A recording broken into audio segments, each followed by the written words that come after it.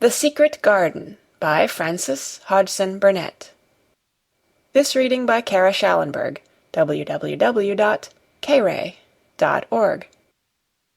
Chapter 1. There is no one left.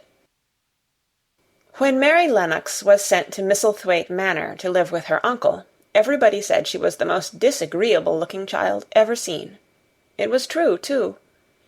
She had a little thin face and a little thin body, thin light hair and a sour expression. Her hair was yellow, and her face was yellow because she had been born in India, and had always been ill in one way or another.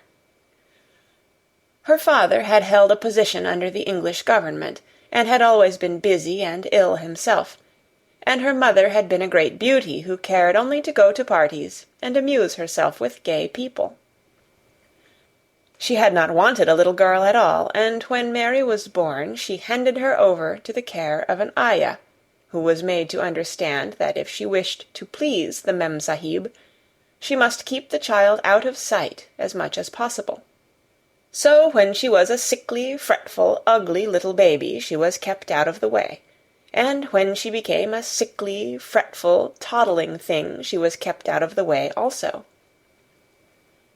She never remembered seeing familiarly anything but the dark faces of her ayah and the other native servants, and as they always obeyed her and gave her her own way in everything, because the Mem Sahib would be angry if she was disturbed by her crying, by the time she was 6 years old she was as tyrannical and selfish a little pig as ever lived. The young English governess who came to teach her to read and write disliked her so much that she gave up her place in 3 months. And when other governesses came to try to fill it, they always went away in a shorter time than the first one. So if Mary had not chosen to really want to know how to read books, she would never have learned her letters at all.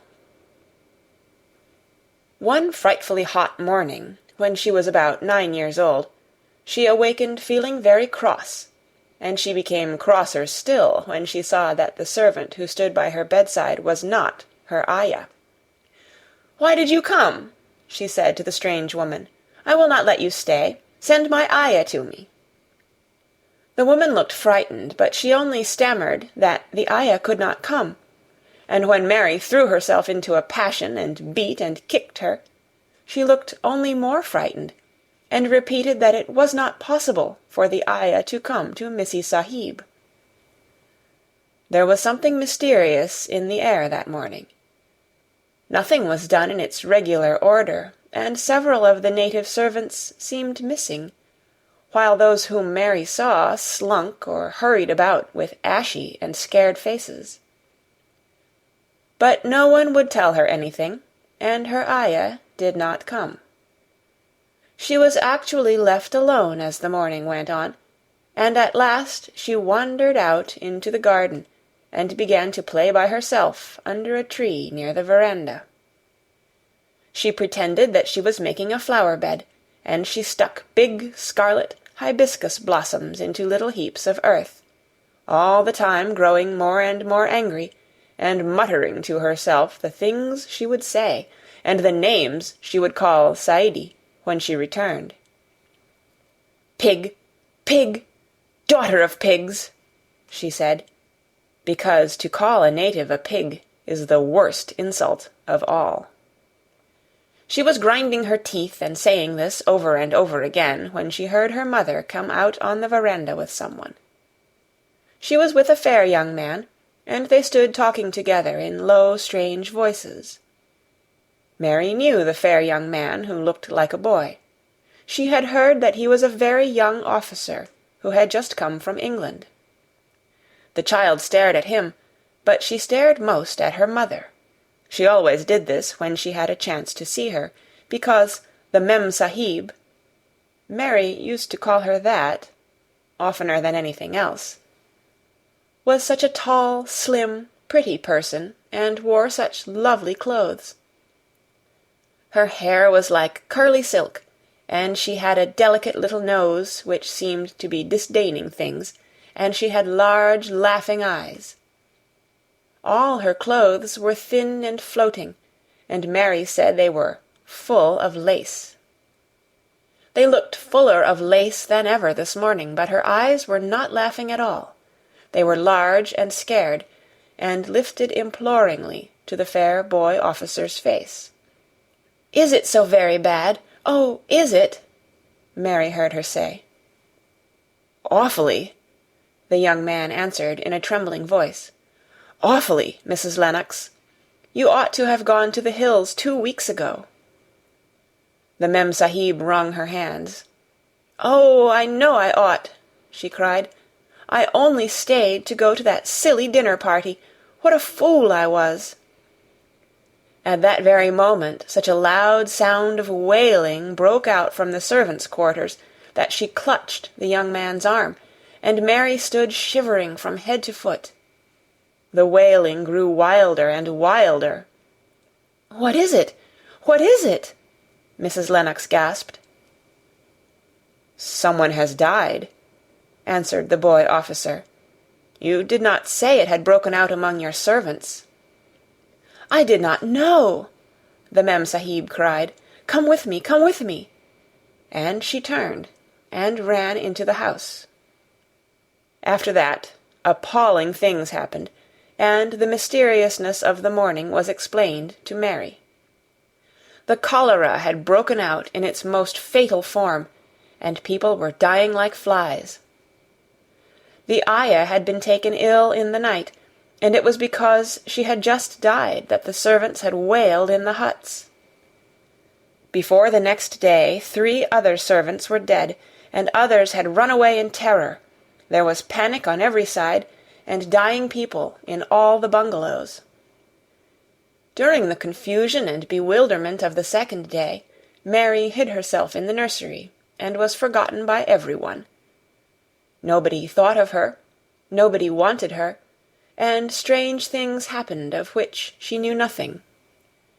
Mary alternately cried and slept through the hours. She only knew that people were ill, and that she heard mysterious and frightening sounds. Once she crept into the dining-room and found it empty, though a partly finished meal was on the table, and chairs and plates looked as if they had been hastily pushed back when the diners rose suddenly for some reason. The child ate some fruit and biscuits, and being thirsty she drank a glass of wine which stood nearly filled. It was sweet, and she did not know how strong it was.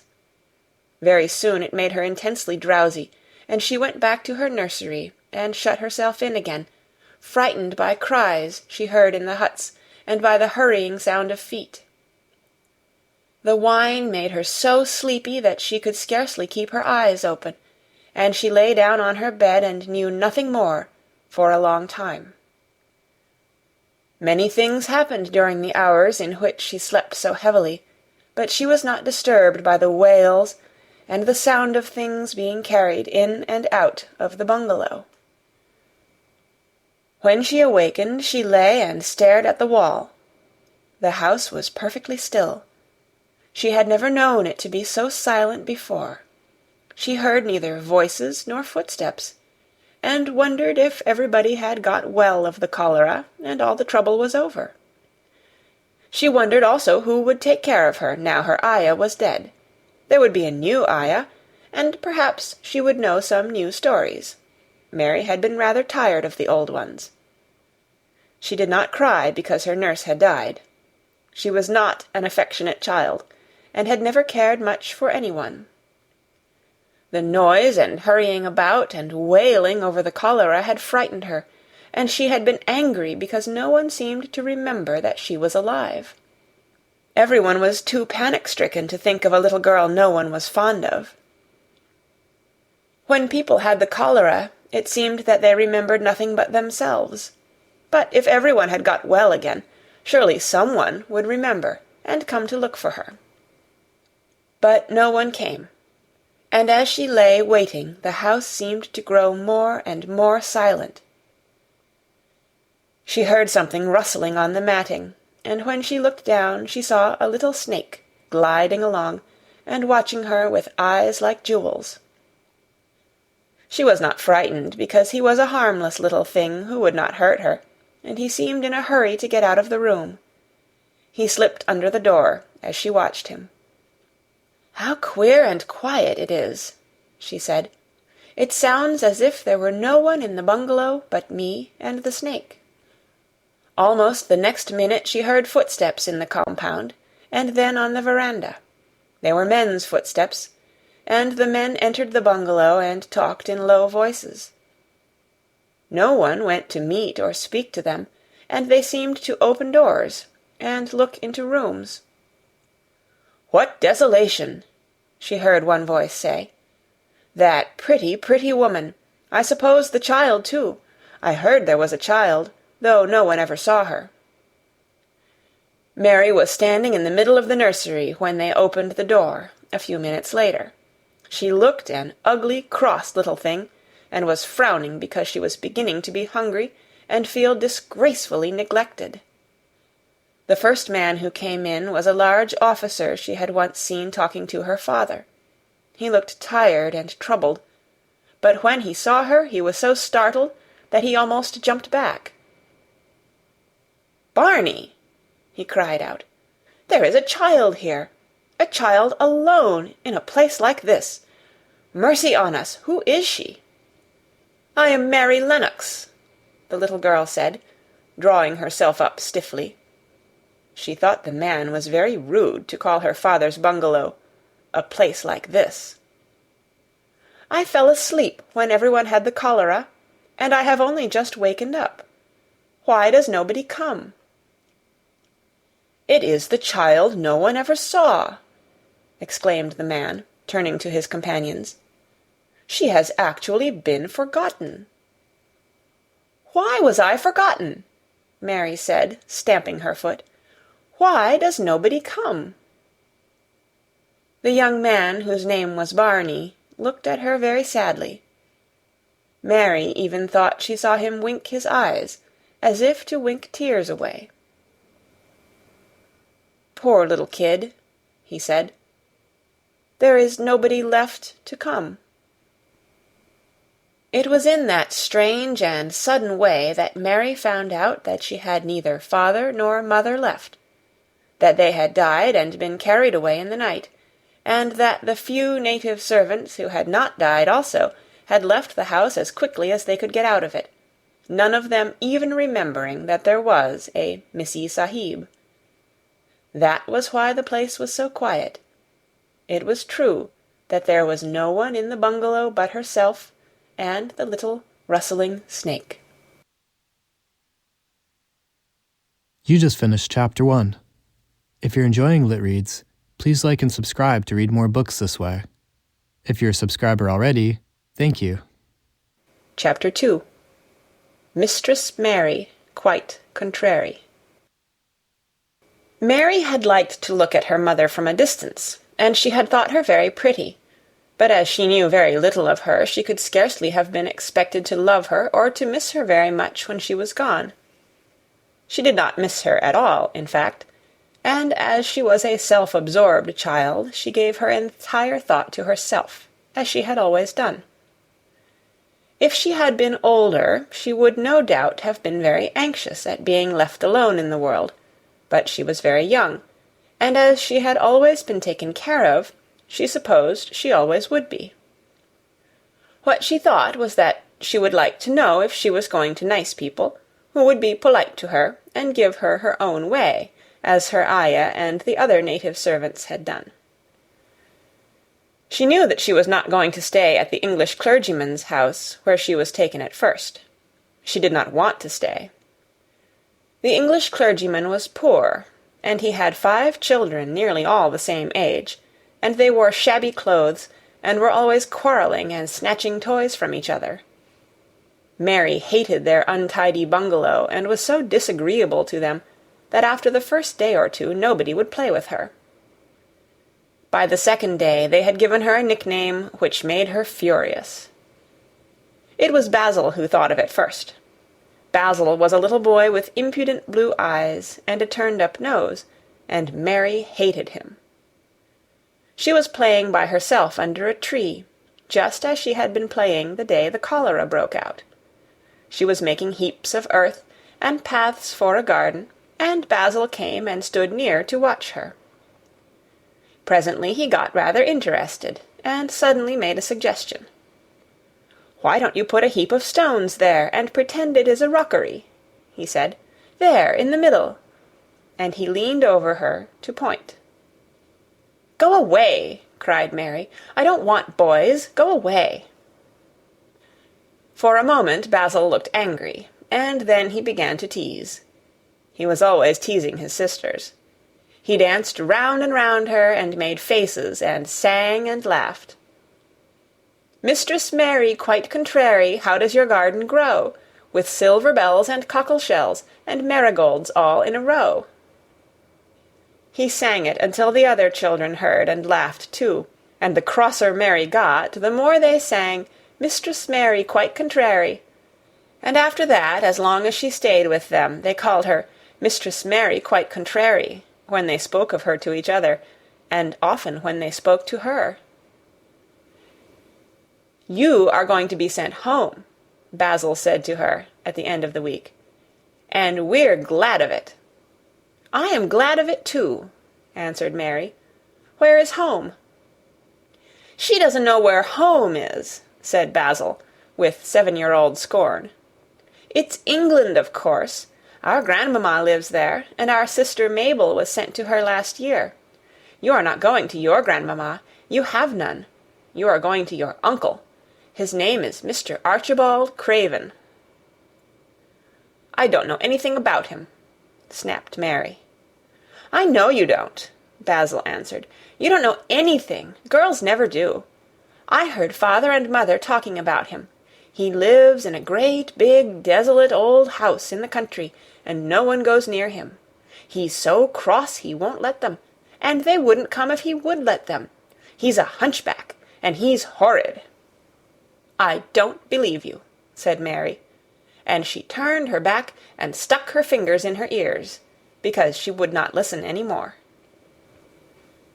But she thought over it a great deal afterward, and when Mrs. Crawford told her that night that she was going to sail away to England in a few days and go to her uncle, Mr. Archibald Craven, who lived at Misselthwaite Manor, she looked so stony and stubbornly uninterested that they did not know what to think about her. They tried to be kind to her, but she only turned her face away when Mrs. Crawford attempted to kiss her, and held herself stiffly when Mr. Crawford patted her shoulder. "She is such a plain child," Mrs. Crawford said pityingly afterward. "And her mother was such a pretty creature. She had a very pretty manner, too, and Mary has the most unattractive ways I ever saw in a child. The children call her Mistress Mary quite contrary, and, though it's naughty of them, one can't help understanding it." Perhaps if her mother had carried her pretty face and her pretty manners oftener into the nursery, Mary might have learned some pretty ways too. It is very sad, now the poor beautiful thing is gone, to remember that many people never even knew that she had a child at all. "I believe she scarcely ever looked at her," sighed Mrs. Crawford. "When her ayah was dead, there was no one to give a thought to the little thing. Think of the servants running away and leaving her all alone in that deserted bungalow.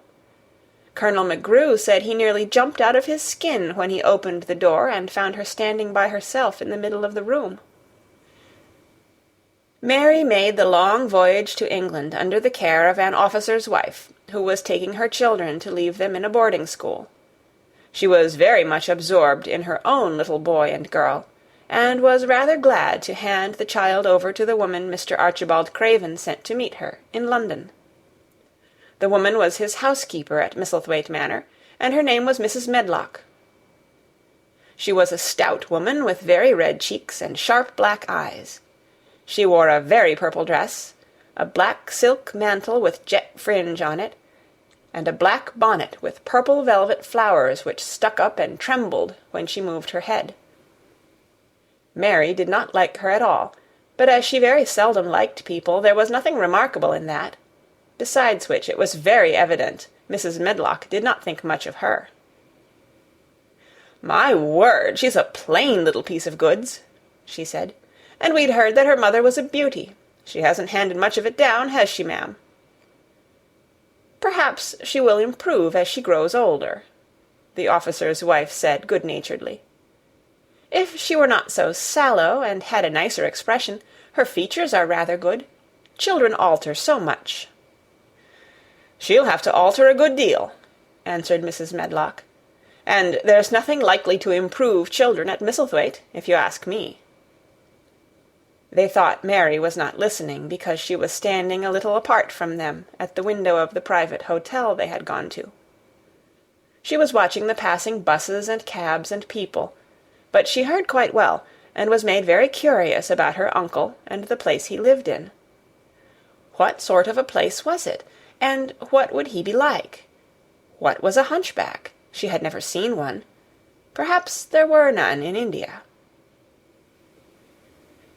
Since she had been living in other people's houses, and had had no ayah, she had begun to feel lonely, and to think queer thoughts which were new to her. She had begun to wonder why she had never seemed to belong to anyone, even when her father and mother had been alive. Other children seemed to belong to their fathers and mothers, but she had never seemed to really be anyone's little girl. She had had servants, and food and clothes, but no one had taken any notice of her. She did not know that this was because she was a disagreeable child, but then, of course, she did not know she was disagreeable. She often thought that other people were, but she did not know that she was so herself. She thought Mrs. Medlock the most disagreeable person she had ever seen, with her common, highly-coloured face and her common fine bonnet. When the next day they set out on their journey to Yorkshire, she walked through the station to the railway carriage with her head up, and trying to keep as far away from her as she could, because she did not want to seem to belong to her. It would have made her angry to think people imagined she was her little girl. But Mrs. Medlock was not in the least disturbed by her and her thoughts. She was the kind of woman who would stand no nonsense from young ones. At least, that is what she would have said if she had been asked. She had not wanted to go to London just when her sister Maria's daughter was going to be married, but she had a comfortable, well-paid place as housekeeper at Misselthwaite Manor, and the only way in which she could keep it was to do at once what Mr. Archibald Craven told her to do. She never dared even to ask a question. "Captain Lennox and his wife died of the cholera," Mr. Craven had said in his short, cold way. "Captain Lennox was my wife's brother, and I am their daughter's guardian. The child is to be brought here. You must go to London and bring her yourself." So she packed her small trunk and made the journey. Mary sat in her corner of the railway carriage and looked plain and fretful. She had nothing to read or to look at, and she had folded her thin little black-gloved hands in her lap. Her black dress made her look yellower than ever, and her limp light hair straggled from under her black crape hat. "A more marred-looking young one I never saw in my life," Mrs. Medlock thought. Marred is a Yorkshire word, and means spoiled and pettish. She had never seen a child who sat so still without doing anything, and at last she got tired of watching her, and began to talk in a brisk, hard voice. "I suppose I may as well tell you something about where you are going to," she said. "Do you know anything about your uncle?" "No," said Mary. "Never heard your father and mother talk about him?" "No," said Mary, frowning. She frowned because she remembered that her father and mother had never talked to her about anything in particular. Certainly they had never told her things. "Humph!" muttered Mrs. Medlock, staring at her queer, unresponsive little face. She did not say any more for a few moments, and then she began again. "I suppose you might as well be told something, to prepare you. You are going to a queer place." Mary said nothing at all, and Mrs. Medlock looked rather discomfited by her apparent indifference. But, after taking a breath, she went on. "Not but that it's a grand big place in a gloomy way, and Mr. Craven's proud of it in his way, and that's gloomy enough too. The house is 600 years old, and it's on the edge of the moor, and there's near 100 rooms in it, though most of them shut up and locked. And there's pictures and fine old furniture and things that's been there for ages, and there's a big park round it, and gardens, and trees with branches trailing to the ground, some of them." She paused, and took another breath. "But there's nothing else," she ended suddenly. Mary had begun to listen in spite of herself. It all sounded so unlike India, and anything new rather attracted her. But she did not intend to look as if she were interested. That was one of her unhappy, disagreeable ways. So she sat still. "Well," said Mrs. Medlock, "what do you think of it?" "Nothing," she answered. "I know nothing about such places." That made Mrs. Medlock laugh a short sort of laugh. "Eh," she said, "but you are like an old woman. Don't you care?" "It doesn't matter," said Mary, "whether I care or not." "You are right enough there," said Mrs. Medlock. "It doesn't. What you're to be kept at Misselthwaite Manor for I don't know, unless because it's the easiest way. He's not going to trouble himself about you, that's sure and certain. He never troubles himself about no one." She stopped herself as if she had just remembered something in time. "He's got a crooked back," she said.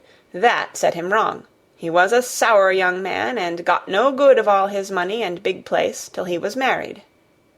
Mary's eyes turned toward her in spite of her intention not to seem to care. She had never thought of the hunchback's being married, and she was a trifle surprised. Mrs. Medlock saw this, and as she was a talkative woman, she continued with more interest. This was one way of passing some of the time, at any rate.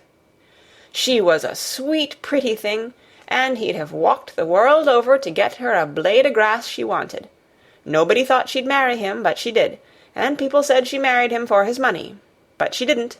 She didn't. Positively. When she died—" Mary gave a little involuntary jump. "Oh, did she die?" she exclaimed, quite without meaning to. She had just remembered a French fairy story she had once read, called Riquet à la Houppe. It had been about a poor hunchback and a beautiful princess, and it had made her suddenly sorry for Mr. Archibald Craven. "Yes, she died," Mrs. Medlock answered, "and it made him queerer than ever. He cares about nobody. He won't see people. Most of the time he goes away, and when he is at Misselthwaite he shuts himself up in the west wing, and won't let anyone but Pitcher see him. Pitcher's an old fellow, but he took care of him when he was a child, and he knows his ways." It sounded like something in a book, and it did not make Mary feel cheerful. A house with 100 rooms, nearly all shut up and with their doors locked, a house on the edge of a moor, whatsoever a moor was, sounded dreary. A man with a crooked back who shut himself up also. She stared out of the window with her lips pinched together, and it seemed quite natural that the rain should have begun to pour down in grey slanting lines, and splash and stream down the window-panes.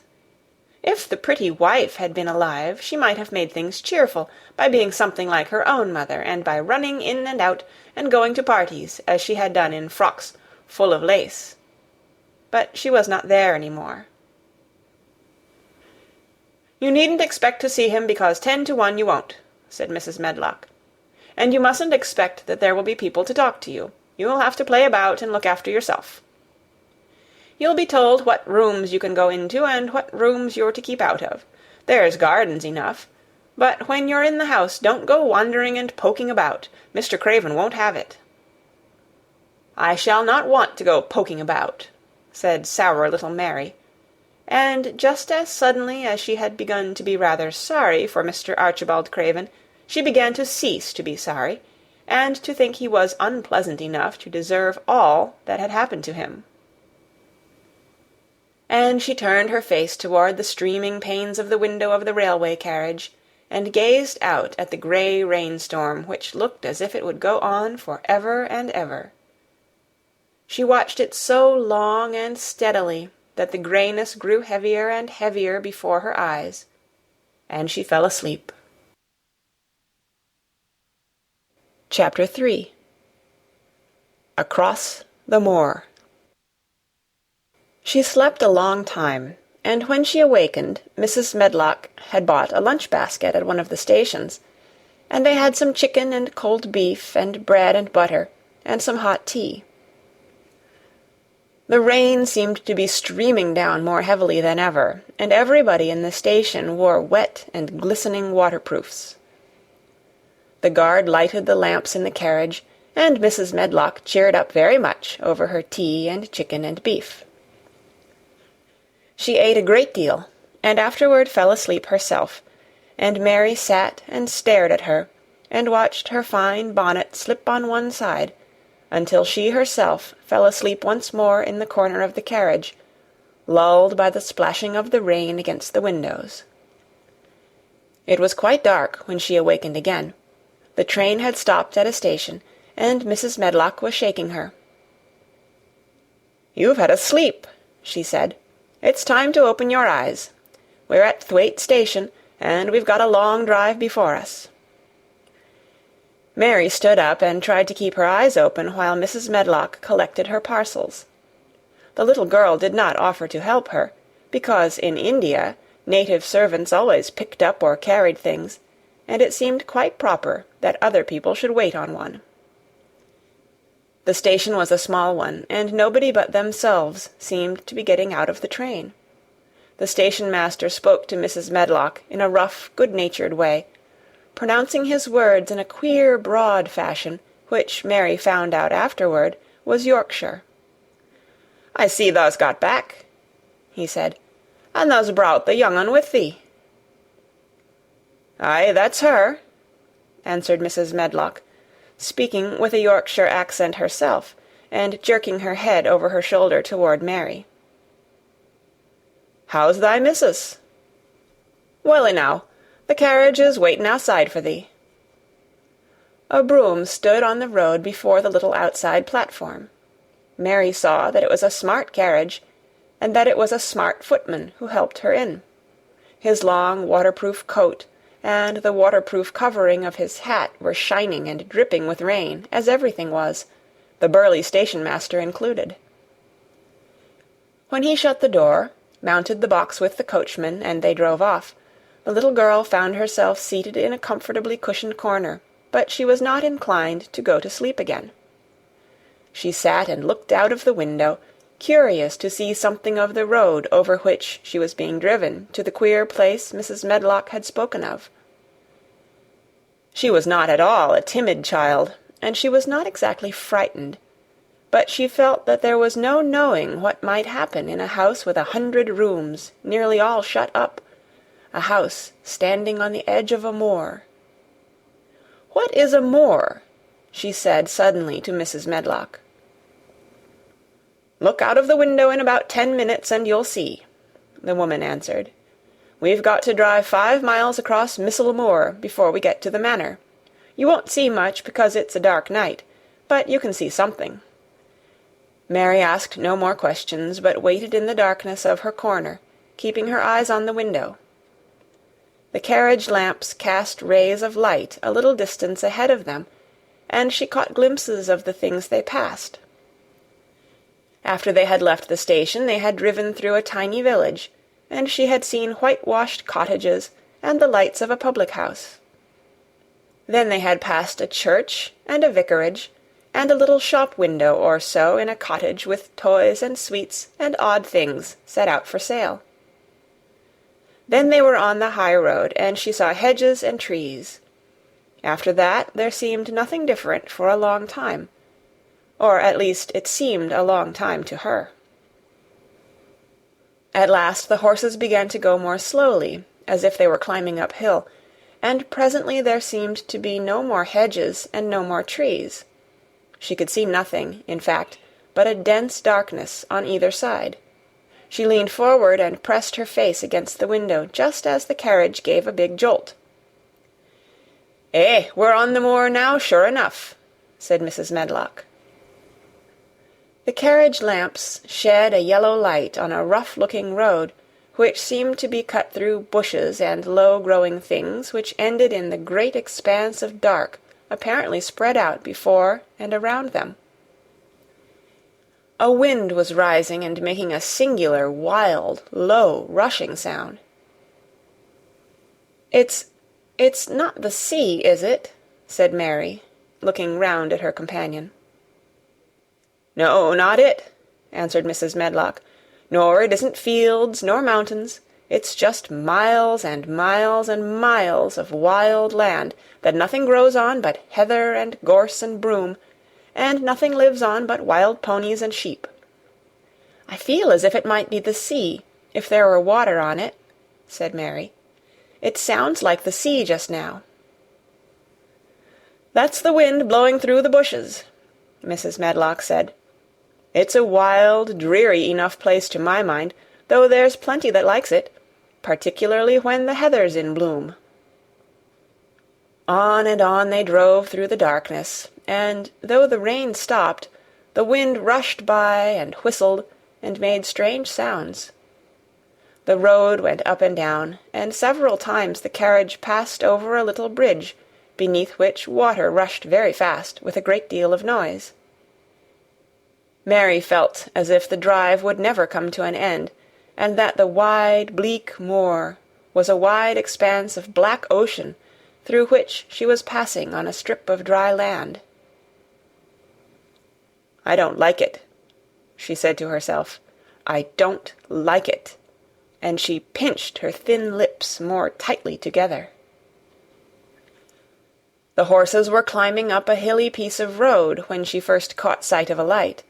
Mrs. Medlock saw it as soon as she did, and drew a long sigh of relief.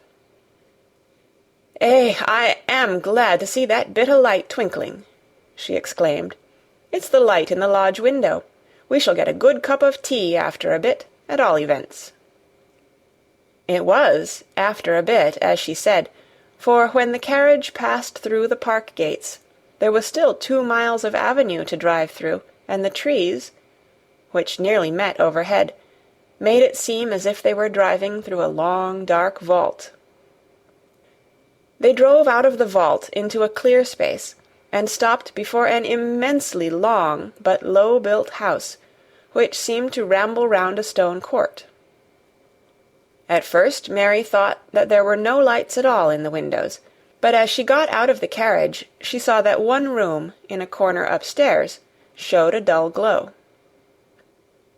The entrance door was a huge one made of massive, curiously shaped panels of oak, studded with big iron nails and bound with great iron bars. It opened into an enormous hall, which was so dimly lighted that the faces in the portraits on the walls and the figures in the suits of armor made Mary feel that she did not want to look at them. As she stood on the stone floor, she looked a very small, odd little black figure, and she felt as small and lost and odd as she looked. A neat, thin old man stood near the manservant who opened the door for them. "You are to take her to her room," he said in a husky voice. "He doesn't want to see her. He's going to London in the morning." "Very well, Mr. Pitcher," Mrs. Medlock answered. "So long as I know what's expected of me, I can manage." "What's expected of you, Mrs. Medlock," Mr. Pitcher said, "is that you make sure that he's not disturbed, and that he doesn't see what he doesn't want to see." And then Mary Lennox was led up a broad staircase, and down a long corridor, and up a short flight of steps, and through another corridor, and another, until a door opened in a wall, and she found herself in a room with a fire in it, and a supper on a table. Mrs. Medlock said unceremoniously, "Well, here you are. This room and the next are where you'll live, and you must keep to them. Don't you forget that." It was in this way Mistress Mary arrived at Misselthwaite Manor, and she had perhaps never felt quite so contrary in all her life. Chapter 4. Martha. When she opened her eyes in the morning, it was because a young housemaid had come into her room to light the fire, and was kneeling on the hearth-rug, raking out the cinders noisily. Mary lay and watched her for a few moments, and then began to look about the room. She had never seen a room at all like it, and thought it curious and gloomy. The walls were covered with tapestry, with a forest scene embroidered on it. There were fantastically dressed people under the trees, and in the distance there was a glimpse of the turrets of a castle. There were hunters and horses and dogs and ladies. Mary felt as if she were in the forest with them. Out of a deep window she could see a great climbing stretch of land, which seemed to have no trees on it, and to look rather like an endless, dull, purplish sea. "What is that?" she said, pointing out of the window. Martha, the young housemaid, who had just risen to her feet, looked and pointed also. "That there?" she said. "Yes." "That's the Moor," with a good-natured grin. "Does thee like it?" "No," answered Mary. "I hate it." "That's because thou'rt not used to it," Martha said, going back to her hearth. "Thou thinks it's too big and bare now, but thou will like it." "Do you?" inquired Mary. "Aye, that I do," answered Martha, cheerfully polishing away at the grate. "I just love it. It's none bare. It's covered wi' growing things as smells sweet. It's fair lovely in spring and summer when the gorse and broom and heather's in flower. It smells o' honey, and there's such a lot of fresh air, and the sky looks so high, and the bees and skylarks make such a nice noise, hummin' and singin'. I wouldn't live away from the moor for anythin'." Mary listened to her with a grave, puzzled expression. The native servants she had been used to in India were not in the least like this. They were obsequious and servile, and did not presume to talk to their masters as if they were their equals. They made salams and called them "protector of the poor," and names of that sort. Indian servants were commanded to do things, not asked. It was not the custom to say "please" and "thank you," and Mary had always slapped her ayah in the face when she was angry. She wondered a little what this girl would do if one slapped her in the face.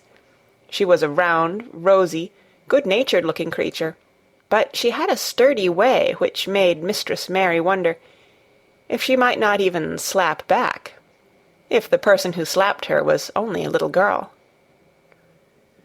"You are a strange servant," she said from her pillows, rather haughtily. Martha sat up on her heels, with her blacking-brush in her hand, and laughed, without seeming the least out of temper. I know that," she said. "If there was a grand missus at Misselthwaite, I should never have been even one of the under-housemaids. I might have been let to be scullery-maid, but I'd never have been let upstairs. I'm too common, and I talk too much Yorkshire. But this is a funny house for all it's so grand. Seems like there's neither master nor mistress, except Mr. Pitcher and Mrs. Medlock. Mr. Craven, he won't be troubled about anything when he's here, and he's nearly always away. Mrs. Medlock gave me the place out o' kindness. She told me she could never have done it if Misselthwaite had been like other big houses." "Are you going to be my servant?" Mary asked, still in her imperious little Indian way. Martha began to rub her grate again.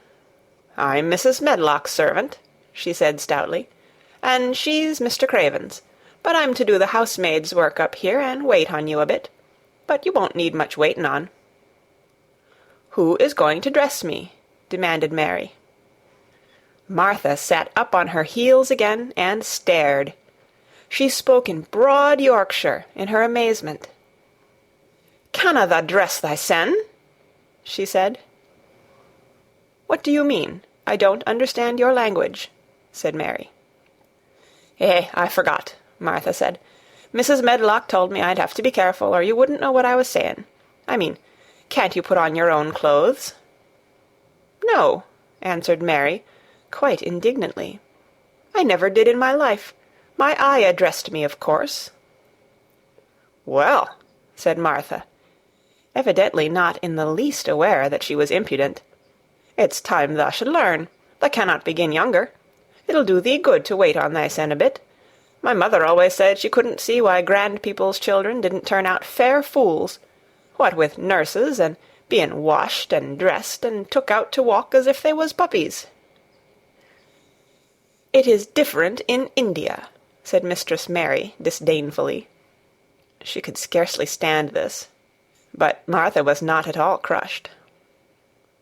I can see it's different," she answered, almost sympathetically. "I dare say it's because there's such a lot of blacks there, instead o' respectable white people. When I heard you was coming from India, I thought you was a black too." Mary sat up in bed, furious. "What?" she said. "What?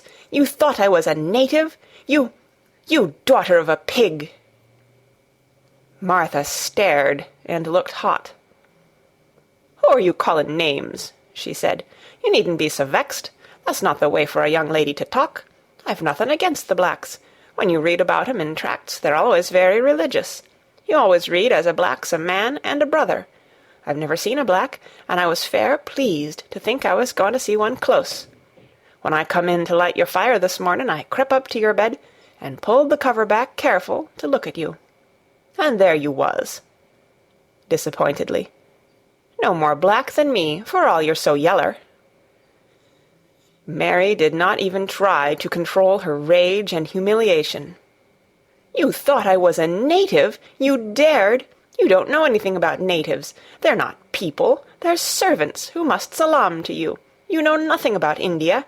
You know nothing about anything."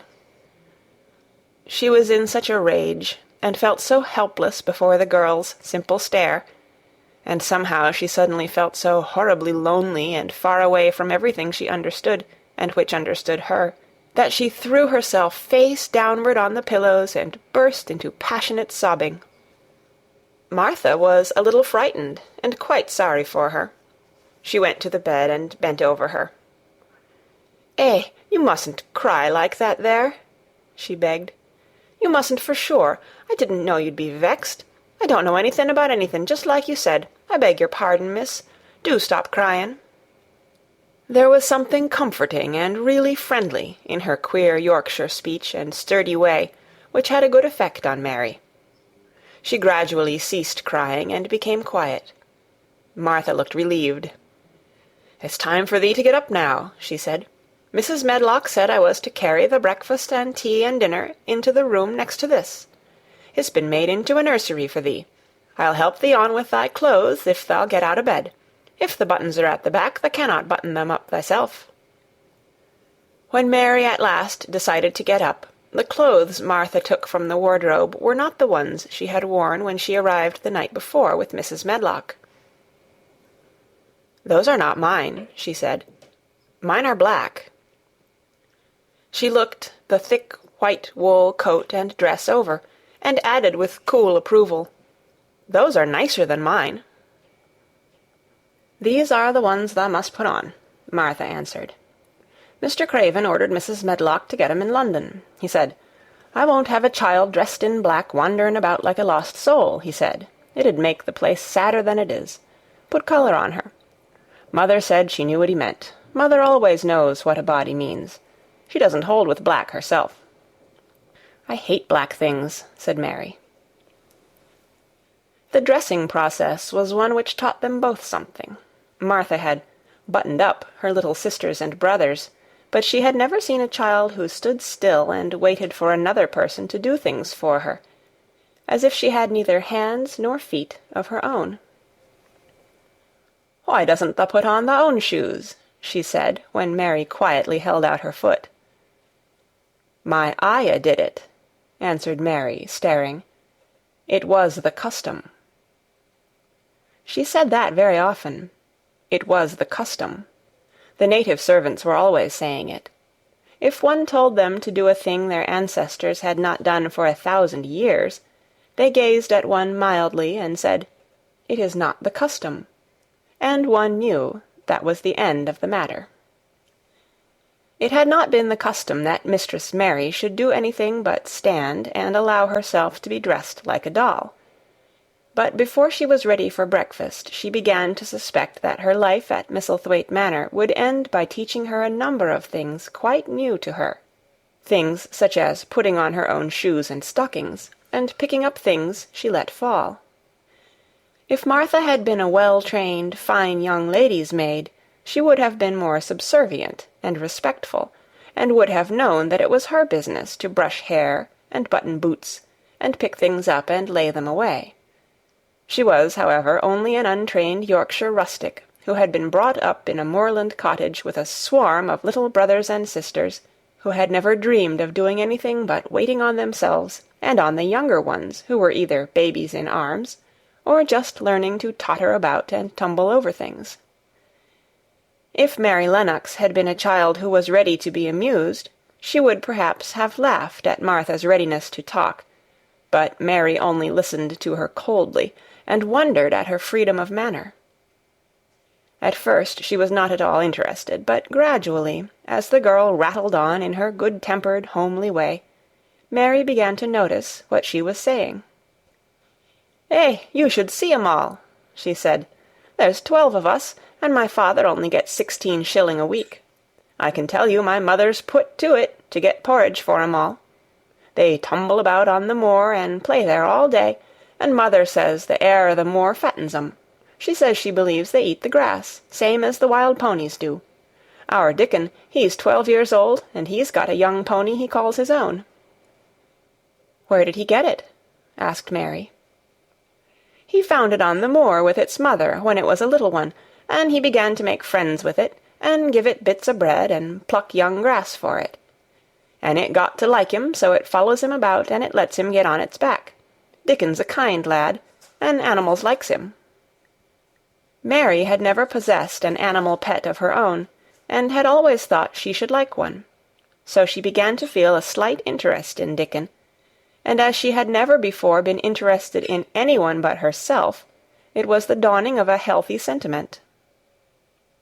When she went into the room which had been made into a nursery for her, she found that it was rather like the one she had slept in.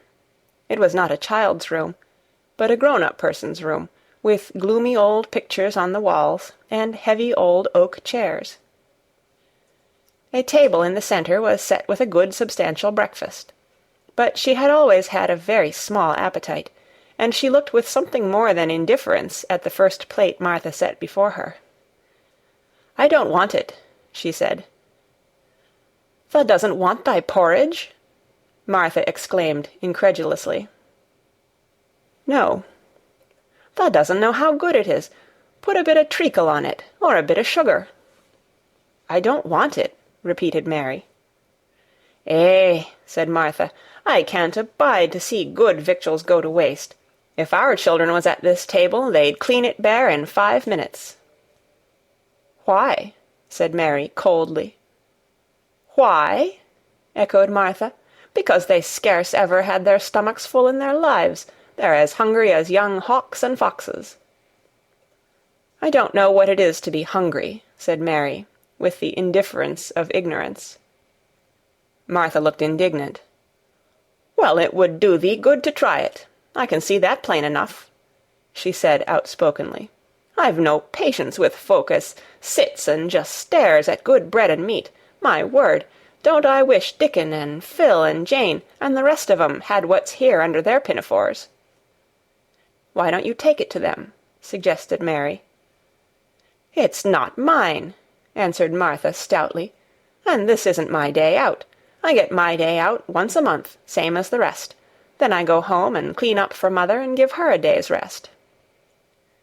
Mary drank some tea and ate a little toast and some marmalade. "You wrap up warm and run out and play, you," said Martha. "It'll do you good, and give you some stomach for your meat." Mary went to the window. There were gardens and paths and big trees, but everything looked dull and wintry. "Out? Why should I go out on a day like this?" "Well, if thou doesn't go out, thou'lt have to stay in, and what has thou got to do?" Mary glanced about her. There was nothing to do. When Mrs. Medlock had prepared the nursery, she had not thought of amusement. Perhaps it would be better to go and see what the gardens were like. "Who will go with me?" she inquired. Martha stared. "You'll go by yourself," she answered. "You'll have to learn to play like other children does when they haven't got sisters and brothers. Our Dickon goes off on the moor by himself and plays for hours. That's how he made friends with the pony. He's got sheep on the moor that knows him, and birds as comes and eats out of his hand. However little there is to eat, he always saves a bit of bread to coax his pets." It was really this mention of Dickon which made Mary decide to go out, though she was not aware of it. There would be birds outside, though there would not be ponies or sheep. They would be different from the birds in India, and it might amuse her to look at them. Martha found her coat and hat for her, and a pair of stout little boots, and she showed her her way downstairs. "If tha goes round that way, tha'll come to the gardens," she said, pointing to a gate in a wall of shrubbery. "There's lots of flowers in summer-time, but there's nothing bloomin' now." She seemed to hesitate a second before she added, "One of the gardens is locked up. No one has been in it for 10 years. "Why?" asked Mary, in spite of herself. Here was another locked door, added to the 100 in the strange house. "Mr. Craven had it shut when his wife died so sudden. He won't let no one go inside. It was her garden. He locked the door and dug a hole and buried the key. There's Mrs. Medlock's bell ringing. I must run." After she was gone, Mary turned down the walk which led to the door in the shrubbery. She could not help thinking about the garden, which no one had been into for 10 years. She wondered what it would look like, and whether there were any flowers still alive in it. When she had passed through the shrubbery gate, she found herself in great gardens, with wide lawns and winding walks with clipped borders. There were trees and flower-beds and evergreens clipped into strange shapes, and a large pool with an old grey fountain in its midst. But the flower-beds were bare and wintry, and the fountain was not playing. This was not the garden which was shut up. How could a garden be shut up? You could always walk into a garden. She was just thinking this when she saw that, at the end of the path she was following, there seemed to be a long wall, with ivy growing over it. She was not familiar enough with England to know that she was coming upon the kitchen gardens, where the vegetables and fruit were growing. She went toward the wall and found that there was a green door in the ivy, and that it stood open. This was not the closed garden, evidently, and she could go into it. She went through the door, and found that it was a garden with walls all round it, and that it was only one of several walled gardens which seemed to open into one another. She saw another open green door, revealing bushes and pathways between beds containing winter vegetables. Fruit trees were trained flat against the wall, and over some of the beds there were glass frames. The place was bare and ugly enough, Mary thought, as she stood and stared about her. It might be nicer in summer when things were green, but there was nothing pretty about it now. Presently an old man with a spade over his shoulder walked through the door leading from the second garden. He looked startled when he saw Mary, and then touched his cap. He had a surly old face, and did not seem at all pleased to see her.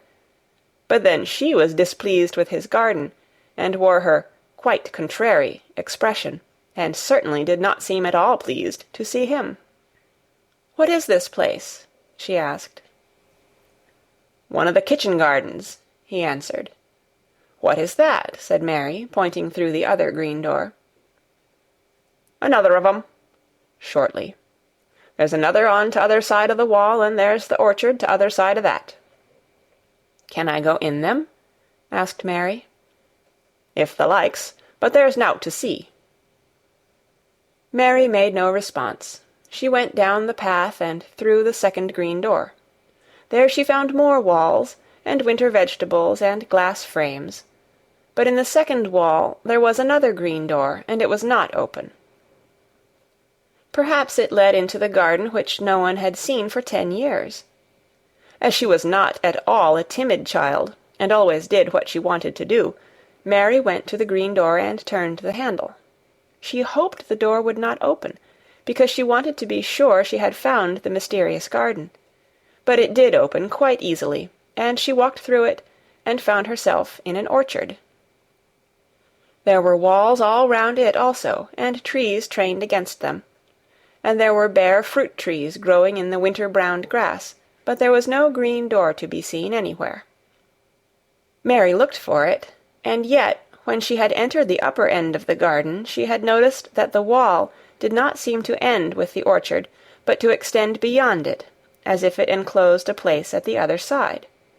She could see the tops of trees above the wall, and when she stood still she saw a bird with a bright red breast sitting on the topmost branch of one of them, and suddenly he burst into his winter song, almost as if he had caught sight of her, and was calling to her. She stopped and listened to him, and somehow his cheerful, friendly little whistle gave her a pleased feeling. Even a disagreeable little girl may be lonely, and the big closed house, and the big bare moor, and the big bare gardens had made this one feel as if there was no one left in the world but herself. If she had been an affectionate child, who had been used to being loved, she would have broken her heart. But even though she was Mistress Mary quite contrary, she was desolate, and the bright-breasted little bird brought a look into her sour little face, which was almost a smile. She listened to him until he flew away. He was not like an Indian bird, and she liked him, and wondered if she should ever see him again. Perhaps he lived in the mysterious garden, and knew all about it. Perhaps it was because she had nothing whatever to do that she thought so much of the deserted garden. She was curious about it, and wanted to see what it was like. Why had Mr. Archibald Craven buried the key? If he had liked his wife so much, why did he hate her garden? She wondered if she should ever see him, but she knew that if she did she should not like him, and he would not like her, and that she should only stand and stare at him and say nothing, though she should be wanting dreadfully to ask him why he had done such a queer thing. "People never like me, and I never like people," she thought. "And I never can talk as the Crawford children could. They were always talking and laughing and making noises." She thought of the robin, and of the way he seemed to sing his song at her, and as she remembered the tree-top he perched on, she stopped rather suddenly on the path. "I believe that tree was in the secret garden. I feel sure it was," she said. "There was a wall round the place, and there was no door." She walked back into the first kitchen garden she had entered, and found the old man digging there. She went and stood beside him, and watched him a few moments in her cold little way. He took no notice of her, and so at last she spoke to him. "I have been into the other gardens," she said. "There was nothing to prevent thee," he answered crustily. "I went into the orchard." "There was no dog at the door to bite thee," he answered. "There was no door there into the other garden," said Mary. "What garden?" he said in a rough voice, stopping his digging for a moment. "The one on the other side of the wall," answered Mistress Mary. "There are trees there. I saw the tops of them. A bird with a red breast was sitting on one of them, and he sang." To her surprise, the surly old weather-beaten face actually changed its expression. A slow smile spread over it, and the gardener looked quite different. It made her think that it was curious how much nicer a person looked when he smiled. She had not thought of it before. He turned about to the orchard side of his garden and began to whistle, a low, soft whistle. She could not understand how such a surly man could make such a coaxing sound. Almost the next moment a wonderful thing happened. She heard a soft little rushing flight through the air, and it was the bird with the red breast flying to them, and he actually alighted on the big clod of earth quite near to the gardener's foot. "Here he is," chuckled the old man, and then he spoke to the bird as if he were speaking to a child. "Where has thou been, the cheeky little beggar?" he said. "I've not seen thee before to-day. Has thou begun the courtin' this early in the season? Thou'rt too forrard." The bird put his tiny head on one side and looked up at him with his soft bright eye, which was like a black dewdrop. He seemed quite familiar and not the least afraid. He hopped about and pecked the earth briskly, looking for seeds and insects. It actually gave Mary a queer feeling in her heart because he was so pretty and cheerful and seemed so like a person. He had a tiny, plump body and a delicate beak and slender, delicate legs. "Will he always come when you call him?" she asked, almost in a whisper. "Aye, that he will. I've knowed him ever since he was a fledgling. He come out o' the nest in the other garden, and when first he flew over the wall he was too weak to fly back for a few days, and we got friendly. When he went over the wall again, the rest of the brood was gone, and he was lonely, and he come back to me." "What kind of a bird is he?" Mary asked. "Doesn't thou know? He's a robin redbreast, and they're the friendliest, curiousest birds alive. They're almost as friendly as dogs, if you know how to get on with 'em. Watch him pecking about there and looking round at us now and again.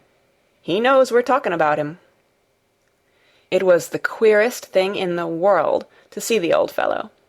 He looked at the plump little scarlet waistcoated bird as if he were both proud and fond of him. "He's a conceited one," he chuckled. "He likes to hear folk talk about him, and curious, bless me, there never was his like for curiosity and meddlin'. He's always comin' to see what I'm plantin'. He knows all the things Mester Craven never troubles hisself to find out. He's the head gardener, he is." The robin hopped about, busily pecking the soil, and now and then stopped and looked at them a little. Mary thought his black dewdrop eyes gazed at her with great curiosity. It really seemed as if he were finding out all about her. The queer feeling in her heart increased. "Where did the rest of the brood fly to?" she asked. "There's no knowin'. The old ones turn 'em out of their nest and make 'em fly, and they're scattered before you know it. This one was a knowin' one, and he knew he was lonely." Mistress Mary went a step nearer to the robin and looked at him very hard. "I'm lonely," she said. She had not known before that this was one of the things which made her feel sour and cross. She seemed to find it out when the robin looked at her, and she looked at the robin. The old gardener pushed his cap back on his bald head and stared at her a minute. "Art thou the little wench from India?" he asked. Mary nodded. "Then no wonder thou'rt lonely. Thou'lt be lonelier before thou's done," he said. He began to dig again, driving his spade deep into the rich black garden soil, while the robin hopped about, very busily employed. "What is your name?" Mary inquired. He stood up to answer her. "Ben Weatherstaff," he answered, and then he added with a surly chuckle, "I'm lonely mysel' except when he's with me," and he jerked his thumb toward the robin.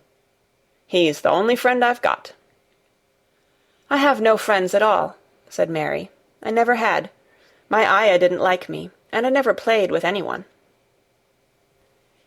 It is a Yorkshire habit to say what you think with blunt frankness, and old Ben Weatherstaff was a Yorkshire Moor man. "Thou and me are a good bit alike," he said. "We was wove out of the same cloth. We're neither of us good-lookin', and we're both of us as sour as we look.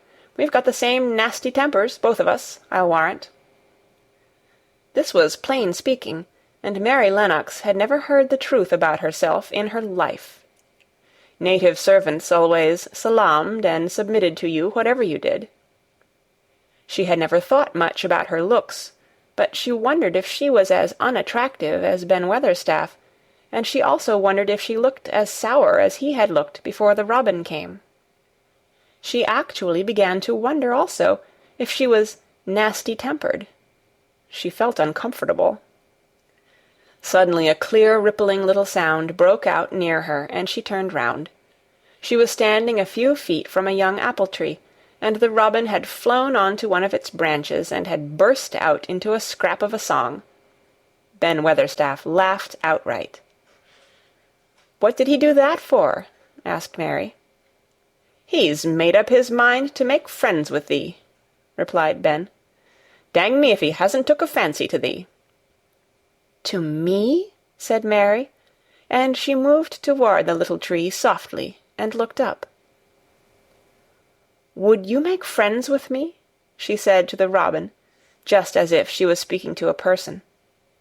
"Would you?" And she did not say it either in her hard little voice or in her imperious Indian voice, but in a tone so soft and eager and coaxing that Ben Weatherstaff was as surprised as she had been when she heard him whistle. "Why," he cried out, "thus said that as nice and human as if there was a real child instead of a sharp old woman. Thus said it almost like Dickon talks to his wild things on the moor." "Do you know Dickon?" Mary asked, turning round rather in a hurry. "Everybody knows him. Dickon's wanderin' about everywhere. The very blackberries and heather-bells knows him. I warrant the foxes shows him where their cubs lies, and the skylarks don't hide their nests from him." Mary would have liked to ask some more questions. She was almost as curious about Dickon as she was about the deserted garden. But just that moment the robin, who had ended his song, gave a little shake of his wings, spread them, and flew away. He had made his visit, and had other things to do. "He has flown over the wall," Mary cried out, watching him. "He has flown into the orchard. He has flown across the other wall into the garden where there is no door." "He lives there," said old Ben. "He came out of the egg there. If he's courtin', he's making up to some young madam of a robin that lives among the old rose-trees there." "Rose-trees?" said Mary. "Are there rose-trees?" Ben Weatherstaff took up his spade again and began to dig. "There was 10 year ago," he mumbled. "I should like to see them," said Mary. "Where is the green door? There must be a door somewhere." Ben drove his spade deep and looked as uncompanionable as he had looked when she first saw him. "There was 10 year ago, but there isn't now," he said. "No door?" cried Mary. "There must be." "None as anyone can find, and none as is anyone's business. Don't you be a meddlesome wench, and poke your nose where it's no cause to go. Here, I must go on with my work. Get you gone and play you. I've no more time." And he actually stopped digging, threw his spade over his shoulder, and walked off, without even glancing at her or saying good-bye. Chapter 5. The Cry in the Corridor. At first, each day which passed by for Mary Lennox was exactly like the others. Every morning she awoke in her tapestried room and found Martha kneeling upon the hearth building her fire. Every morning she ate her breakfast in the nursery, which had nothing amusing in it, and after each breakfast she gazed out of the window across to the huge moor, which seemed to spread out on all sides and climb up to the sky, and after she had stared for a while she realized that if she did not go out she would have to stay in and do nothing, and so she went out. She did not know that this was the best thing she could have done, and she did not know that, when she began to walk quickly or even run along the paths and down the avenue, she was stirring her slow blood and making herself stronger by fighting with the wind which swept down from the moor. She ran only to make herself warm, and she hated the wind which rushed at her face and roared and held her back as if it were some giant she could not see. But the big breaths of rough, fresh air blown over the heather filled her lungs with something which was good for her whole thin body, and whipped some red color into her cheeks and brightened her dull eyes, when she did not know anything about it. But after a few days spent almost entirely out of doors, she wakened one morning knowing what it was to be hungry, and when she sat down to her breakfast, she did not glance disdainfully at her porridge and push it away, but took up her spoon and began to eat it, and went on eating it until her bowl was empty. "Tha got on well enough with that this morning, didn't tha?" said Martha. "It tastes nice to-day," said Mary, feeling a little surprised herself. "It's the air of the Moor that's given thee stomach for the victuals," answered Martha. "It's lucky for thee that thou's got victuals as well as appetite. There's been 12 in our cottage as had the stomach and nothing to put in it. You go on playing you out o' doors every day, and you'll get some flesh on your bones, and you won't be so yeller." "I don't play," said Mary. "I have nothing to play with." "Nothing to play with!" exclaimed Martha. "Our children plays with sticks and stones. They just runs about and shouts and looks at things." Mary did not shout, but she looked at things. There was nothing else to do. She walked round and round the gardens and wandered about the paths in the park. Sometimes she looked for Ben Weatherstaff, but though several times she saw him at work, he was too busy to look at her, or was too surly. Once when she was walking toward him, he picked up his spade and turned away, as if he did it on purpose. One place she went to oftener than to any other. It was the long walk outside the gardens, with the walls round them. There were bare flower beds on either side of it, and against the walls ivy grew thickly. There was one part of the wall where the creeping dark green leaves were more bushy than elsewhere. It seemed as if for a long time that part had been neglected. The rest of it had been clipped and made to look neat, but at this lower end of the walk it had not been trimmed at all. A few days after she had talked to Ben Weatherstaff, Mary stopped to notice this, and wondered why it was so. She had just paused, and was looking up at a long spray of ivy swinging in the wind, when she saw a gleam of scarlet and heard a brilliant chirp, and there, on the top of the wall, perched Ben Weatherstaff's robin redbreast, tilting forward to look at her with his small head on one side. "Oh!" she cried out. "Is it you? Is it you?" And it did not seem at all queer to her that she spoke to him as if she were sure that he would understand and answer her. He did answer. He twittered and chirped and hopped along the wall as if he were telling her all sorts of things.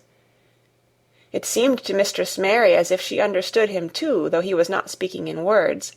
It was as if he said, "Good morning! Isn't the wind nice? Isn't the sun nice? Isn't everything nice? Let us both chirp and hop and twitter. Come on, come on." Mary began to laugh, and as he hopped and took little flights along the wall, she ran after him. Poor little thin, sallow, ugly Mary! She actually looked almost pretty for a moment. "I like you, I like you," she cried out, pattering down the walk, and she chirped and tried to whistle, which last she did not know how to do in the least. But the robin seemed to be quite satisfied, and chirped and whistled back at her. At last he spread his wings, and made a darting flight to the top of a tree, where he perched and sang loudly. That reminded Mary of the first time she had seen him. He had been swinging on a tree-top then, and she had been standing in the orchard. Now she was on the other side of the orchard, and standing in the path outside a wall, much lower down, and there was the same tree inside. "It's the garden no one can go into," she said to herself. "It's the garden without a door. He lives in there. How I wish I could see what it is like." She ran up the walk to the green door she had entered the first morning. Then she ran down the path through the other door, and then into the orchard. And when she stood and looked up, there was the tree on the other side of the wall, and there was the robin just finishing his song, and beginning to preen his feathers with his beak. "It is the garden," she said. "I am sure it is." She walked round and looked closely at that side of the orchard wall, but she only found what she had found before, that there was no door in it. Then she ran through the kitchen gardens again, and out into the walk outside the long ivy-covered wall, and she walked to the end of it and looked at it, but there was no door. And then she walked to the other end, looking again, but there was no door. "It's very queer," she said. "Ben Weatherstaff said there was no door, and there is no door. But there must have been one 10 years ago, because Mr. Craven buried the key." This gave her so much to think of that she began to be quite interested, and feel that she was not sorry that she had come to Misselthwaite Manor. In India she had always felt hot and too languid to care much about anything. The fact was that the fresh wind from the moor had begun to blow the cobwebs out of her young brain, and to waken her up a little. She stayed out of doors nearly all day, and when she sat down to her supper at night she felt hungry and drowsy and comfortable. She did not feel cross when Martha chattered away. She felt as if she rather liked to hear her, and at last she thought she would ask her a question. She asked it after she had finished her supper and had sat down on the hearth-rug before the fire. "Why did Mr. Craven hate the garden?" she said. She had made Martha stay with her, and Martha had not objected at all.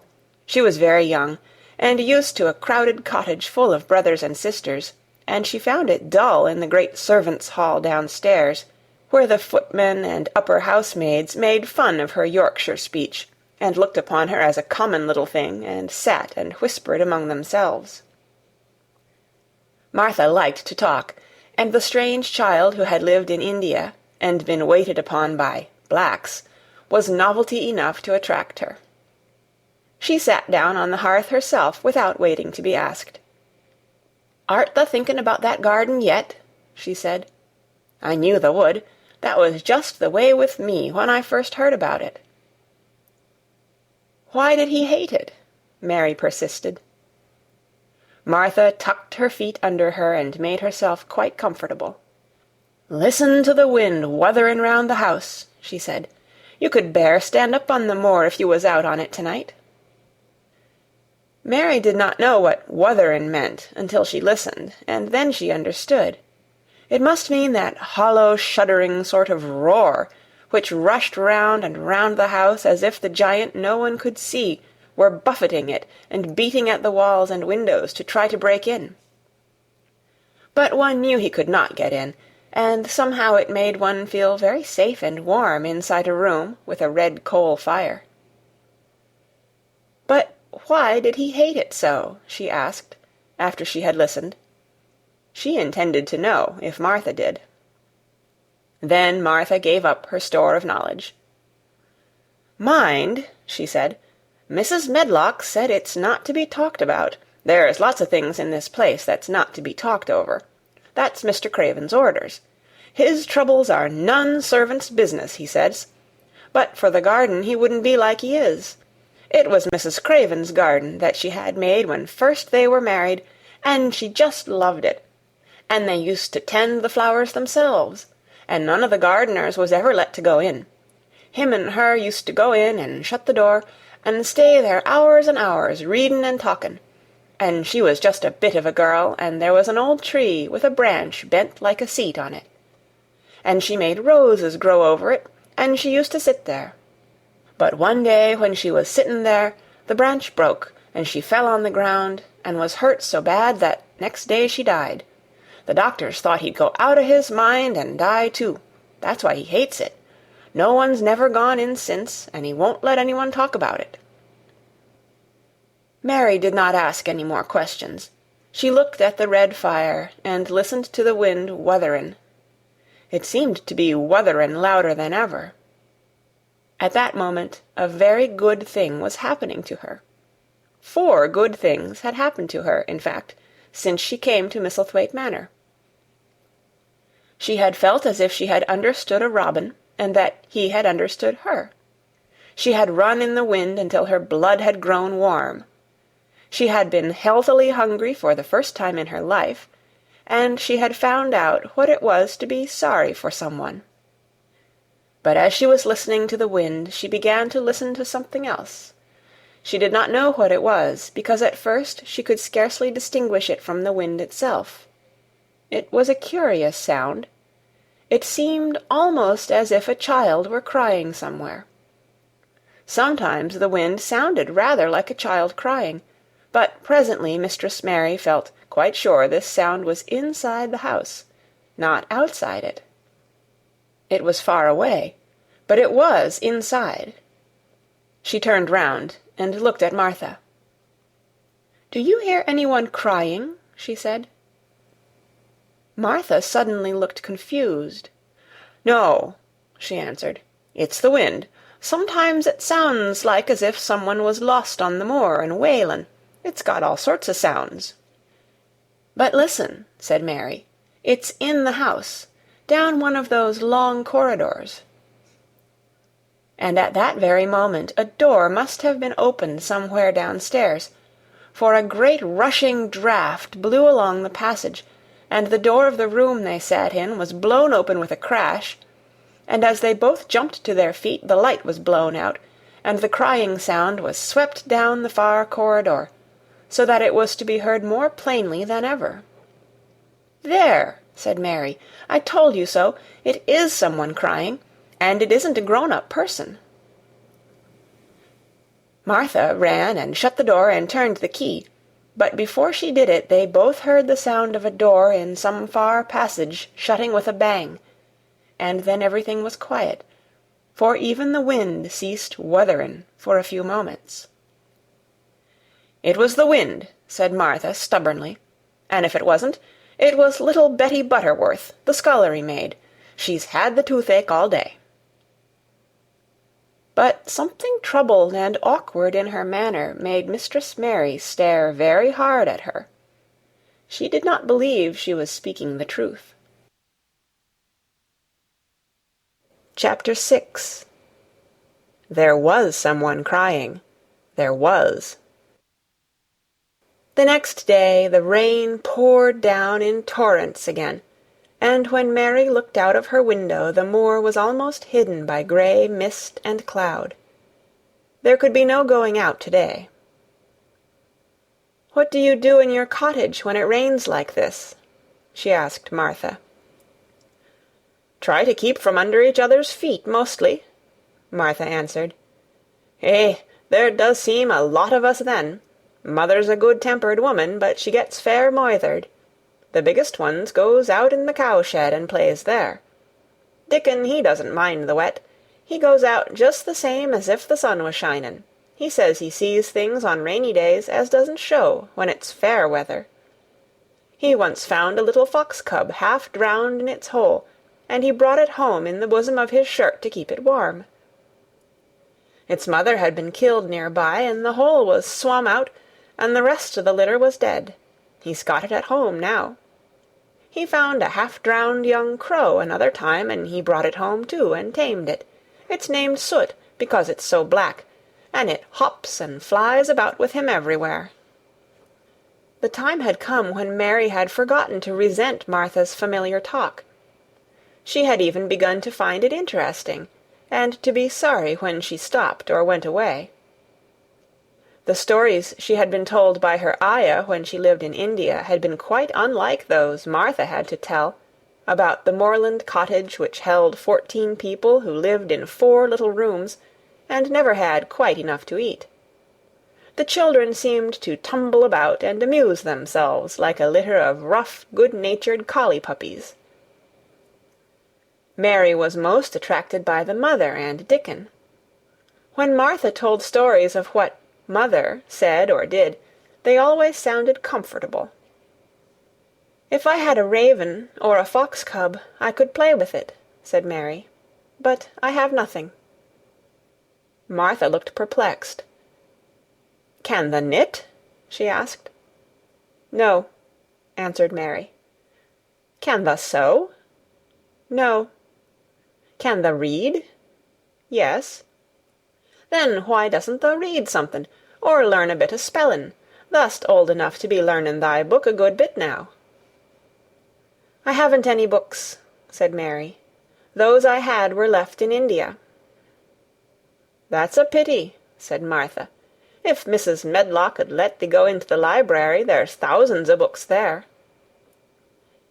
Mary did not ask where the library was, because she was suddenly inspired by a new idea. She made up her mind to go and find it herself. She was not troubled about Mrs. Medlock. Mrs. Medlock seemed always to be in her comfortable housekeeper's sitting-room downstairs. In this queer place one scarcely ever saw any one at all. In fact, there was no one to see but the servants, and when their master was away they lived a luxurious life below stairs, where there was a huge kitchen hung about with shining brass and pewter, and a large servants' hall, where there were 4 or 5 abundant meals eaten every day, and where a great deal of lively romping went on, when Mrs. Medlock was out of the way. Mary's meals were served regularly, and Martha waited on her, but no one troubled themselves about her in the least. Mrs. Medlock came and looked at her every day or two, but no one inquired what she did, or told her what to do. She supposed that perhaps this was the English way of treating children. In India she had always been attended by her ayah, who had followed her about and waited on her, hand and foot. She had often been tired of her company. Now she was followed by nobody, and was learning to dress herself, because Martha looked as though she thought she was silly and stupid when she wanted to have things handed to her and put on. "Hasn't thee got good sense?" she said once, when Mary had stood waiting for her to put on her gloves for her. "Our Susan Ann is twice as sharp as thee, and she's only 4-year-old.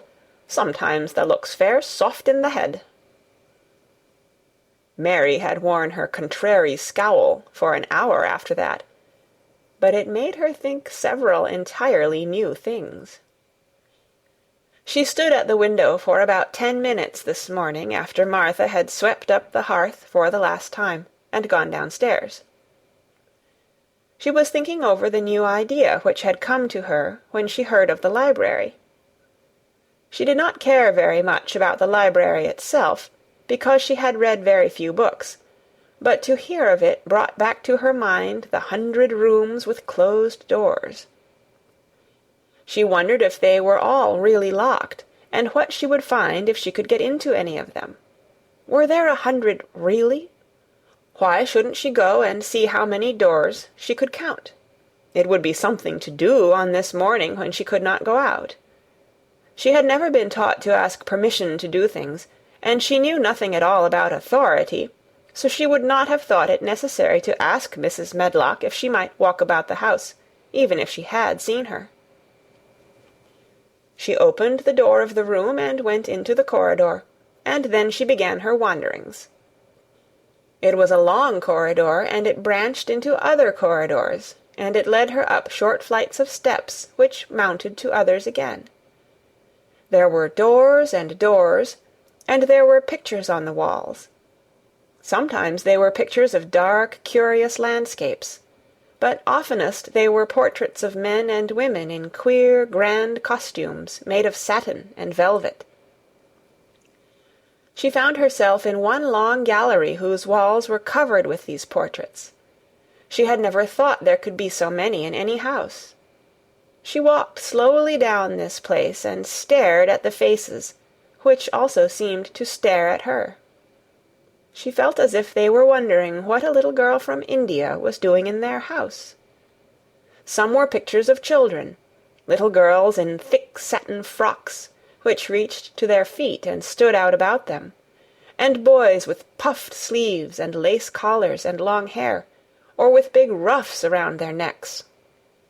She always stopped to look at the children and wonder what their names were, and where they had gone, and why they wore such odd clothes. There was a stiff, plain little girl, rather like herself. She wore a green brocade dress and held a green parrot on her finger. Her eyes had a sharp, curious look. "Where do you live now?" said Mary aloud to her. "I wish you were here." Surely no other little girl ever spent such a queer morning. It seemed as if there was no one in all the huge rambling house but her own small self, wandering about upstairs and down, through narrow passages and wide ones, where it seemed to her that no one but herself had ever walked. Since so many rooms had been built, people must have lived in them, but it all seemed so empty that she could not quite believe it true. It was not until she climbed to the second floor that she thought of turning the handle of a door.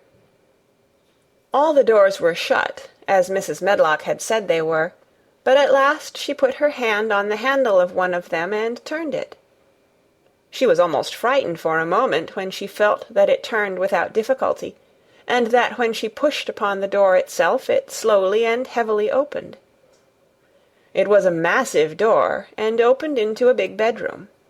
There were embroidered hangings on the wall, and inlaid furniture such as she had seen in India stood about the room. A broad window with leaded panes looked out upon the moor, and over the mantel was another portrait of the stiff, plain little girl, who seemed to stare at her more curiously than ever. "Perhaps she slept here once," said Mary. "She stares at me so that she makes me feel queer." After that she opened more doors and more. She saw so many rooms that she became quite tired, and began to think that there must be 100, though she had not counted them. In all of them there were old pictures or old tapestry with strange scenes worked on them. There were curious pieces of furniture and curious ornaments in nearly all of them. In one room, which looked like a lady's sitting-room, the hangings were all embroidered velvet, and in a cabinet were about 100 little elephants made of ivory. They were of different sizes, and some had their mahouts or palanquins on their backs. Some were much bigger than the others, and some were so tiny that they seemed only babies. Mary had seen carved ivory in India, and she knew all about elephants. She opened the door of the cabinet and stood on a footstool and played with these for quite a long time. When she got tired, she set the elephants in order and shut the door of the cabinet. In all her wanderings through the long corridors and the empty rooms, she had seen nothing alive, but in this room she saw something. Just after she had closed the cabinet door, she heard a tiny rustling sound. It made her jump and look around at the sofa by the fireplace, from which it seemed to come. In the corner of the sofa there was a cushion, and in the velvet which covered it there was a hole, and out of the hole peeped a tiny head, with a pair of frightened eyes in it. Mary crept softly across the room to look. The bright eyes belonged to a little grey mouse, and the mouse had eaten a hole into the cushion and made a comfortable nest there. 6 baby mice were cuddled up asleep near her. If there was no one else alive in the 100 rooms, there were 7 mice who did not look lonely at all. "If they wouldn't be so frightened, I would take them back with me," said Mary. She had wandered about long enough to feel too tired to wander any farther, and she turned back. 2 or 3 times she lost her way by turning down the wrong corridor, and was obliged to ramble up and down until she found the right one. But at last she reached her own floor again, though she was some distance from her own room, and did not know exactly where she was. "I believe I have taken a wrong turning again," she said, standing still at what seemed the end of a short passage with tapestry on the wall. "I don't know which way to go. How still everything is." It was while she was standing here, and just after she had said this, that the stillness was broken by a sound. It was another cry, but not quite like the one she had heard last night. It was only a short one, a fretful, childish whine, muffled by passing through walls. "It's nearer than it was," said Mary, her heart beating rather faster, "and it is crying." She put her hand accidentally upon the tapestry near her, and then sprang back, feeling quite startled. The tapestry was the covering of a door which fell open, and showed her that there was another part of the corridor behind it, and Mrs. Medlock was coming up it with her bunch of keys in her hand, and a very cross look on her face. "What are you doing here?" she said, and she took Mary by the arm and pulled her away. "What did I tell you?" "I turned round the wrong corner," explained Mary. "I didn't know which way to go, and I heard someone crying." She quite hated Mrs. Medlock at the moment, but she hated her more the next. "You didn't hear anything of the sort," said the housekeeper. "You come along back to your own nursery, or I'll box your ears." And she took her by the arm, and half pushed, half pulled her up one passage and down another, until she pushed her in at the door of her own room. "Now," she said, "you stay where you're told to stay, or you'll find yourself locked up. The master had better get you a governess, same as he said he would. You're one that needs some one to look sharp after you. I've got enough to do." She went out of the room and slammed the door after her, and Mary went and sat on the hearth-rug, pale with rage. She did not cry, but ground her teeth. "There was someone crying, there was, she said to herself. She had heard it twice now, and sometime she would find out. She had found out a great deal this morning. She felt as if she had been on a long journey, and at any rate she had had something to amuse her all the time, and she had played with the ivory elephants, and had seen the grey mouse and its babies in their nest in the velvet cushion. Chapter 7. The Key to the Garden. 2 days after this, when Mary opened her eyes, she sat upright in bed immediately, and called to Martha. "Look at the moor! Look at the moor!" The rainstorm had ended, and the grey mist and clouds had been swept away in the night by the wind. The wind itself had ceased, and a brilliant deep blue sky arched high over the moorland. Never, never had Mary dreamed of a sky so blue.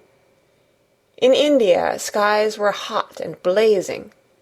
This was of a deep, cool blue, which almost seemed to sparkle like the waters of some lovely, bottomless lake. And here and there, high, high in the arched blueness, floated small clouds of snow-white fleece. The far-reaching world of the moor itself looked softly blue instead of gloomy purple-black or awful dreary grey. "Aye," said Martha, with a cheerful grin. "The storm's over for a bit. It does like this at this time o' the year. It goes off in a night like it was pretendin' it had never been here and never meant to come again. That's because the springtime's on its way. It's a long way off yet, but it's comin'." "I thought perhaps it always rained or looked dark in England," Mary said. "Eh, no," said Martha, sitting up on her heels among her black-lead brushes. "Now to the sort." "What does that mean?" asked Mary seriously. In India the natives spoke different dialects, which only a few people understood, so she was not surprised when Martha used words she did not know. Martha laughed as she had done the first morning. "There now," she said, "I've talked broad Yorkshire again, like Mrs. Medlock said I mustn't. Now to the sort means nothin' of the sort," slowly and carefully. "But it takes so long to say it. Yorkshire's the sunniest place on earth, when it is sunny. I told thee thou'd like the moor after a bit. Just you wait till you see the gold-coloured gorse blossoms, and the blossoms o' the broom, and the heather flowerin', all purple bells, and hundreds o' butterflies flutterin', and bees hummin', and skylarks soarin' up and singin'. You'll want to get out on it at sunrise and live out on it all day like Dickon does." "Could I ever get there?" asked Mary wistfully, looking through her window at the far-off blue.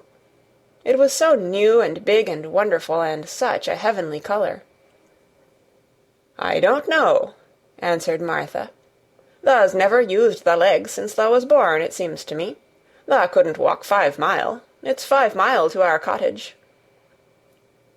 "I should like to see your cottage." Martha stared at her a moment curiously before she took up her polishing brush and began to rub the grate again. She was thinking that the small plain face did not look quite as sour at this moment as it had done the first morning she saw it. It looked just a trifle like little Susan Ann's, when she wanted something very much. "I'll ask my mother about it," she said. "She's one of them that nearly always sees a way to do things. It's my day out today, and I'm going home. I am glad. Mrs. Medlock thinks a lot of mother. Perhaps she could talk to her." "I like your mother," said Mary. "I should think tha did," agreed Martha, polishing away. "I've never seen her," said Mary. "No, tha hasn't," replied Martha. She sat up on her heels again and rubbed the end of her nose with the back of her hand, as if puzzled for a moment. But she ended quite positively. "Well, she's that sensible and hard-workin' and good-natured and clean that no one could help liking her whether they'd seen her or not. When I'm going home to her on my day out, I just jump for joy when I'm crossing the moor." "I like Dickon," added Mary, "and I've never seen him."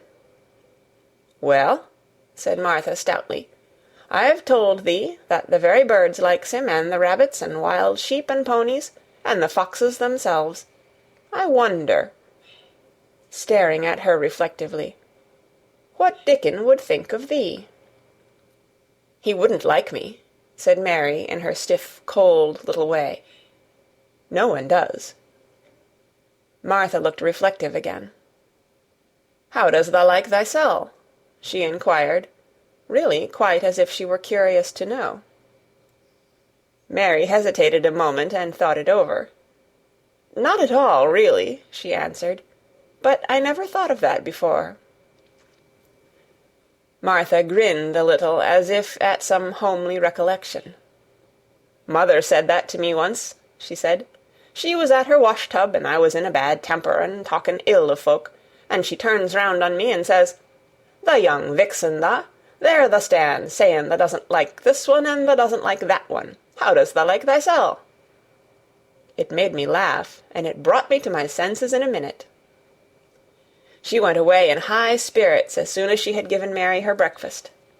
She was going to walk 5 miles across the moor to the cottage, and she was going to help her mother with the washing and do the week's baking, and enjoy herself thoroughly.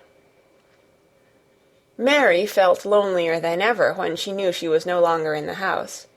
She went out into the garden as quickly as possible, and the first thing she did was to run round and round the fountain flower garden 10 times. She counted the times carefully, and when she had finished she felt in better spirits. The sunshine made the whole place look different. The high, deep blue sky arched over Misselthwaite as well as over the moor, and she kept lifting her face and looking up into it, trying to imagine what it would be like to lie down on one of the little snow-white clouds and float about. She went into the first kitchen garden and found Ben Weatherstaff working there with 2 other gardeners. The change in the weather seemed to have done him good. He spoke to her of his own accord. "Springtime's comin'," he said. "Cannot thou smell it?" Mary sniffed and thought she could. "I smell something nice and fresh and damp," she said. "That's the good rich earth," he answered, digging away. "It's in a good humour making ready to grow things. It's glad when plantin' time comes. It's dull in the winter when it's got nowt to do. In the flower gardens out there things will be stirring down below in the dark. The sun's warming 'em. You'll see bits o' green spikes sticking out of the black earth after a bit." "What will they be?" asked Mary. "Crocuses and snowdrops and daffydowndillies. Has thou never seen them?" "No, everything is hot and wet and green after the rains in India," said Mary, "and I think things grow up in a night." "These won't grow up in a night," said Weatherstaff. "Thou'll have to wait for 'em. They'll poke up a bit higher here, and push out a spike more there, and uncurl a leaf this day and another that. You watch 'em." "I am going to," answered Mary. Very soon she heard the soft rustling flight of wings again, and she knew at once that the robin had come again. He was very pert and lively, and hopped about so close to her feet, and put his head on one side, and looked at her so slyly, that she asked Ben Weatherstaff a question. "Do you think he remembers me?" she said. "Remembers thee?" said Weatherstaff indignantly. "He knows every cabbage stump in the gardens, let alone the people. He's never seen a little wench here before, and he's bent on finding out all about thee. Tha's no need to try to hide anything from him." "Are things stirring down below in the dark in that garden where he lives?" Mary inquired. "What garden?" grunted Weatherstaff, becoming surly again. "The one where the old rose-trees are." She could not help asking, because she wanted so much to know. "Are all the flowers dead, or do some of them come again in the summer? Are there ever any roses?" "Ask him," said Ben Weatherstaff, hunching his shoulders toward the robin. "He's the only one as knows. No one else has seen inside it for 10 year." 10 years was a long time, Mary thought. She had been born 10 years ago. She walked away, slowly thinking. She had begun to like the garden, just as she had begun to like the robin, and Dickon, and Martha's mother. She was beginning to like Martha, too. That seemed a good many people to like, when you were not used to liking. She thought of the robin as one of the people. She went to her walk outside the long ivy-covered wall over which she could see the tree-tops, and the second time she walked up and down the most interesting and exciting thing happened to her, and it was all through Ben Weatherstaff's robin. She heard a chirp and a twitter, and when she looked at the bare flower-bed at her left side, there he was, hopping about, and pretending to peck things out of the earth, to persuade her that he had not followed her. But she knew he had followed her, and the surprise so filled her with delight that she almost trembled a little. "You do remember me!" she cried out. "You do! You are prettier than anything else in the world!" She chirped and talked and coaxed, and he hopped and flirted his tail and twittered. It was as if he were talking. His red waistcoat was like satin, and he puffed his tiny breast out and was so fine and so grand and so pretty that it was really as if he were showing her how important and like a human person a robin could be. Mistress Mary forgot that she had ever been contrary in her life when he allowed her to draw closer and closer to him, and bend down and talk and try to make something like robin sounds. Oh, to think that he should actually let her come as near to him as that! He knew nothing in the world would make her put out her hand toward him, or startle him in the least tiniest way. He knew it because he was a real person, only nicer than any other person in the world. She was so happy that she scarcely dared to breathe. The flower-bed was not quite bare. It was bare of flowers because the perennial plants had been cut down for their winter rest, but there were tall shrubs and low ones which grew together at the back of the bed, and as the robin hopped about under them she saw him hop over a small pile of freshly turned-up earth. He stopped on it to look for a worm. The earth had been turned up because a dog had been trying to dig up a mole, and he had scratched quite a deep hole. Mary looked at it, not really knowing why the hole was there, and as she looked she saw something almost buried in the newly turned soil. It was something like a ring of rusty iron or brass, and when the robin flew up into a tree near by, she put out her hand and picked the ring up. It was more than a ring, however. It was an old key, which looked as if it had been buried a long time. Mistress Mary stood up and looked at it with an almost frightened face as it hung from her finger. "Perhaps it has been buried for 10 years," she said in a whisper. "Perhaps it is the key to the garden." Chapter 8. The Robin Who Showed the Way. She looked at the key quite a long time. She turned it over and thought about it. As I have said before, she was not a child who had been trained to ask permission or consult her elders about things. All she thought about the key was that if it was the key to the closed garden, and she could find out where the door was, she could perhaps open it and see what was inside the walls, and what had happened to the old rose-trees. It was because it had been shut up so long that she wanted to see it. It seemed as if it must be different from other places, and that something strange must have happened to it during 10 years. Besides that, if she liked it, she could go into it every day and shut the door behind her. And she could make up some play of her own and play it quite alone, because nobody would ever know where she was, but would think the door was still locked and the key buried in the earth. The thought of that pleased her very much. Living, as it were, all by herself in a house with 100 mysteriously closed rooms, and having nothing whatever to do to amuse herself, had set her inactive brain to working, and was actually awakening her imagination. There is no doubt that the fresh, strong, pure air from the moor had a great deal to do with it. Just as it had given her an appetite, and fighting with the wind had stirred her blood, so the same things had stirred her mind. In India she had always been too hot and languid and weak to care much about anything, but in this place she was beginning to care and to want to do new things. Already she felt less contrary, though she did not know why. She put the key in her pocket and walked up and down her walk.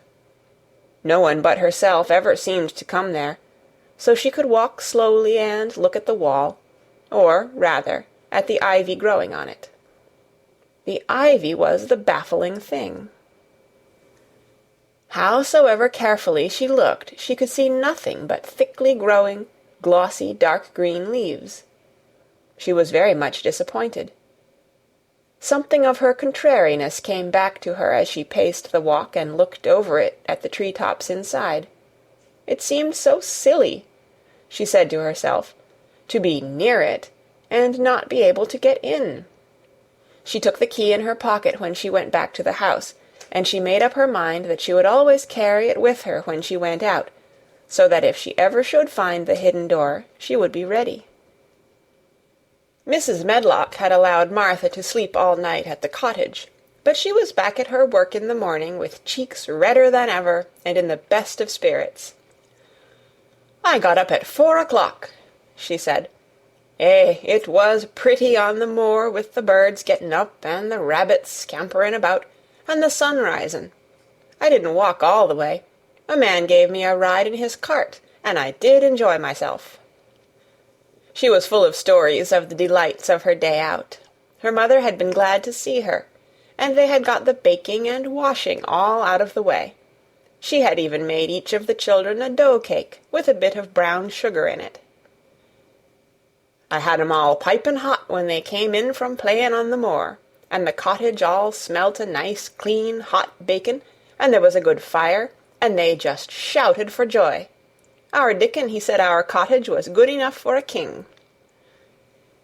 In the evening they had all sat round the fire, and Martha and her mother had sewed patches on torn clothes and mended stockings, and Martha had told them about the little girl who had come from India, and who had been waited on all her life by what Martha called blacks, until she didn't know how to put on her own stockings. "They did like to hear about you," said Martha. "They wanted to know all about the blacks and about the ship you came in. I couldn't tell 'em enough." Mary reflected a little. "I'll tell you a great deal more before your next day out," she said, "so that you will have more to talk about. I dare say they would like to hear about riding on elephants and camels, and about the officers going to hunt tigers." "My word!" cried delighted Martha. "It would set 'em clean off their heads. Would tha really do that, miss? It would be the same as a wild beast show like we heard they had in York once." "India is quite different from Yorkshire." Mary said slowly, as she thought the matter over. "I never thought of that. Did Dickon and your mother like to hear you talk about me?" "Why, our Dickon's eyes nearly started out o' his head, they got that round," answered Martha. "But mother, she was put out about your seemin' to be all by yourself like. She said, 'Hasn't Mr. Craven got no governess for her, nor no nurse?' And I said, 'No, he hasn't, though Mrs. Medlock says he will when he thinks of it, but she says he mayn't think of it for 2 or 3 years.' 'I don't want a governess,' said Mary sharply. "But mother says you ought to be learnin' your book by this time, and you ought to have a woman to look after you, and she says, 'Now, Martha, you just think about how you'd feel yourself, in a big place like that, wanderin' about all alone, and no mother. You do your best to cheer her up,' she says, and I said I would." Mary gave her a long, steady look. "You do cheer me up," she said. "I like to hear you talk." Presently Martha went out of the room and came back with something held in her hands under her apron. "What does thou think?" she said, with a cheerful grin. "I've brought thee a present." "A present?" exclaimed Mistress Mary. How could a cottage full of 14 hungry people give anyone a present? "A man was driving across the moor, peddlin'," Martha explained, "and he stopped his cart at our door. He had pots and pans and odds and ends, but mother had no money to buy anything. Just as he was going away, our Lisbeth Ellen called out, 'Mother, he's got skipping ropes with red and blue handles.' And mother, she calls out quite sudden, 'Here, stop, mister, how much are they?' And he says, 'Tuppence.' And mother, she began fumbling in her pocket, and she says to me, 'Martha, thou's brought me thy wages like a good lass, and I've got 4 places to put every penny, but I'm just going to take 2pence out of it to buy that child a skipping rope.' And she bought one, and here it is." She brought it out from under her apron and exhibited it quite proudly. It was a strong, slender rope with a striped red and blue handle at each end, but Mary Lennox had never seen a skipping rope before. She gazed at it with a mystified expression. "What is it for?" she asked curiously. "For?" cried out Martha. "Does the mean that they've not got skipping ropes in India, for all they've got elephants and tigers and camels? No wonder most of 'em's black. This is what it's for. Just watch me." And she ran into the middle of the room and, taking a handle in each hand, began to skip and skip and skip, while Mary turned in her chair to stare at her, and the queer faces in the old portraits seemed to stare at her too, and wonder what on earth this common little cottager had the impudence to be doing under their very noses. But Martha did not even see them. The interest and curiosity in Mistress Mary's face delighted her, and she went on skipping and counted as she skipped until she had reached 100. "I could skip longer than that," she said when she stopped. "I've skipped as much as 500 when I was 12, but I wasn't as fat then as I am now, and I was in practice." Mary got up from her chair, beginning to feel excited herself. "It looks nice," she said. "Your mother is a kind woman. Do you think I could ever skip like that?" "You just try it," urged Martha, handing her the skipping rope. "You can't skip 100 at first, but if you practice, you'll mount up. That's what mother said. She says, 'Nothin' will do her more good than a skippin' rope. It's the sensiblest toy a child can have. Let her play out in the fresh air skippin', and it'll stretch her legs and arms and give her some strength in 'em.'" It was plain that there was not a great deal of strength in Mistress Mary's arms and legs when she first began to skip. She was not very clever at it, but she liked it so much that she did not want to stop. "Put on the things and run and skip out-o-doors," said Martha. "Mother said I must tell you to keep out-o-doors as much as you could, even when it rains a bit, so as the wrap-up warm." Mary put on her coat and hat and took her skipping rope over her arm. She opened the door to go out, and then suddenly thought of something and turned back rather slowly. "Martha," she said, "they were your wages. It was your twopence, really. Thank you." She said it stiffly because she was not used to thanking people or noticing that they did things for her. "Thank you," she said, and held out her hand because she did not know what else to do. Martha gave her hand a clumsy little shake, as if she was not accustomed to this sort of thing either. Then she laughed. Thou'rt a queer old womanish thing," she said. "If tha'd been our Elizabeth Ellen, tha'd have given me a kiss."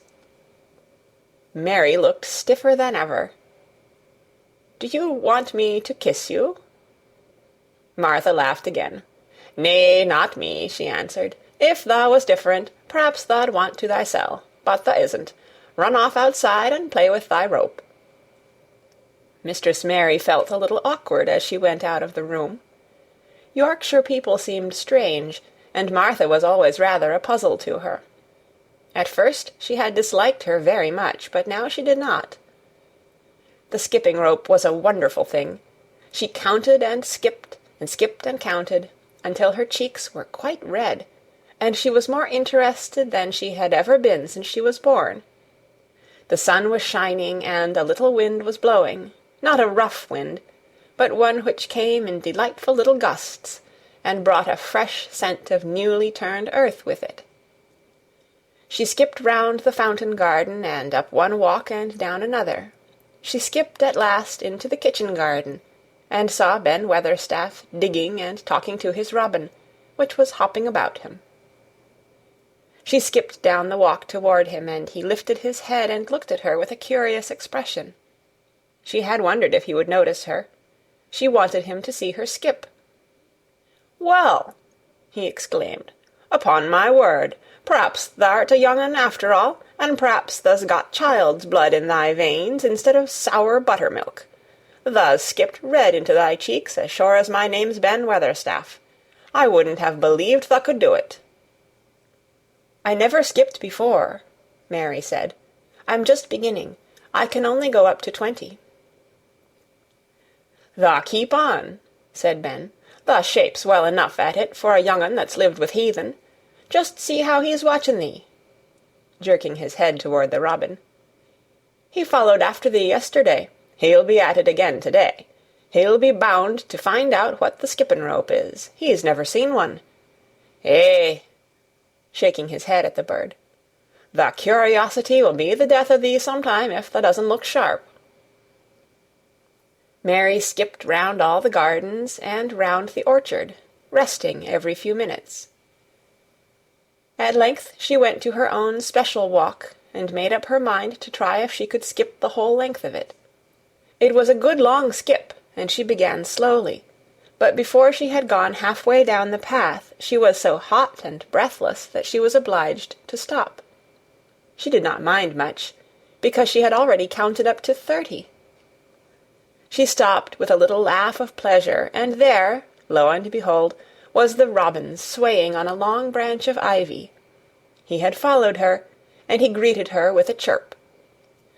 As Mary had skipped toward him, she felt something heavy in her pocket strike against her at each jump, and when she saw the robin she laughed again. "You showed me where the key was yesterday," she said. "You ought to show me the door today, but I don't believe you know." The robin flew from his swinging spray of ivy onto the top of the wall, and he opened his beak and sang a loud, lovely trill, merely to show off. Nothing in the world is quite as adorably lovely as a robin when he shows off, and they are nearly always doing it. Mary Lennox had heard a great deal about magic in her Aya's stories, and she always said that what happened almost at that moment was magic. One of the nice little gusts of wind rushed down the walk, and it was a stronger one than the rest. It was strong enough to wave the branches of the trees, and it was more than strong enough to sway the trailing sprays of untrimmed ivy hanging from the wall. Mary had stepped close to the robin, and suddenly the gust of wind swung aside some loose ivy trails, and more suddenly still she jumped toward it and caught it in her hand. This she did because she had seen something under it, a round knob which had been covered by the leaves hanging over it. It was the knob of a door. She put her hands under the leaves and began to pull and push them aside. Thick as the ivy hung, it nearly all was a loose and swinging curtain, though some had crept over wood and iron. Mary's heart began to thump, and her hands to shake a little in her delight and excitement. The robin kept singing and twittering away, and tilting his head on one side as if he were as excited as she was. What was this under her hands, which was square and made of iron, and which her fingers found a hole in? It was the lock of the door which had been closed 10 years, and she put her hand in her pocket, drew out the key, and found it fitted the keyhole. She put the key in and turned it. It took 2 hands to do it, but it did turn. And then she took a long breath and looked behind her up the long walk to see if anyone was coming. No one was coming. No one ever did come, it seemed, and she took another long breath, because she could not help it, and she held back the swinging curtain of ivy and pushed back the door, which opened, slowly, slowly. Then she slipped through it and shut it behind her, and stood with her back against it, looking about her, and breathing quite fast with excitement, and wonder, and delight. She was standing inside the secret garden. Chapter 9. The strangest house anyone ever lived in. It was the sweetest, most mysterious-looking place anyone could imagine. The high walls which shut it in were covered with the leafless stems of climbing roses, which were so thick that they were matted together. Mary Lennox knew they were roses because she had seen a great many roses in India. All the ground was covered with grass of a wintry brown, and out of it grew clumps of bushes, which were surely rose-bushes if they were alive. There were numbers of standard roses which had so spread their branches that they were like little trees. There were other trees in the garden, and one of the things which made the place look strangest and loveliest was that climbing roses had run all over them and swung down long tendrils, which made light swaying curtains, and here and there they had caught at each other, or at a far-reaching branch, and had crept from one tree to another, and made lovely bridges of themselves. There were neither leaves nor roses on them now, and Mary did not know whether they were dead or alive, but their thin grey or brown branches and sprays looked like a sort of hazy mantle spreading over everything, walls and trees, and even brown grass, where they had fallen from their fastenings and run along the ground. It was this hazy tangle from tree to tree which made it all look so mysterious. Mary had thought it must be different from other gardens which had not been left all by themselves so long, and indeed it was different from any other place she had ever seen in her life. "How still it is," she whispered. "How still." Then she waited a moment and listened at the stillness. The robin, who had flown to his tree-top, was still as all the rest. He did not even flutter his wings. He sat without stirring, and looked at Mary. "No wonder it is still," she whispered again. "I am the first person who has spoken in here for 10 years. She moved away from the door, stepping as softly as if she were afraid of awakening someone. She was glad that there was grass under her feet, and that her steps made no sounds. She walked under one of the fairy-like grey arches between the trees, and looked up at the sprays and tendrils which formed them. "I wonder if they are all quite dead," she said. "Is it all a quite dead garden? I wish it wasn't." If she had been Ben Weatherstaff, she could have told whether the wood was alive by looking at it. But she could only see that there were only grey or brown sprays and branches, and none showed any signs of even a tiny leaf-bud anywhere. But she was inside the wonderful garden, and she could come through the door under the ivy any time, and she felt as if she had found a world all her own. The sun was shining inside the 4 walls, and the high arch of blue sky over this particular piece of Misselthwaite seemed even more brilliant and soft than it was over the moor.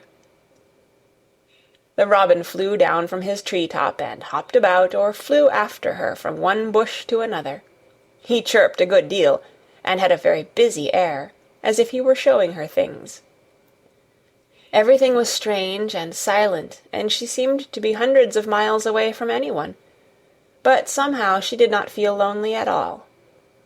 All that troubled her was her wish that she knew whether all the roses were dead, or if perhaps some of them had lived and might put out leaves and buds as the weather got warmer. She did not want it to be a quite dead garden.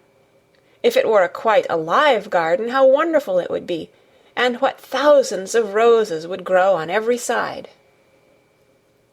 Her skipping rope had hung over her arm when she came in, and after she had walked about for a while, she thought she would skip round the whole garden, stopping when she wanted to look at things. There seemed to have been grass paths here and there, and in 1 or 2 corners there were alcoves of evergreen with stone seats or tall moss-covered flower urns in them. As she came near the second of these alcoves, she stopped skipping. There had once been a flower-bed in it, and she thought she saw something sticking out of the black earth, some sharp little pale green points. She remembered what Ben Weatherstaff had said, and she knelt down to look at them. "Yes, they are tiny growing things, and they might be crocuses or snowdrops or daffodils," she whispered. She bent very close to them and sniffed the fresh scent of the damp earth. She liked it very much. "Perhaps there are some other ones coming up in other places," she said. "I will go all over the garden and look." She did not skip, but walked. She went slowly and kept her eyes on the ground. She looked in the old border beds and among the grass, and after she had gone round, trying to miss nothing, she had found ever so many more sharp pale green points, and she had become quite excited again. "It isn't a quite dead garden," she cried out softly to herself. "Even if the roses are dead, there are other things alive." She did not know anything about gardening, but the grass seemed so thick in some of the places where the green points were pushing their way through, that she thought they did not seem to have room enough to grow. She searched about until she found a rather sharp piece of wood, and knelt down and dug and weeded out the weeds and grass, until she made nice little clear places around them. "Now they look as if they could breathe," she said, after she had finished with the first ones. "I am going to do ever so many more. I'll do all I can see. If I haven't time today, I can come tomorrow." She went from place to place, and dug and weeded, and enjoyed herself so immensely that she was led on from bed to bed, and into the grass under the trees.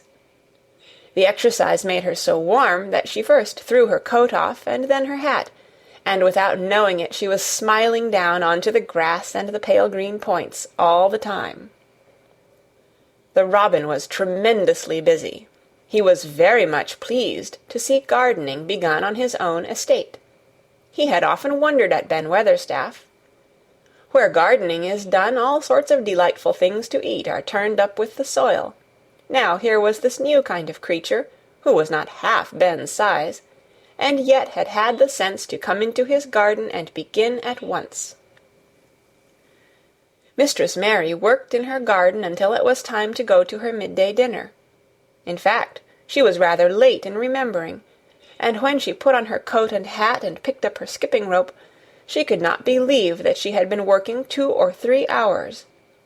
She had been actually happy all the time, and dozens of the tiny pale green points were to be seen in cleared places, looking twice as cheerful as they had looked before, when the grass and weeds had been smothering them. "I shall come back this afternoon," she said, looking all round at her new kingdom, and speaking to the trees and the rose bushes, as if they heard her.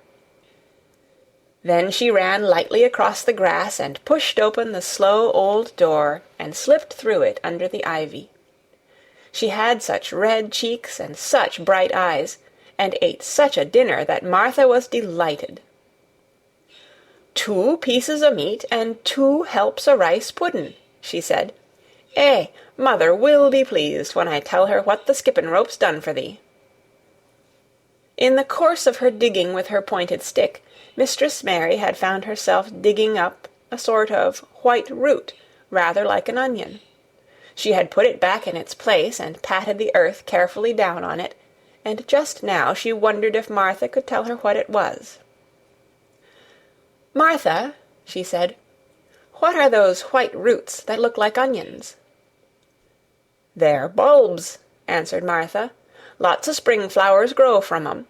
The very little ones are snowdrops and crocuses, and the big ones are narcissuses and jonquils and daffydowndillys. The biggest of all is lilies and purple flags. Eh, they are nice. Dickon's got a whole lot of 'em planted in our bit o' garden." "Does Dickon know all about them?" asked Mary, a new idea taking possession of her. "Our Dickon can make a flower grow out of a brick walk. Mother says he just whispers things out o' the ground." "Do bulbs live a long time? Would they live years and years if no one helped them?" inquired Mary anxiously. "They're things as helps themselves," said Martha. "That's why poor folk can afford to have 'em. If you don't trouble 'em, most of 'em'll work away underground for a lifetime, and spread out and have little uns. There's a place in the park woods here where there's snowdrops by thousands. They're the prettiest sight in Yorkshire when the spring comes. No one knows when they was first planted." "I wish the spring was here now," said Mary. "I want to see all the things that grow in England." She had finished her dinner and gone to her favorite seat on the hearthrug. I wish I had a little spade," she said.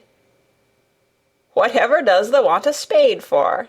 asked Martha, laughing. "Art thou going to take to diggin'? I must tell mother that, too." Mary looked at the fire and pondered a little. She must be careful if she meant to keep her secret kingdom. She wasn't doing any harm, but if Mr. Craven found out about the open door he would be fearfully angry, and get a new key and lock it up for evermore. She really could not bear that. "This is such a big, lonely place," she said slowly, as if she were turning matters over in her mind. "The house is lonely, and the park is lonely, and the gardens are lonely. So many places seem shut up. I never did many things in India, but there were more people to look at, natives and soldiers marching by, and sometimes bands playing, and my ayah told me stories. There is no one to talk to here except you and Ben Weatherstaff, and you have to do your work, and Ben Weatherstaff won't speak to me often. I thought if I had a little spade I could dig somewhere as he does, and I might make a little garden, if he would give me some seeds." Martha's face quite lighted up. "There now," she exclaimed, "if that wasn't one of the things Mother said. She says, 'There's such a lot of room in that big place, why don't they give her a bit for herself, even if she doesn't plant nothin' but parsley and radishes? She'd dig and rake away and be right down happy over it.' Them was the very words she said." "Were they?" said Mary. "How many things she knows, doesn't she?" "Eh," said Martha, "it's like she says, a woman as brings up 12 children learns something besides her ABC. Children's as good as 'rithmetic to set you findin' out things." "How much would a spade cost? A little one?" Mary asked. "Well," was Martha's reflective answer, "at Thwaite village there's a shop or so, and I saw little garden sets, with a spade and a rake and a fork all tied together, for 2 shillings, and they was stout enough to work with, too."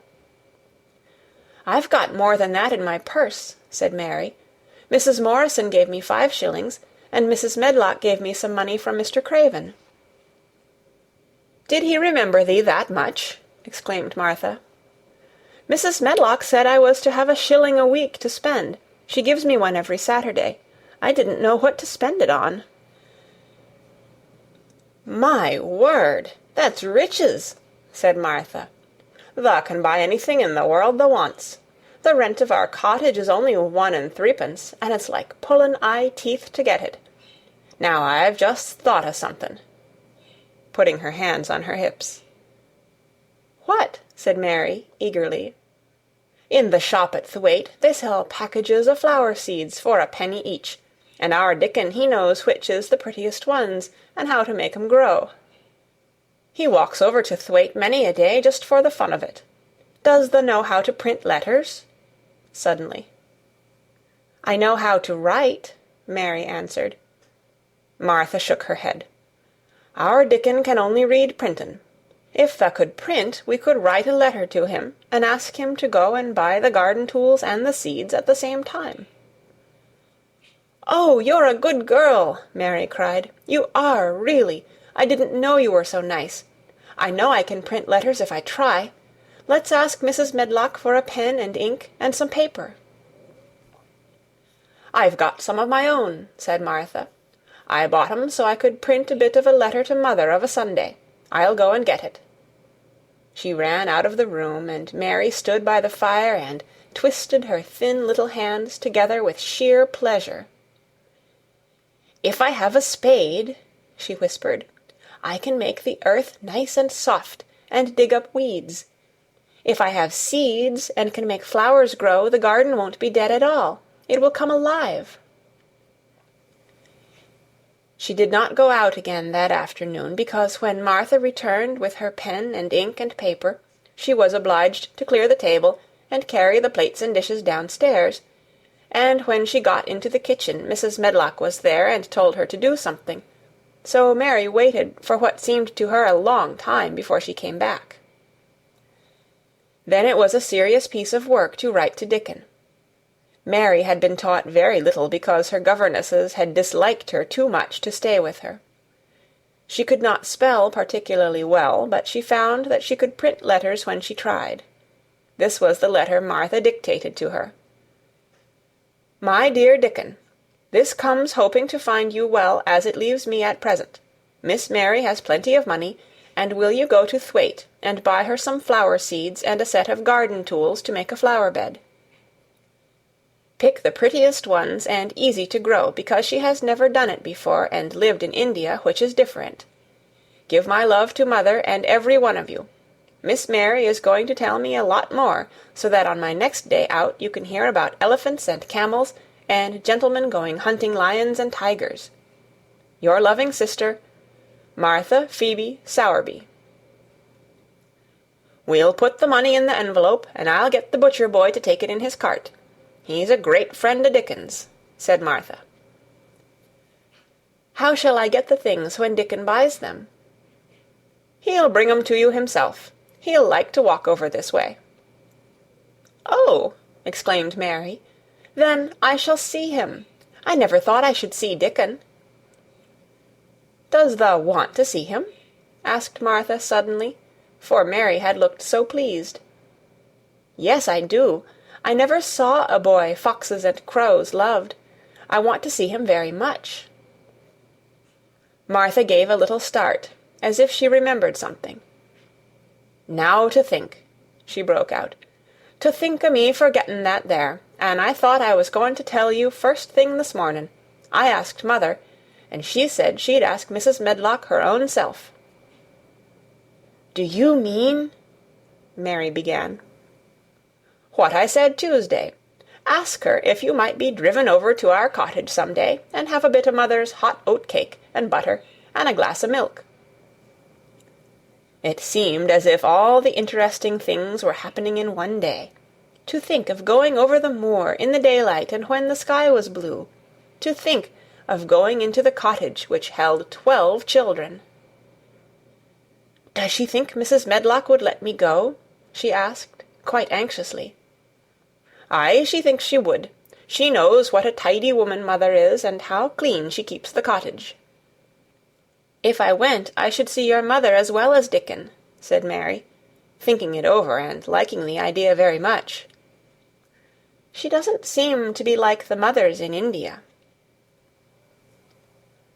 Her work in the garden and the excitement of the afternoon ended by making her feel quiet and thoughtful. Martha stayed with her until tea-time, but they sat in comfortable quiet and talked very little. But just before Martha went downstairs for the tea-tray, Mary asked a question. "Martha," she said, "has the scullery maid had the toothache again to-day?" Martha certainly started slightly. "What makes thee ask that?" she said. "Because when I waited so long for you to come back, I opened the door and walked down the corridor to see if you were coming. And I heard that far-off crying again, just as we heard it the other night. There isn't a wind to-day, so you see it couldn't have been the wind." "Eh," said Martha restlessly, "thou mustn't go walking about in corridors and listening. Mr. Craven would be that there angry, there's no knowing what he'd do." "I wasn't listening," said Mary. "I was just waiting for you, and I heard it. That's 3 times." "My word, there's Mrs. Medlock's bell," said Martha, and she almost ran out of the room. "It's the strangest house anyone ever lived in," said Mary drowsily, as she dropped her head on the cushioned seat of the armchair near her. Fresh air and digging and skipping rope had made her feel so comfortably tired that she fell asleep. Chapter 10. Dickon. The sun shone down for nearly a week on the secret garden. The secret garden was what Mary called it when she was thinking of it. She liked the name, and she liked still more the feeling that when its beautiful old walls shut her in, no one knew where she was. It seemed almost like being shut out of the world in some fairy place. The few books she had read and liked had been fairy story books, and she had read of secret gardens in some of the stories. Sometimes people went to sleep in them for 100 years, which she had thought must be rather stupid. She had no intention of going to sleep, and, in fact, she was becoming wider awake every day which passed at Misselthwaite. She was beginning to like to be out of doors. She no longer hated the wind, but enjoyed it. She could run faster and longer, and she could skip up to 100. The bulbs in the secret garden must have been much astonished. Such nice, clear places were made round them, that they had all the breathing space they wanted, and really, if Mistress Mary had known it, they began to cheer up under the dark earth and work tremendously. The sun could get at them and warm them, and when the rain came down it could reach them at once, so they began to feel very much alive.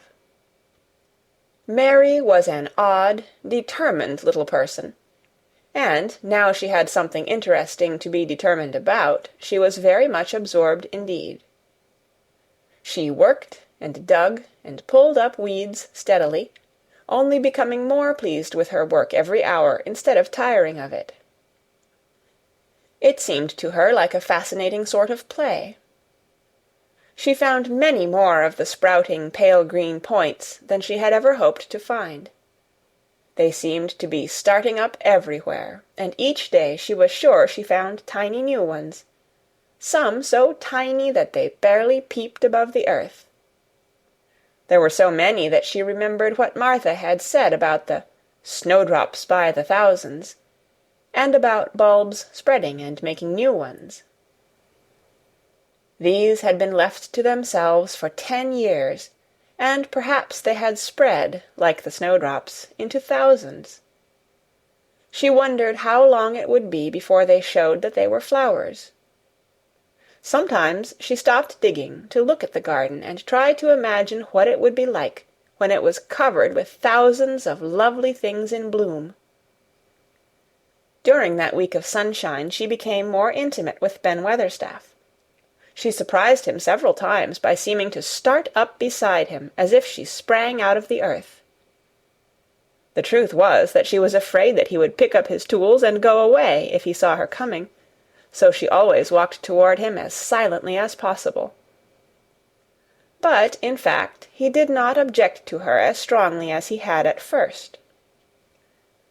Perhaps he was secretly rather flattered by her evident desire for his elderly company. Then, also, she was more civil than she had been. He did not know that when she first saw him she spoke to him as she would have spoken to a native, and had not known that a cross, sturdy old Yorkshire man was not accustomed to salaam to his masters, and be merely commanded by them to do things. "Thou art like the robin," he said to her one morning when he lifted his head and saw her standing by him. "I never knows when I shall see thee, or which side thou come from." "He's friends with me now," said Mary. "That's like him," snapped Ben Weatherstaff. "Making up to the women-folk just for vanity and flightiness. There's nothing he wouldn't do for the sake of showing off and flirting his tail feathers. He's as full o' pride as an egg's full o' meat." He very seldom talked much, and sometimes did not even answer Mary's questions except by a grunt, but this morning he said more than usual. He stood up and rested one hobnailed boot on the top of his spade, while he looked her over. "How long has thou been here?" he jerked out. "I think it's about a month," she answered. "Thou's beginning to do Misselthwaite credit," he said. "Thou's a bit fatter than thou was, and thou's not quite so yeller. Thou looked like a young plucked crow when thou first came into this garden. Thinks I to myself, I never set eyes on an uglier, sourer-faced young un." Mary was not vain, and as she had never thought much of her looks, she was not greatly disturbed. "I know I'm fatter," she said. "My stockings are getting tighter. They used to make wrinkles. There's the robin, Ben Weatherstaff." There, indeed, was the robin, and she thought he looked nicer than ever. His red waistcoat was as glossy as satin, and he flirted his wings and tail and tilted his head and hopped about with all sorts of lively graces. He seemed determined to make Ben Weatherstaff admire him, but Ben was sarcastic. "Aye, there thou art," he said. "Thou can put up with me for a bit sometimes when thou's got no one better. Thou's been reddening up thy waistcoat and polishing thy feathers this 2 weeks. I know what thou's up to. Thou's courting some bold young madam somewhere, telling thy lies to her about being the finest cock robin on Missel Moor, and ready to fight all the rest of 'em." "Oh, look at him!" exclaimed Mary. The robin was evidently in a fascinating, bold mood. He hopped closer and closer, and looked at Ben Weatherstaff more and more engagingly. He flew on to the nearest currant bush, and tilted his head, and sang a little song right at him. "Thou think'st thou'll get over me by doing that," said Ben, wrinkling his face up in such a way that Mary felt sure he was trying not to look pleased. "Thou think'st no one can stand out against thee, that's what thou think'st." The robin spread his wings. Mary could scarcely believe her eyes. He flew right up to the handle of Ben Weatherstaff's spade, and alighted on the top of it. Then the old man's face wrinkled itself slowly into a new expression. He stood still, as if he were afraid to breathe, as if he would not have stirred for the world, lest his robin should start away. He spoke quite in a whisper. "Well, I'm danged," he said, as softly as if he were saying something quite different. "Tha does know how to get at a chap, tha does. Tha's fair unearthly, tha's so knowin'." And he stood without stirring, almost without drawing his breath, until the robin gave another flirt to his wings and flew away. Then he stood looking at the handle of the spade as if there might be magic in it, and then he began to dig again, and said nothing for several minutes. But because he kept breaking into a slow grin now and then, Mary was not afraid to talk to him. "Have you a garden of your own?" she asked. "No, I'm bachelor and lodge with Martin at the gate." "If you had one," said Mary, "what would you plant?" "Cabbages and taters and onions." "But if you wanted to make a flower garden," persisted Mary, "what would you plant?" "Bulbs and sweet-smellin' things, but mostly roses." Mary's face lighted up. "Do you like roses?" she said. Ben Weatherstaff rooted up a weed and threw it aside before he answered. "Well, yes, I do. I was learned that by a young lady I was gardener to. She had a lot in a place she was fond of, and she loved 'em like they was children, or robins. I've seen her bend over and kiss 'em." He dragged out another weed and scowled at it. "That were as much as 10 year ago." "Where is she now?" asked Mary, much interested. "Heaven," he answered, and drove his spade deep into the soil.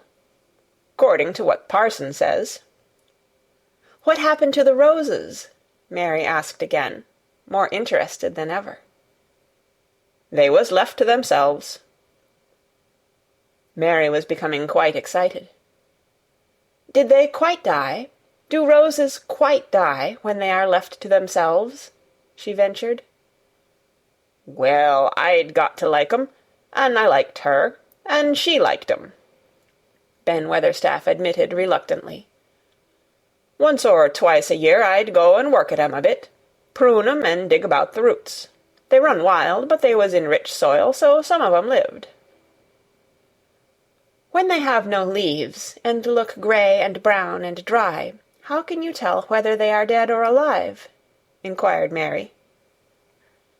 "Wait till the spring gets at 'em. Wait till the sun shines on the rain, and the rain falls on the sunshine, and then they'll find out." "How? How?" cried Mary, forgetting to be careful. "Look along the twigs and branches, and if thou see a bit of a brown lump swellin' here and there, watch it after the warm rain, and see what happens." He stopped suddenly, and looked curiously at her eager face. "Why does thou care so much about roses and such, all of a sudden?" he demanded. Mistress Mary felt her face grow red. She was almost afraid to answer. I want to play that I have a garden of my own," she stammered. There is nothing for me to do. I have nothing, and no one."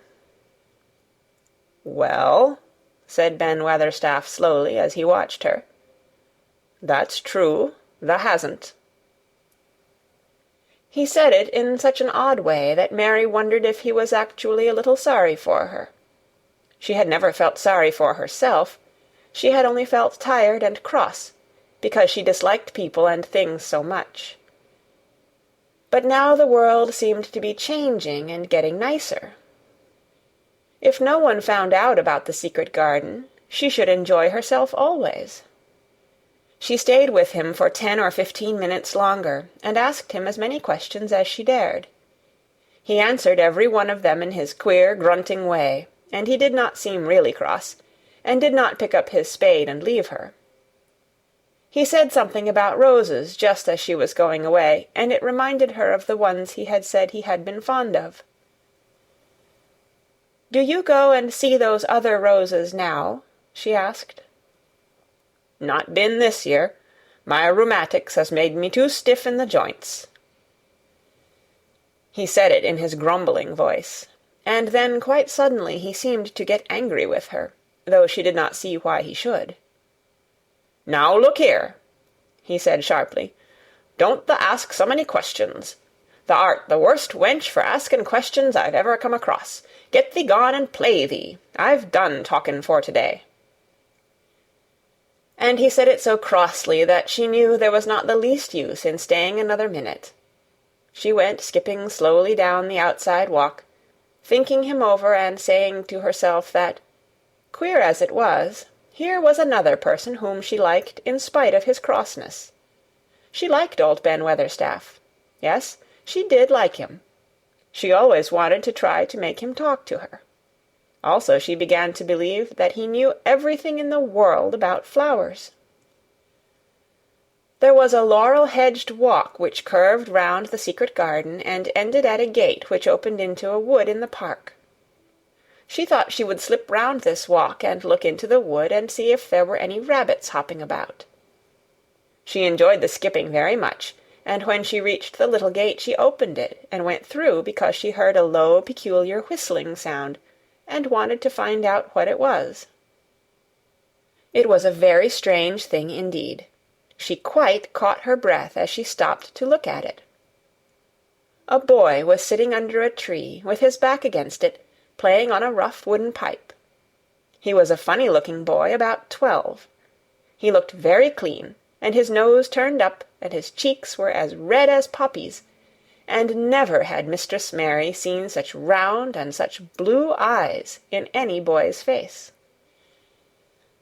And on the trunk of the tree he leaned against, a brown squirrel was clinging and watching him, and from behind a bush near by a cock-pheasant was delicately stretching his neck to peep out, and quite near him were 2 rabbits, sitting up and sniffing with tremulous noses, and actually it appeared as if they were all drawing near to watch him, and listen to the strange low little call his pipe seemed to make.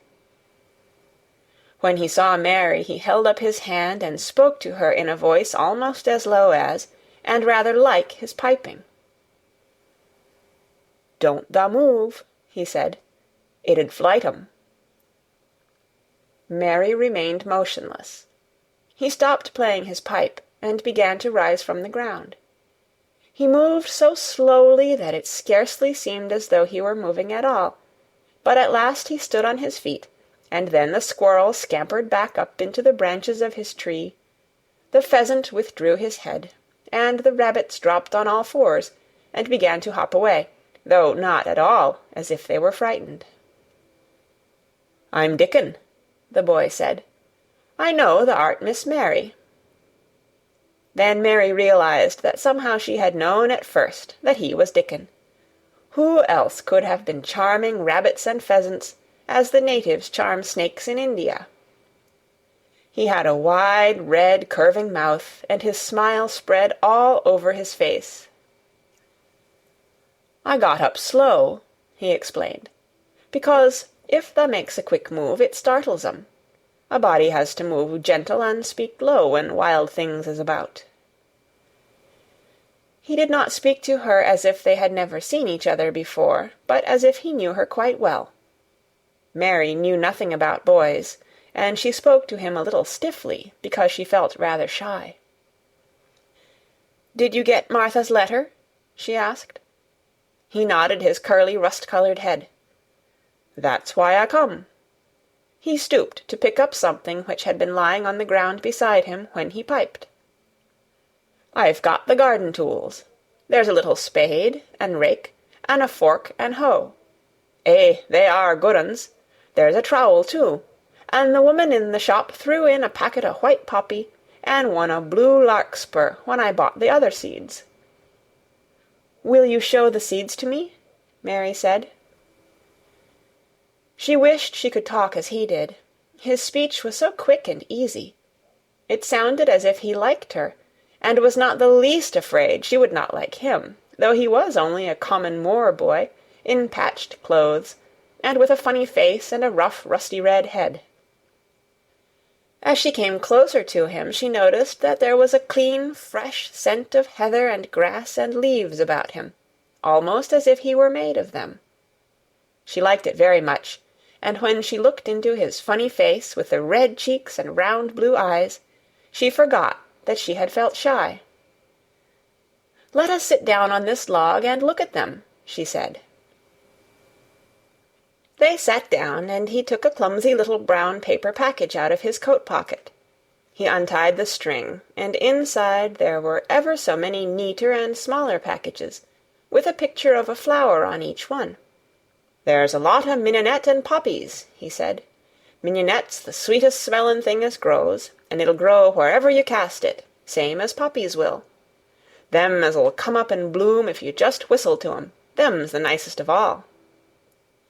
He stopped and turned his head quickly, his poppy-cheeked face lighting up. "Where's that robin as is callin' us?" he said. The chirp came from a thick holly bush, bright with scarlet berries, and Mary thought she knew whose it was. "Is it really calling us?" she asked. "Aye," said Dickon, as if it was the most natural thing in the world. "He's callin' some one he's friends with.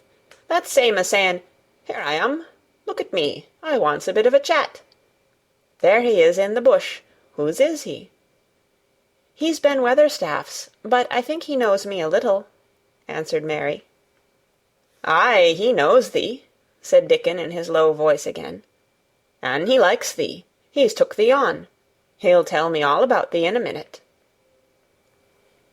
He moved quite close to the bush with the slow movement Mary had noticed before, and then he made a sound almost like the robin's own twitter. The robin listened a few seconds intently, and then answered quite as if he were replying to a question. "Aye, he's a friend o' yours," chuckled Dickon. "Do you think he is?" cried Mary eagerly. She did so want to know. "Do you think he really likes me?" "He wouldn't come near thee if he didn't," answered Dickon. "Birds is rare choosers, and a robin can flout a body worse than a man. See, he's making up to thee now. Cannot thou see a chap? He's sayin'." And it really seemed as if it must be true. He so sidled and twittered and tilted as he hopped on his bush. "Do you understand everything birds say?" said Mary. Dickon's grin spread until he seemed all wide, red, curving mouth, and he rubbed his rough head. "I think I do, and they think I do," he said. "I've lived on the moor with 'em so long.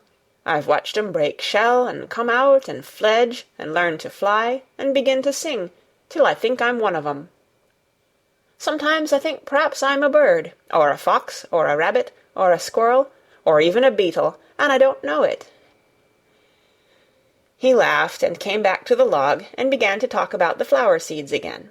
He told her what they looked like when they were flowers. He told her how to plant them, and watch them, and feed and water them. "See here," he said suddenly, turning round to look at her. "I'll plant them for thee myself. Where is the garden?" Mary's thin hands clutched each other as they lay on her lap. She did not know what to say, so for a whole minute she said nothing. She had never thought of this. She felt miserable, and she felt as if she went red and then pale. "Tha's got a bit o' garden, hasn't tha?" Dickon said. It was true that she had turned red and then pale. Dickon saw her do it, and as she still said nothing, he began to be puzzled. "Wouldn't they give thee a bit?" he asked. "Hasn't tha got any yet?" She held her hands tighter and turned her eyes toward him. "I don't know anything about boys," she said slowly. "Could you keep a secret if I told you one? It's a great secret. I don't know what I should do if anyone found it out. I believe I should die." She said the last sentence quite fiercely. Dickon looked more puzzled than ever, and even rubbed his hand over his rough head again, but he answered quite good-humouredly. "I'm keepin' secrets all the time," he said. If I couldn't keep secrets from the other lads, secrets about foxes' cubs and birds' nests and wild things' holes, there'd be nought safe on the moor. I can keep secrets." Mistress Mary did not mean to put out her hand and clutch his sleeve, but she did it. "I've stolen a garden," she said very fast. "It isn't mine, it isn't anybody's. Nobody wants it, nobody cares for it, nobody ever goes into it. Perhaps everything is dead in it already, I don't know." She began to feel hot and as contrary as she had ever felt in her life. "I don't care, I don't care. Nobody has any right to take it from me when I care about it and they don't. They're letting it die, all shut in by itself," she ended passionately, and she threw her arms over her face and burst out crying. Poor little Mistress Mary! Dickon's curious blue eyes grew rounder and rounder. "Eh," he said, drawing his exclamation out slowly, and the way he did it meant both wonder and sympathy. "I've nothing to do," said Mary. "Nothing belongs to me. I found it myself, and I got into it myself. I was only just like the robin, and they wouldn't take it from the robin." "Where is it?" asked Dickon in a dropped voice. Mistress Mary got up from the log at once. She knew she felt contrary again, and obstinate, and she did not care at all. She was imperious and Indian, and at the same time hot and sorrowful. "Come with me and I'll show you," she said. She led him round the laurel path and to the walk where the ivy grew so thickly. Dickon followed her with a queer, almost pitying look on his face. He felt as if he were being led to look at some strange bird's nest, and must move softly. When she stepped to the wall and lifted the hanging ivy, he started. There was a door, and Mary pushed it slowly open, and they passed in together, and then Mary stood and waved her hand round defiantly. "It's this," she said. "It's a secret garden, and I'm the only one in the world who wants it to be alive." Dickon looked round and round about it, and round again. "Eh," he almost whispered, "it is a queer, pretty place. It's like as if a body was in a dream." Chapter 11.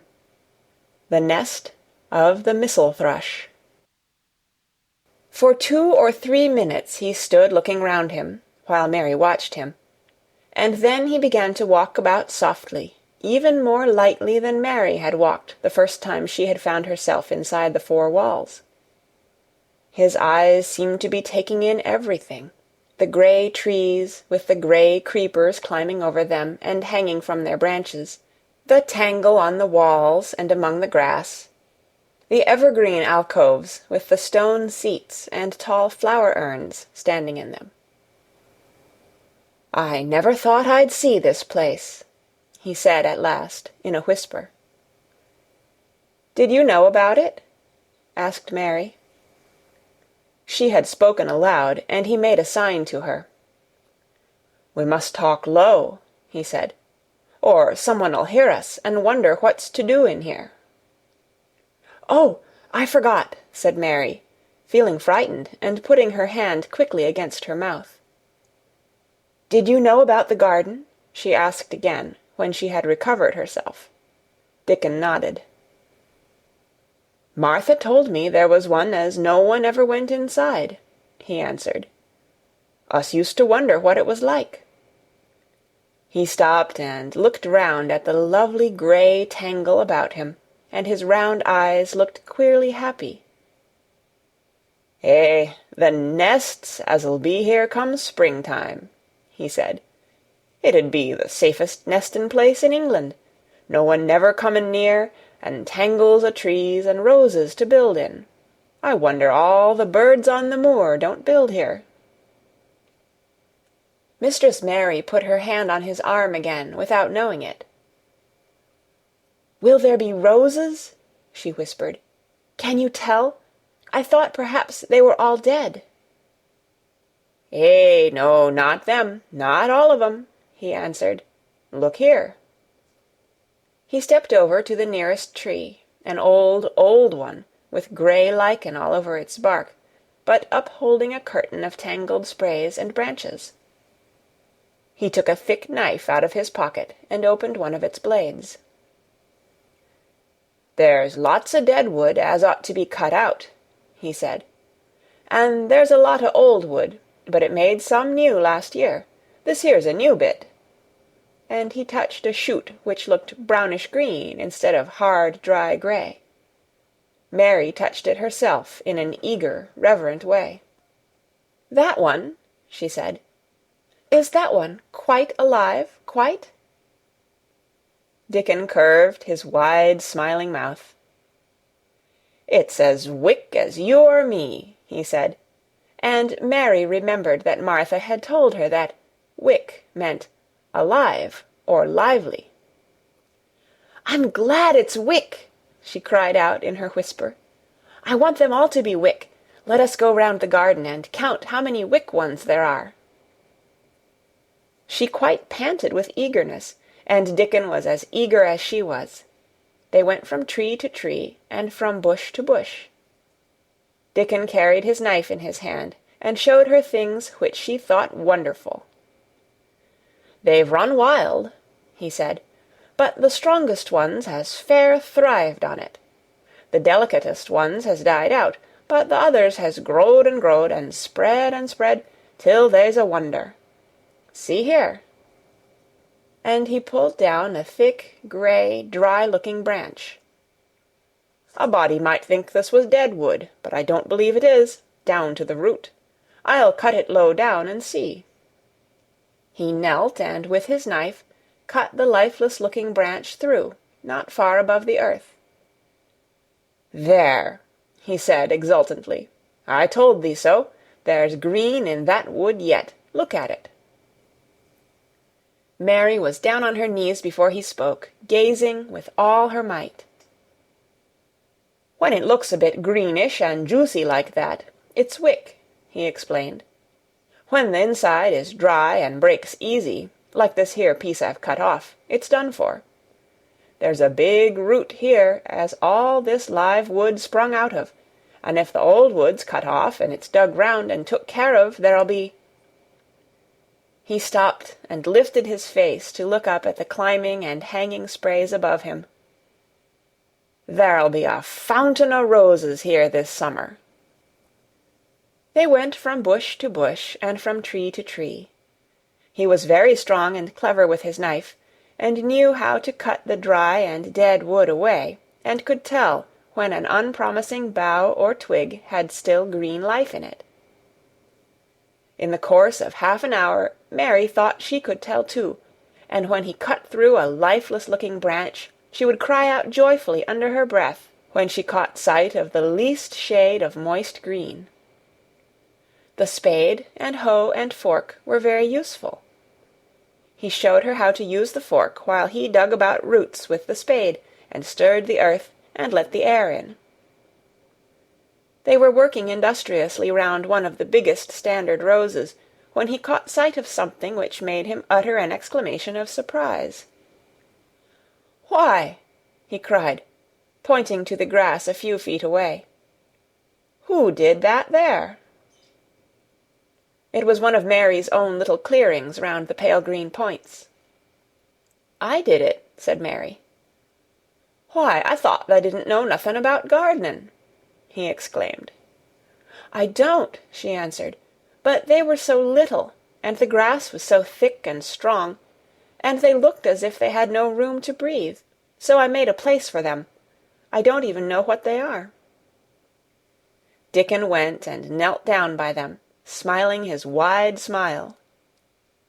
"Thou was right," he said. "A gardener couldn't have told thee better. They'll grow now like Jack's beanstalk. They're crocuses and snowdrops, and these here is narcissuses," turning to another patch. "And here's daffydowndillys. They will be a sight." He ran from one clearing to another. "Thou has done a lot o' work for such a little wench," he said, looking her over. "I'm growing fatter," said Mary, "and I'm growing stronger. I used always to be tired. When I dig, I'm not tired at all. I like to smell the earth when it's turned up." "It's rare good for thee," he said, nodding his head wisely. "There's nought as nice as the smell o' good, clean earth, except the smell o' fresh-growin' things when the rain falls on 'em. I get out on the moor many a day when it's rainin', and I lie under a bush and listen to the soft swish o' drops on the heather, and I just sniff and sniff. My nose end fair quivers like a rabbit's, mother says." "Do you never catch cold?" inquired Mary, gazing at him wonderingly. She had never seen such a funny boy, or such a nice one. "Not me," he said, grinning. "I never catched cold since I was born. I wasn't brought up nesh enough. I've chased about the moor in all weathers, same as the rabbits does. Mother says I've sniffed up too much fresh air for 12 year to ever get to sniffin' with cold. I'm as tough as a whitethorn knobstick." He was working all the time he was talking, and Mary was following him and helping him with her fork or the trowel. "There's a lot o' work to do here," he said once, looking about quite exultantly. "Will you come again and help me to do it?" Mary begged. "I'm sure I can help too. I can dig and pull up weeds, and do whatever you tell me. Oh, do come, Dickon." "I'll come every day if thou wants me, rain or shine," he answered stoutly. "It's the best fun I ever had in my life, shut in here and wakening up a garden." "If you will come," said Mary, "if you will help me to make it alive, I don't know what I'll do," she ended helplessly. What could you do for a boy like that?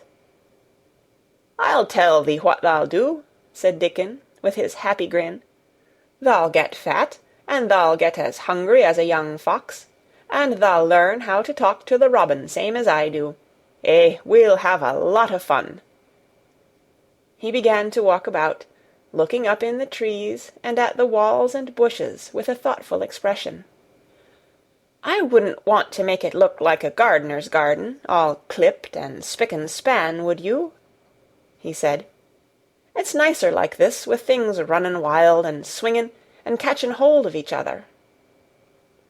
"Don't let's make it tidy," said Mary, anxiously. "It wouldn't seem like a secret garden if it was tidy." Dickon stood rubbing his rusty red head with a rather puzzled look. "It's a secret garden, sure enough," he said, "but seems like some one besides the robin must have been in it since it was shut up 10 year ago." "But the door was locked and the key was buried," said Mary. "No one could get in." "That's true," he answered. "It's a queer place. Seems to me as if there'd been a bit o' prunin' done here and there, later than 10 year ago." "But how could it have been done?" said Mary. He was examining a branch of a standard rose, and he shook his head. "Aye, how could it?" he murmured, "with the door locked and the key buried?" Mistress Mary always felt that, however many years she lived, she should never forget that first morning when her garden began to grow. Of course, it did seem to begin to grow for her that morning. When Dickon began to clear places to plant seeds, she remembered what Basil had sung at her when he wanted to tease her. "Are there any flowers that look like bells?" she inquired. "Lilies o' the valley does," he answered, digging away with the trowel. "And there's Canterbury bells and campanulas." "Let's plant some," said Mary. "There's lilies o' the valley here already. I saw 'em. They'll have growed too close, and we'll have to separate 'em, but there's plenty. The other ones takes 2 years to bloom from seed, but I can bring you some bits o' plants from our cottage garden. Why does thou want 'em?" Then Mary told him about Basil and his brothers and sisters in India, and of how she had hated them, and of their calling her Mistress Mary quite contrary. They used to dance round and sing at me. They sang, "Mistress Mary quite contrary, how does your garden grow? With silver bells and cockle shells and marigolds all in a row." I just remembered it, and it made me wonder if there were really flowers like silver bells. She frowned a little, and gave her trowel a rather spiteful dig into the earth. I wasn't as contrary as they were. But Dickon laughed. "Eh," he said, and as he crumbled the rich black soil she saw he was sniffing up the scent of it. "There doesn't seem to be no need for no one to be contrary when there's flowers and such like, and such lots of friendly wild things running about making homes for themselves, or building nests and singing and whistling, does there?" Mary, kneeling by him holding the seeds, looked at him and stopped frowning. "Dickon," she said, "you are as nice as Martha said you were. I like you, and you make the 5th person. I never thought I should like 5 people." Dickon sat up on his heels as Martha did when she was polishing the grate. He did look funny and delightful, Mary thought, with his round blue eyes and red cheeks and happy-looking turned-up nose. "Only 5 folk as the likes," he said. "Who is the other 4? "Your mother and Martha," Mary checked them off on her fingers, "and the robin, and Ben Weatherstaff." Dickon laughed so that he was obliged to stifle the sound by putting his arm over his mouth. "I know thou thinks I'm a queer lad," he said, "but I think thou art the queerest little lass I ever saw." Then Mary did a strange thing. She leaned forward and asked him a question she had never dreamed of asking any one before. And she tried to ask it in Yorkshire, because that was his language, and in India a native was always pleased if you knew his speech. "Does thou like me?" she said. "Eh," he answered heartily, "that I does. I likes thee wonderful, and so does the robin, I do believe." "That's 2 then," said Mary. "That's 2 for me."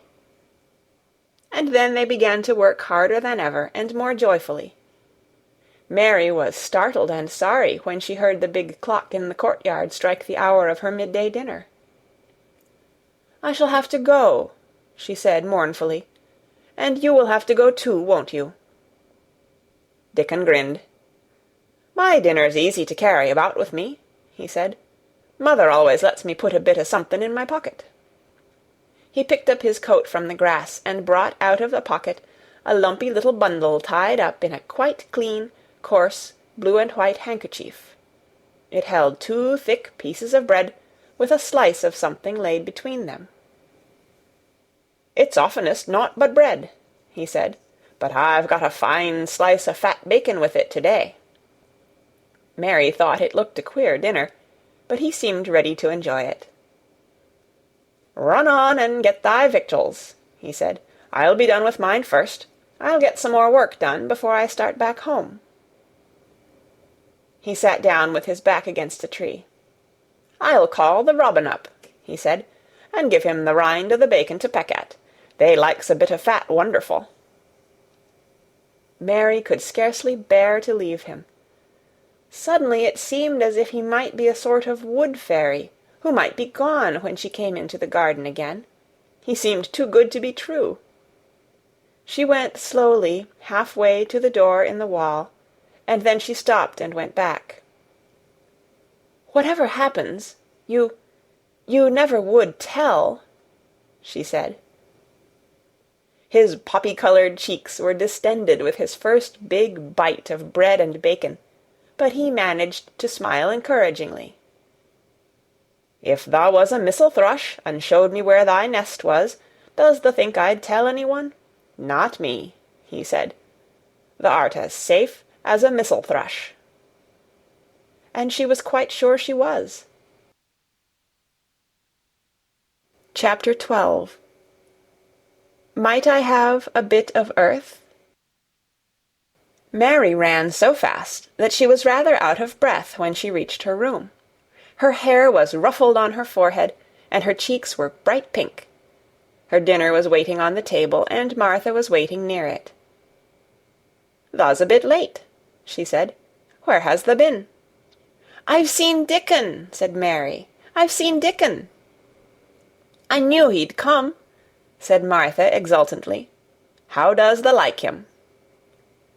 I think he's beautiful," said Mary, in a determined voice. Martha looked rather taken aback, but she looked pleased too. "Well," she said, "he's the best lad as ever was born, but us never thought he was handsome. His nose turns up too much." "I like it to turn up," said Mary. "An' his eyes is so round," said Martha, a trifle doubtful. "Though they're a nice colour." "I like them round," said Mary, "and they are exactly the colour of the sky over the moor." Martha beamed with satisfaction. "Mother says he made 'em that colour with always looking up at the birds and the clouds. But he has got a big mouth, hasn't he?"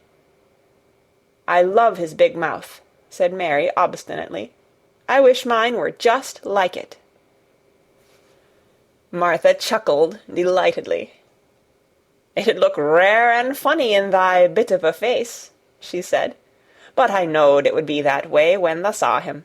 How did thou like the seeds and the garden tools?" "How did you know he brought them?" asked Mary. "Eh, I never thought of him not bringing 'em. He'd be sure to bring 'em, if they was in Yorkshire. He's such a trusty lad." Mary was afraid that she might begin to ask difficult questions, but she did not. She was very much interested in the seeds and gardening tools, and there was only one moment when Mary was frightened. This was when she began to ask where the flowers were to be planted. "Who did thou ask about it?" she inquired. "I haven't asked anybody yet," said Mary, hesitating. "Well, I wouldn't ask the head gardener. He's too grand, Mr. Roach is." "I've never seen him," said Mary. "I've only seen under gardeners and Ben Weatherstaff." "If I was you, I'd ask Ben Weatherstaff," advised Martha. "He's not half so bad as he looks, for all he's so crabbed. Mr. Craven lets him do what he likes, because he was here when Mrs. Craven was alive, and he used to make her laugh. She liked him. Perhaps he'd find you a corner somewhere out of the way." "If it was out of the way, and no one wanted it, no one could mind my having it, could they?" Mary said anxiously. "There wouldn't be no reason," answered Martha. "You wouldn't do no harm."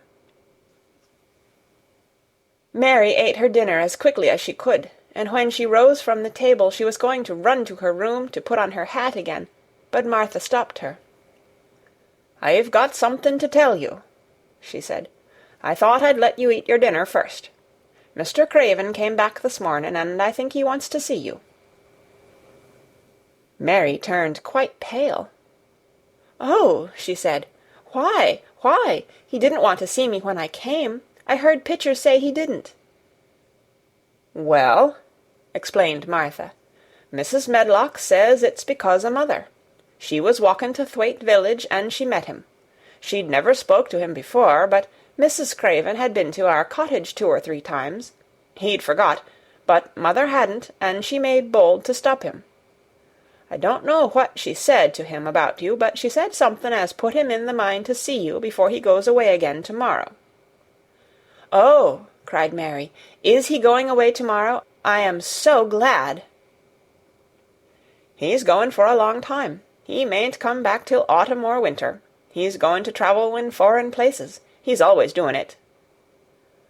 "Oh, I'm so glad, said Mary thankfully. If he did not come back until winter, or even autumn, there would be time to watch the secret garden come alive. Even if he found out then and took it away from her, she would have had that much, at least. "When do you think he will want to see—" She did not finish the sentence because the door opened, and Mrs. Medlock walked in. She had on her best black dress and cap, and her collar was fastened with a large brooch with a picture of a man's face on it. It was a coloured photograph of Mr. Medlock, who had died years ago, and she always wore it when she was dressed up. She looked nervous and excited. "Your hair's rough," she said quickly. "Go and brush it. Martha, help her to slip on her best dress. Mr. Craven sent me to bring her to him in his study." All the pink left Mary's cheeks. Her heart began to thump, and she felt herself changing into a stiff, plain, silent child again. She did not even answer Mrs. Medlock, but turned and walked into her bedroom, followed by Martha. She said nothing while her dress was changed, and her hair brushed, and after she was quite tidy, she followed Mrs. Medlock down the corridors in silence. What was there for her to say? She was obliged to go and see Mr. Craven, and he would not like her, and she would not like him. She knew what he would think of her. She was taken to a part of the house she had not been into before. At last Mrs. Medlock knocked at a door, and when some one said, "Come in," they entered the room together. A man was sitting in an armchair before the fire, and Mrs. Medlock spoke to him. "This is Miss Mary, sir," she said. "You can go and leave her here. I will ring for you when I want you to take her away," said Mr. Craven. When she went out and closed the door, Mary could only stand waiting, a plain little thing, twisting her thin hands together. She could see that the man in the chair was not so much a hunchback as a man with high, rather crooked shoulders, and he had black hair streaked with white. He turned his head over his high shoulders and spoke to her. "Come here," he said. Mary went to him. He was not ugly. His face would have been handsome if it had not been so miserable. He looked as if the sight of her worried and fretted him, and as if he did not know what in the world to do with her. "Are you well?" he asked. "Yes," answered Mary. "Do they take good care of you?" "Yes." He rubbed his forehead fretfully as he looked her over. "You are very thin," he said. "I am getting fatter," Mary answered in what she knew was her stiffest way. What an unhappy face he had! His black eyes seemed as if they scarcely saw her, as if they were seeing something else, and he could hardly keep his thoughts upon her. "I forgot you," he said. "How could I remember you? I intended to send you a governess or a nurse or someone of that sort, but I forgot." "Please," began Mary. "Please." And then the lump in her throat choked her. "What do you want to say?" he inquired. I am too big for a nurse," said Mary. "And please, please don't make me have a governess yet." He rubbed his forehead again and stared at her. "That was what the Sowerby woman said," he muttered absent-mindedly. Then Mary gathered a scrap of courage. Is she Martha's mother?" she stammered. "Yes, I think so," he replied. "She knows about children," said Mary. "She has 12. She knows." He seemed to rouse himself. "What do you want to do?" "I want to play out of doors," Mary answered, hoping that her voice did not tremble. "I never liked it in India. It makes me hungry here, and I am getting fatter." He was watching her. "Mrs. Sowerby said it would do you good. Perhaps it will," he said. "She thought you had better get stronger before you had a governess." "It makes me feel strong when I play, and the wind comes over the moor," argued Mary. "Where do you play?" he asked next. "Everywhere," gasped Mary. "Martha's mother sent me a skipping rope. I skip and run, and I look about to see if things are beginning to stick up out of the earth. I don't do any harm." "Don't look so frightened," he said in a worried voice. "You could not do any harm, a child like you. You may do what you like." Mary put her hand up to her throat, because she was afraid he might see the excited lump which she felt jump into it. She came a step nearer to him. "May I?" she said tremulously. Her anxious little face seemed to worry him more than ever. "Don't look so frightened," he exclaimed. "Of course you may. I am your guardian, though I am a poor one for any child. I cannot give you time or attention. I am too ill and wretched and distracted, but I wish you to be happy and comfortable. I don't know anything about children, but Mrs. Medlock is to see that you have all you need. I sent for you today because Mrs. Sowerby said I ought to see you. Her daughter had talked about you. She thought you needed fresh air and freedom and running about." "She knows all about children," Mary said again, in spite of herself. "She ought to," said Mr. Craven. "I thought her rather bold to stop me on the moor, but she said Mrs. Craven had been kind to her." It seemed hard for him to speak his dead wife's name. "She is a respectable woman. Now I have seen you, I think she said sensible things. Play out of doors as much as you like. It's a big place, and you may go where you like, and amuse yourself as you like. Is there anything you want?" As if a sudden thought had struck him. "Do you want toys? Books? Dolls?" "Might I?" quavered Mary. "Might I have a bit of earth?" In her eagerness, she did not realize how queer the words would sound, and that they were not the ones she had meant to say. Mr. Craven looked quite startled. "Earth?" he repeated. "What do you mean?" "To plant seeds in, to make things grow, to see them come alive," Mary faltered.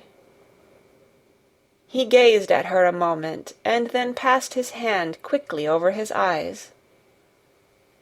"Do you care about gardens so much?" he said slowly. "I didn't know about them in India," said Mary. "I was always ill and tired, and it was too hot. I sometimes made little beds in the sand and stuck flowers in them. But here it is different." Mr. Craven got up and began to walk slowly across the room. "A bit of earth," he said to himself, and Mary thought that somehow she must have reminded him of something. When he stopped and spoke to her, his dark eyes looked almost soft and kind. "You can have as much earth as you want," he said. "You remind me of someone else who loved the earth and things that grow. When you see a bit of earth you want," with something like a smile, "take it, child, and make it come alive." "May I take it from anywhere, if it's not wanted?" "Anywhere," he answered. "There, you must go now. I am tired." He touched the bell to call to Mrs. Medlock. "Good-bye. I shall be away all summer." Mrs. Medlock came so quickly that Mary thought she must have been waiting in the corridor. "Mrs. Medlock," Mr. Craven said to her, "now I have seen the child, I understand what Mrs. Sowerby meant. She must be less delicate before she begins lessons. Give her simple, healthy food. Let her run wild in the garden. Don't look after her too much. She needs liberty and fresh air and romping about. Mrs. Sowerby is to come and see her now and then, and she may sometimes go to the cottage." Mrs. Medlock looked pleased. She was relieved to hear that she need not look after Mary too much. She had felt her a tiresome charge, and had indeed seen as little of her as she dared. In addition to this, she was fond of Martha's mother. "Thank you, sir," she said. "Susan Sowerby and me went to school together, and she's as sensible and good-hearted a woman as you'd find in a day's walk. I never had any children myself, and she's had 12, and there never was healthier or better ones. Miss Mary can get no harm from them. I'd always take Susan Sowerby's advice about children myself. She's what you might call healthy-minded, if you understand me." "I understand," Mr. Craven answered. "Take Miss Mary away now, and send Pitcher to me." When Mrs. Medlock left her at the end of her own corridor, Mary flew back to her room. She found Martha waiting there. Martha had, in fact, hurried back, after she had removed the dinner service. "I can have my garden!" cried Mary. "I may have it where I like. I am not going to have a governess for a long time. Your mother is coming to see me, and I may go to your cottage. He says a little girl like me could not do any harm, and I may do what I like, anywhere." "Eh," said Martha delightedly. "That was nice of him, wasn't it?" "Martha," said Mary solemnly, "he is really a nice man, only his face is so miserable, and his forehead is all drawn together." She ran as quickly as she could to the garden. She had been away so much longer than she had thought she should, and she knew Dickon would have to set out early on his 5-mile walk. When she slipped through the door under the ivy, she saw he was not working where she had left him. The gardening tools were laid together under a tree. She ran to them, looking all round the place, but there was no Dickon to be seen. He had gone away, and the secret garden was empty, except for the robin, who had just flown across the wall, and sat on a standard rose-bush watching her. "He's gone," she said woefully. "Oh, was he only a wood-fairy?" Something white fastened to the standard rose-bush caught her eye. It was a piece of paper. In fact, it was a piece of the letter she had printed for Martha to send to Dickon. It was fastened on the bush with a long thorn, and in a minute she knew Dickon had left it there. There were some roughly printed letters on it, and a sort of picture. At first she could not tell what it was. Then she saw it was meant for a nest, with a bird sitting on it. Underneath were the printed letters, and they said, "I will come back." Chapter 13. I Am Colin. Mary took the picture back to the house when she went to her supper, and she showed it to Martha. "Eh," said Martha with great pride, "I never knew our Dickon was as clever as that. That there's a picture of a Missel thrush on her nest, as large as life, and twice as natural." Then Mary knew Dickon had meant the picture to be a message. He had meant that she might be sure he would keep her secret. Her garden was her nest, and she was like a Missel thrush. Oh, how she did like that queer, common boy!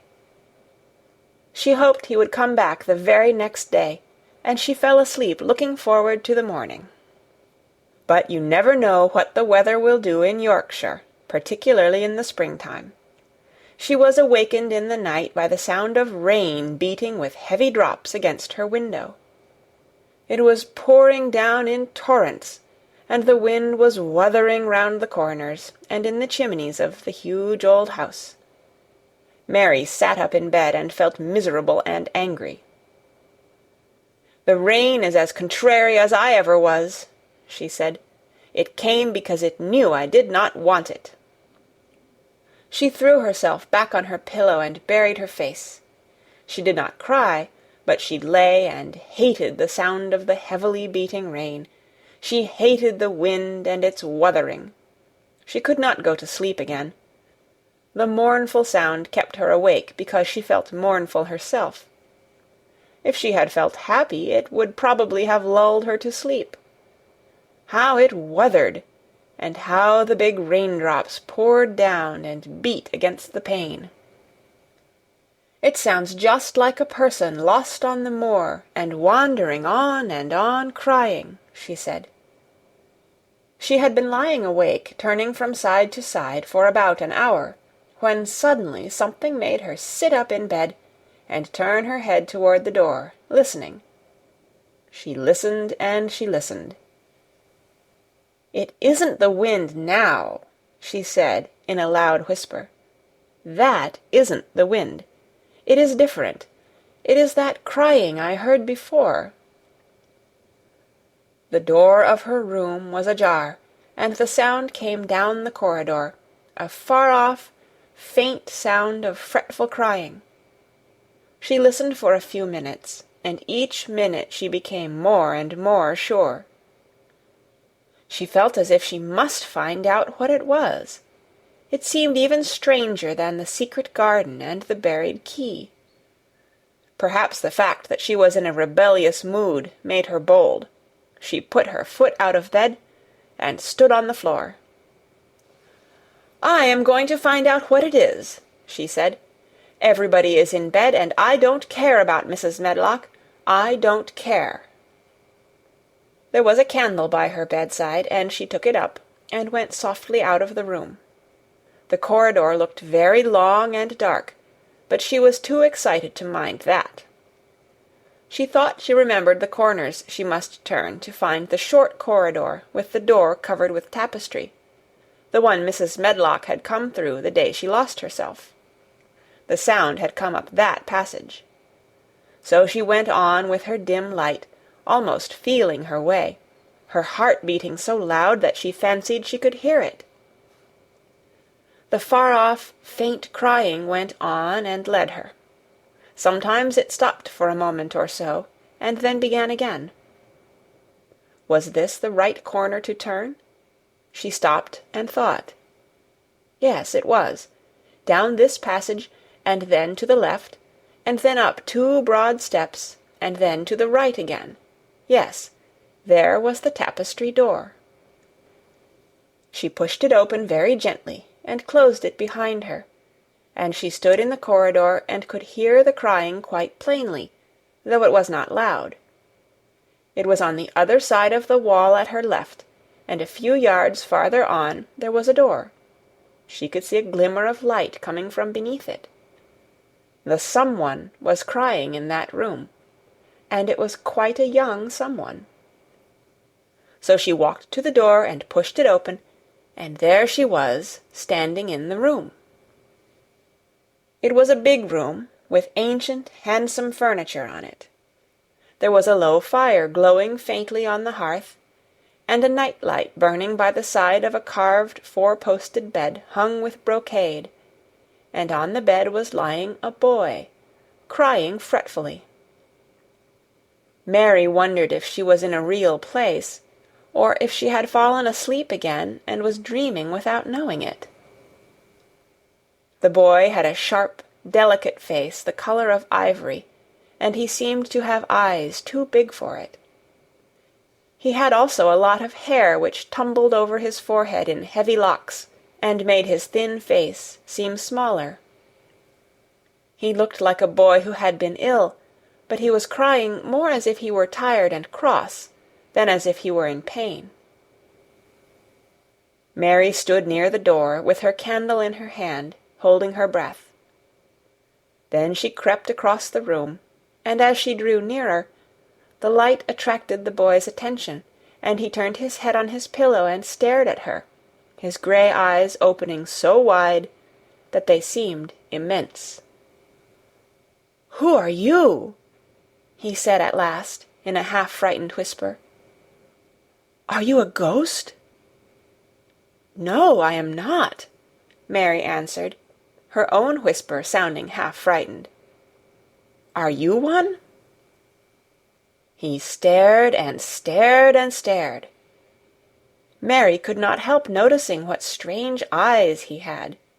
They were agate grey, and they looked too big for his face, because they had black lashes all round them. "No," he replied, after waiting a moment or so. "I am Colin." "Who is Colin?" she faltered. "I am Colin Craven. Who are you?"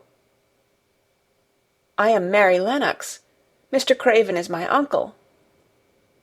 "He is my father," said the boy. "Your father?" gasped Mary. "No one ever told me he had a boy. Why didn't they?"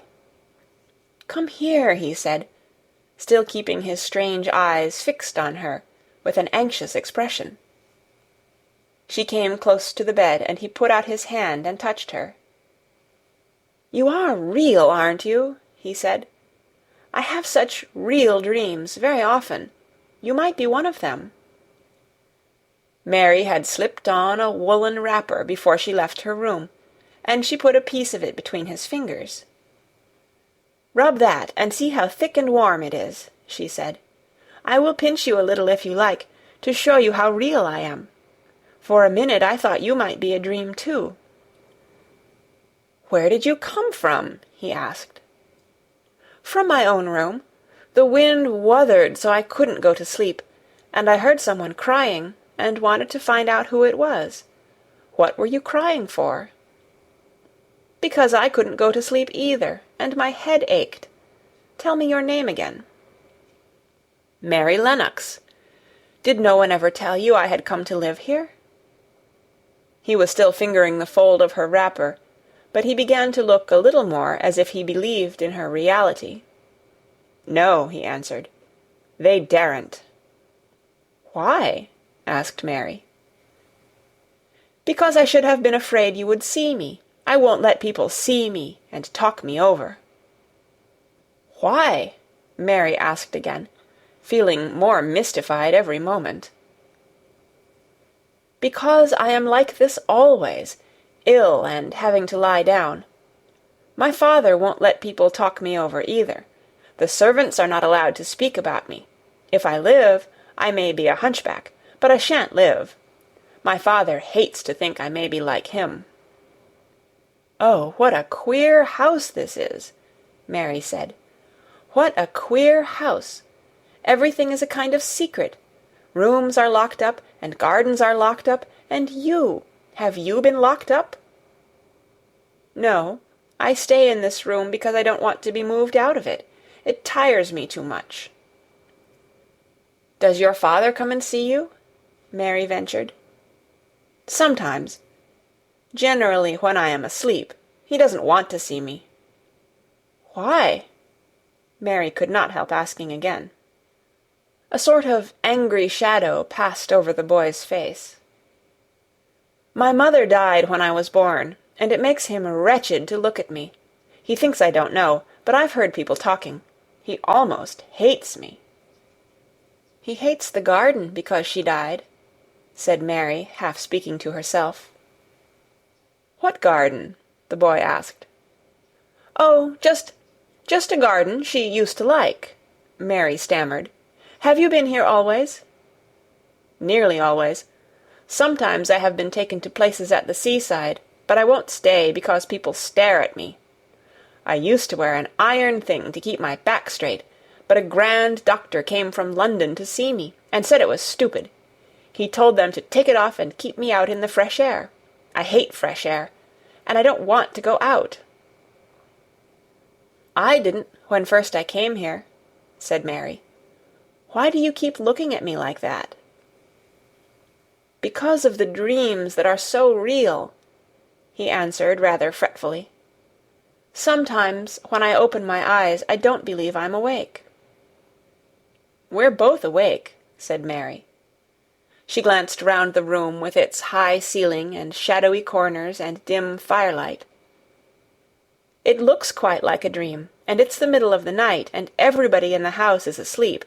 Everybody but us. We are wide awake." "I don't want it to be a dream," the boy said restlessly. Mary thought of something all at once. "If you don't like people to see you," she began, "do you want me to go away?" He still held the fold of her wrapper, and he gave it a little pull. "No," he said. "I should be sure you were a dream if you went. If you are real, sit down on that big footstool and talk. I want to hear about you."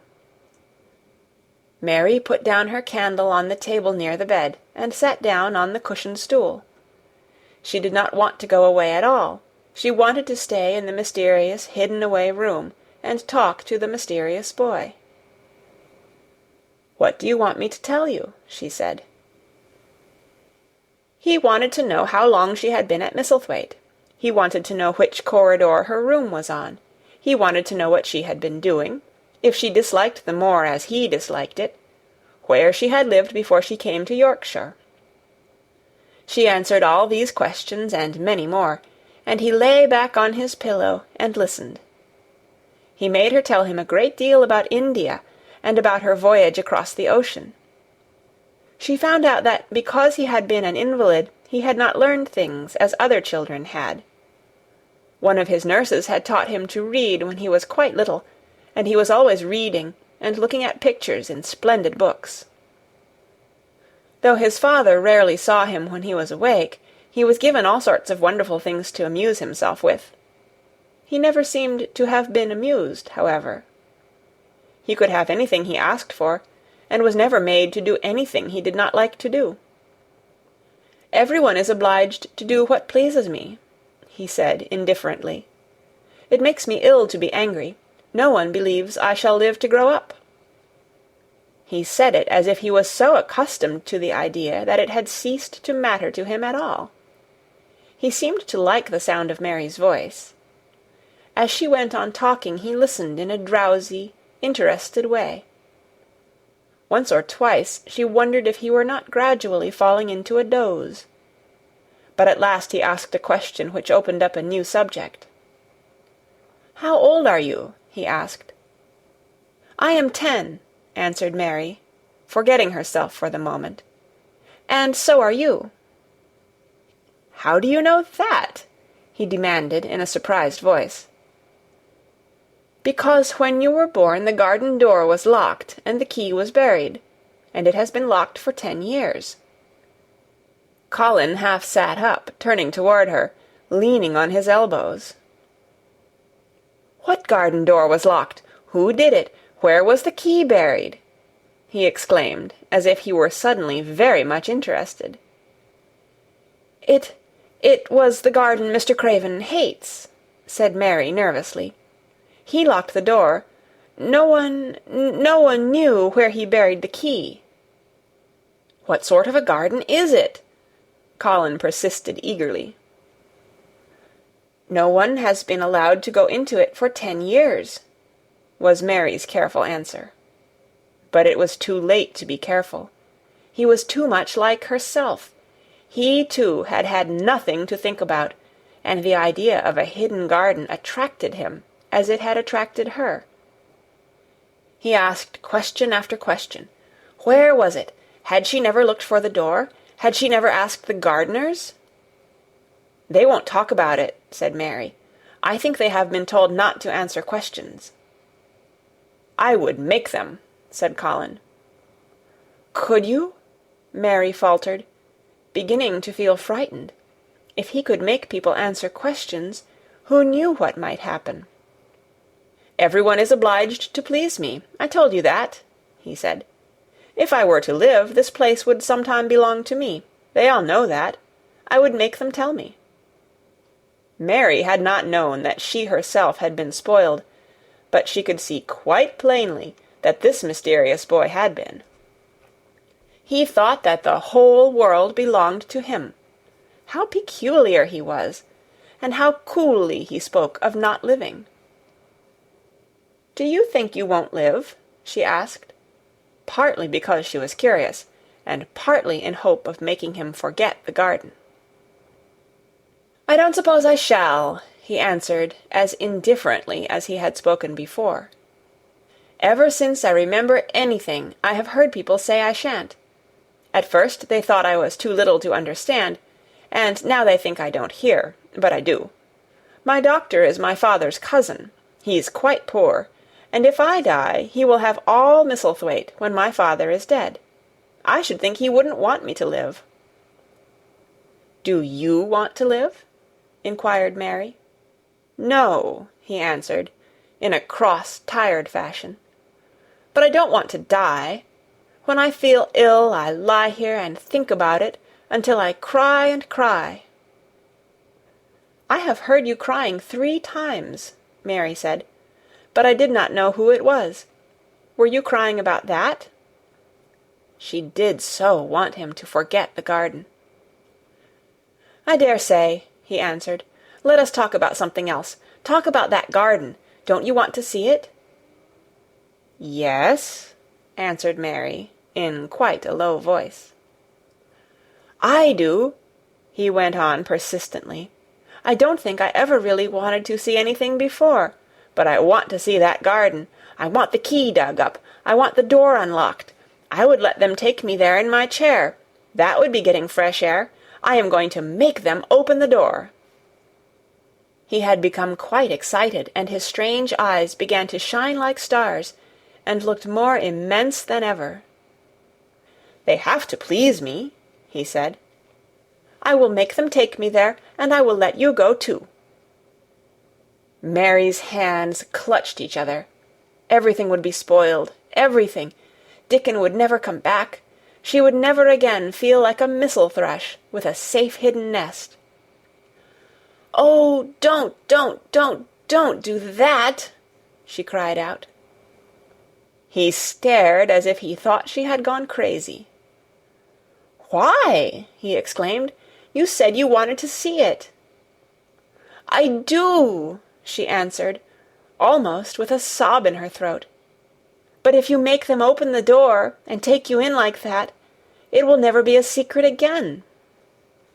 He leaned still farther forward. "A secret?" he said. "What do you mean? Tell me." Mary's words almost tumbled over one another. You see," she panted, "if no one knows but ourselves, if there was a door hidden somewhere under the ivy, if there was, and we could find it, and if we could slip through it together and shut it behind us, and no one knew anyone was inside, and we called it our garden, and pretended that we were missel thrushes, and it was our nest, and if we played there almost every day, and dug and planted seeds, and made it all come alive—" "Is it dead?" he interrupted her. "It soon will be if no one cares for it," she went on. "The bulbs will live, but the roses—" He stopped her again, as excited as she was herself. "What are bulbs?" he put in quickly. "They are daffodils and lilies and snowdrops. They are working in the earth now, pushing up pale green points, because the spring is coming." "Is the spring coming?" he said. "What is it like? You don't see it in rooms, if you are ill." "It is the sun shining on the rain, and the rain falling on the sunshine, and things pushing up and working under the earth," said Mary. "If the garden was a secret, and we could get into it, we could watch the things grow bigger every day, and see how many roses are alive. Don't you see? Oh, don't you see how much nicer it would be if it was a secret?" He dropped back on his pillow and lay there with an odd expression on his face. "I never had a secret," he said, "except that one about not living to grow up. They don't know I know that, so it is a sort of secret, but I like this kind better." "If you won't make them take you to the garden," pleaded Mary, "I feel almost sure I can find out how to get in sometime, and then, if the doctor wants you to go out in your chair, and if you can always do what you want to do, perhaps we might find some boy who would push you, and we could go alone, and it would always be a secret garden." "I should like that," he said very slowly, his eyes looking dreamy. "I should like that. I should not mind fresh air in a secret garden." Mary began to recover her breath and feel safer, because the idea of keeping the secret seemed to please him. She felt almost sure that if she kept on talking, and could make him see the garden in his mind as she had seen it, he would like it so much that he could not bear to think that everybody might tramp into it when they chose. "I'll tell you what I think it would be like if we could go into it," she said. "It has been shut up so long, things have grown into a tangle, perhaps." He lay quite still and listened, while she went on talking about the roses which might have clambered from tree to tree and hung down, about the many birds which might have built their nests there because it was so safe. And then she told him about the robin and Ben Weatherstaff, and there was so much to tell about the robin, and it was so easy and safe to talk about it, that she ceased to be afraid. The robin pleased him so much that he smiled until he looked almost beautiful, and at first Mary had thought that he was even plainer than herself, with his big eyes and heavy locks of hair. "I did not know birds could be like that," he said. "But if you stay in a room, you never see things. What a lot of things you know! I feel as if you had been inside that garden." She did not know what to say, so she did not say anything. He evidently did not expect an answer, and the next moment he gave her a surprise. "I am going to let you look at something," he said. "Do you see that rose-colored silk curtain hanging on the wall over the mantelpiece?" Mary had not noticed it before, but she looked up and saw it. It was a curtain of soft silk, hanging over what seemed to be some picture. "Yes," she answered. "There is a cord hanging from it," said Colin. "Go and pull it." Mary got up, much mystified, and found the cord. When she pulled it, the silk curtain ran back on rings, and when it ran back it uncovered a picture. It was the picture of a girl with a laughing face. She had bright hair tied up with a blue ribbon, and her gay, lovely eyes were exactly like Colin's unhappy ones, agate grey, and looking twice as big as they really were because of the black lashes all round them. "She is my mother," said Colin complainingly. "I don't see why she died. Sometimes I hate her for doing it." "How queer," said Mary. "If she had lived, I believe I should not have been ill always," he grumbled. "I dare say I should have lived too, and my father would not have hated to look at me. I dare say I should have had a strong back. Draw the curtain again." Mary did as she was told, and returned to her footstool. "She is much prettier than you," she said, "but her eyes are just like yours. At least they are the same shape and color. Why is the curtain drawn over her?" He moved uncomfortably. "I made them do it," he said. "Sometimes I don't like to see her looking at me. She smiles too much when I am ill and miserable. Besides, she is mine, and I don't want everyone to see her." There were a few moments of silence, and then Mary spoke. "What would Mrs. Medlock do if she found out that I had been here?" she inquired. "She would do as I told her to do," he answered. "And I should tell her that I wanted you to come here and talk to me every day. I am glad you came." "So am I," said Mary. "I will come as often as I can, but—" She hesitated. "I shall have to look every day for the garden door." "Yes, you must," said Colin, "and you can tell me about it afterward." He lay thinking a few minutes, as he had done before, and then he spoke again. "I think you shall be a secret too," he said. "I will not tell them until they find out. I can always send the nurse out of the room and say that I want to be by myself. Do you know Martha?" "Yes, I know her very well," said Mary. "She waits on me." He nodded his head toward the outer corridor. "She is the one who is asleep in the other room.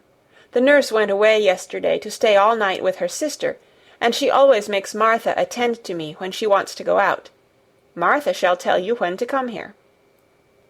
Then Mary understood Martha's troubled look when she had asked questions about the crying. "Martha knew about you all the time?" she said. "Yes, she often attends to me. The nurse likes to get away from me, and then Martha comes." "I have been here a long time," said Mary. "Shall I go away now? Your eyes look sleepy." "I wish I could go to sleep before you leave me," he said, rather shyly. "Shut your eyes," said Mary, drawing her footstool closer, "and I will do what my ayah used to do in India. I will pat your hand and stroke it, and sing something quite low." "I should like that, perhaps," he said drowsily.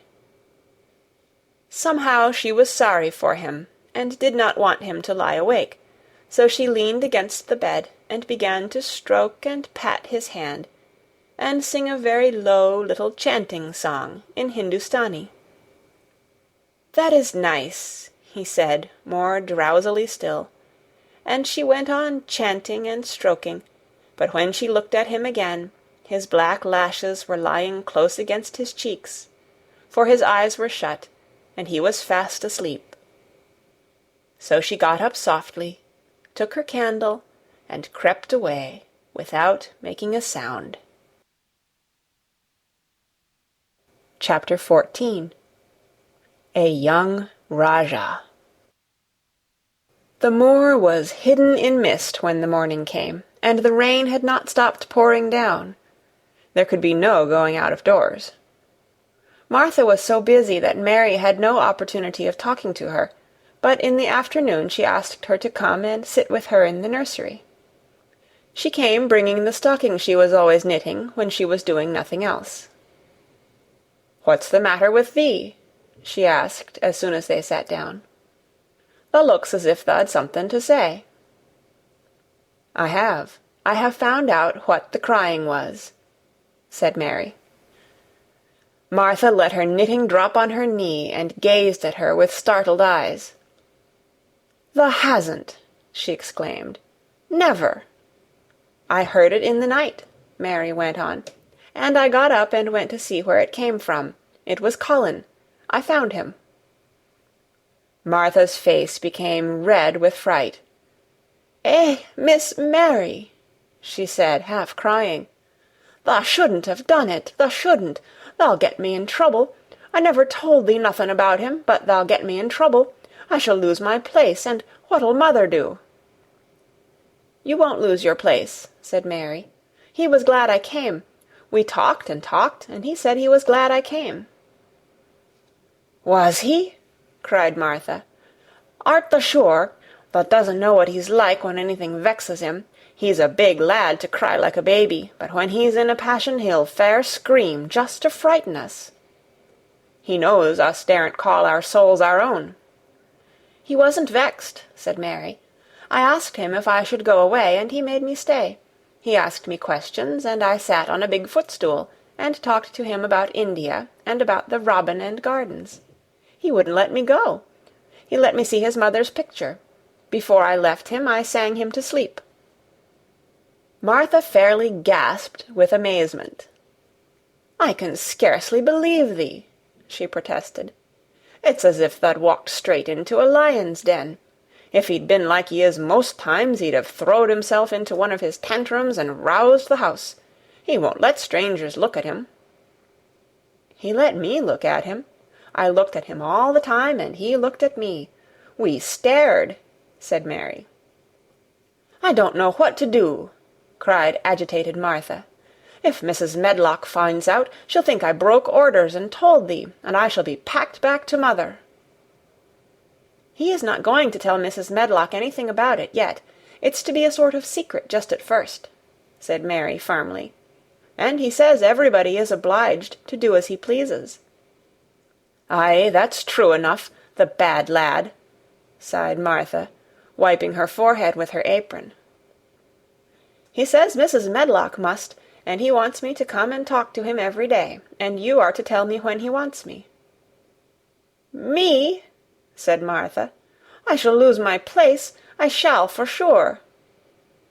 "You can't if you are doing what he wants you to do, and everybody is ordered to obey him," Mary argued. "Does thou mean to say," cried Martha with wide-open eyes, "that he was nice to thee?" "I think he almost liked me," Mary answered. "Then thou must have bewitched him," decided Martha, drawing a long breath. "Do you mean magic?" inquired Mary. "I've heard about magic in India, but I can't make it. I just went into his room, and I was so surprised to see him I stood and stared. And then he turned round and stared at me, and he thought I was a ghost or a dream, and I thought perhaps he was. And it was so queer being there alone together in the middle of the night and not knowing about each other. And we began to ask each other questions. And when I asked him if I must go away, he said I must not." "The world's comin' to an end," gasped Martha. "What is the matter with him?" asked Mary. "Nobody knows for sure and certain," said Martha. "Mr. Craven went off his head like when he was born. The doctors thought he'd have to be put in asylum. It was because Mrs. Craven died, like I told you. He wouldn't set eyes on the baby. He just raved and said it'd be another hunchback like him, and it'd better die." "Is Colin a hunchback?" Mary asked. "He didn't look like one." "He isn't yet," said Martha, "but he began all wrong. Mother said that there was enough trouble and raging in the house to set any child wrong. They was afraid his back was weak, and they've always been taking care of it, keeping him lying down and not letting him walk. Once they made him wear a brace, but he fretted so he was downright ill. Then a big doctor came to see him and made them take it off. He talked to the other doctor quite rough, in a polite way. He said there'd been too much medicine and too much letting him have his own way." "I think he's a very spoiled boy," said Mary. "He's the worst young nowt as ever was," said Martha. "I won't say as he hasn't been ill a good bit. He's had coughs and colds that's nearly killed him 2 or 3 times. Once he had rheumatic fever, and once he had typhoid. Mrs. Smedlock did get a fright then. He'd been out of his head, and she was talking to the nurse, thinking he didn't know nothing, and she said, 'He'll die this time sure enough, and best thing for him and for everybody.' And she looked at him, and there he was with his big eyes open, staring at her as sensible as she was herself. She didn't know what happened, but he just stared at her and says, 'You give me some water and stop talking.'" "Do you think he will die?" asked Mary. "Mother says there's no reason why any child should live that gets no fresh air and doesn't do nothing but lie on his back and read picture books and take medicine. He's weak and hates the trouble of being taken out of doors, and he gets cold so easy he says it makes him ill." Mary sat and looked at the fire. "I wonder," she said slowly, "if it would not do him good to go out into a garden and watch things growing. It did me good." "One of the worst fits he ever had," said Martha, "was one time they took him out where the roses is by the fountain. He'd been reading in a paper about people getting something he called rose cold, and he began to sneeze and said he'd got it, and then a new gardener as didn't know the rules passed by and looked at him curious. He threw himself into a passion and said he'd looked at him because he was going to be a hunchback. He cried himself into a fever and was ill all night." "If he ever gets angry at me, I'll never go and see him again," said Mary. "He'll have thee if he wants thee," said Martha. "Thou may as well know that at the start." Very soon afterward a bell rang, and she rolled up her knitting. "I dare say the nurse wants me to stay with him a bit," she said. "I hope he's in a good temper." She was out of the room about 10 minutes, and then she came back with a puzzled expression. "Well, thou has bewitched him," she said. "He's up on his sofa with his picture books. He's told the nurse to stay away until 6 o'clock. I'm to wait in the next room. The minute she was gone, he called me to him and says, 'I want Mary Lennox to come and talk to me, and remember you're not to tell anyone. You better go as quick as you can.'" Mary was quite willing to go quickly. She did not want to see Colin as much as she wanted to see Dickon, but she wanted to see him very much. There was a bright fire on the hearth when she entered his room, and in the daylight she saw it was a very beautiful room indeed. There were rich colors in the rugs and hangings, and pictures and books on the walls which made it look glowing and comfortable even in spite of the grey sky and falling rain. Colin looked rather like a picture himself. He was wrapped in a velvet dressing-gown, and sat against a big brocaded cushion.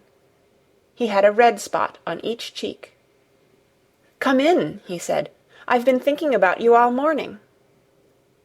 "I've been thinking about you, too," answered Mary. "You don't know how frightened Martha is. She says Mrs. Medlock will think she told me about you, and then she will be sent away." He frowned.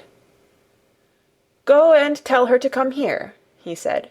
"She is in the next room." Mary went and brought her back. Poor Martha was shaking in her shoes. Colin was still frowning. "Have you to do what I please, or have you not?" he demanded. "I have to do what you please, sir," Martha faltered, turning quite red. "Has Medlock to do what I please?" "Everybody has, sir," said Martha. "Well, then, if I order you to bring Miss Mary to me, how can Medlock send you away if she finds it out?" "Please don't let her, sir," pleaded Martha.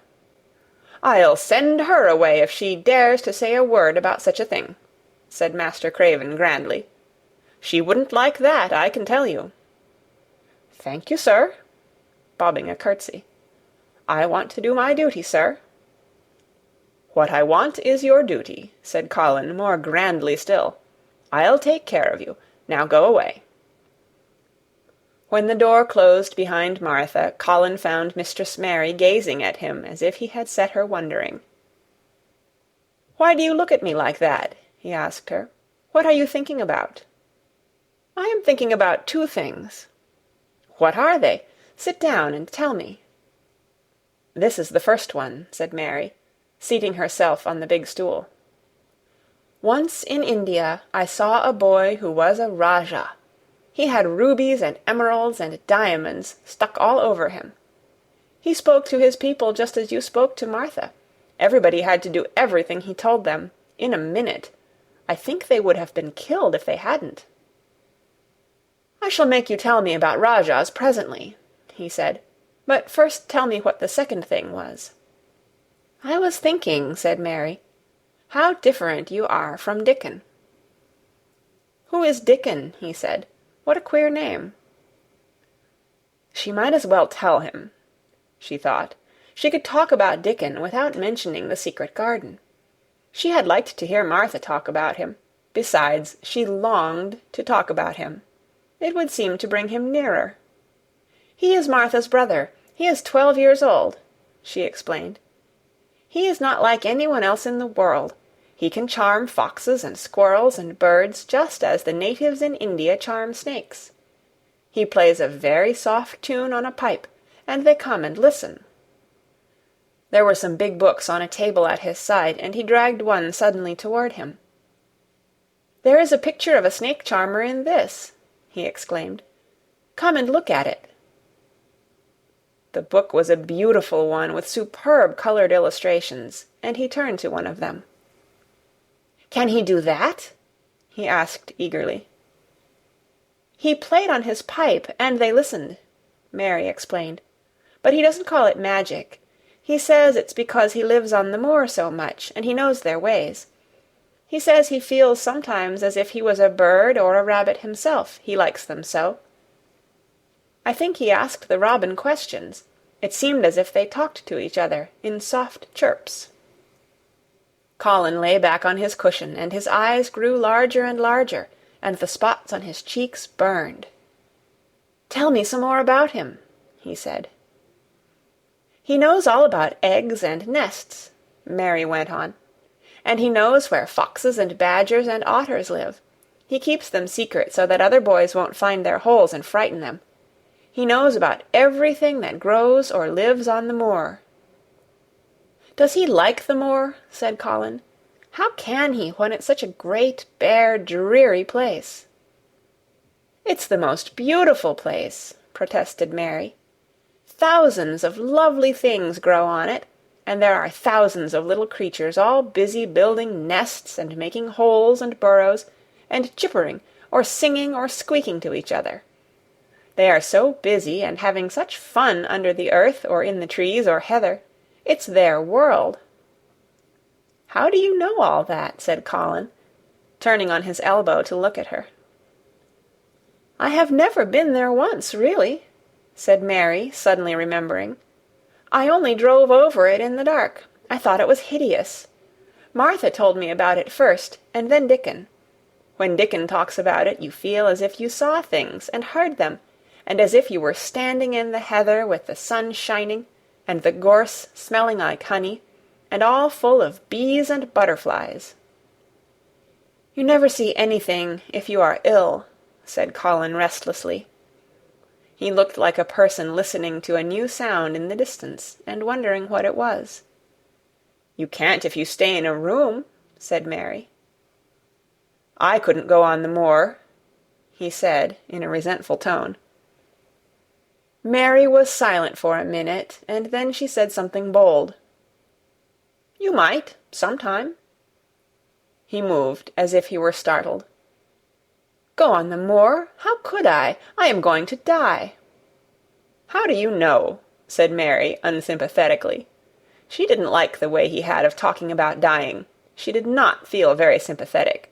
She felt rather as if he almost boasted about it. "Oh, I've heard it ever since I remember," he answered crossly. "They are always whispering about it and thinking I don't notice. They wish I would, too." Mistress Mary felt quite contrary. She pinched her lips together. "If they wished I would," she said, "I wouldn't. Who wishes you would?" "The servants, and of course Dr. Craven, because he would get Misselthwaite and be rich instead of poor. He daren't say so, but he always looks cheerful when I am worse. When I had typhoid fever his face got quite fat. I think my father wishes it too." "I don't believe he does," said Mary quite obstinately. That made Colin turn and look at her again. "Don't you?" he said. And then he lay back on his cushion and was still, as if he were thinking. And there was quite a long silence. Perhaps they were both of them thinking strange things children do not usually think. "I like the grand doctor from London, because he made them take the iron thing off," said Mary at last. "Did he say you were going to die?" "No." "What did he say?" "He didn't whisper," Colin answered. "Perhaps he knew I hated whispering. I heard him say one thing quite aloud. He said, 'The lad might live if he would make up his mind to it. Put him in the humour.' It sounded as if he was in a temper." "I'll tell you who would put you in the humour, perhaps," said Mary, reflecting. She felt as if she would like this thing to be settled one way or the other. "I believe Dickon would. He's always talking about live things. He never talks about dead things or things that are ill. He's always looking up in the sky to watch birds flying, or looking down at the earth to see something growing. He has such round blue eyes, and they are so wide open with looking about. And he laughs such a big laugh with his wide mouth, and his cheeks are as red as cherries." She pulled her stool nearer to the sofa, and her expression quite changed at the remembrance of the wide curving mouth and wide open eyes. "See here," she said, "don't let us talk about dying. I don't like it. Let us talk about living. Let us talk and talk about Dickon, and then we will look at your pictures." It was the best thing she could have said. To talk about Dickon meant to talk about the moor, and about the cottage and the 14 people who lived in it on 16 shillings a week, and the children who got fat on the moor grass like the wild ponies, and about Dickon's mother, and the skipping rope, and the moor with the sun on it, and about pale green points sticking up out of the black sod. And it was all so alive that Mary talked more than she had ever talked before, and Colin both talked and listened as he had never done either before. And they both began to laugh over nothings, as children will when they are happy together.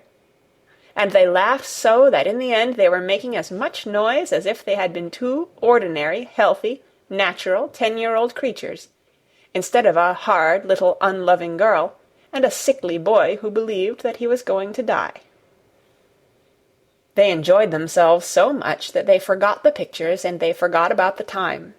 They had been laughing quite loudly over Ben Weatherstaff and his robin, and Colin was actually sitting up as if he had forgotten about his weak back, when he suddenly remembered something. "Do you know, there is one thing we have never once thought of," he said. "We are cousins." It seemed so queer that they had talked so much and never remembered this simple thing that they laughed more than ever, because they had got into the humour to laugh at anything. And in the midst of the fun the door opened, and in walked Dr. Craven and Mrs. Medlock. Dr. Craven started in actual alarm, and Mrs. Medlock almost fell back because he had accidentally bumped against her. "Good Lord!" exclaimed poor Mrs. Medlock, with her eyes almost starting out of her head. "Good Lord!" "What is this?" said Dr. Craven, coming forward. "What does it mean?" Then Mary was reminded of the boy Rajah again. Colin answered as if neither the doctor's alarm nor Mrs. Medlock's terror were of the slightest consequence. He was as little disturbed or frightened as if an elderly cat and dog had walked into the room. "This is my cousin, Mary Lennox," he said. "I asked her to come and talk to me. I like her. She must come and talk to me whenever I send for her." Dr. Craven turned reproachfully to Mrs. Medlock. "Oh, sir," she panted, "I don't know how it's happened. There's not a servant on the place that dare to talk. They all have their orders." "Nobody told her anything," said Colin. "She heard me crying and found me herself. I am glad she came. Don't be silly, Medlock." Mary saw that Dr. Craven did not look pleased, but it was quite plain that he dare not oppose his patient. He sat down by Colin and felt his pulse. "I am afraid there has been too much excitement. Excitement is not good for you, my boy," he said. "I should be excited if she kept away," answered Colin, his eyes beginning to look dangerously sparkling. "I am better. She makes me better. The nurse must bring up her tea with mine. We will have tea together." Mrs. Medlock and Dr. Craven looked at each other in a troubled way, but there was evidently nothing to be done. "He does look rather better, sir," ventured Mrs. Medlock. "But," thinking the matter over, "he looked better this morning before she came into the room." "She came into the room last night. She stayed with me a long time. She sang a Hindustani song to me, and it made me go to sleep," said Colin. "I was better when I wakened up. I wanted my breakfast. I want my tea now. Tell Nurse, Medlock." Dr. Craven did not stay very long. He talked to the nurse for a few minutes when she came into the room, and said a few words of warning to Colin. He must not talk too much. He must not forget that he was ill. He must not forget that he was very easily tired. Mary thought that there seemed to be a number of uncomfortable things he was not to forget.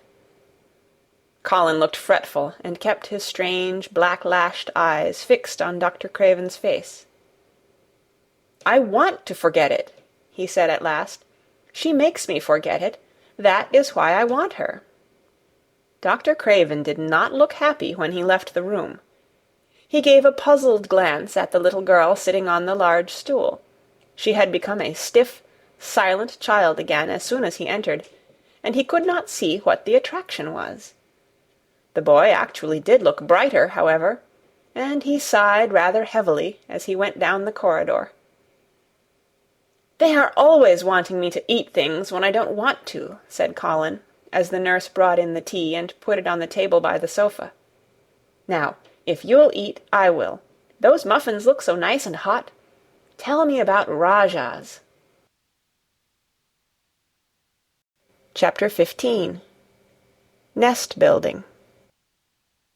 After another week of rain, the high arch of blue sky appeared again, and the sun which poured down was quite hot.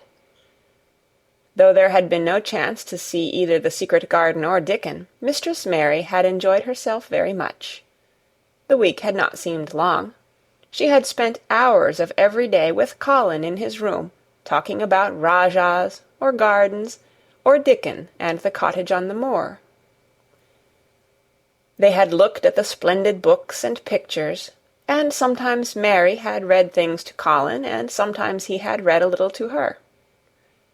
When he was amused and interested, she thought he scarcely looked like an invalid at all, except that his face was so colourless, and he was always on the sofa.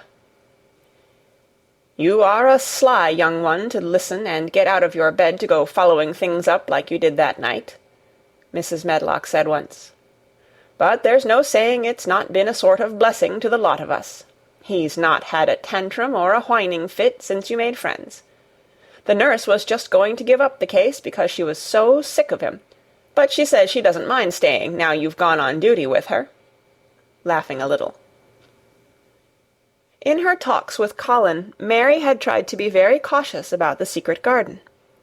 There were certain things she wanted to find out from him, but she felt that she must find them out without asking him direct questions. In the first place, as she began to like to be with him, she wanted to discover whether he was the kind of boy you could tell a secret to. He was not in the least like Dickon, but he was evidently so pleased with the idea of a garden no one knew anything about that she thought perhaps he could be trusted. But she had not known him long enough to be sure. The second thing she wanted to find out was this: if he could be trusted, if he really could, wouldn't it be possible to take him to the garden without having anyone find it out? The grand doctor had said that he must have fresh air, and Colin had said that he would not mind fresh air in a secret garden. Perhaps if he had a great deal of fresh air, and knew Dickon and the robin, and saw things growing, he might not think so much about dying. Mary had seen herself in the glass sometimes lately when she had realized that she looked quite a different creature from the child she had seen when she arrived from India. This child looked nicer. Even Martha had seen a change in her. "The air from the moor has done thee good already," she had said. "Thou'rt not nigh so yeller, and thou'rt not nigh so scrawny. Even the hair doesn't slamp down on the head so flat. It's got some life in it, so as it sticks out a bit."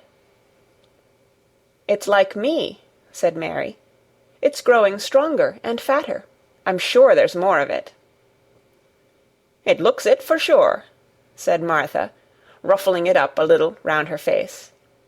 "Thou'rt not half so ugly when it's that way, and there's a bit of red in the cheeks." If gardens and fresh air had been good for her, perhaps they would be good for Colin. But then, if he hated people to look at him, perhaps he would not like to see Dickon. "Why does it make you angry when you are looked at?" she inquired one day. "I always hated it," he answered, "even when I was very little. Then when they took me to the seaside, and I used to lie in my carriage, everybody used to stare, and ladies would stop and talk to my nurse, and then they would begin to whisper, and I knew then they were saying I shouldn't live to grow up. Then sometimes the ladies would pat my cheeks and say, 'Poor child.' Once when a lady did that, I screamed out loud and bit her hand. She was so frightened she ran away." "She thought you had gone mad like a dog," said Mary, not at all admiringly. "I don't care what she thought," said Colin, frowning. "I wonder why you didn't scream and bite me when I came into your room," said Mary. Then she began to smile slowly. "I thought you were a ghost or a dream," he said. "You can't bite a ghost or a dream, and if you scream, they don't care." "Would you hate it if a boy looked at you?" Mary asked uncertainly. He lay back on his cushion and paused thoughtfully. "There's one boy," he said quite slowly, as if he were thinking over every word. "There's one boy I believe I shouldn't mind. It's that boy who knows where the foxes live. Dickon." "I'm sure you wouldn't mind him," said Mary. "The birds don't, and other animals," he said, still thinking it over. "Perhaps that's why I shouldn't.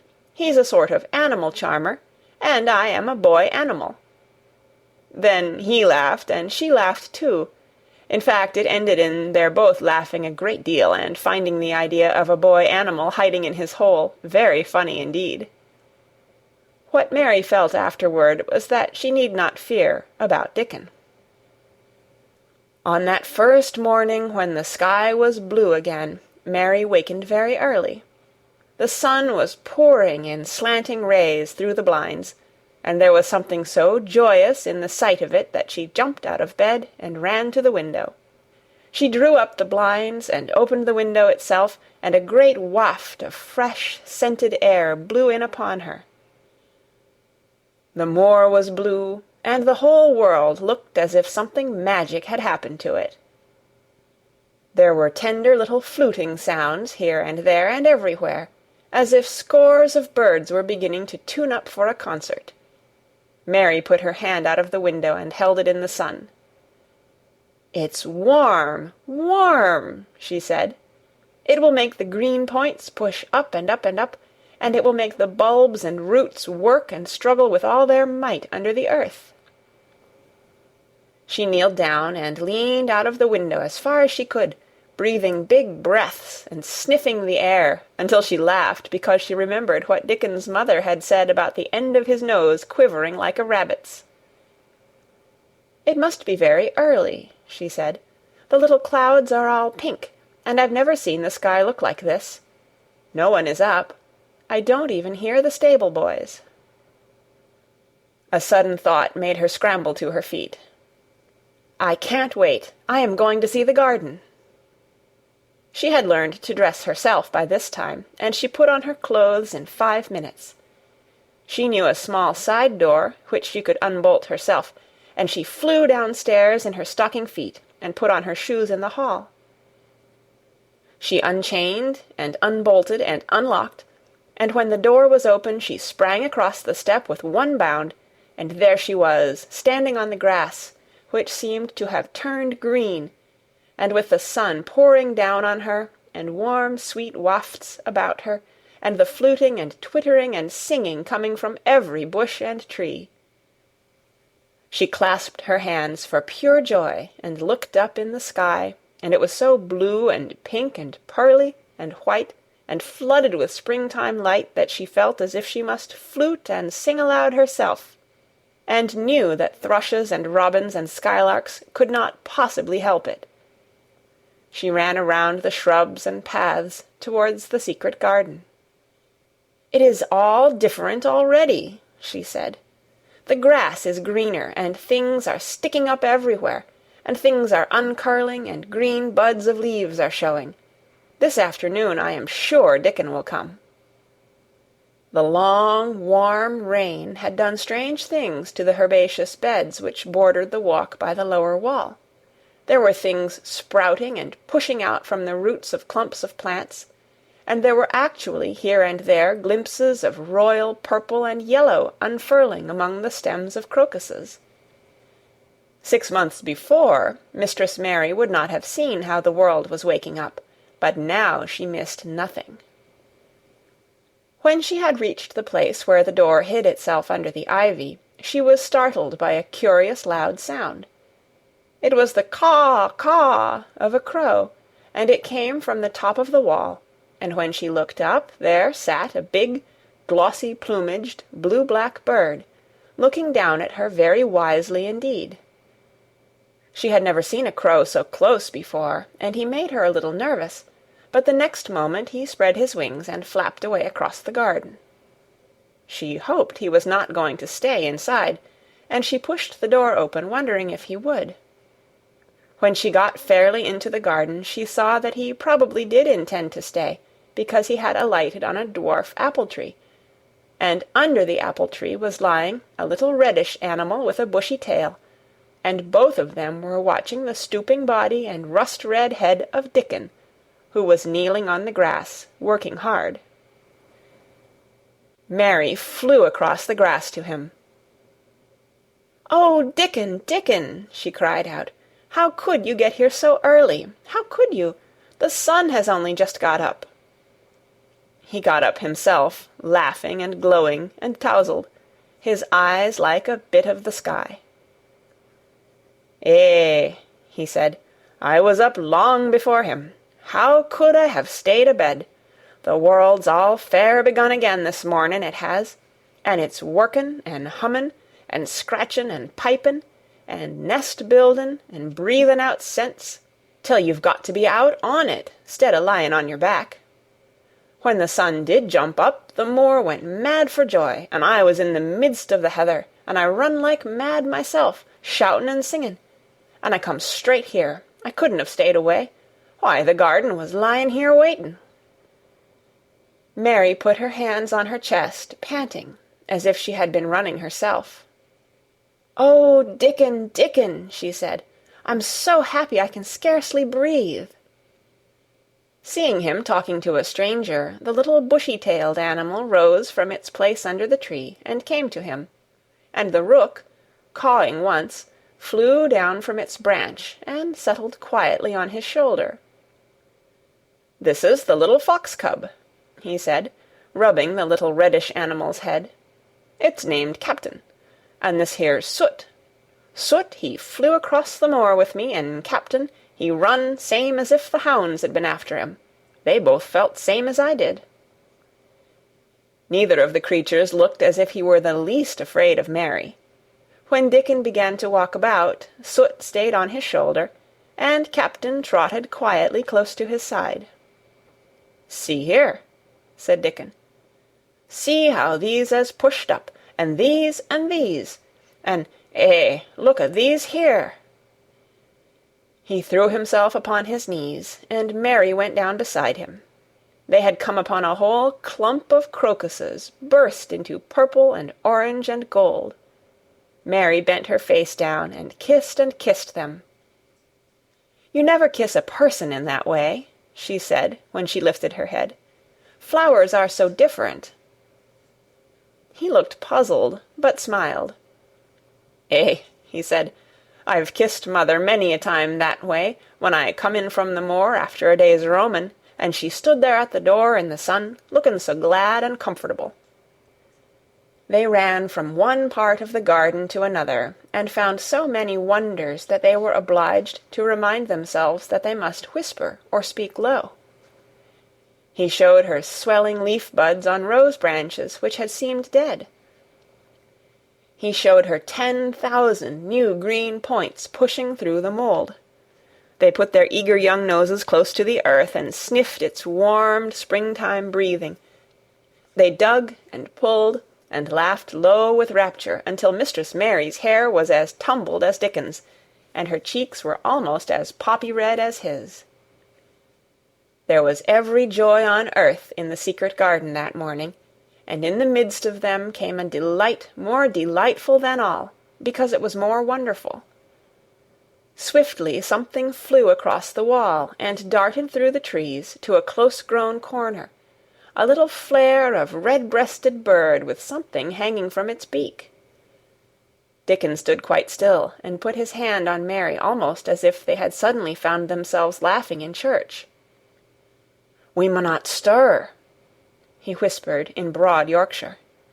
"We munnot scarce breathe. I knowed he was mate-hunting when I seed him last. It's Ben Weatherstaff's robin. He's building his nest. He'll stay here, if us don't fright him." They settled down softly upon the grass and sat there without moving. "Us mustn't seem as if us was watching him too close," said Dickon. "He'd be out with us for good if he got the notion us was interfering now. He'll be a good bit different till all this is over. He's setting up housekeeping. He'll be shyer and readier to take things ill. He's got no time for visitin' and gossiping. Us must keep still a bit, and try to look as if us was grass and trees and bushes. Then when he's got used to seeing us, I'll chirp a bit, and he'll know us'll not be in his way." Mistress Mary was not at all sure that she knew, as Dickon seemed to, how to try to look like grass and trees and bushes. But he had said the queer thing as if it were the simplest and most natural thing in the world, and she felt it must be quite easy to him, and indeed she watched him for a few minutes carefully, wondering if it was possible for him to quietly turn green and put out branches and leaves. But he only sat wonderfully still, and when he spoke dropped his voice to such a softness that it was curious that she could hear him, but she could. "It's part o' the springtime, this nest-buildin' is," he said. "I warrant it's been going on in the same way every year since the world was begun. They've got their way o' thinking and doing things, and a body had better not meddle. You can lose a friend in springtime easier than any other season, if you're too curious." "If we talk about him, I can't help looking at him," Mary said as softly as possible. "We must talk of something else. There is something I want to tell you." "He'll like it better if us talks o' something else," said Dickon. "What is it thou's got to tell me?" "Well, do you know about Colin?" she whispered. He turned his head to look at her. "What does thou know about him?" he asked. "I've seen him. I have been to talk to him every day this week. He wants me to come. He says I'm making him forget about being ill and dying," answered Mary. Dickon looked actually relieved as soon as the surprise died away from his round face. "I am glad o' that," he exclaimed. "I'm right down glad. It makes me easier. I knowed I must say nothing about him, and I don't like having to hide things." "Don't you like hiding the garden?" said Mary. "I'll never tell about it," he answered. "But I says to mother, 'Mother,' I says, 'I got a secret to keep. It's not a bad un, thou knows that. It's no worse than hiding where a bird's nest is. Thou doesn't mind it, does thou?'" Mary always wanted to hear about mother. "What did she say?" she asked, not at all afraid to hear. Dickon grinned sweet-temperedly. "It was just like her, what she said," he answered. "She give my head a bit of a rub and laughed, and she says, 'Eh, lad, thou can have all the secrets thou likes. I've knowed thee 12 year.'" "How did you know about Colin?" asked Mary.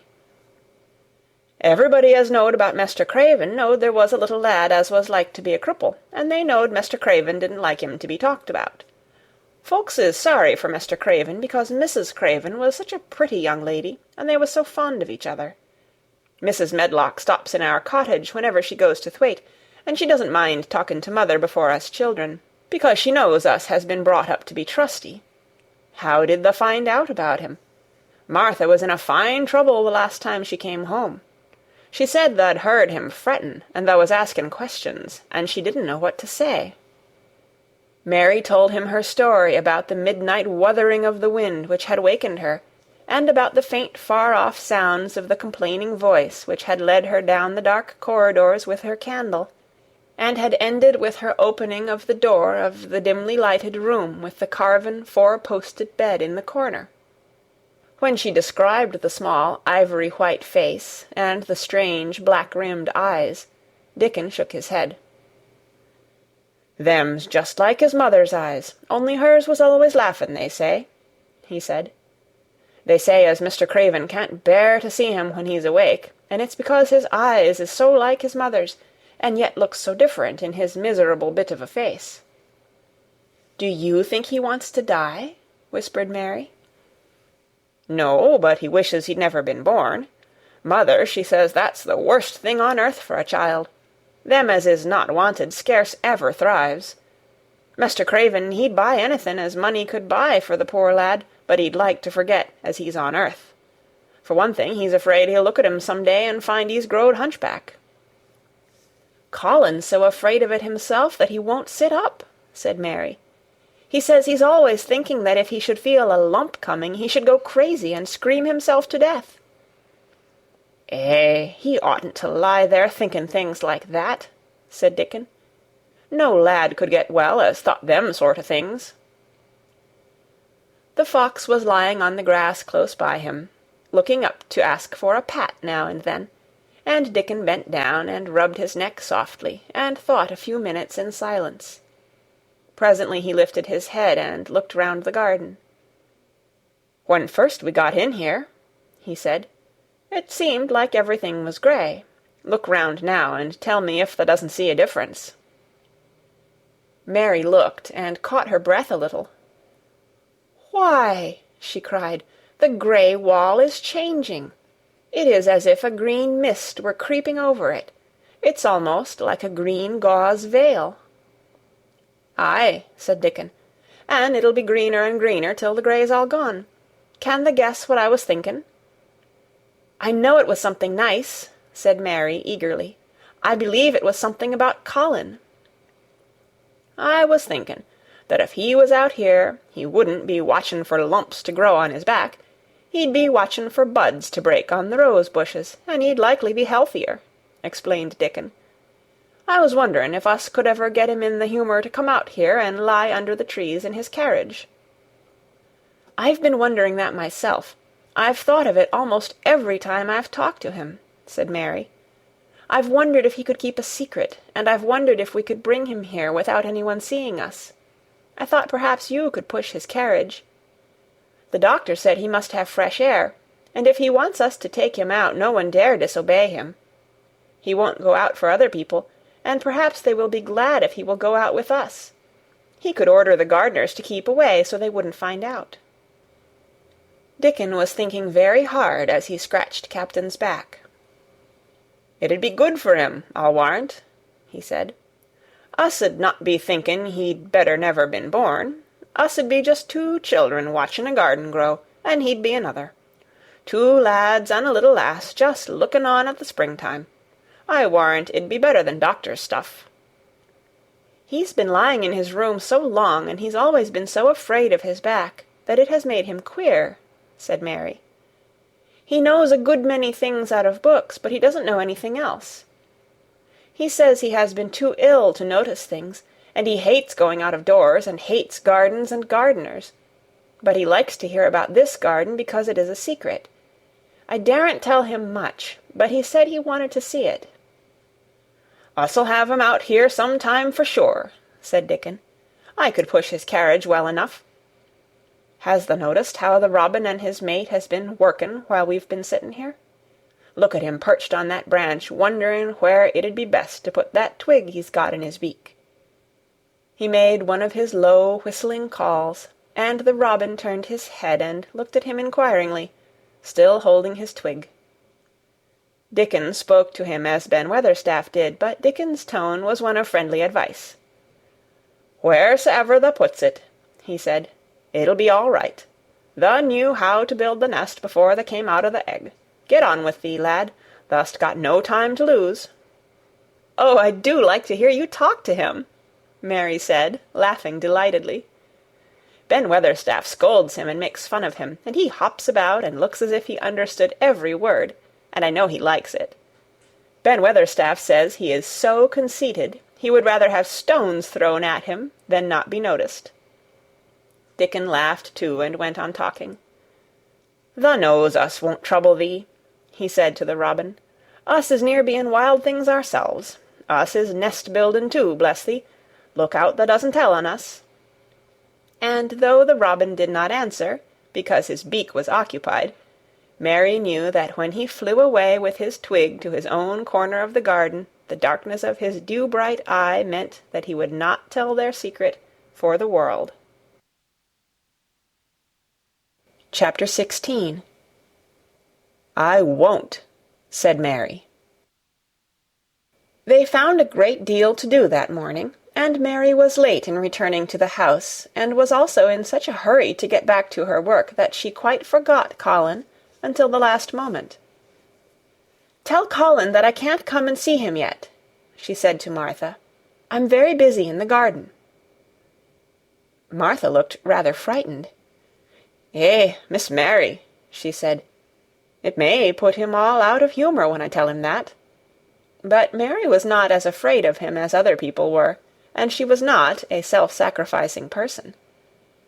"I can't stay," she answered. "Dickon's waiting for me." And she ran away. The afternoon was even lovelier and busier than the morning had been. Already nearly all the weeds were cleared out of the garden, and most of the roses and trees had been pruned or dug about. Dickon had brought a spade of his own, and he had taught Mary to use all her tools, so that by this time it was plain that, though the lovely wild place was not likely to become a gardener's garden, it would be a wilderness of growing things before the springtime was over. "There'll be apple blossoms and cherry blossoms overhead," Dickon said, working away with all his might. "And there'll be peach and plum trees in bloom against the walls, and the grass'll be a carpet o' flowers." The little fox and the rook were as happy and busy as they were, and the robin and his mate flew backward and forward like tiny streaks of lightning. Sometimes the rook flapped his black wings and soared away over the tree-tops in the park. Each time he came back and perched near Dickon, and cawed several times as if he were relating his adventures, and Dickon talked to him just as he had talked to the robin. Once, when Dickon was so busy that he did not answer him at first, Soot flew onto his shoulders and gently tweaked his ear with his large beak. When Mary wanted to rest a little, Dickon sat down with her under a tree, and once he took his pipe out of his pocket, and played the soft, strange little notes, and 2 squirrels appeared on the wall, and looked, and listened. "Thou's a good bit stronger than thou was," Dickon said, looking at her as she was digging. "Thou's beginning to look different, for sure." Mary was glowing with exercise and good spirits. "I'm getting fatter and fatter every day," she said, quite exultantly. "Mrs. Medlock will have to get me some bigger dresses. Martha says my hair is growing thicker. It isn't so flat and stringy." The sun was beginning to set, and sending deep, gold-colored rays slanting under the trees when they parted. "It'll be fine tomorrow," said Dickon. "I'll be at work by sunrise." "So will I," said Mary. She ran back to the house as quickly as her feet would carry her. She wanted to tell Colin about Dickon's fox-cub and the rook, and about what the springtime had been doing. She felt sure he would like to hear.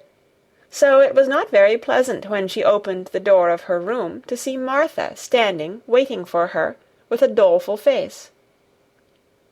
"What is the matter?" she asked. "What did Colin say when you told him I couldn't come?" "Eh," said Martha, "I wish tha'd gone. He was nigh going into one o' his tantrums. There's been a nice to-do all afternoon to keep him quiet. He would watch the clock all the time." Mary's lips pinched themselves together. She was no more used to considering other people than Colin was, and she saw no reason why an ill-tempered boy should interfere with the thing she liked best. She knew nothing about the pitifulness of people who had been ill and nervous, and who did not know that they could control their tempers, and need not make other people ill and nervous too.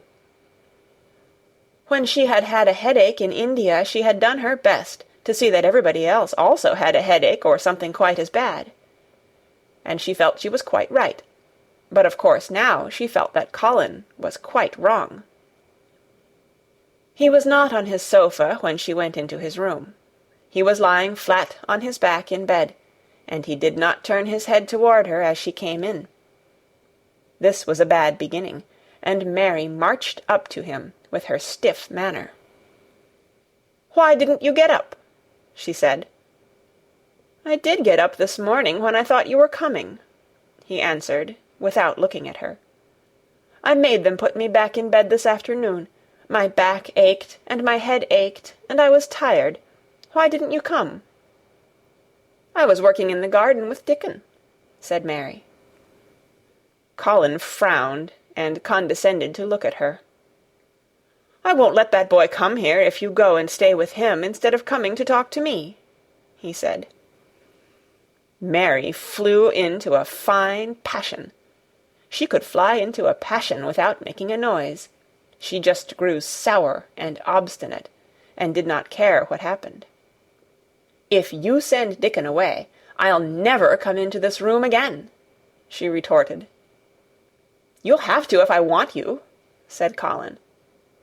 "I won't," said Mary. "I'll make you," said Colin. "They shall drag you in." "Shall they, Mr. Rajah?" said Mary fiercely. "They may drag me in, but they can't make me talk when they get me here. I'll sit and clench my teeth and never tell you one thing. I won't even look at you. I'll stare at the floor." They were a nice, agreeable pair as they glared at each other. If they had been two little street boys, they would have sprung at each other and had a rough-and-tumble fight. As it was, they did the next thing to it. "You are a selfish thing!" cried Colin. "What are you?" said Mary. "Selfish people always say that. Anyone is selfish who doesn't do what they want. You're more selfish than I am. You're the most selfish boy I ever saw." "I'm not," snapped Colin. "I'm not as selfish as your fine Dickon is. He keeps you playing in the dirt when he knows I'm all by myself. He's selfish, if you like." Mary's eyes flashed fire. "He's nicer than any other boy that ever lived," she said. He's like an angel." It might sound rather silly to say that, but she didn't care. "A nice angel!" Colin sneered ferociously. "He's a common cottage boy off the moor."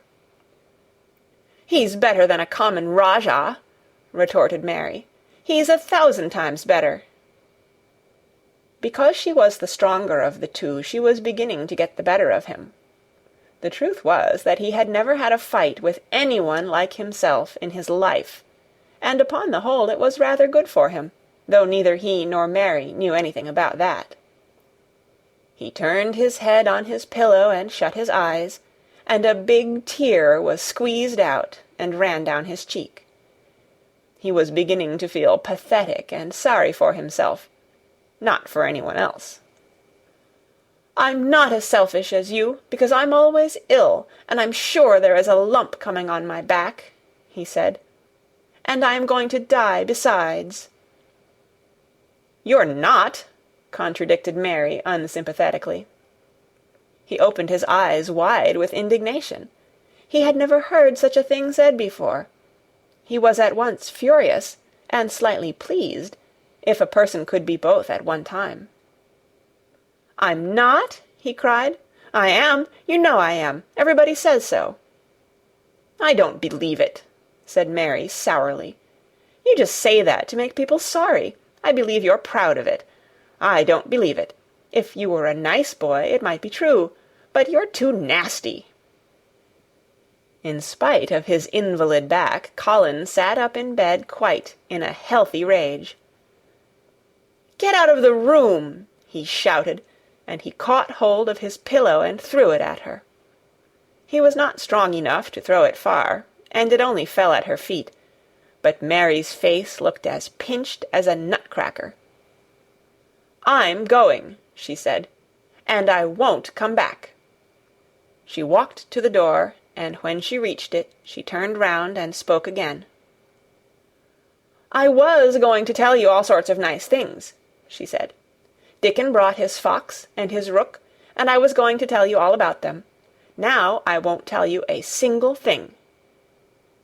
She marched out of the door and closed it behind her, and there, to her great astonishment, she found the trained nurse, standing as if she had been listening, and, more amazing still, she was laughing. She was a big, handsome young woman, who ought not to have been a trained nurse at all, as she could not bear invalids, and she was always making excuses to leave Colin to Martha or anyone else who would take her place. Mary had never liked her, and she simply stood and gazed up at her, as she stood giggling into her handkerchief. "What are you laughing at?" she asked her. "At you two young ones," said the nurse. "It's the best thing that could happen to the sickly, pampered thing, to have someone to stand up to him that's as spoiled as himself." And she laughed into her handkerchief again. "If he'd had a young vixen of a sister to fight with, it would have been the saving of him." "Is he going to die?" "I don't know, and I don't care," said the nurse. "Hysterics and temper are half what ails him." "What are hysterics?" asked Mary. "You'll find out if you work him into a tantrum after this. But at any rate you've given him something to have hysterics about, and I'm glad of it." Mary went back to her room, not feeling at all as she had felt when she had come in from the garden. She was cross and disappointed, but not at all sorry for Colin. She had looked forward to telling him a great many things, and she had meant to try to make up her mind whether it would be safe to trust him with the great secret. She had been beginning to think it would be, but now she had changed her mind entirely. She would never tell him, and he could stay in his room and never get any fresh air, and die if he liked. It would serve him right. She felt so sour and unrelenting that for a few minutes she almost forgot about Dickon, and the green veil creeping over the world, and the soft wind blowing down from the moor. Martha was waiting for her, and the trouble in her face had been temporarily replaced by interest and curiosity. There was a wooden box on the table, and its cover had been removed, and revealed that it was full of neat packages. "Mr. Craven sent it to you," said Martha. "It looks as if it had picture-books in it." Mary remembered what he had asked her the day she had gone to his room. "Do you want anything? Dolls, toys, books?" She opened the package, wondering if he had sent a doll, and also wondering what she should do with it if he had. But he had not sent one. There were several beautiful books, such as Colin had, and 2 of them were about gardens and were full of pictures. There were 2 or 3 games, and there was a beautiful little writing case with a gold monogram on it, and a gold pen and inkstand. Everything was so nice that her pleasure began to crowd her anger out of her mind.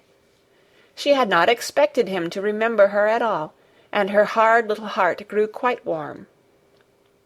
"I can write better than I can print," she said, "and the first thing I shall write with that pen will be a letter to tell him I am much obliged." If she had been friends with Colin, she would have run to show him her presents at once, and they would have looked at the pictures, and read some of the gardening books, and perhaps tried playing the games, and he would have enjoyed himself so much he would never once have thought he was going to die, or have put his hand on his spine to see if there was a lump coming. He had a way of doing that which she could not bear. It gave her an uncomfortable, frightened feeling, because he always looked so frightened himself. He said that if he felt even quite a little lump some day, he should know his hunch had begun to grow. Something he had heard Mrs. Medlock whispering to the nurse had given him the idea, and he had thought over it in secret until it was quite firmly fixed in his mind. Mrs. Medlock had said his father's back had begun to show its crookedness in that way when he was a child. He had never told anyone but Mary that most of his tantrums, as they called them, grew out of his hysterical hidden fear. Mary had been sorry for him when he had told her. "He always began to think about it when he was cross or tired," she said to herself. "And he has been cross today. Perhaps he has been thinking about it all afternoon." She stood still, looking down at the carpet and thinking. "I said I would never go back again," she hesitated, knitting her brows. "But perhaps, just perhaps, I will go and see if he wants me in the morning. Perhaps he'll try to throw his pillow at me again, but I think I'll go." Chapter 17. A Tantrum.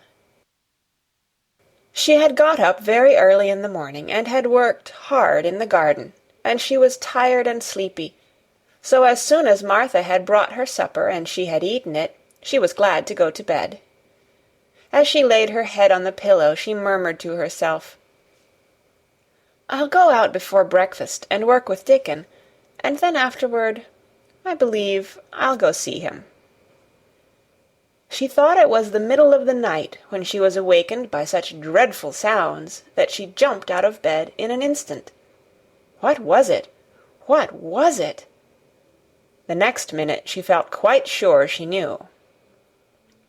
Doors were opened and shut, and there were hurrying feet in the corridors, and someone was crying and screaming at the same time, screaming and crying in a horrible way.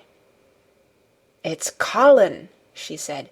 "He's having one of those tantrums the nurse called hysterics. How awful it sounds!" As she listened to the sobbing screams, she did not wonder that people were so frightened that they gave him his own way in everything, rather than hear them. She put her hands over her ears and felt sick and shivering. "I don't know what to do. I don't know what to do," she kept saying. "I can't bear it." Once she wondered if he would stop if she dared to go to him, and then she remembered how he had driven her out of the room, and thought that perhaps the sight of her might make him worse. Even when she pressed her hands more tightly over her ears, she could not keep the awful sounds out. She hated them so, and was so terrified by them, that suddenly they began to make her angry, and she felt as if she should like to fly into a tantrum herself, and frighten him, as he was frightening her. She was not used to anyone's tempers but her own. She took her hands from her ears and sprang up and stamped her foot. "He ought to be stopped! Somebody ought to make him stop! Somebody ought to beat him!" she cried out.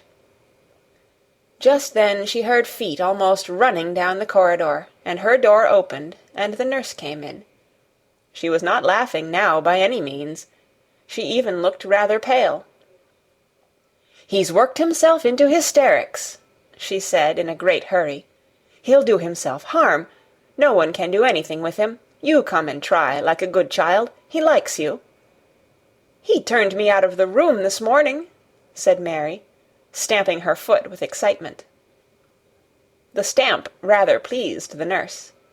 The truth was that she had been afraid she might find Mary crying and hiding her head under the bedclothes. "That's right," she said. "You're in the right humour. You go and scold him. Give him something new to think of. Do go, child, as quick as ever you can." It was not until afterward that Mary realized that the thing had been funny as well as dreadful, that it was funny that all the grown-up people were so frightened that they came to a little girl, just because they guessed she was almost as bad as Colin himself. She flew along the corridor, and the nearer she got to the screams, the higher her temper mounted. She felt quite wicked by the time she reached the door. She slapped it open with her hand and ran across the room to the four-posted bed. "You stop!" she almost shouted. "You stop! I hate you! Everybody hates you! I wish everybody would run out of the house and let you scream yourself to death! You will scream yourself to death in a minute, and I wish you would!" A nice, sympathetic child could neither have thought nor said such things, but it just happened that the shock of hearing them was the best possible thing for this hysterical boy whom no one had ever dared to restrain or contradict. He had been lying on his face, beating his pillow with his hands, and he actually almost jumped around, he turned so quickly at the sound of the furious little voice. His face looked dreadful, white and red and swollen, and he was gasping and choking. But savage little Mary did not care an atom. "If you scream another scream," she said, "I'll scream too, and I can scream louder than you can, and I'll frighten you, I'll frighten you." He actually had stopped screaming because she had startled him so. The scream which had been coming almost choked him. The tears were streaming down his face, and he shook all over. "I can't stop!" he gasped and sobbed. "I can't! I can't!" "You can!" shouted Mary. "Half that ails you is hysterics and temper. Just hysterics, hysterics, hysterics." And she stamped each time she said it. "I felt the lump! I felt it!" choked out Colin. "I knew I should. I shall have a hunch on my back, and then I shall die." And he began to writhe again, and turned on his face, and sobbed and wailed, but he didn't scream. "You didn't feel a lump," contradicted Mary fiercely. If you did, it was only a hysterical lump. Hysterics makes lumps. There's nothing the matter with your horrid back. Nothing but hysterics. Turn over, and let me look at it." She liked the word hysterics, and felt somehow as if it had an effect on him. He was probably like herself, and had never heard it before. "Nurse," she commanded, "come here, and show me his back this minute." The nurse, Mrs. Medlock, and Martha had been standing huddled together near the door, staring at her, their mouths half open. All three had gasped with fright more than once. The nurse came forward as if she were half afraid. Colin was heaving with great, breathless sobs. "Perhaps he won't let me," she hesitated in a low voice. Colin heard her, however, and he gasped out between two sobs, "Show her! She'll see then." It was a poor thin back to look at when it was bared. Every rib could be counted, and every joint of the spine, though Mistress Mary did not count them as she bent over and examined them with a solemn, savage little face. She looked so sour and old-fashioned that the nurse turned her head aside to hide the twitching of her mouth. There was just a minute's silence, for even Colin tried to hold his breath while Mary looked up and down his spine, and down and up, as intently as if she had been the great doctor from London. "There's not a single lump there," she said at last. "There's not a lump as big as a pin, except backbone lumps, and you can only feel them because you're thin. I've got backbone lumps myself, and they used to stick out as much as yours do, until I began to get fatter, and I am not fat enough yet to hide them. There's not a lump as big as a pin. If you ever say there is again, I shall laugh." No one but Colin himself knew what effect those crossly spoken, childish words had on him. If he had ever had anyone to talk to about his secret terrors, if he had ever dared to let himself ask questions, if he had had childish companions and had not lain on his back in the huge closed house, breathing an atmosphere heavy with the fears of people who were most of them ignorant and tired of him, he would have found out that most of his fright and illness was created by himself. But he had lain and thought of himself and his aches and weariness for hours and days and months and years. And now that an angry, unsympathetic little girl insisted obstinately that he was not as ill as he thought he was, he actually felt as if she might be speaking the truth. "I didn't know," ventured the nurse, "that he thought he had a lump on his spine. His back is weak because he won't try to sit up. I could have told him there was no lump there." Colin gulped and turned his face a little to look at her. "Could you?" he said pathetically. "Yes, sir." "There," said Mary, and she gulped too. Colin turned on his face again, and but for his long-drawn broken breaths, which were the dying down of his storm of sobbing, he lay still for a minute, though great tears streamed down his face and wet the pillow. Actually, the tears meant that a curious great relief had come to him. Presently he turned and looked at the nurse again, and strangely enough he was not like a Rajah at all as he spoke to her. "Do you think I could live to grow up?" he said. The nurse was neither clever nor soft-hearted, but she could repeat some of the London doctor's words. "You probably will if you will do what you are told to do and not give way to your temper, and stay out a great deal in the fresh air." Colin's tantrum had passed, and he was weak and worn out with crying, and this perhaps made him feel gentle. He put out his hand a little toward Mary, and I am glad to say that, her own tantrum having passed, she was softened too, and met him half-way with her hand, so that it was a sort of making up. I'll go out with you, Mary," he said. "I shan't hate fresh air if we can find—" he remembered just in time to stop himself from saying, "if we can find the secret garden," and he ended, "I shall like to go out with you if Dickon will come and push my chair.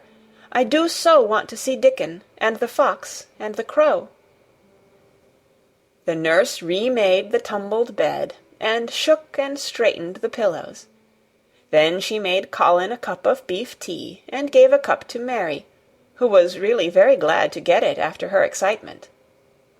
Mrs. Medlock and Martha gladly slipped away, and after everything was neat and calm and in order, the nurse looked as if she would very gladly slip away also. She was a healthy young woman who resented being robbed of her sleep, and she yawned quite openly as she looked at Mary, who had pushed her big footstool close to the four-posted bed and was holding Colin's hand. "You must go back and get your sleep out," she said. "He'll drop off after a while if he's not too upset. Then I'll lie down myself in the next room." "Would you like me to sing you that song I learned from my ayah?" Mary whispered to Colin. His hand pulled hers gently, and he turned his tired eyes on her appealingly. "Oh, yes," he answered. "It's such a soft song. I shall go to sleep in a minute." "I will put him to sleep," Mary said to the yawning nurse. "You can go if you like." "Well," said the nurse, with an attempt at reluctance, "if he doesn't go to sleep in half an hour, you must call me." "Very well," answered Mary. The nurse was out of the room in a minute, and as soon as she was gone, Colin pulled Mary's hand again. "I almost told," he said, "but I stopped myself in time. I won't talk, and I'll go to sleep. But you said you had a whole lot of nice things to tell me. Do you think you have found out anything at all about the way into the secret garden?" Mary looked at his poor little tired face and swollen eyes, and her heart relented. "Yes," she answered, "I think I have, and if you will go to sleep, I will tell you tomorrow." His hand quite trembled. "Oh, Mary," he said, "oh, Mary, if I could get into it, I think I should live to grow up.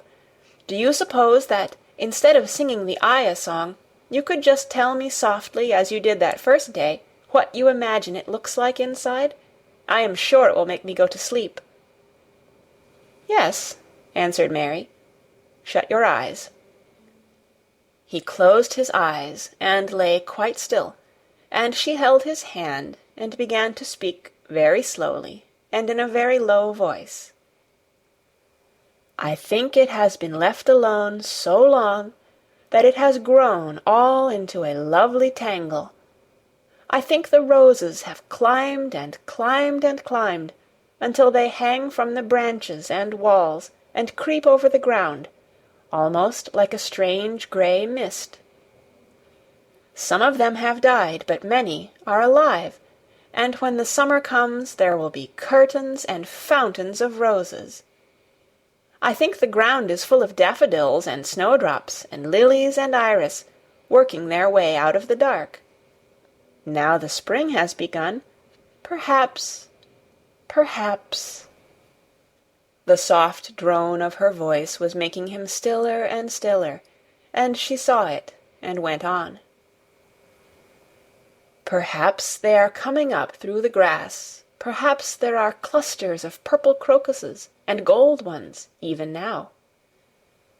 Perhaps the leaves are beginning to break out and uncurl, and perhaps the gray is changing, and a green gauze veil is creeping and creeping over everything. And the birds are coming to look at it because it is so safe and still. And perhaps,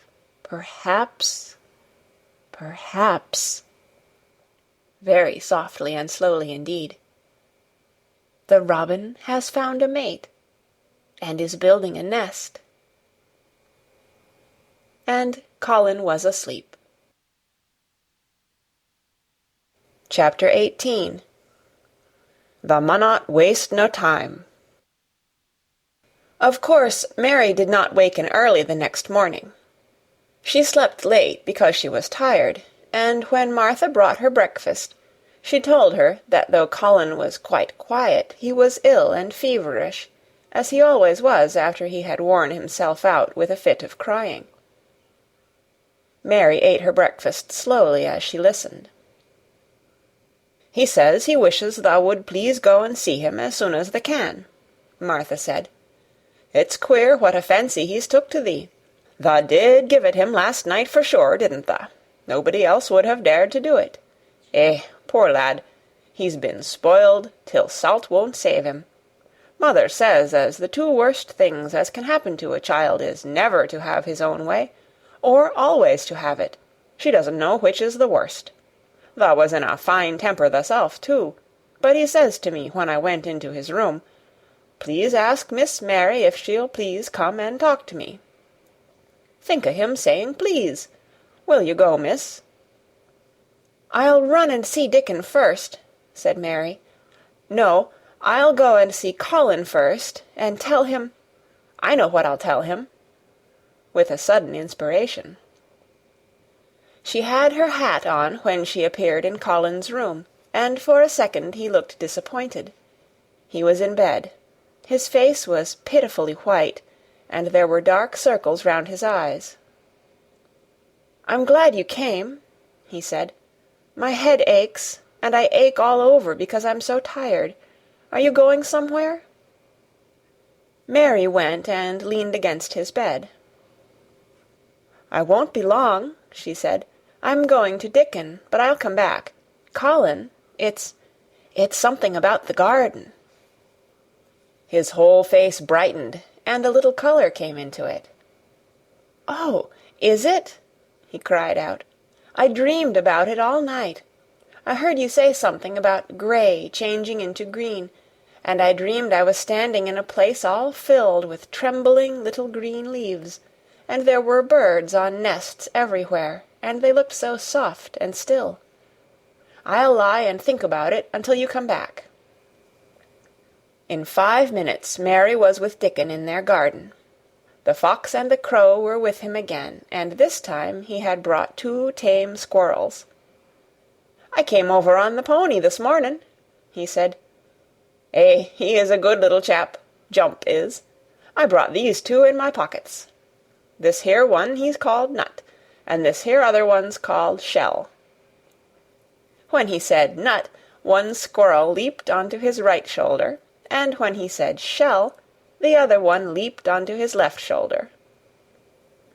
When they sat down on the grass with Captain curled at their feet, Soot solemnly listening on a tree, and Nut and Shell nosing about close to them, it seemed to Mary that it would be scarcely bearable to leave such delightfulness, but when she began to tell her story, somehow the look in Dickon's funny face gradually changed her mind. She could see he felt sorrier for Colin than she did. He looked up at the sky and all about him. "Just listen to them birds. The world seems full of 'em, all whistling and piping," he said. "Look at 'em darting about, and hearken at 'em calling to each other. Come springtime, seems like as if all the world's calling. The leaves is uncurling so you can see 'em, and my word, the nice smells there is about," sniffing with his happy turned-up nose. "And that poor lad lying shut up and seeing so little that he gets to thinking o' things as sets him screaming. We mun get him out here. We mun get him watching and listening and sniffing up the air, and get him just soaked through wi' sunshine. And we munnot lose no time about it." When he was very much interested, he often spoke quite broad Yorkshire, though at other times he tried to modify his dialect so that Mary could better understand. But she loved his broad Yorkshire, and had in fact been trying to learn to speak it herself, so she spoke a little now. "Aye, that we mun," she said, which meant, "Yes, indeed, we must." "I'll tell thee what us'll do first," she proceeded, and Dickon grinned, because when the little wench tried to twist her tongue into speaking Yorkshire, it amused him very much. He's took a gradely fancy to thee. He wants to see thee, and he wants to see Soot and Captain. When I go back to the house to talk to him, I'll ax him if thou canna come and see him to-morrow morning, and bring the creatures with thee, and then, in a bit, when there's more leaves out, and happen a bud or two, we'll get him to come out, and thou shall push him in his chair, and we'll bring him here and show him everything." When she stopped, she was quite proud of herself. She had never made a long speech in Yorkshire before, and she had remembered very well. "Thou mun talk a bit o' Yorkshire like that to Mr. Colin," Dickon chuckled. "Thou'll make him laugh, and there's nowt as good for ill folk as laughin' is. Mother says she believes as a half-hour's good laugh every mornin' 'ud cure a chap as was making ready for typhus fever." "I'm going to talk Yorkshire to him this very day," said Mary, chuckling herself. The garden had reached the time when every day and every night it seemed as if magicians were passing through it, drawing loveliness out of the earth and the boughs with wands. It was hard to go away and leave it all, particularly as Nut had actually crept onto her dress, and Shell had scrambled down the trunk of the apple-tree they sat under, and stayed there looking at her with inquiring eyes. But she went back to the house, and when she sat down close to Colin's bed, he began to sniff, as Dickon did, though not in such an experienced way. "You smell like flowers, and fresh things," he cried out quite joyously. "What is it you smell of? It's cool and warm and sweet all at the same time." "It's the wind from the moor," said Mary. "It comes a-sittin' on the grass under a tree wi' Dickon and wi' Captain and Soot and Nut and Shell. It's the springtime and out-o'-doors and sunshine, as smells so gradely." She said it as broadly as she could, and you do not know how broadly Yorkshire sounds until you have heard someone speak it. Colin began to laugh. "What are you doing?" he said. "I never heard you talk like that before. How funny it sounds." "I'm giving thee a bit o' Yorkshire," answered Mary triumphantly. "I canna talk as gradely as Dickon and Martha can, but thou sees I can shape a bit. Doesn't thou understand a bit o' Yorkshire when thou hears it? And thou a Yorkshire lad thysel, bred and born. Eh, I wonder thou'rt not ashamed o' thy face." And then she began to laugh too, and they both laughed until they could not stop themselves, and they laughed until the room echoed, and Mrs. Medlock, opening the door to come in, drew back into the corridor, and stood listening, amazed. "Well, upon my word," she said, speaking rather broad Yorkshire herself, because there was no one to hear her, and she was so astonished. "Who ever heard the like? Who ever on earth would ha' thought it?" There was so much to talk about. It seemed as if Colin could never hear enough of Dickon and Captain and Soot and Nut and Shell and the pony whose name was Jump. Mary had run round into the wood with Dickon to see Jump. He was a tiny little shaggy moor pony, with thick locks hanging over his eyes, and with a pretty face and a nuzzling velvet nose. He was rather thin with living on moor grass, but he was as tough and wiry as if the muscle in his little legs had been made of steel springs. He had lifted his head and whinnied softly the moment he saw Dickon, and he had trotted up to him and put his head across his shoulder, and then Dickon had talked into his ear, and Jump had talked back in odd little whinnies and puffs and snorts. Dickon had made him give Mary his small front hoof and kiss her on the cheek with his velvet muzzle. "Does he really understand everything Dickon says?" Colin asked. "It seems as if he does," answered Mary. "Dickon says anything will understand if you're friends with it for sure, but you have to be friends for sure." Colin lay quiet a little while, and his strange grey eyes seemed to be staring at the wall, but Mary saw he was thinking. "I wish I was friends with things," he said at last, "but I'm not. I never had anything to be friends with, and I can't bear people." "Can't you bear me?" asked Mary. "Yes, I can," he answered. "It's funny, but I even like you." "Ben Weatherstaff said I was like him," said Mary. "He said he'd warrant we'd both got the same nasty tempers. I think you are like him, too. We are all three alike, you and I and Ben Weatherstaff. He said we were neither of us much to look at, and we were as sour as we looked. But I don't feel as sour as I used to before I knew the Robin and Dickon."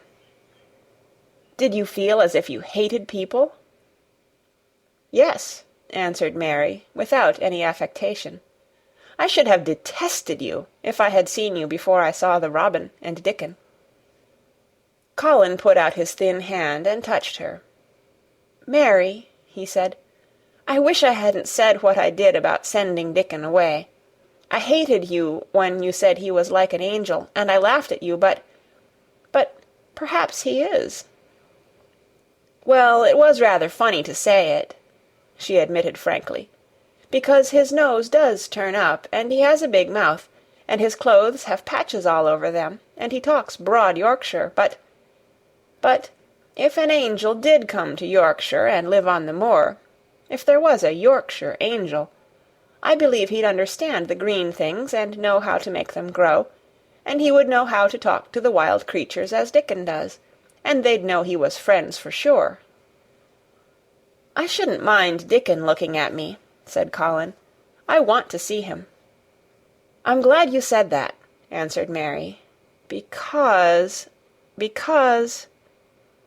Quite suddenly it came into her mind that this was the minute to tell him. Colin knew something new was coming. "Because what?" he cried eagerly. Mary was so anxious that she got up from her stool and came to him and caught hold of both his hands. "Can I trust you? I trusted Dickon because birds trusted him. Can I trust you for sure, she implored. Her face was so solemn that he almost whispered his answer. "Yes, yes."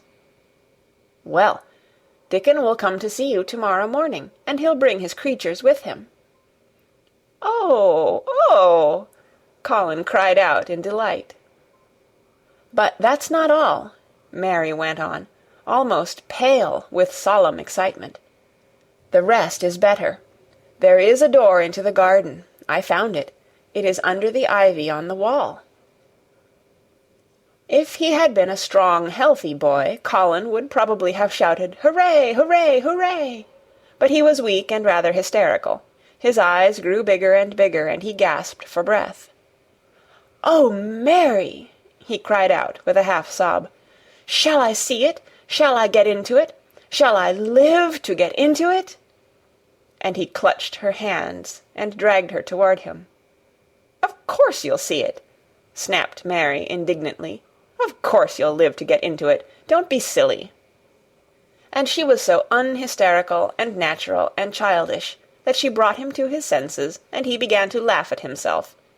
And a few minutes afterward she was sitting on her stool again, telling him not what she imagined the secret garden to be like, but what it really was, and Colin's aches and tiredness were forgotten, and he was listening enraptured. "It is just what you thought it would be," he said at last. "It sounds just as if you had really seen it. You know I said that when you told me first." Mary hesitated about 2 minutes, and then boldly spoke the truth. "I had seen it, and I had been in," she said. "I found the key and got in weeks ago, but I daren't tell you. I daren't, because I was so afraid I couldn't trust you for sure." Chapter 19. It Has Come. Of course, Dr. Craven had been sent for the morning after Colin had had his tantrum.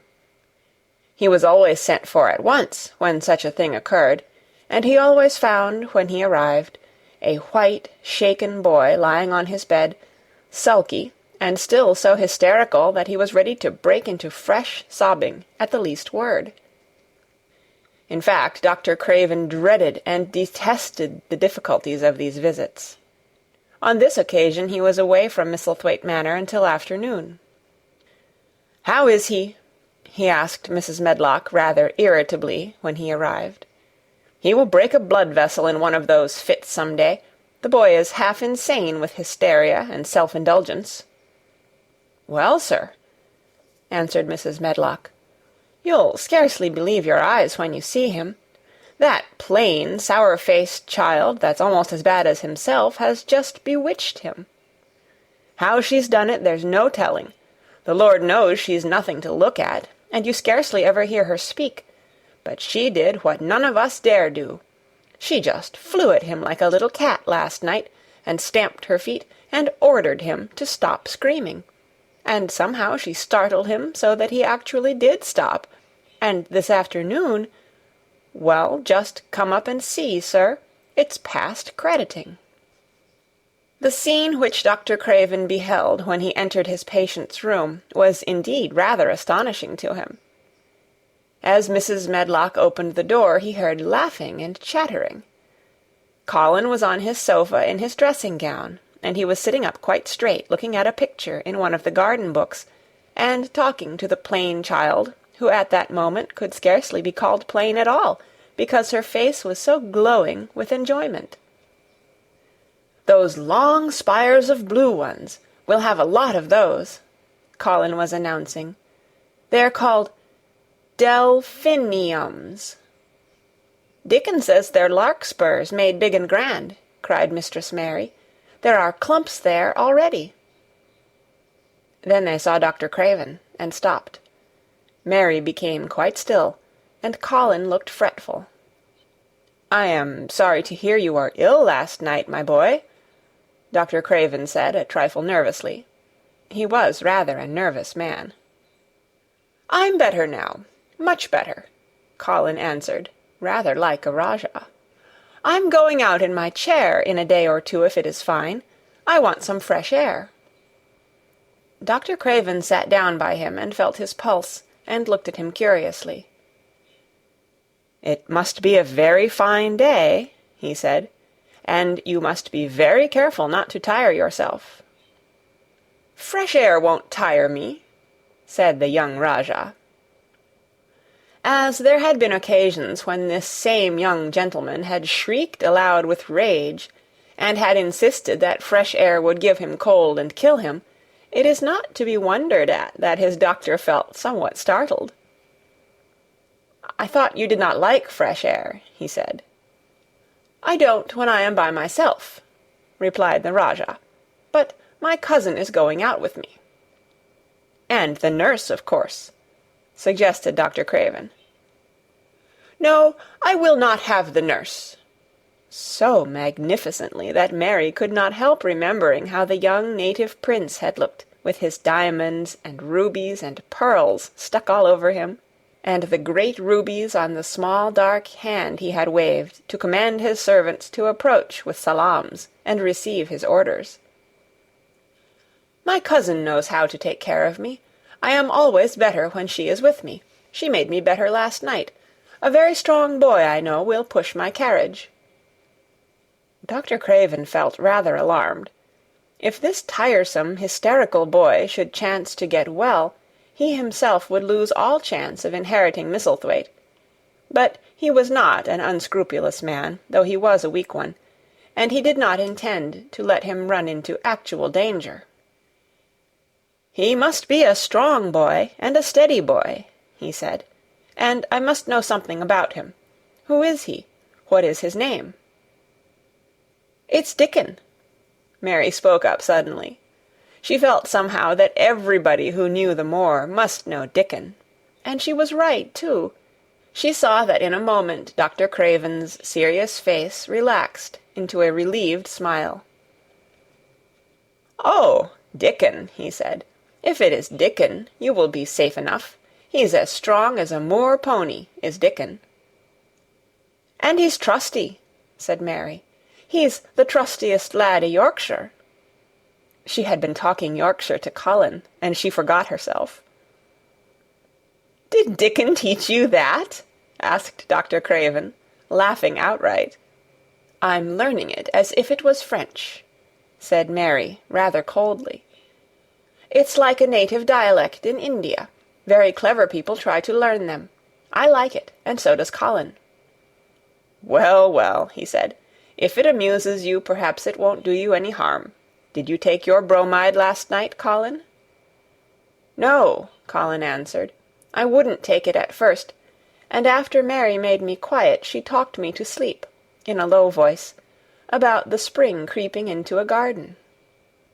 "That sounds soothing," said Dr. Craven, more perplexed than ever, and glancing sideways at Mistress Mary sitting on her stool and looking down silently at the carpet. "You are evidently better, but you must remember—" "I don't want to remember," interrupted the Rajah, appearing again. "When I lie by myself and remember, I begin to have pains everywhere, and I think of things that make me begin to scream because I hate them so. If there was a doctor anywhere who could make you forget you were ill instead of remembering it, I would have him brought here." And he waved a thin hand, which ought really to have been covered with royal signet rings made of rubies. "It is because my cousin makes me forget that she makes me better." Dr. Craven had never made such a short stay after a tantrum. Usually he was obliged to remain a very long time and do a great many things.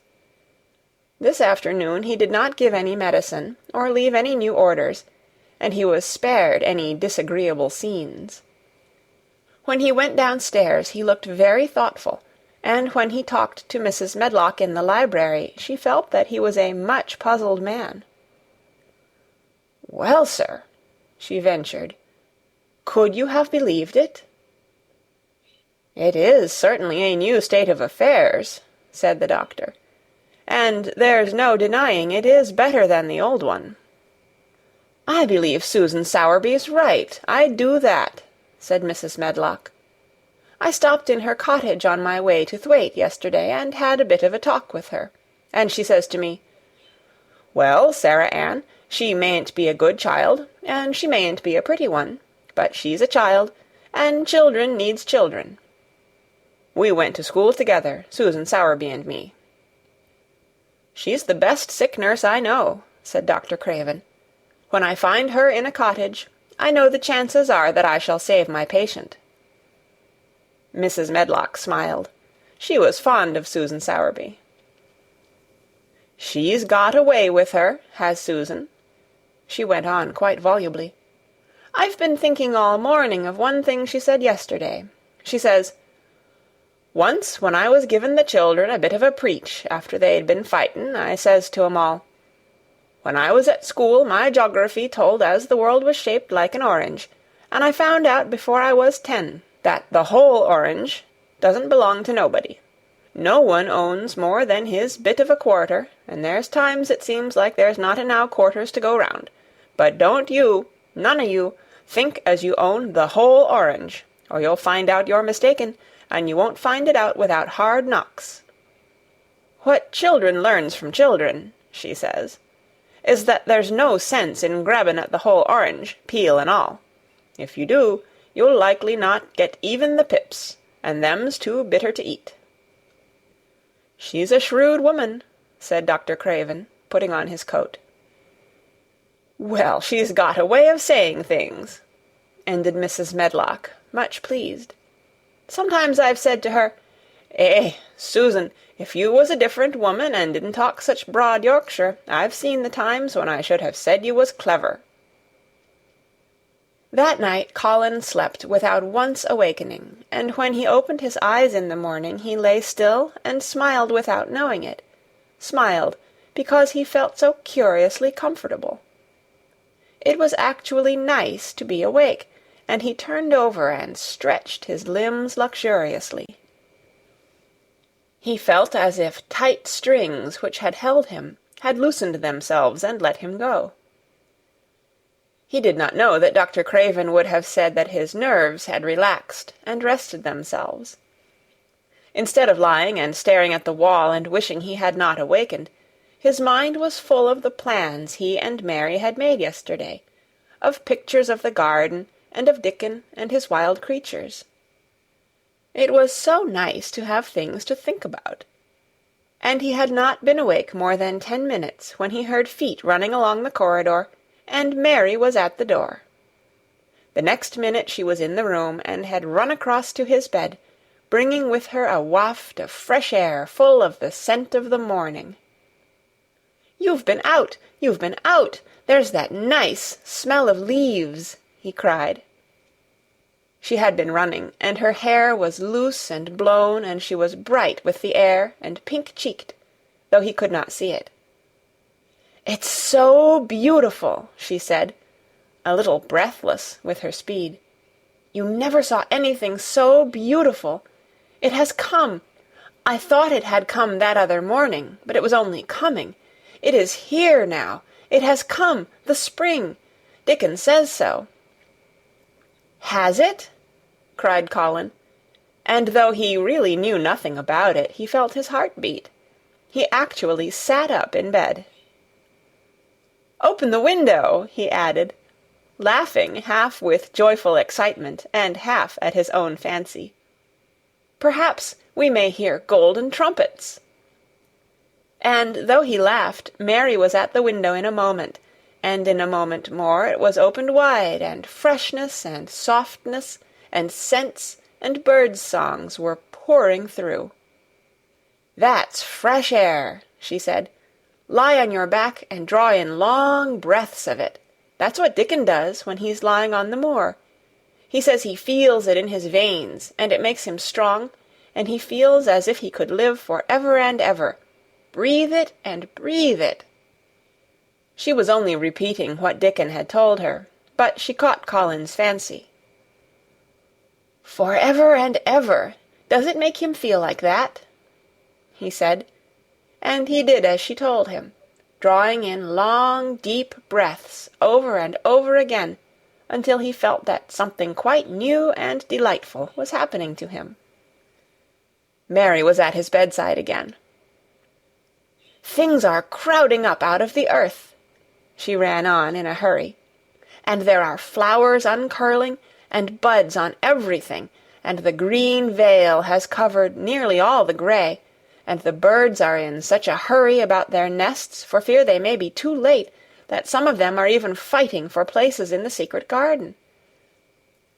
And the rose bushes look as wick can be, and there are primroses in the lanes and woods, and the seeds we planted are up, and Dickon has brought the fox and the crow and the squirrels, and a newborn lamb." And then she paused for breath.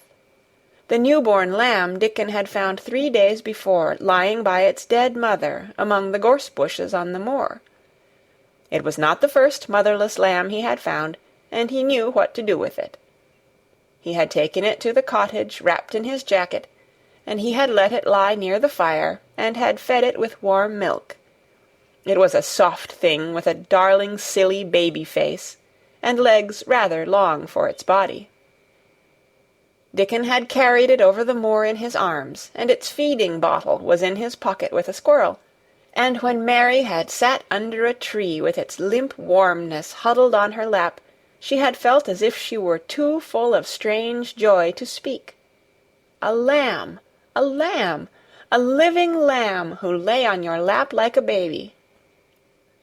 She was describing it with great joy, and Colin was listening and drawing in long breaths of air when the nurse entered.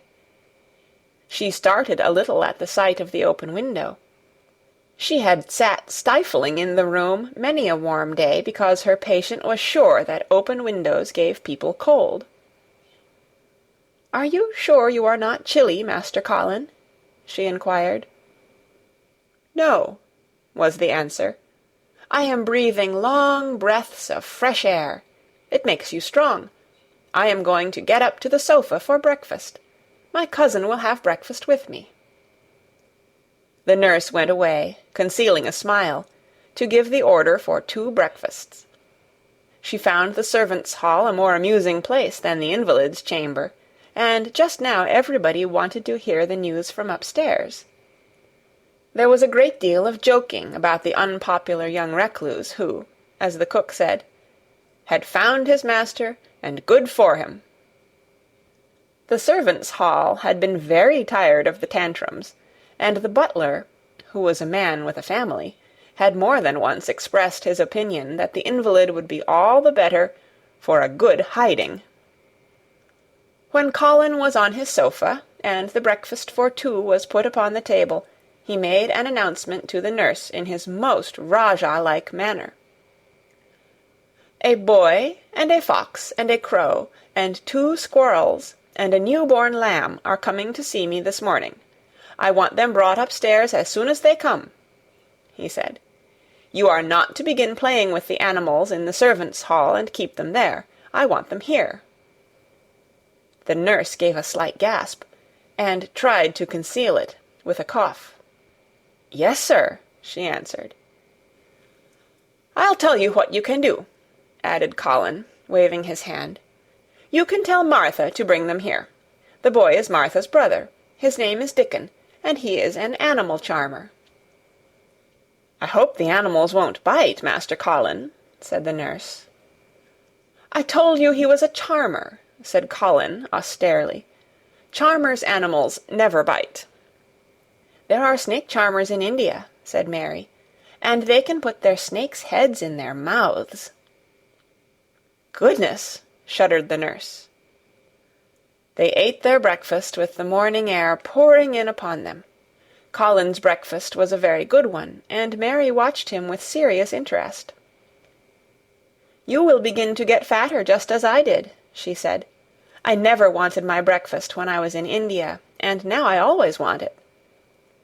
"I wanted mine this morning," said Colin. "Perhaps it was the fresh air. When do you think Dickon will come?" He was not long in coming. In about 10 minutes Mary held up her hand. "Listen," she said. "Did you hear a caw?" Colin listened and heard it, the oddest sound in the world to hear inside a house, a hoarse caw, caw. "Yes," he answered. "That's soot," said Mary. "Listen again. Do you hear a bleat, a tiny one?" "Oh, yes!" cried Colin, quite flushing. "That's the new-born lamb," said Mary. "He's coming." Dickon's moorland boots were thick and clumsy, and though he tried to walk quietly, they made a clumping sound as he walked through the long corridors. Mary and Colin heard him marching, marching, until he passed through the tapestry door onto the soft carpet of Colin's own passage. "If you please, sir," announced Martha, opening the door. "If you please, sir, here's Dickon and his creatures." Dickon came in, smiling his nicest wide smile. The new-born lamb was in his arms, and the little red fox trotted by his side. Nut sat on his left shoulder, and Soot on his right, and Shell's head and paws peeped out of his coat-pocket. Colin slowly sat up and stared, as he had stared when he first saw Mary, but this was a stare of wonder and delight. The truth was that in spite of all he had heard, he had not in the least understood what this boy would be like, and that his fox and his crow and his squirrels and his lamb were so near to him and his friendliness that they seemed almost to be a part of himself. Colin had never talked to a boy in his life, and he was so overwhelmed by his own pleasure and curiosity that he did not even think of speaking. But Dickon did not feel the least shy or awkward. He had not felt embarrassed because the crow had not known his language, and had only stared and had not spoken to him the first time they met. Creatures were always like that, until they found out about you. He walked over to Colin's sofa, and put the new-born lamb quietly on his lap, and immediately the little creature turned to the warm velvet dressing-gown, and began to nuzzle and nuzzle into its folds, and butt its tight-curled head with soft impatience against his side. Of course no boy could have helped speaking then. "What is it doing?" cried Colin. "What does it want?" "It wants its mother," said Dickon, smiling more and more. "I brought it to thee a bit hungry, because I knowed thou'd like to see it feed." He knelt down by the sofa, and took a feeding bottle from his pocket. "Come on, little un," he said, turning the small woolly white head with a gentle brown hand. "This is what tha's after. They'll get more out o' this than they will out o' silk velvet coats. There now." And he pushed the rubber tip of the bottle into the nuzzling mouth, and the lamb began to suck it with ravenous ecstasy. After that there was no wondering what to say. By the time the lamb fell asleep, questions poured forth, and Dickon answered them all. He told them how he had found the lamb just as the sun was rising 3 mornings ago. He had been standing on the moor listening to a skylark, and watching him swing higher and higher into the sky until he was only a speck in the heights of blue. "I'd almost lost him but for his song, and I was wondering how a chap could hear it when it seemed as if he'd get out of the world in a minute. And just then I heard something else far off among the gorse bushes. It was a weak bleatin', and I knowed it was the new lamb as was hungry, and I knowed it wouldn't be hungry if it hadn't lost its mother somehow. So I set off searchin'. I did have a look for it. I went in and out among the gorse bushes, and round, and I always seemed to take the wrong turnin'.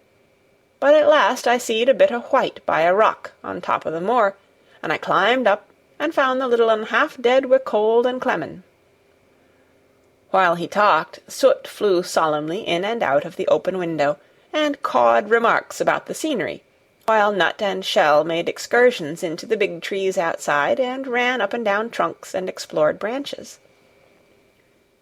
Captain curled up near Dickon, who sat on the hearth-rug from preference. They looked at the pictures in the gardening books, and Dickon knew all the flowers by their country names, and knew exactly which ones were already growing in the secret garden. "I couldna say that their name," he said, pointing to one under which was written Aquilegia. "But us calls that a columbine, and that there one it's a snapdragon, and they both grow wild in hedges, but these is garden ones, and they are bigger and grander. There's some big clumps o' columbine in the garden. They'll look like a bed o' blue and white butterflies flutterin' when they're out."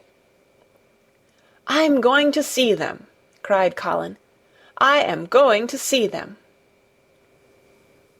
"Aye, that the mun," said Mary, quite seriously. "And the munnot lose no time about it."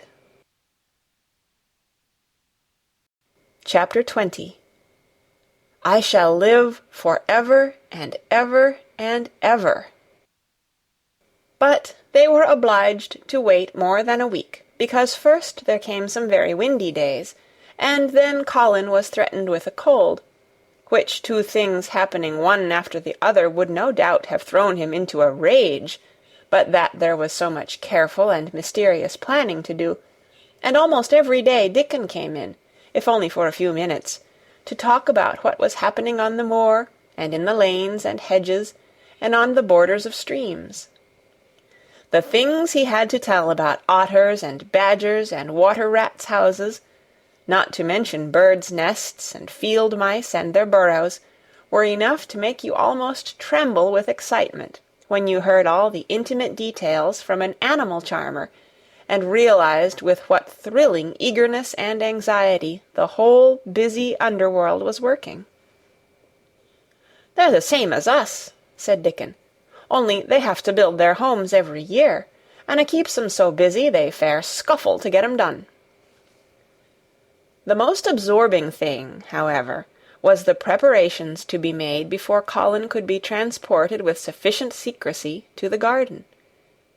No one must see the chair-carriage, and Dickon and Mary, after they turned a certain corner of the shrubbery and entered upon the walk outside the ivied walls. As each day passed, Colin had become more and more fixed in his feeling that the mystery surrounding the garden was one of its greatest charms. Nothing must spoil that. No one must ever suspect that they had a secret. People must think that he was simply going out with Mary and Dickon because he liked them, and did not object to their looking at him. They had long and quite delightful talks about their route, They would go up this path, and down that one, and cross the other, and go round among the fountain flower beds as if they were looking at the bedding-out plants the head gardener, Mr. Roach, had been having arranged. That would seem such a rational thing to do that no one would think it at all mysterious. They would turn into the shrubbery walks and lose themselves until they came to the long walls.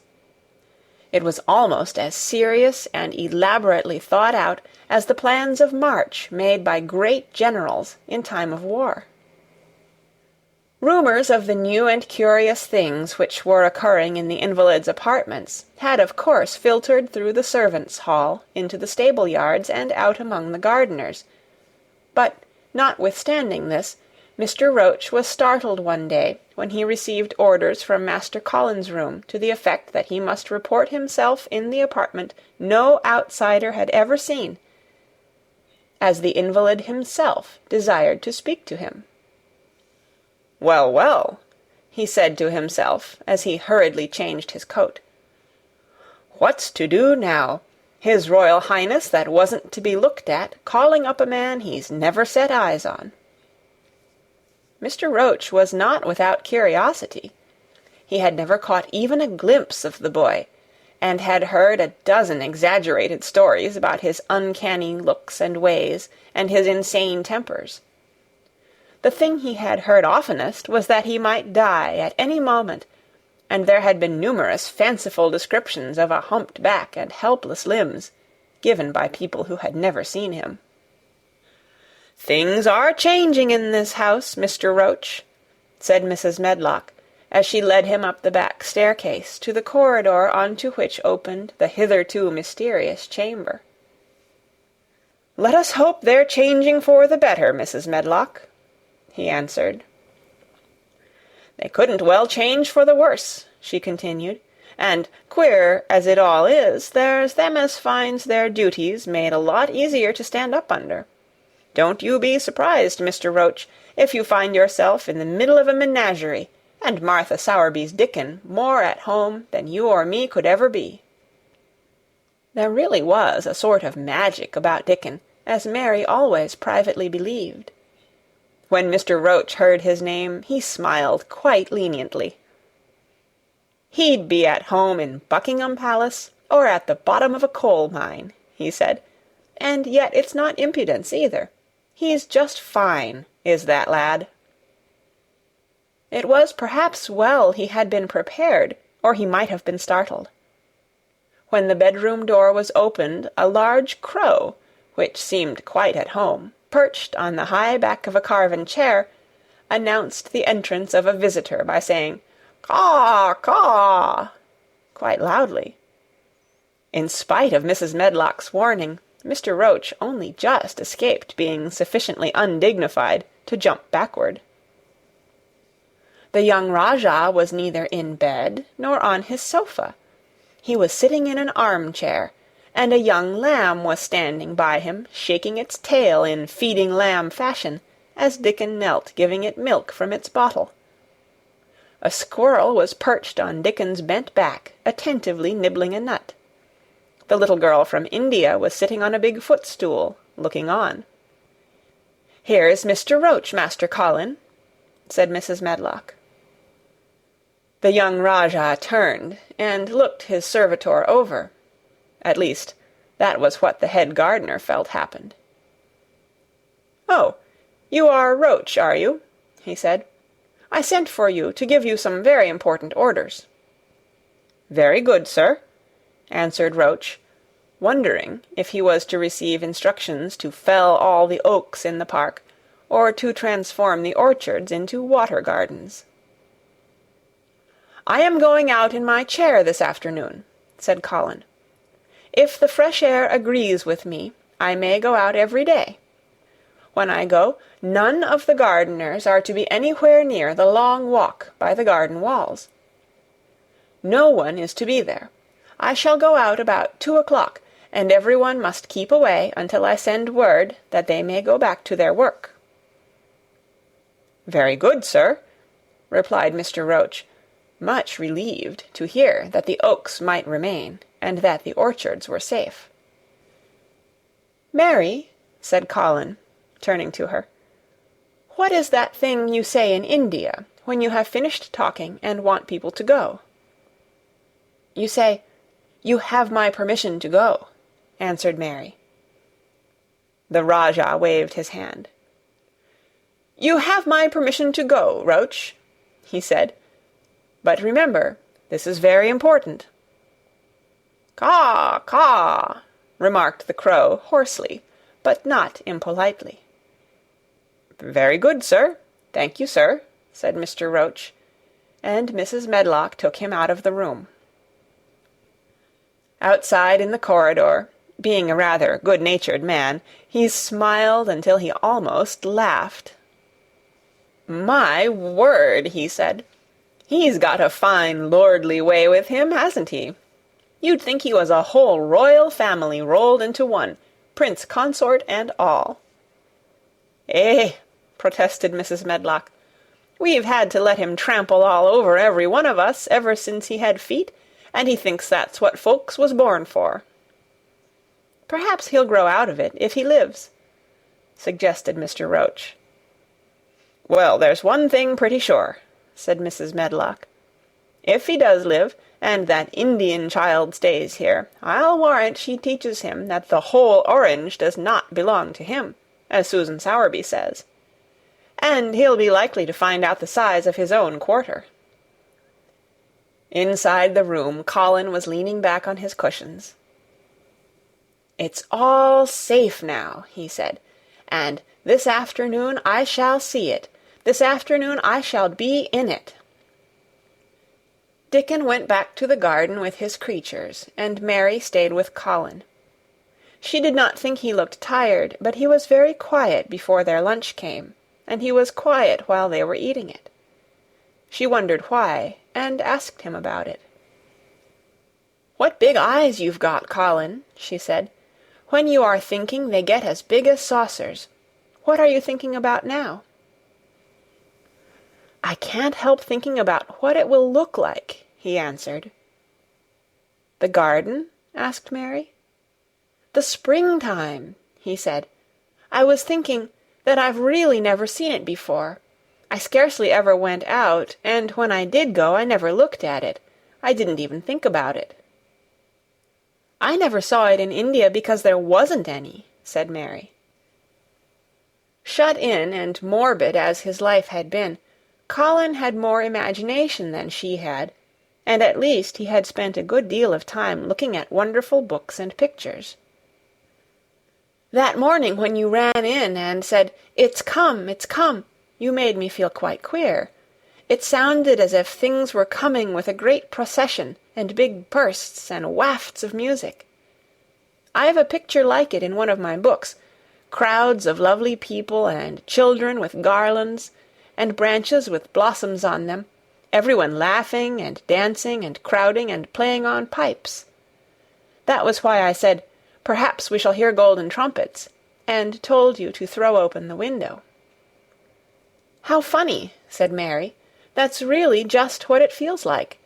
And if all the flowers and leaves and green things and birds and wild creatures danced past at once, what a crowd it would be! I'm sure they'd dance and sing and flute, and that would be the wafts of music." They both laughed, but it was not because the idea was laughable, but because they both so liked it. A little later, the nurse made Colin ready. She noticed that instead of lying like a log while his clothes were put on, he sat up and made some efforts to help himself, and he talked and laughed with Mary all the time. "This is one of his good days, sir," she said to Dr. Craven, who dropped in to inspect him. "He's in such good spirits that it makes him stronger." "I'll call in again later in the afternoon, after he has come in," said Dr. Craven. "I must see how the going out agrees with him. I wish," in a very low voice, "that he would let you go with him." "I'd rather give up the case this moment, sir, than even stay here while it's suggested," answered the nurse with sudden firmness. "I hadn't really decided to suggest it," said the doctor, with his slight nervousness. "We'll try the experiment. Dickon's a lad I'd trust with a new-born child." The strongest footman in the house carried Colin downstairs and put him in his wheeled chair, near which Dickon waited outside. After the manservant had arranged his rugs and cushions, the Rajah waved his hand to him and to the nurse. "You have my permission to go," he said, and they both disappeared quickly, and, it must be confessed, giggled when they were safely inside the house. Dickon began to push the wheeled chair slowly and steadily. Mistress Mary walked beside it, and Colin leaned back and lifted his face to the sky. The arch of it looked very high, and the small snowy clouds seemed like white birds floating on outspread wings below its crystal blueness. The wind swept in soft big breaths down from the moor, and was strange with a wild, clear-scented sweetness. Colin kept lifting his thin chest to draw it in, and his big eyes looked as if it were they which were listening, instead of his ears. "There are so many sounds of singing and humming and calling out," he said. "What is that scent the puffs of wind bring?" "It's gorse on the moor that's opening out," answered Dickon. The bees are at it wonderful to-day." Not a human creature was to be caught sight of in the paths they took. In fact, every gardener or gardener's lad had been witched away, but they wound in and out among the shrubbery and out and round the fountain beds, following their carefully planned route for the mere mysterious pleasure of it. But when at last they turned into the long walk by the ivied walls, the excited sense of an approaching thrill made them, for some curious reason they could not have explained, begin to speak in whispers. "This is it," breathed Mary. "This is where I used to walk up and down and wonder. "Is it?" cried Colin, and his eyes began to search the ivy with eager curiousness. "But I can see nothing," he whispered. "There is no door." "That's what I thought," said Mary. Then there was a lovely, breathless silence, and the chair wheeled on. "That is the garden where Ben Weatherstaff works," said Mary. "Is it?" said Colin. A few yards more, and Mary whispered again. "This is where the robin flew over the wall," she said. "Is it?" cried Colin. "Oh, I wish he'd come again." "And that," said Mary, with solemn delight, pointing under a big lilac bush, "is where he perched on the little heap of earth and showed me the key." Then Colin sat up. "Where? There?" he cried, and his eyes were as big as the wolf's in Red Riding Hood, when Red Riding Hood felt called upon to remark on them. Dickon stood still, and the wheeled chair stopped. "And this," said Mary, stepping on to the bed close to the ivy, "is where I went to talk to him when he chirped at me from the top of the wall. And this is the ivy the wind blew back." And she took hold of the hanging green curtain. "Oh, is it? Gasped Colin. "And here is the handle, and here is the door. Dickon, push him in quickly." And Dickon did it with one strong, steady, splendid push.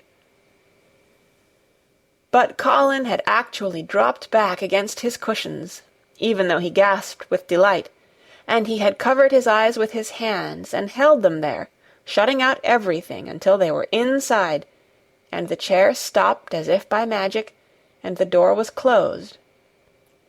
Not till then did he take them away and look round and round and round, as Dickon and Mary had done. And over walls and earth and trees and swinging sprays and tendrils the fair green veil of tender little leaves had crept, and in the grass under the trees, and the grey urns in the alcoves, and here and there, everywhere, were touches or splashes of gold and purple and white, and the trees were showing pink and snow above his head, and there were flutterings of wings and faint sweet pipes, and humming, and scents and scents. And the sun fell warm upon his face, like a hand with a lovely touch. And in wonder Mary and Dickon stood and stared at him. He looked so strange and different, because a pink glow of colour had actually crept all over him. Ivory face, and neck, and hands, and all. "I shall get well! I shall get well!" he cried out. "Mary, Dickon, I shall get well, and I shall live for ever and ever and ever." Chapter 21. Ben Weatherstaff. One of the strange things about living in the world is that it is only now and then one is quite sure one is going to live for ever and ever and ever. One knows it sometimes when one gets up at the tender, solemn dawn time, and goes out and stands alone, and throws one's head far back, and looks up, and watches the pale sky slowly changing and flushing, and marvellous unknown things happening, until the east almost makes one cry out, and one's heart stands still at the strange, unchanging majesty of the rising of the sun, which has been happening every morning for thousands and thousands and thousands of years. One knows it then for a moment or so, and one knows it some time when one stands by oneself in a wood at sunset, and the mysterious deep gold stillness slanting through and under the branches seems to be saying slowly again and again something one cannot quite hear, however much one tries. Then sometimes the immense quiet of the dark blue at night, with millions of stars waiting and watching, makes one sure, and sometimes a sound of far-off music makes it true, and sometimes a look in some one's eyes. And it was like that with Colin when he first saw and heard and felt the springtime inside the 4 high walls of a hidden garden. That afternoon the whole world seemed to devote itself to being perfect and radiantly beautiful and kind to one boy. Perhaps out of pure heavenly goodness the spring came and crowned everything it possibly could into that one place. More than once Dickon paused in what he was doing and stood still, with a sort of growing wonder in his eyes, shaking his head softly. "Eh, it is gradely," he said. "I'm 12 going on 13, and there's a lot o' afternoons in 13 years, but seems to me like I never seed one as gradely as this 'ere." "Aye, it is a gradely one," said Mary, and she sighed for mere joy. "I'll warrant it's the gradeliest one as ever was in this world." "Does thee think," said Colin, with dreamy carefulness, "as happen it was made like this 'ere, all a purpose for me?" "My word!" cried Mary admiringly. "That there is a bit o' good Yorkshire. Th'art shapen first rate, that th'art." And delight reigned. They drew the chair under the plum-tree, which was snow-white with blossoms and musical with bees. It was like a king's canopy, a fairy king's. There were flowering cherry-trees near, and apple-trees whose buds were pink and white, and here and there one had burst wide open.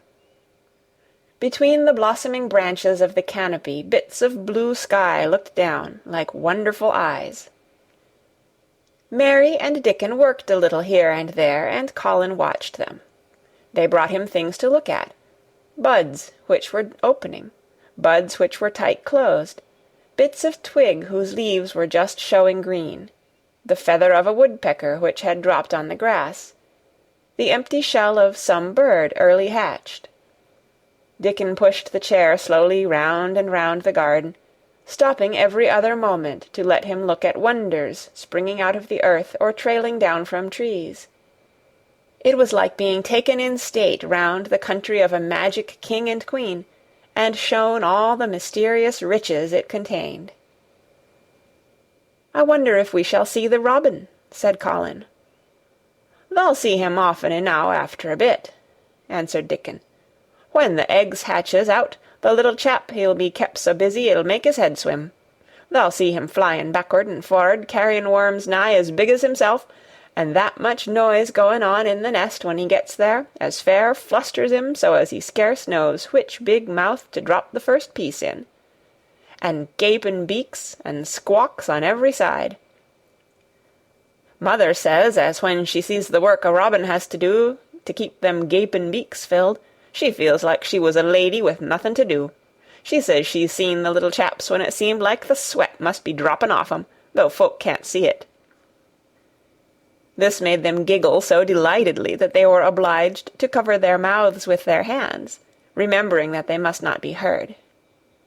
Colin had been instructed as to the law of whispers and low voices several days before. He liked the mysteriousness of it, and did his best, but in the midst of excited enjoyment it is rather difficult never to laugh above a whisper. Every moment of the afternoon was full of new things, and every hour the sunshine grew more golden.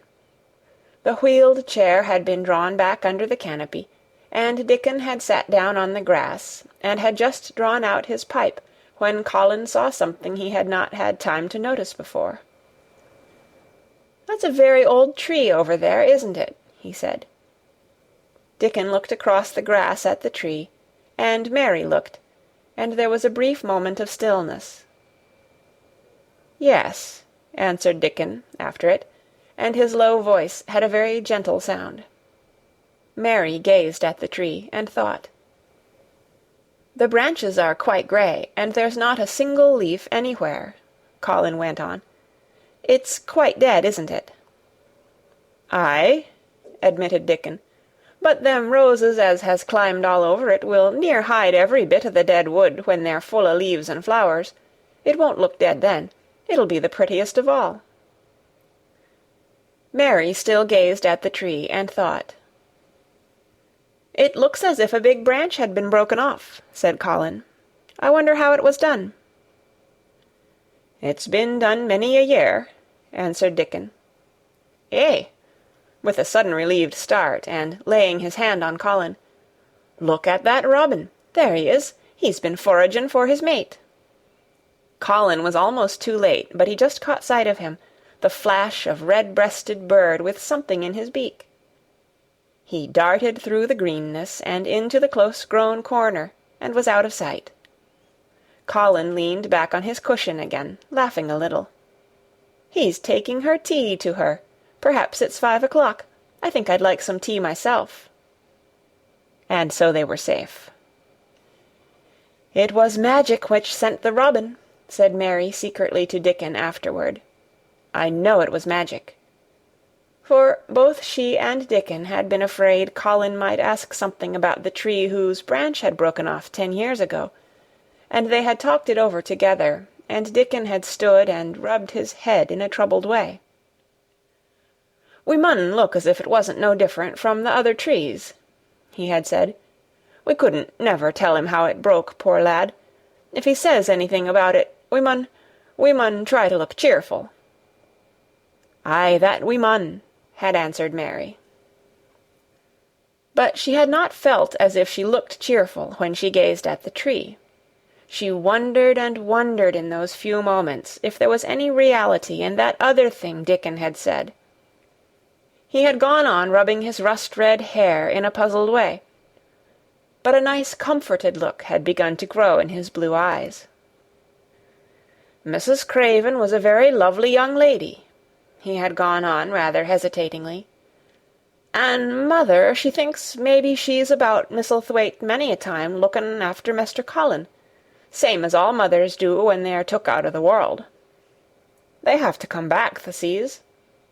Happen she's been in the garden, and happen it was her set us to work, and told us to bring him here." Mary had thought he meant something about magic. She was a great believer in magic. Secretly she quite believed that Dickon worked magic, of course good magic, on everything near him, and that was why people liked him so much, and wild creatures knew he was their friend. She wondered indeed if it were not possible that his gift had brought the robin just at the right moment, when Colin asked that dangerous question. She felt that his magic was working all the afternoon and making Colin look like an entirely different boy. It did not seem possible that he could be the crazy creature who had screamed and beaten and bitten his pillow. Even his ivory whiteness seemed to change. The faint glow of colour which had shone on his face and neck and hands when he first got inside the garden never really quite died away. He looked as if he were made of flesh instead of ivory or wax. They saw the robin carry food to his mate 2 or 3 times, and it was so suggestive of afternoon tea that Colin felt they must have some. "Go and make one of the men-servants bring some in a basket to the rhododendron walk," he said, "and then you and Dickon can bring it here." It was an agreeable idea, easily carried out, and when the white cloth was spread upon the grass, with hot tea and buttered toast and crumpets, a delightfully hungry meal was eaten, and several birds on domestic errands paused to inquire what was going on, and were led into investigating crumbs with great activity. Nut and Shell whisked up trees with pieces of cake, and Soot took the entire half of a buttered crumpet into a corner, and pecked at, and examined, and turned it over, and made hoarse remarks about it, until he decided to swallow it all joyfully in one gulp. The afternoon was dragging towards its mellow hour. The sun was deepening the gold of its lances, the bees were going home, and the birds were flying past less often.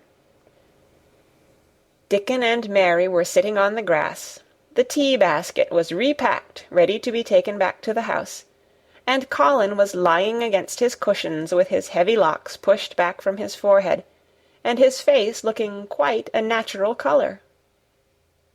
"I don't want this afternoon to go," he said, "but I shall come back to-morrow, and the day after, and the day after, and the day after."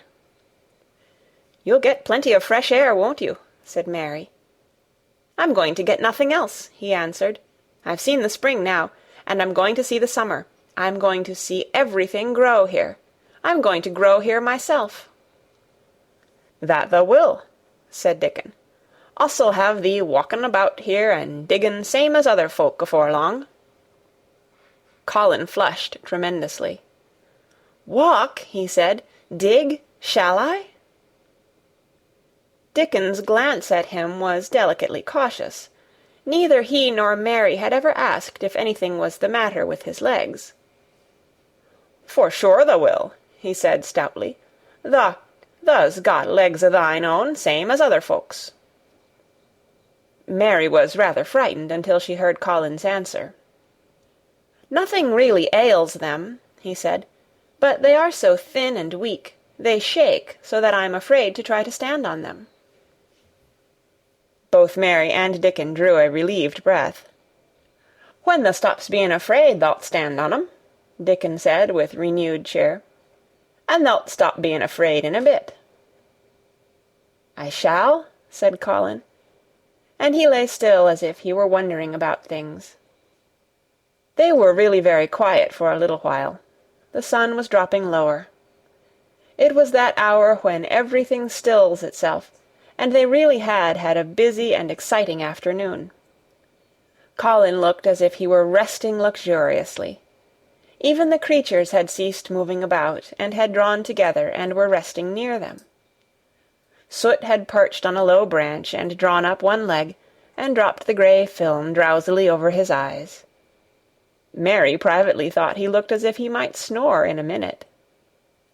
In the midst of this stillness it was rather startling when Colin half lifted his head and exclaimed in a loud, suddenly alarmed whisper, "Who is that man?"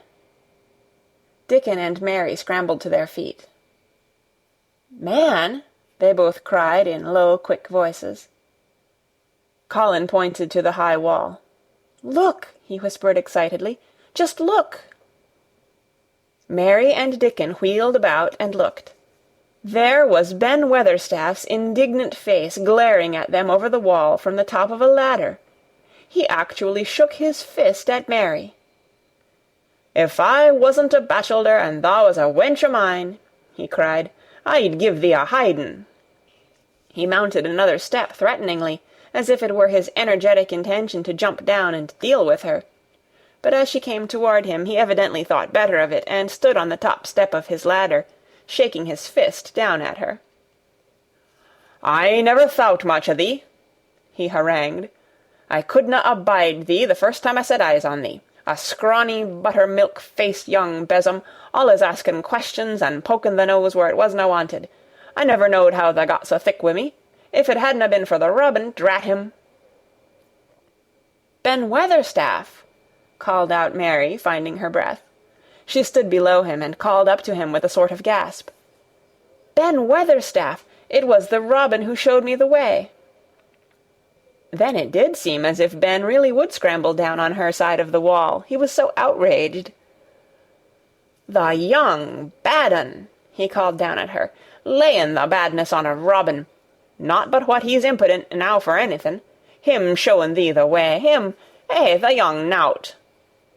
She could see his next words burst out because he was overpowered by curiosity. "However i' this world did thou get in?" "It was the robin who showed me the way," she protested obstinately. "He didn't know he was doing it, but he did. And I can't tell you from here while you're shaking your fist at me." He stopped shaking his fist very suddenly at that very moment, and his jaw actually dropped as he stared over her head at something he saw coming over the grass toward him. At the first sound of his torrent of words, Colin had been so surprised that he had only sat up and listened as if he were spellbound. But in the midst of it he had recovered himself and beckoned imperiously to Dickon. "Wheel me over there," he commanded. "Wheel me quite close and stop right in front of him." And this, if you please, this is what Ben Weatherstaff beheld, and which made his jaw drop. A wheeled chair with luxurious cushions and robes which came toward him looking rather like some sort of state coach, because a young Rajah leaned back in it with royal command in his great black-rimmed eyes, and a thin white hand extended haughtily toward him. And it stopped right under Ben Weatherstaff's nose. It was really no wonder his mouth dropped open. "Do you know who I am?" demanded the Rajah. How Ben Weatherstaff stared! His red old eyes fixed themselves on what was before him as if he were seeing a ghost. He gazed and gulped a lump down his throat and did not say a word. "Do you know who I am?" demanded Colin still more imperiously. "Answer." Ben Weatherstaff put his gnarled hand up and passed it over his eyes and over his forehead, and then he did answer in a queer, shaky voice. "Who thou art," he said. "Aye, that I do, with a mother's eyes staring at me out o' the face. Lord knows how thou come here, but thou'rt the poor cripple." Colin forgot that he had ever had a back. His face flushed scarlet, and he sat bolt upright. "I'm not a cripple!" he cried out furiously. "I'm not!" "He's not!" cried Mary, almost shouting up the wall in her fierce indignation. "He's not got a lump as big as a pin. I looked, and there was none there, not one."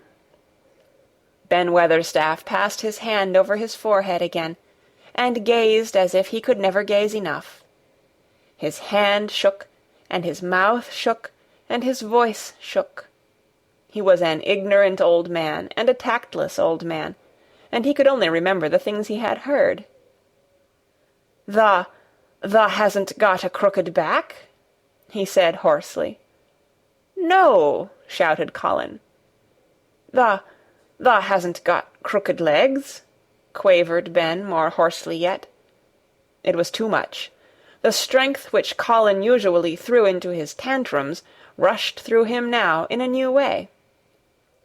Never yet had he been accused of crooked legs, even in whispers, and the perfectly simple belief in their existence which was revealed by Ben Weatherstaff's voice was more than Rajah flesh and blood could endure. His anger and insulted pride made him forget everything but this one moment, and filled him with a power he had never known before, an almost unnatural strength. "Come here!" he shouted to Dickon, and he actually began to tear the coverings off his lower limbs and disentangle himself. Come here, this minute!" Dickon was by his side in a second. Mary caught her breath in a short gasp, and felt herself turn pale. "He can do it! He can do it! He can do it! He can!" she gabbled over to herself under her breath as fast as ever she could. There was a brief, fierce scramble. The rugs were tossed on the ground. Dickon held Colin's arm. The thin legs were out. The thin feet were on the grass.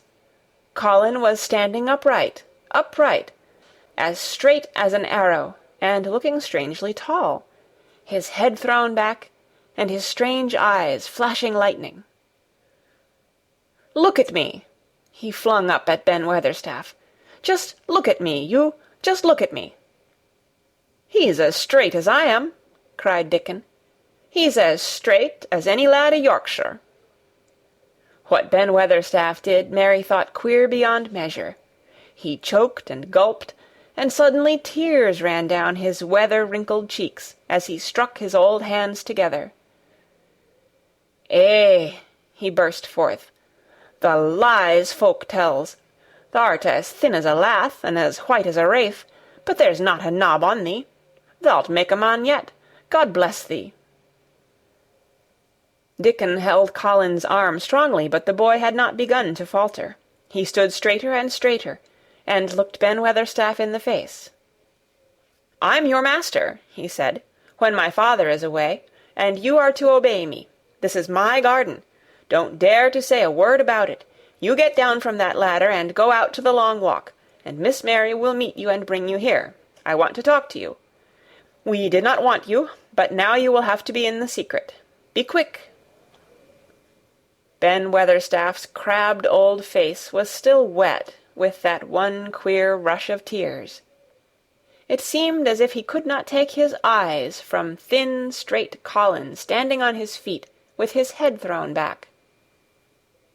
"Eh, lad," he almost whispered. "Eh, my lad." And then, remembering himself, he suddenly touched his hat, gardener fashion, and said, "Yes, sir, yes, sir," and obediently disappeared as he descended the ladder. Chapter 22. When the Sun Went Down. When his head was out of sight, Colin turned to Mary. "Go and meet him," he said, and Mary flew across the grass to the door under the ivy. Dickon was watching him with sharp eyes. There were scarlet spots on his cheeks, and he looked amazing, but he showed no signs of falling. "I can stand," he said, and his head was still held up, and he said it quite grandly. "I told thee thou could as soon as thou stopped being afraid," answered Dickon, "and thou's stopped." "Yes, I've stopped," said Colin. Then suddenly he remembered something Mary had said. "Are you making magic?" he asked sharply. Dickon's curly mouth spread in a cheerful grin. "Thou's doing magic thysel'," he said. "It's same magic as made these here work out o' the earth." And he touched with his thick boot a clump of crocuses in the grass. Colin looked down at them. "Aye," he said slowly, "there couldna be bigger magic than that there. There couldna be." He drew himself up straighter than ever. "I'm going to walk to that tree," he said, pointing to one a few feet away from him. "I'm going to be standing when Weatherstaff comes here. I can rest against the tree if I like. When I want to sit down, I will sit down, but not before. Bring a rug from the chair." He walked to the tree, and though Dickon held his arm, he was wonderfully steady. When he stood against the tree-trunk, it was not too plain that he supported himself against it, and he still held himself so straight that he looked tall. When Ben Weatherstaff came through the door in the wall, he saw him standing there, and he heard Mary muttering something under her breath.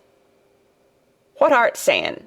he asked, rather testily, because he did not want his attention distracted from the long, thin, straight boy figure and proud face. But she did not tell him. What she was saying was this: "You can do it! You can do it! I told you you could! You can do it! You can do it! You can!" She was saying it to Colin because she wanted to make magic and keep him on his feet looking like that. She could not bear that he should give in before Ben Weatherstaff. He did not give in. She was uplifted by a sudden feeling that he looked quite beautiful in spite of his thinness. He fixed his eyes on Ben Weatherstaff in his funny, imperious way. "Look at me," he commanded. "Look at me all over. Am I a hunchback? Have I got crooked legs?" Ben Weatherstaff had not quite got over his emotion, but he had recovered a little, and answered almost in his usual way. "Not tha," he said. "Nowt o' the sort. What's tha been doing with thysel, hiding out o' sight, and letting folk think tha was cripple and half-witted?" "Half-witted!" said Colin angrily. "Who thought that?" "Lots o' fools," said Ben. "The world's full o' jackasses brayin', and they never bray nowt but lies. What did tha shut thysel up for?" "Everyone thought I was going to die," said Colin shortly. "I'm not." And he said it with such decision, Ben Weatherstaff looked him over up and down and up. "Tha die?" he said with dry exultation. "Nowt o' the sort. Tha's got too much pluck in thee. When I seed thee put thy legs on the ground in such a hurry, I knowed tha was all right. Sit thee down on the rug a bit, young mester, and gi' me thy orders." There was a queer mixture of crabbed tenderness and shrewd understanding in his manner. Mary had poured out speech as rapidly as she could as they had come down the long walk. The chief thing to be remembered, she had told him, was that Colin was getting well. Getting well! The garden was doing it. No one must let him remember about having humps and dying. The Rajah condescended to seat himself on a rug under the tree. "What work do you do in the gardens, Weatherstaff?" he inquired. "Anything I'm told to do," answered old Ben. "I'm kep' on by favour, because she liked me." "She?" said Colin. "The mother," answered Ben Weatherstaff. "My mother?" said Colin. And he looked about him quietly. This was her garden, wasn't it? "Aye, it was that." And Ben Weatherstaff looked about him too. "She were main fond of it." "It is my garden now. I am fond of it. I shall come here every day," announced Colin. "But it is to be a secret. My orders are that no one is to know that we come here. Dickon and my cousin have worked and made it come alive. I shall send for you sometimes to help, but you must come when no one can see you." Ben Weatherstaff's face twisted itself in a dry old smile. "I've come here before when no one saw me," he said. "What?" exclaimed Colin. "When?" "The last time I was here," rubbing his chin and looking round, "was about 2 year ago." "But no one has been in it for 10 years," cried Colin. "There was no door." "I'm no one," said old Ben dryly, "and I didn't come through the door. I come over the wall. The rheumatics held me back the last 2 year." "The common did a bit o' prunin'," cried Dickon. "I couldn't make out how it had been done." "She was so fond of it, she was," said Ben Weatherstaff slowly. "And she was such a pretty young thing. She says to me once, 'Ben,' she says, laughin', 'if ever I'm ill, or if I go away, you must take care of my roses.' When she did go away, the orders was no one was ever to come nigh, but I come," with grumpy obstinacy. "Over the wall I come, until the rheumatics stopped me, and I did a bit o' work once a year. She'd gave her order first." "It wouldn't have been as wick as it is if tha hadn't done it," said Dickon. "I did wonder." "I'm glad you did it, Weatherstaff," said Colin. "You'll know how to keep the secret." "Aye, I'll know, sir," answered Ben, "an' it'll be easier for a man wi' rheumatics to come in at the door." On the grass near the tree Mary had dropped her trowel. Colin stretched out his hand and took it up. An odd expression came into his face, and he began to scratch at the earth. His thin hand was weak enough, but presently, as they watched him, Mary with quite breathless interest, he drove the end of the trowel into the soil and turned some over. "You can do it, you can do it," said Mary to herself. "I tell you, you can." Dickon's round eyes were full of eager curiousness, but he said not a word. Ben Weatherstaff looked on with interested face. Colin persevered. After he had turned a few trowelfuls of soil, he spoke exultantly to Dickon in his best Yorkshire. "Tha said as tha'd have me walking about here same as other folk, and tha said tha'd have me diggin'. I thought tha was just leein' to please me. This is only the first day, and I've walked, and here I am diggin'." Ben Weatherstaff's mouth fell open again when he heard him, but he ended by chuckling. "Eh," he said, "that sounds as if tha'd got wits enow. Tha'rt a Yorkshire lad for sure, and tha'rt diggin' too. How'd tha like to plant a bit o' something? I can get thee a rose in a pot." "Go and get it," said Colin, digging excitedly. "Quick, quick!" It was done quickly enough indeed. Ben Weatherstaff went his way, forgetting rheumatics.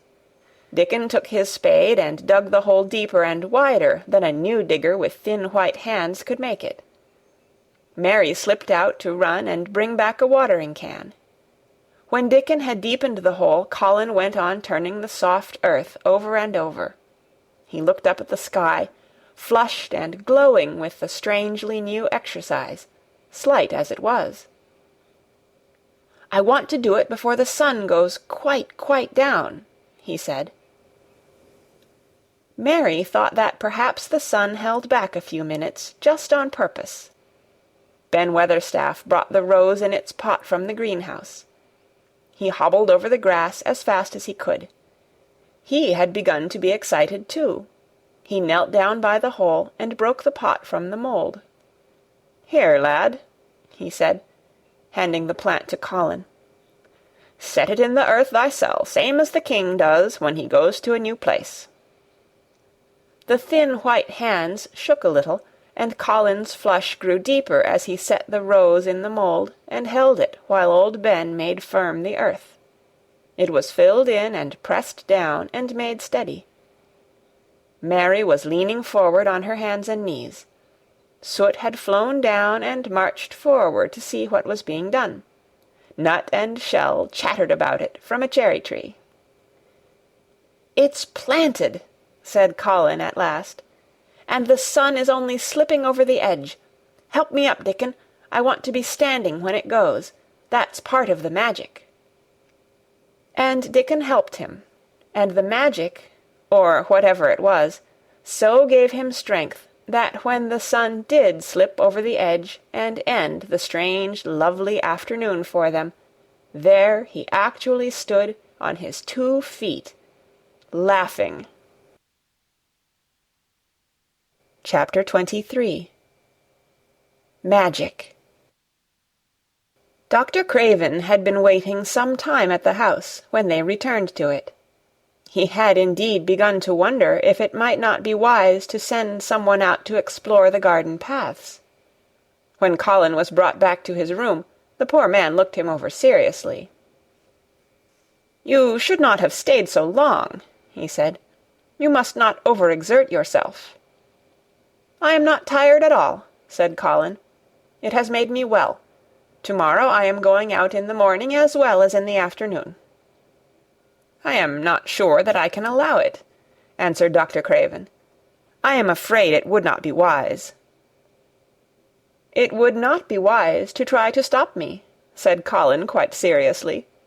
"I am going."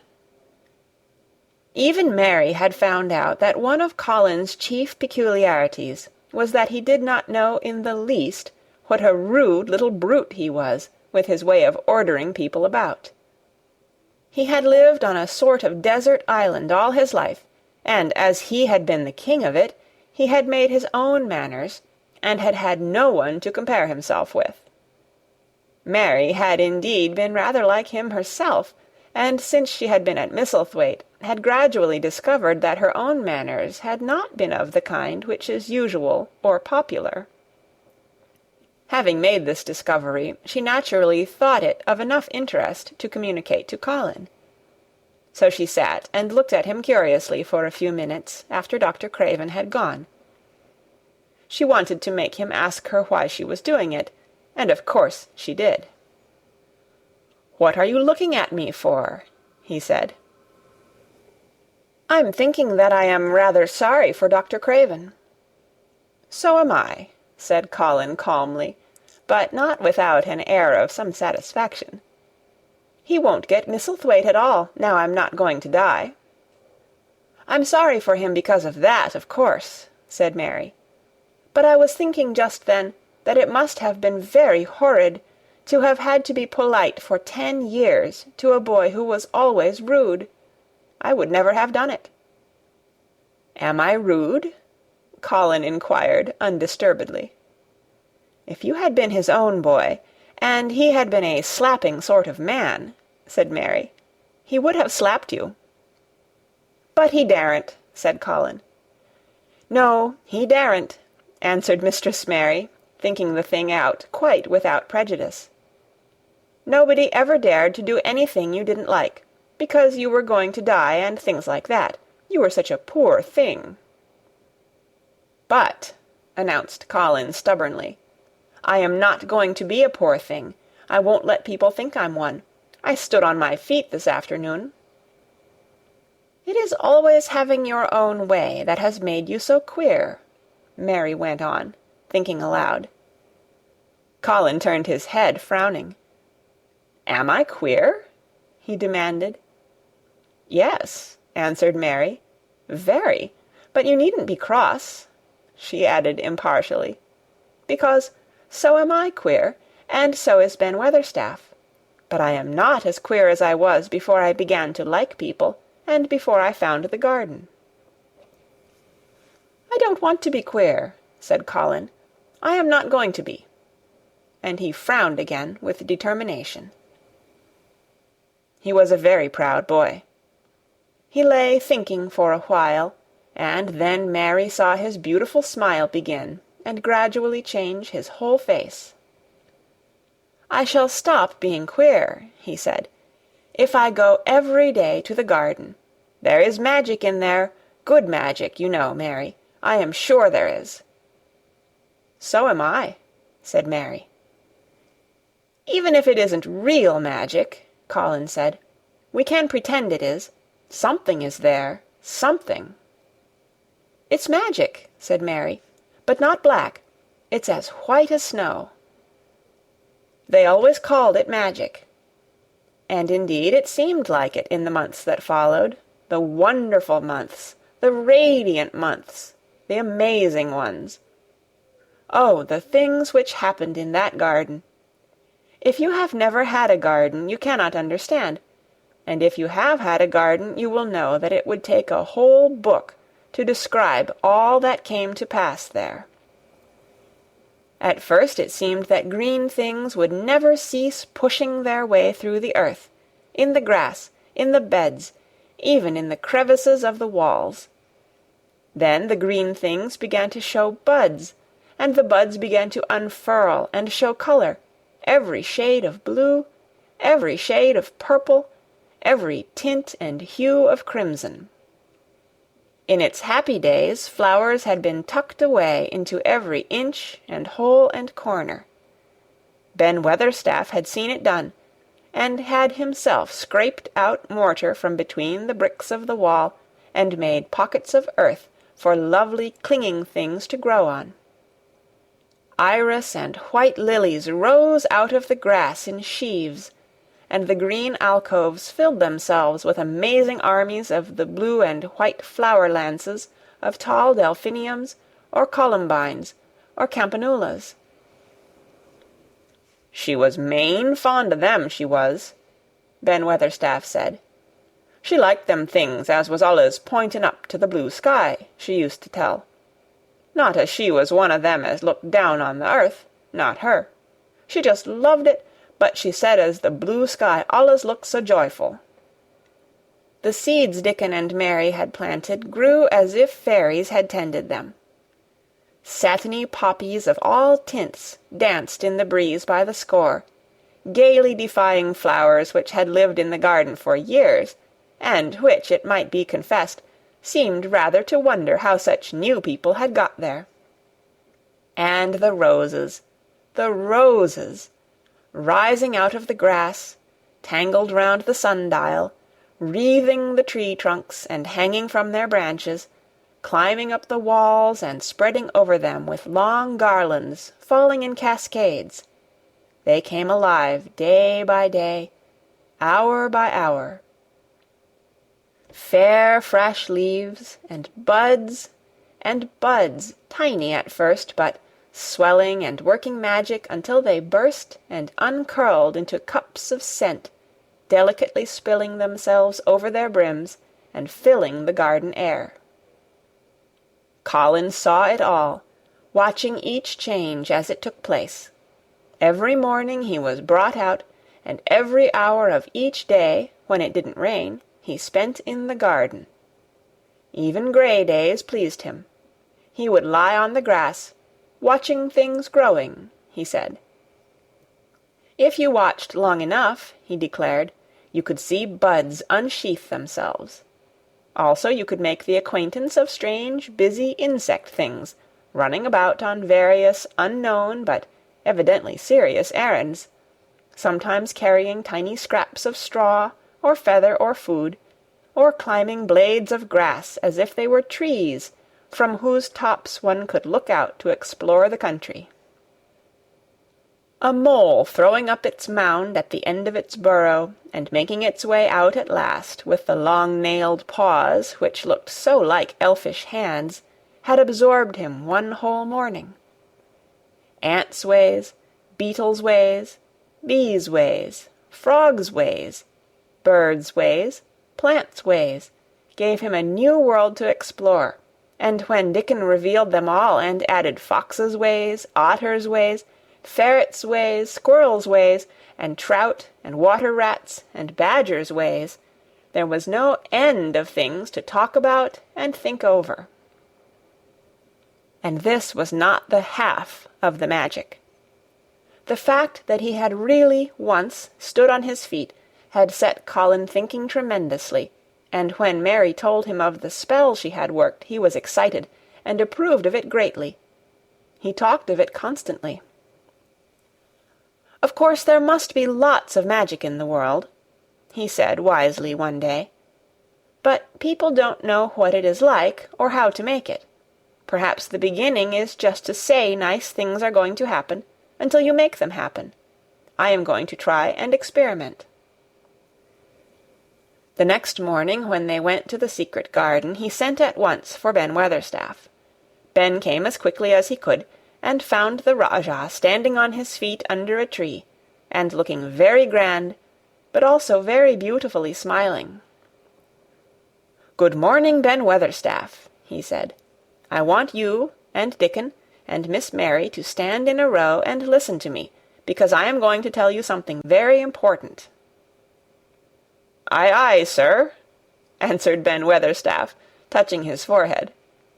One of the long-concealed charms of Ben Weatherstaff was that in his boyhood he had once run away to sea and had made voyages, so he could reply like a sailor.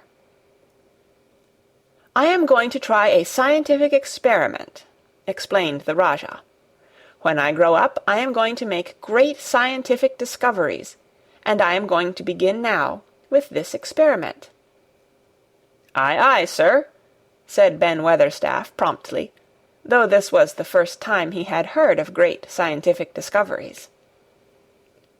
It was the first time Mary had heard of them either, but even at this stage she had begun to realize that, queer as he was, Colin had read about a great many singular things, and was somehow a very convincing sort of boy.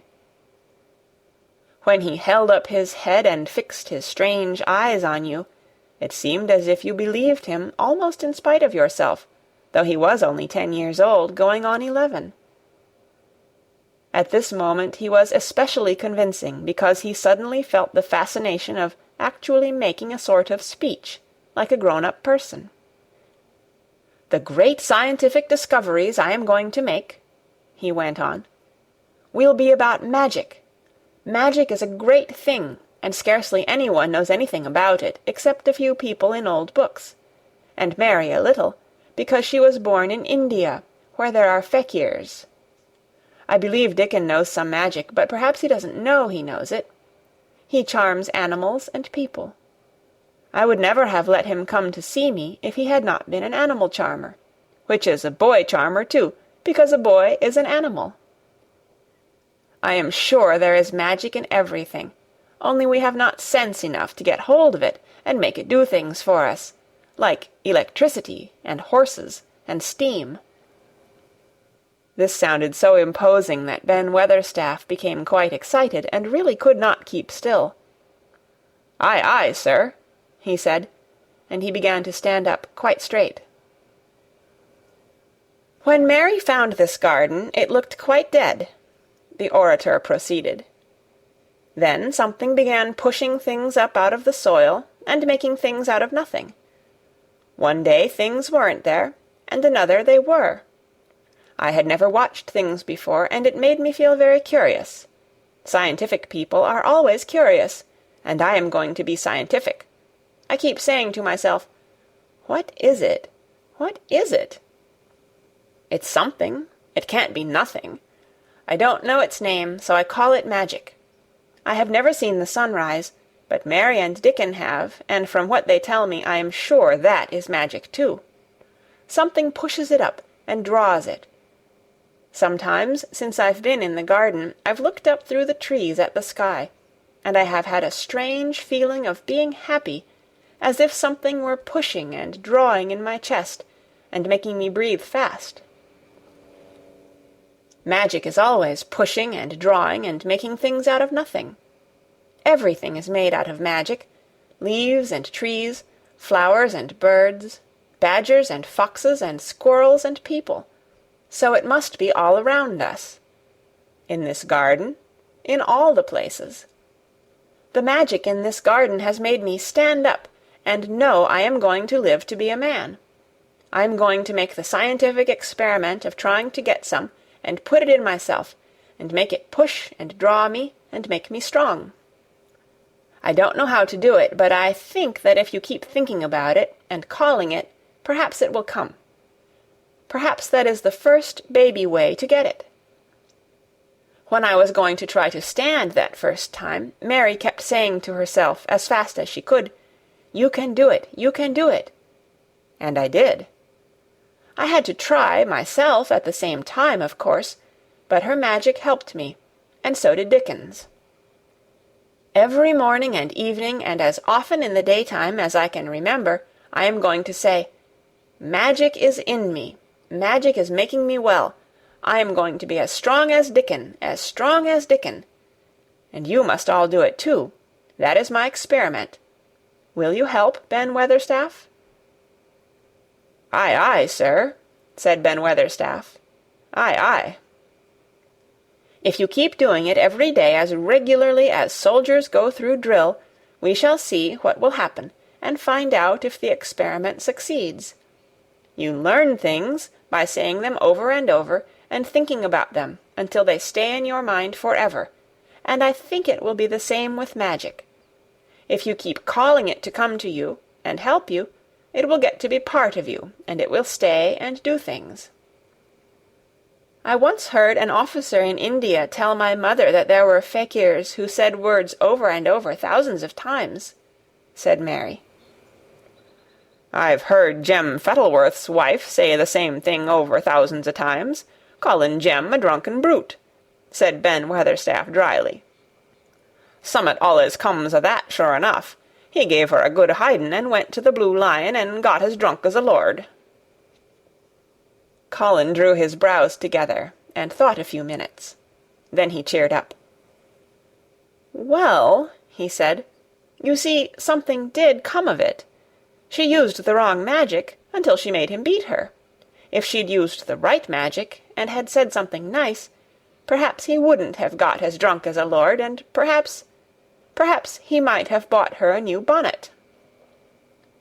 Ben Weatherstaff chuckled, and there was shrewd admiration in his little old eyes. "Thou'rt a clever lad as well as a straight-legged one, Mester Colin," he said. "Next time I see Bess Fettleworth, I'll give her a bit of a hint o' what magic will do for her. She'd be rare and pleased if the scientific experiment worked, and so 'ud Jem." Dickon had stood listening to the lecture, his round eyes shining with curious delight. Nut and Shell were on his shoulders, and he held a long-eared white rabbit in his arm, and stroked it softly, while it laid its ears along its back, and enjoyed itself. "Do you think the experiment will work?" Colin asked him, wondering what he was thinking. He so often wondered what Dickon was thinking when he saw him looking at him or at one of his creatures with his happy wide smile. He smiled now, and his smile was wider than usual. "Aye," he answered, "that I do. It'll work same as the seeds do when the sun shines on 'em. It'll work for sure.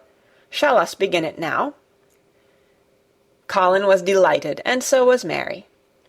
Fired by recollections of fakirs and devotees in illustrations, Colin suggested that they should all sit cross-legged under the tree, which made a canopy. "It will be like sitting in a sort of temple," said Colin. "I'm rather tired, and I want to sit down."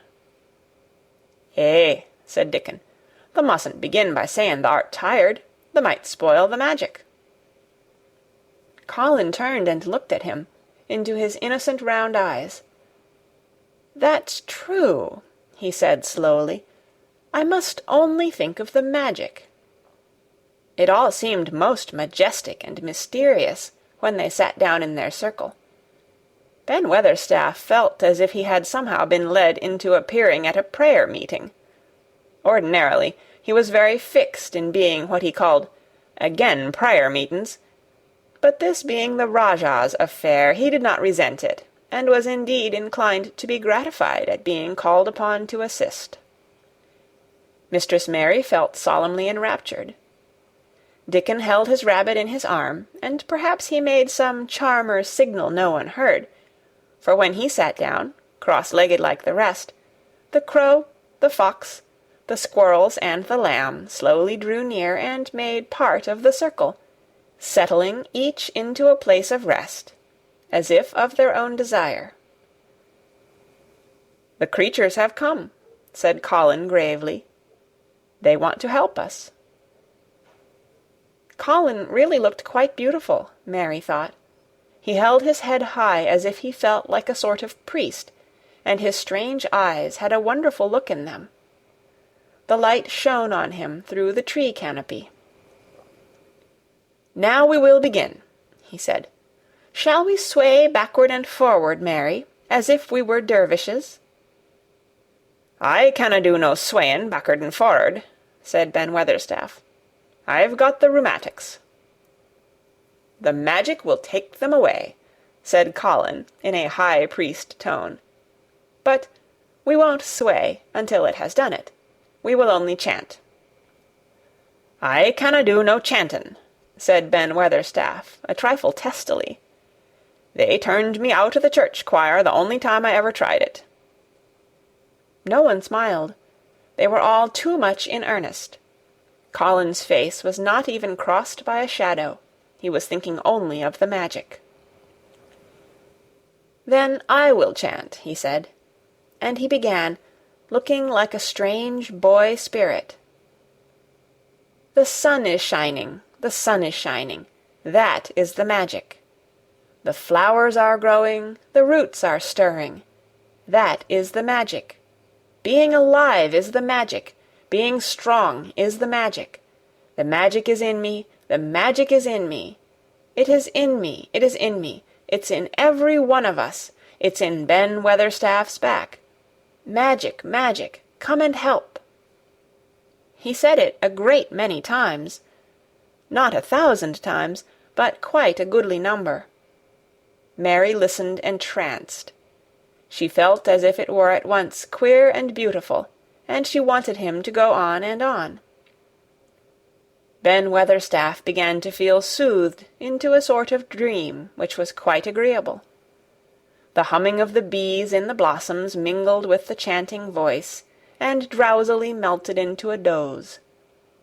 Dickon sat cross-legged with his rabbit asleep on his arm, and a hand resting on the lamb's back. Soot had pushed away a squirrel, and huddled close to him on his shoulder. The grey film dropped over his eyes. At last Colin stopped. "Now I am going to walk round the garden," he announced. Ben Weatherstaff's head had just dropped forward, and he lifted it with a jerk. "You have been asleep," said Colin. "Nowt o' the sort," mumbled Ben. "The sermon was good enow, but I'm bound to get out afore the collection." He was not quite awake yet. "You're not in church," said Colin. "Not me," said Ben, straightening himself. "Who said I were? I heard every bit of it. You said the magic was in my back. The doctor calls it rheumatics." The Rajah waved his hand. "That was the wrong magic," he said. "You will get better. You have my permission to go to your work, but come back tomorrow." "I'd like to see thee walk round the garden," grunted Ben. It was not an unfriendly grunt, but it was a grunt. In fact, being a stubborn old party, and not having entire faith in magic, he had made up his mind that if he were sent away, he would climb his ladder, and look over the wall, so that he might be ready to hobble back, if there were any stumbling. The Rajah did not object to his staying, and so the procession was formed. It really did look like a procession. Colin was at its head with Dickon on one side, and Mary on the other. Ben Weatherstaff walked behind, and the creatures trailed after them, the lamb and the fox-cub keeping close to Dickon, the white rabbit hopping along or stopping to nibble, and Soot following with the solemnity of a person who felt himself in charge. It was a procession which moved slowly, but with dignity. Every few yards it stopped to rest. Colin leaned on Dickon's arm, and privately Ben Weatherstaff kept a sharp lookout, but now and then Colin took his hand from its support and walked a few steps alone. His head was held up all the time, and he looked very grand. "The magic is in me," he kept saying. "The magic is making me strong. I can feel it, I can feel it." It seemed very certain that something was upholding and uplifting him. He sat on the seats in the alcoves, and once or twice he sat down on the grass, and several times he paused in the path and leaned on Dickon, but he would not give up until he had gone all round the garden. When he returned to the canopy tree, his cheeks were flushed, and he looked triumphant. "I did it! The magic worked!" he cried. "That is my first scientific discovery." "What will Dr. Craven say?" broke out Mary. "He won't say anything," Colin answered, "because he will not be told. This is to be the biggest secret of all.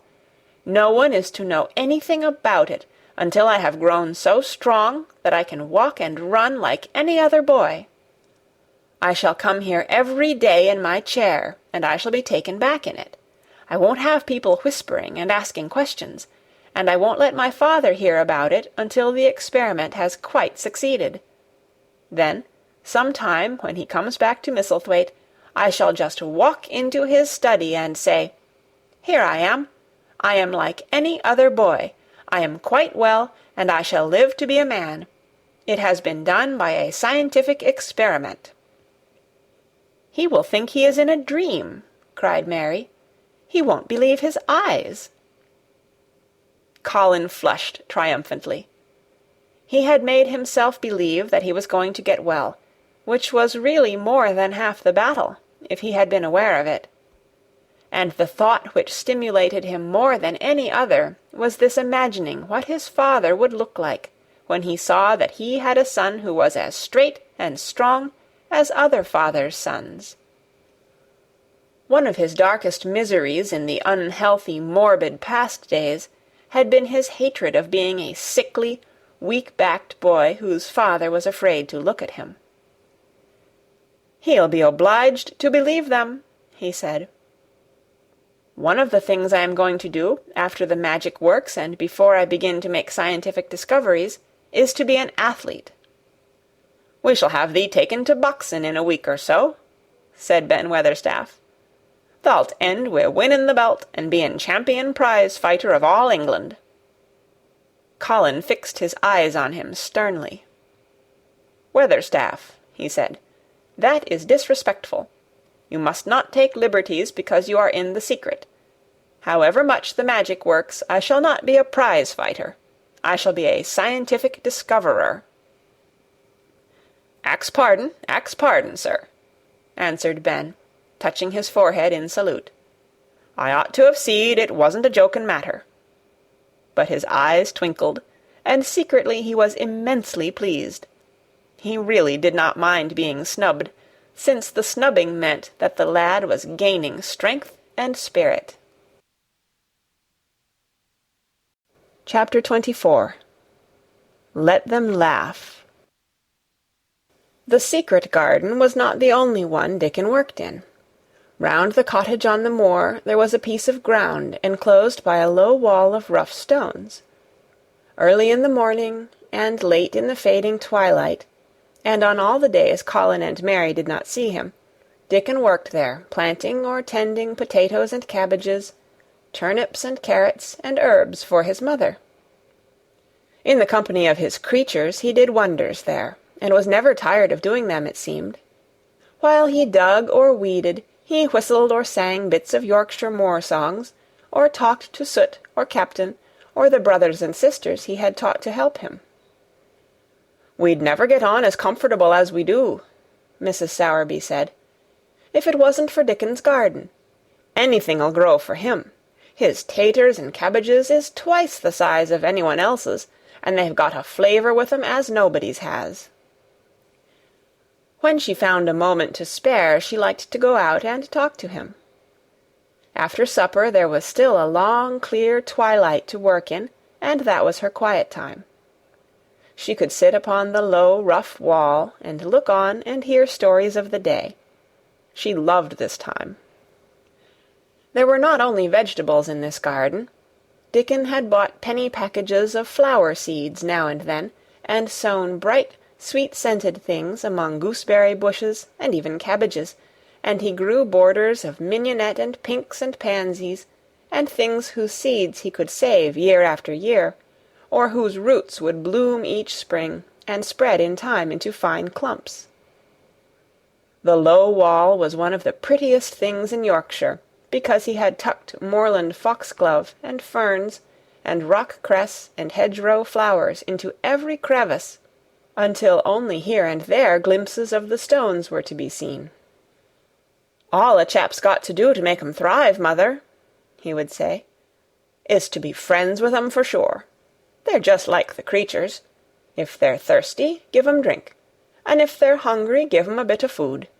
They want to live same as we do. If they died, I should feel as if I'd been a bad lad, and somehow treated them heartless." It was in these twilight hours that Mrs. Sowerby heard of all that happened at Misselthwaite Manor. At first she was only told that Mr. Colin had taken a fancy to going out into the grounds with Miss Mary, and that it was doing him good. But it was not long before it was agreed between the two children that Dickon's mother might come into the secret. Somehow it was not doubted that she was safe for sure.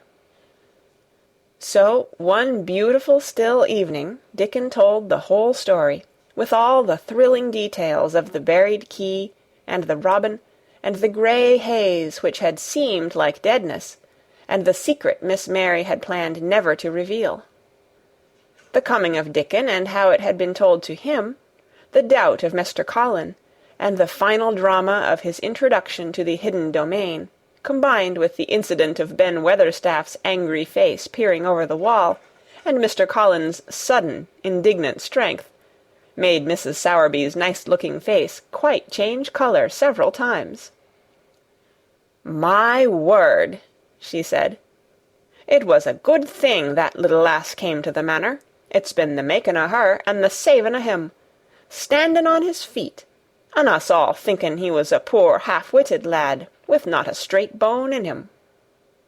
She asked a great many questions, and her blue eyes were full of deep thinking. "What do they make of it at the manor, him being so well and cheerful, and never complaining?" she inquired. "They don't know what to make of it," answered Dickon. "Every day as comes round his face looks different. It's filling out, and doesn't look so sharp, and the waxy colour is going. But he has to do his bit o' complaining," with a highly entertained grin. "What for, in mercy's name?" asked Mrs. Sowerby. Dickon chuckled. "He does it to keep them from guessing what's happened. If the doctor knew he'd found out he could stand on his feet, he'd likely write and tell Mr. Craven. Mr. Colin's saving the secret to tell himself. He's going to practice his magic on his legs every day till his father comes back, and then he's going to march into his room and show him he's as straight as other lads. But him and Miss Mary thinks it's best plan to do a bit o' groaning and fretting now and then, to throw folk off the scent." Mrs. Sowerby was laughing a low, comfortable laugh long before he had finished his last sentence. "Eh," she said, "that pair's enjoying theirselves, I'll warrant. They'll get a good bit o' acting out of it, and there's nothing children likes as much as play-acting. Let's hear what they do, Dickon lad." Dickon stopped weeding and sat up on his heels to tell her. His eyes were twinkling with fun. "Mr. Colin is carried down to his chair every time he goes out," he explained, "and he flies out at John, the footman, for not carrying him careful enough. He makes himself as helpless-looking as he can, and never lifts his head until we're out o' sight of the house. And he grunts and frets a good bit when he's being settled into his chair. Him and Miss Mary's both got to enjoying it, and when he groans and complains, she'll say, 'Poor Colin, does it hurt you so much? Are you so weak as that, poor Colin?' But the trouble is that sometimes they can scarce keep from bursting out laughing. When we get safe into the garden, they laugh till they've no breath left to laugh with, and they have to stuff their faces into Mester Colin's cushions to keep the gardeners from hearing, if any of 'em's about." "The more they laugh, the better for 'em," said Mrs. Sowerby, still laughing herself. "Good, healthy child laughing's better than pills any day o' the year. That pair'll plump up for sure." "They are plumping up," said Dickon. "They're that hungry they don't know how to get enough to eat without making talk. Mr. Colin says if he keeps sending for more food, they won't believe he's an invalid at all. Miss Mary says she'll let him eat her share, but he says that if she goes hungry she'll get thin, and they mun both get fat at once." Mrs. Sowerby laughed so heartily at the revelation of this difficulty that she quite rocked backward and forward in her blue cloak, and Dickon laughed with her. "I'll tell thee what, lad," Mrs. Sowerby said, when she could speak. I've thought of a way to help 'em. When thou goes to 'em in the mornin's, thou shall take a pail o' good new milk, and I'll bake 'em a crusty cottage loaf, or some buns wi' currants in 'em, same as you children like. Nothing so good as fresh milk and bread. Then they could take the edge off o' their hunger while they were in their garden, and the fine food they get indoors 'ud polish off the corners." "Eh, mother," said Dickon admiringly, "what a wonder thou art! Thou always sees a way out o' things. They was quite in a pother yesterday. They didn't see how they was to manage without ordering up more food. They felt that empty inside." "They're two young uns growing fast, and health's coming back to both of 'em.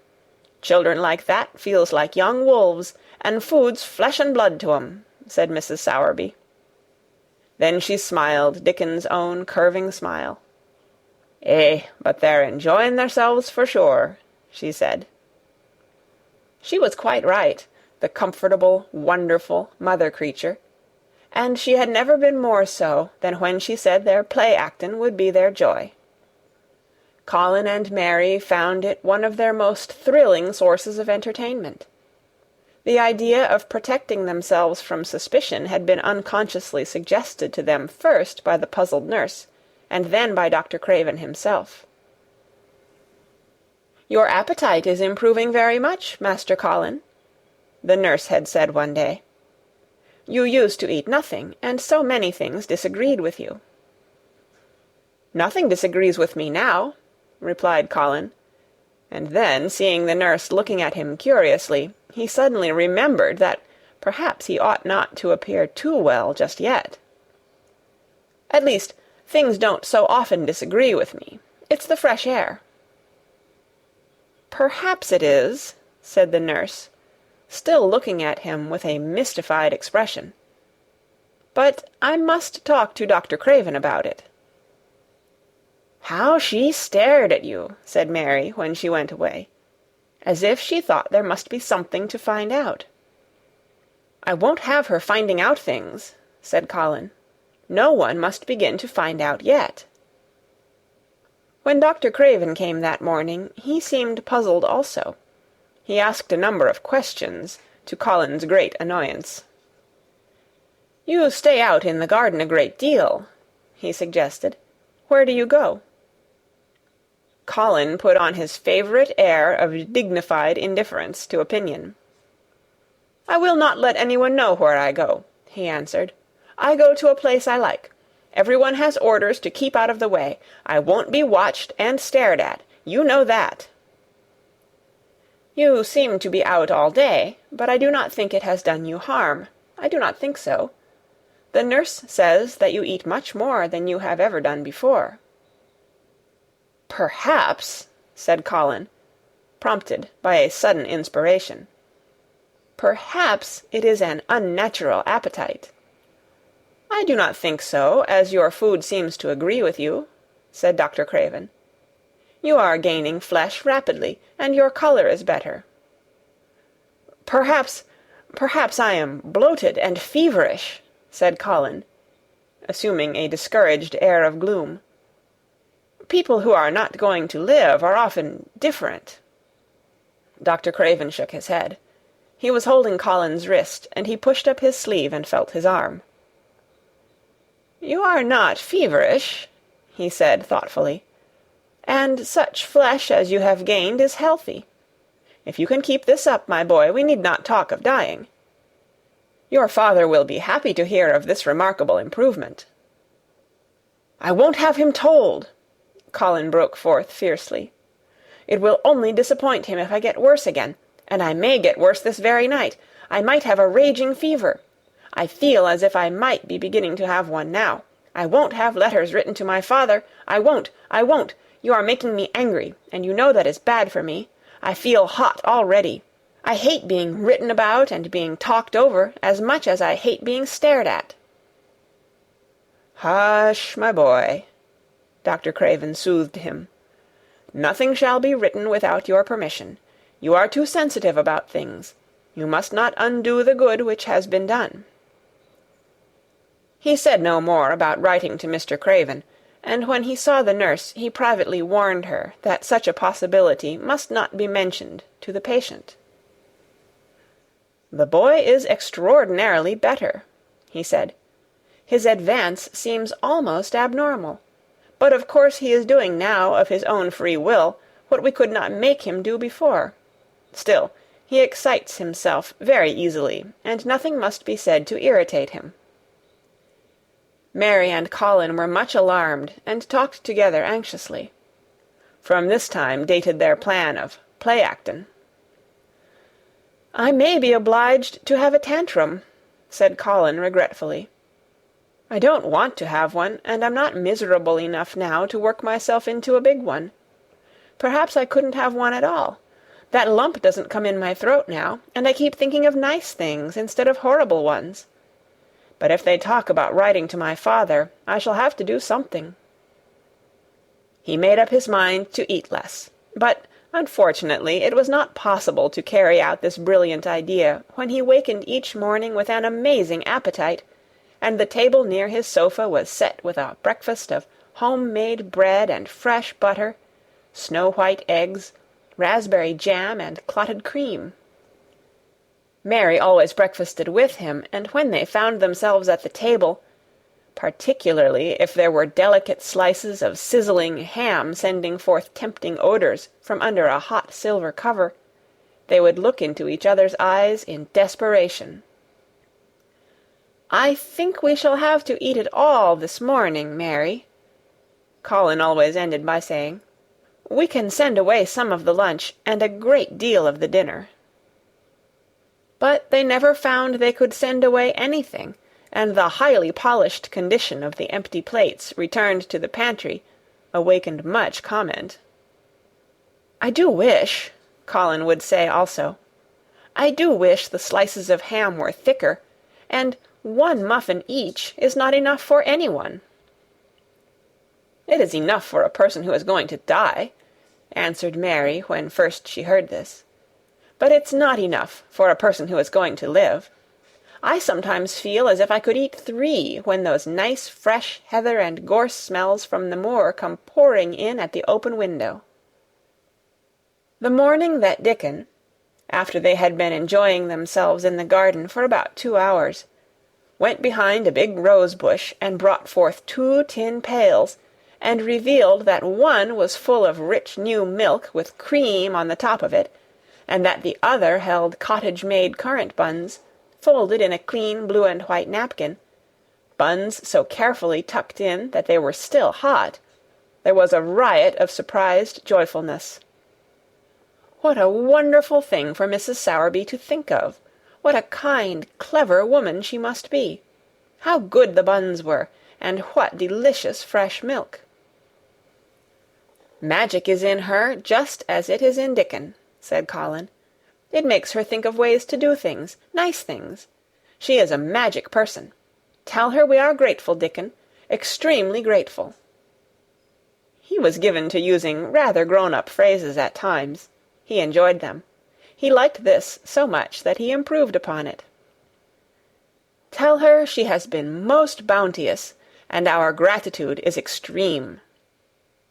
And then, forgetting his grandeur, he fell to and stuffed himself with buns, and drank milk out of the pail in copious draughts, in the manner of any hungry little boy who had been taking unusual exercise and breathing in moorland air, and whose breakfast was more than 2 hours behind him. This was the beginning of many agreeable incidents of the same kind. They actually awoke to the fact that, as Mrs. Sowerby had 14 people to provide food for, she might not have enough to satisfy 2 extra appetites every day. So they asked her to let them send some of their shillings to buy things. Dickon made the stimulating discovery that in the wood in the park outside the garden where Mary had first found him piping to the wild creatures, there was a deep little hollow where you could build a sort of tiny oven with stones, and roast potatoes and eggs in it. Roasted eggs were a previously unknown luxury, and very hot potatoes with salt and fresh butter in them were fit for a woodland king, besides being deliciously satisfying. You could buy both potatoes and eggs, and eat as many as you liked, without feeling as if you were taking food out of the mouths of 14 people. Every beautiful morning the magic was worked by the mystic circle under the plum-tree which provided a canopy of thickening green leaves after its brief blossom-time was ended. After the ceremony, Colin always took his walking exercise, and throughout the day he exercised his newly found power at intervals. Each day he grew stronger and could walk more steadily and cover more ground. And each day his belief in the magic grew stronger, as well it might. He tried one experiment after another, as he felt himself gaining strength, and it was Dickon who showed him the best things of all. "Yesterday," he said one morning, after an absence, "I went to Thwaite for mother, and near the Blue Cow Inn I seed Bob Hayworth. He's the strongest chap on the moor. He's the champion wrestler, and he can jump higher than any other chap, and throw the hammer farther. He's gone all the way to Scotland for the sports, some years. He's knowed me ever since I was a little un, and he's a friendly sort, and I axed him some questions.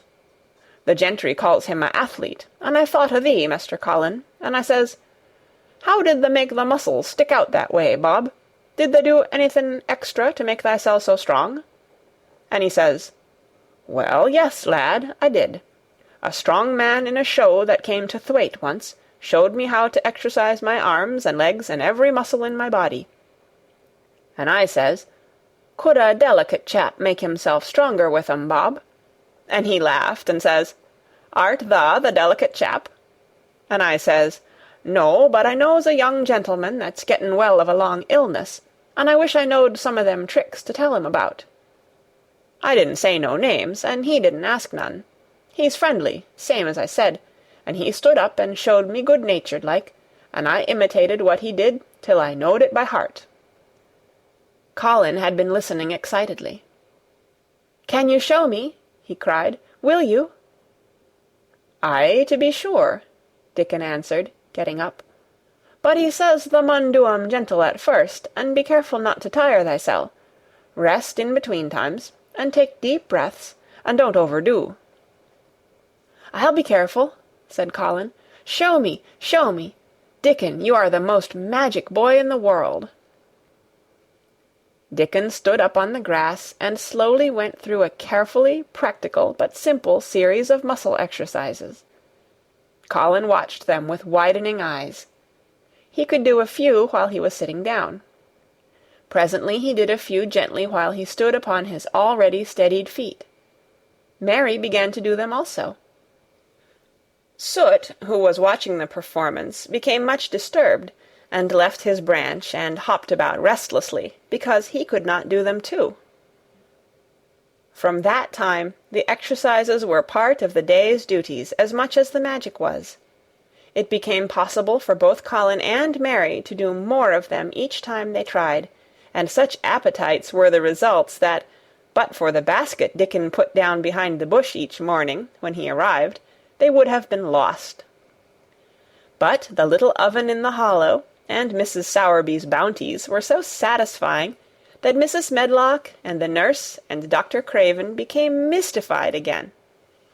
You can trifle with your breakfast, and seem to disdain your dinner, if you are full to the brim with roasted eggs and potatoes, and richly frothed new milk, and oatcakes and buns, and heather honey and clotted cream. "They are eating next to nothing," said the nurse. "They'll die of starvation if they can't be persuaded to take some nourishment. And yet see how they look." "Look!" exclaimed Mrs. Medlock indignantly. I'm moithered to death with them. They're a pair of young Satans, bursting their jackets one day, and the next turning up their noses at the best meals cook can tempt them with. Not a mouthful of that lovely young fowl and bread sauce did they set a fork into yesterday, and the poor woman fair invented a pudding for them, and back it sent. She almost cried. She's afraid she'll be blamed if they starve themselves into their graves." Dr. Craven came and looked at Colin long and carefully. He wore an extremely worried expression when the nurse talked with him, and showed him the almost untouched tray of breakfast she had saved for him to look at, but it was even more worried when he sat down by Colin's sofa and examined him. He had been called to London on business, and had not seen the boy for nearly 2 weeks. When young things begin to gain health, they gain it rapidly. The waxen tinge had left Colin's skin, and a warm rose showed through it. His beautiful eyes were clear, and the hollows under them and in his cheeks and temples had filled out. His once dark, heavy locks had begun to look as if they sprang healthily from his forehead, and were soft and warm with life. His lips were fuller and of a normal colour. In fact, as an imitation of a boy who was a confirmed invalid, he was a disgraceful sight. Dr. Craven held his chin in his hand and thought him over. "I am sorry to hear that you do not eat anything," he said. "That will not do. You will lose all you have gained, and you have gained amazingly. You ate so well a short time ago." "I told you it was an unnatural appetite," answered Colin. Mary was sitting on her stool near by, and she suddenly made a very queer sound, which she tried so violently to repress that she ended by almost choking. "What is the matter?" said Dr. Craven, turning to look at her. Mary became quite severe in her manner. "It was something between a sneeze and a cough," she replied with reproachful dignity. "And it got into my throat." "But," she said afterward to Colin, "I couldn't stop myself. It just burst out because all at once I couldn't help remembering that last big potato you ate, and the way your mouth stretched when you bit through that thick, lovely crust with jam and clotted cream on it." "Is there any way in which those children can get food secretly?" Dr. Craven inquired of Mrs. Medlock. "There's no way unless they dig it out of the earth or pick it off the trees," Mrs. Medlock answered. "They stay out in the grounds all day and see no one but each other, and if they want anything different to eat from what's sent up to them, they need only ask for it." "Well," said Dr. Craven, "so long as going without food agrees with them, we need not disturb ourselves. The boy is a new creature." "So is the girl," said Mrs. Medlock. "She's begun to be downright pretty since she's filled out and lost her ugly little sour look. Her hair's grown thick and healthy-looking, and she's got a bright colour. The glummest, ill-natured little thing she used to be, and now her and Master Colin laugh together like a pair of crazy young ones. Perhaps they're growing fat on that." "Perhaps they are," said Dr. Craven. "Let them laugh." Chapter 25. The Curtain. And the secret garden bloomed and bloomed, and every morning revealed new miracles. In the robin's nest there were eggs, and the robin's mate sat upon them, keeping them warm with her feathery little breast and careful wings. At first she was very nervous, and the robin himself was indignantly watchful. Even Dickon did not go near the close-grown corner in those days, but waited until by the quiet working of some mysterious spell he seemed to have conveyed to the soul of the little pair that in the garden there was nothing which was not quite like themselves, nothing which did not understand the wonderfulness of what was happening to them, the immense, tender, terrible, heart-breaking beauty and solemnity of eggs.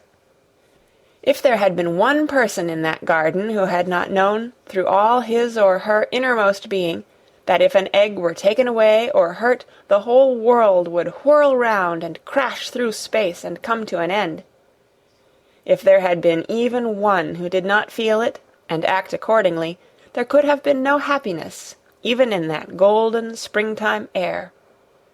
But they all knew it and felt it, and the robin and his mate knew they knew it. At first the robin watched Mary and Colin with sharp anxiety. For some mysterious reason he knew he need not watch Dickon. The first moment he set his dew-bright black eye on Dickon, he knew he was not a stranger, but a sort of robin without beak or feathers.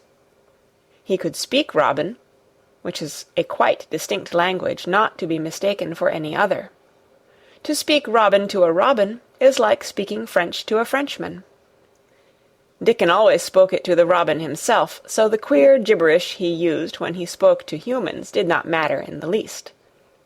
The robin thought he spoke this gibberish to them because they were not intelligent enough to understand feathered speech. His movements were also robin. They never startled one by being sudden enough to seem dangerous or threatening. Any robin could understand Dickon, so his presence was not even disturbing. But at the outset it seemed necessary to be on guard against the other two. In the first place, the boy creature did not come into the garden on his legs. He was pushed in on a thing with wheels, and the skins of wild animals were thrown over him. That in itself was doubtful. Then, when he began to stand up and move about, he did it in a queer, unaccustomed way, and the others seemed to have to help him. The robin used to secret himself in a bush and watch this anxiously, his head tilted first on one side and then on the other. He thought that the slow movements might mean that he was preparing to pounce, as cats do. When cats are preparing to pounce, they creep over the ground very slowly. The robin talked this over with his mate a great deal for a few days, but after that he decided not to speak of the subject, because her terror was so great that he was afraid it might be injurious to the eggs. When the boy began to walk by himself, and even to move more quickly, it was an immense relief. But for a long time, or it seemed a long time to the robin, he was a source of some anxiety. He did not act as the other humans did.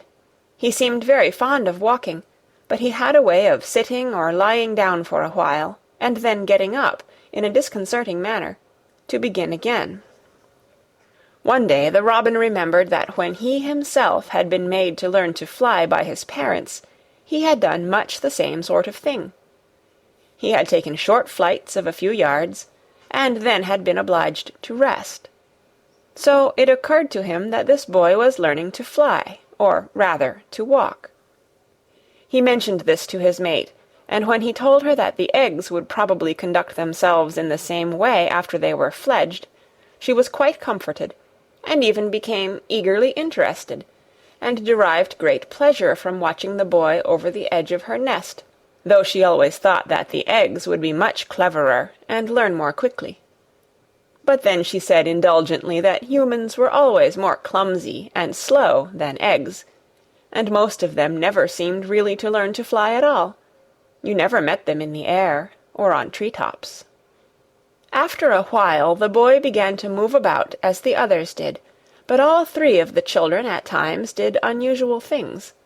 They would stand under the trees and move their arms and legs and heads about in a way which was neither walking, nor running, nor sitting down. They went through these movements at intervals every day, and the robin was never able to explain to his mate what they were doing or trying to do. He could only say that he was sure that the eggs would never flap about in such a manner, but as the boy who could speak robin so fluently was doing the thing with them, birds could be quite sure that the actions were not of a dangerous nature. Of course, neither the robin nor his mate had ever heard of the champion wrestler, Bob Hayworth, and his exercises for making the muscles stand out like lumps. Robins are not like human beings. Their muscles are always exercised from the first, and so they develop themselves in a natural manner. If you have to fly about to find every meal you eat, your muscles do not become atrophied.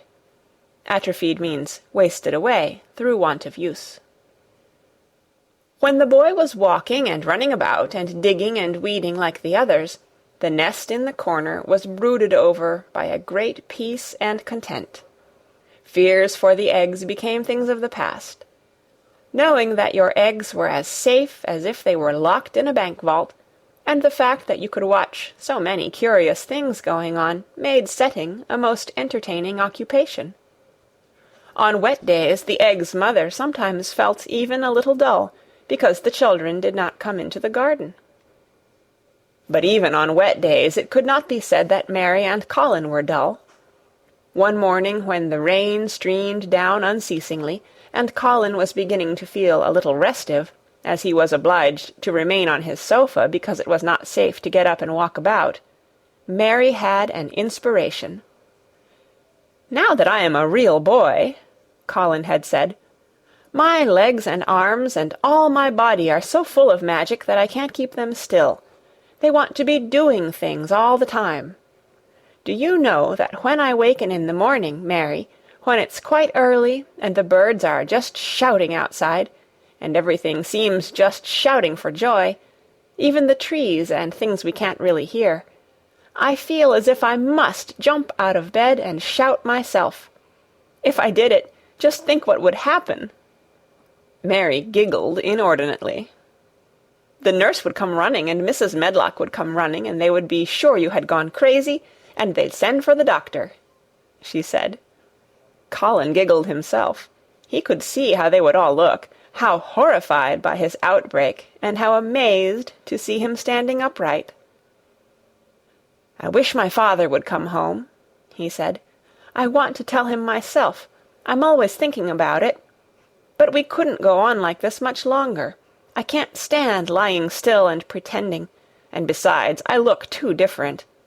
I wish it wasn't raining today." It was then Mistress Mary had her inspiration. "Colin," she began mysteriously, "do you know how many rooms there are in this house?" "About 1,000, I suppose," he answered. "There's about 100 no one ever goes into," said Mary. "And one rainy day I went and looked into ever so many of them. No one ever knew, though Mrs. Medlock nearly found me out. I lost my way when I was coming back, and I stopped at the end of your corridor. That was the second time I heard you crying." Colin started up on his sofa. 100 rooms no one goes into," he said. "It sounds almost like a secret garden. Suppose we go and look at them. You could wheel me in my chair, and nobody would know where we went." "That's what I was thinking," said Mary. "No one would dare to follow us. There are galleries where you could run. We could do our exercises. There is a little Indian room where there is a cabinet full of ivory elephants. There are all sorts of rooms." "Ring the bell," said Colin. When the nurse came in, he gave his orders. "I want my chair," he said. "Miss Mary and I are going to look at the part of the house which is not used. John can push me as far as the picture gallery, because there are some stairs. Then he must go away and leave us alone until I send for him again." Rainy days lost their terrors that morning. When the footman had wheeled the chair into the picture gallery, and left the two together in obedience to orders, Colin and Mary looked at each other, delighted. As soon as Mary had made sure that John was really on his way back to his own quarters below stairs, Colin got out of his chair. "I am going to run from one end of the gallery to the other," he said. "And then I am going to jump, and then we will do Bob Hayworth's exercises." And they did all these things and many others. They looked at the portraits, and found the plain little girl dressed in green brocade, and holding the parrot on her finger. "All these," said Colin, "must be my relations. They lived a long time ago. That parrot one, I believe, is one of my great-great-great-great-aunts. She looks rather like you, Mary, not as you look now, but as you looked when you came here. Now you are a great deal fatter and better looking." "So are you," said Mary, and they both laughed. They went to the Indian room and amused themselves with the ivory elephants. They found the rose-coloured brocade boudoir, and the hole in the cushion the mouse had left, but the mice had grown up and run away, and the hole was empty. They saw more rooms and made more discoveries than Mary had made on her first pilgrimage. They found new corridors and corners and flights of steps, and new old pictures they liked, and weird old things they did not know the use of. It was a curiously entertaining morning, and the feeling of wandering about in the same house with other people but at the same time feeling as if one were miles away from them, was a fascinating thing. "I'm glad we came," Colin said. "I never knew I lived in such a big, queer old place. I like it. We will ramble about every rainy day. We shall always be finding new, queer corners and things." That morning they had found, among other things, such good appetites that, when they returned to Colin's room, it was not possible to send the luncheon away untouched. When the nurse carried the tray downstairs, she slapped it down on the kitchen dresser so that Mrs. Loomis, the cook, could see the highly polished dishes and plates. "Look at that," she said. "This is a house of mystery, and those 2 children are the greatest mysteries in it." "If they keep that up every day," said the strong young footman John, "there'd be small wonder that he weighs twice as much to-day as he did a month ago. I should have to give up my place in time for fear of doing my muscles an injury."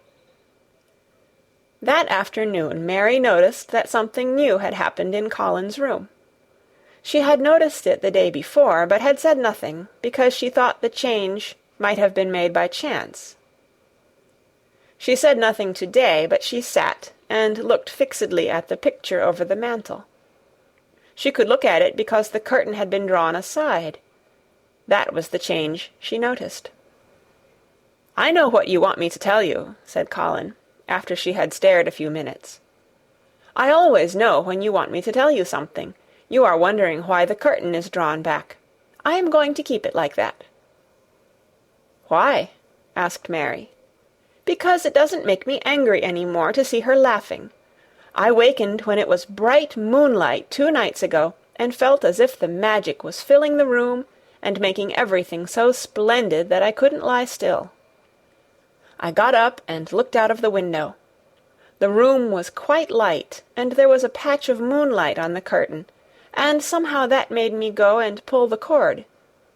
She looked right down at me as if she were laughing because she was glad I was standing there. It made me like to look at her. I want to see her laughing like that all the time. I think she must have been a sort of magic person, perhaps." "You are so like her now," said Mary, "that sometimes I think perhaps you are her ghost made into a boy." That idea seemed to impress Colin. He thought it over, and then answered her slowly. "If I were her ghost, my father would be fond of me." "Do you want him to be fond of you?"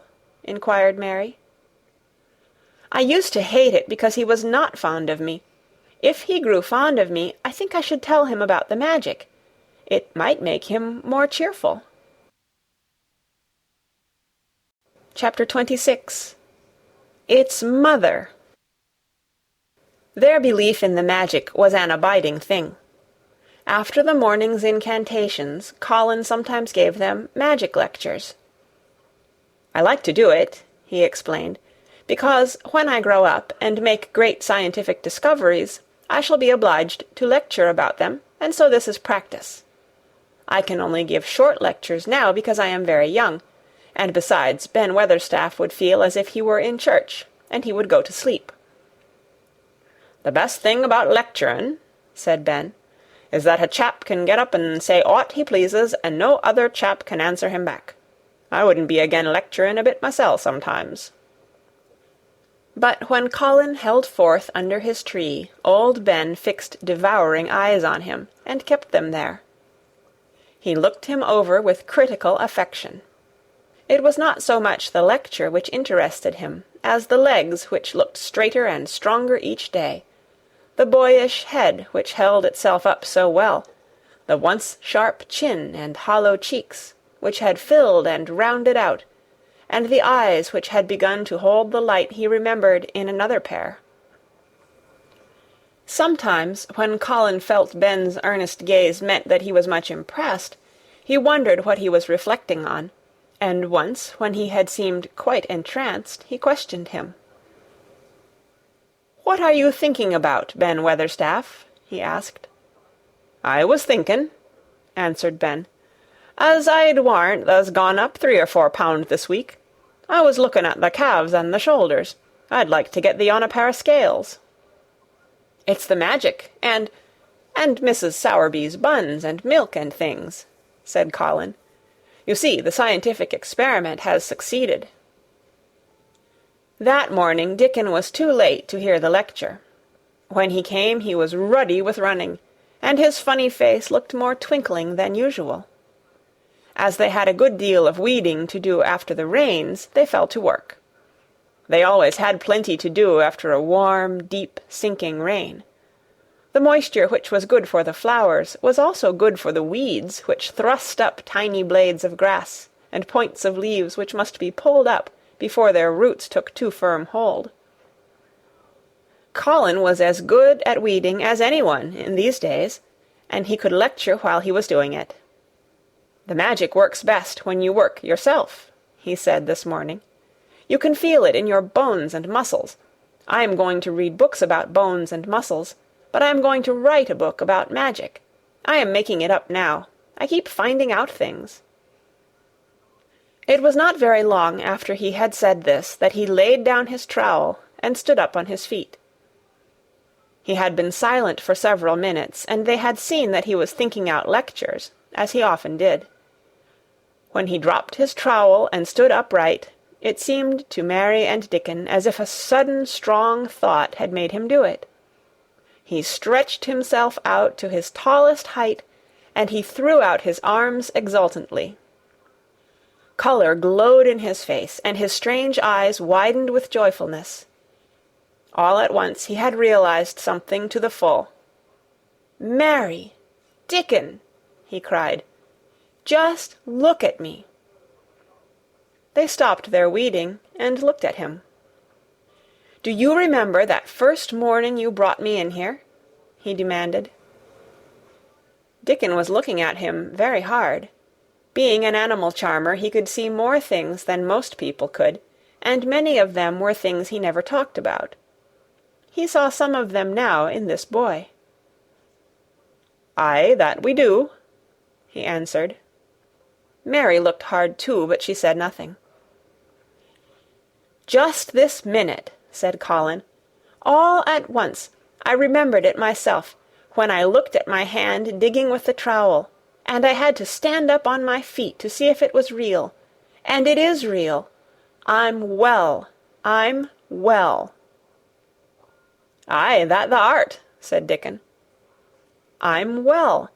I'm well," said Colin again, and his face went quite red all over. He had known it before in a way.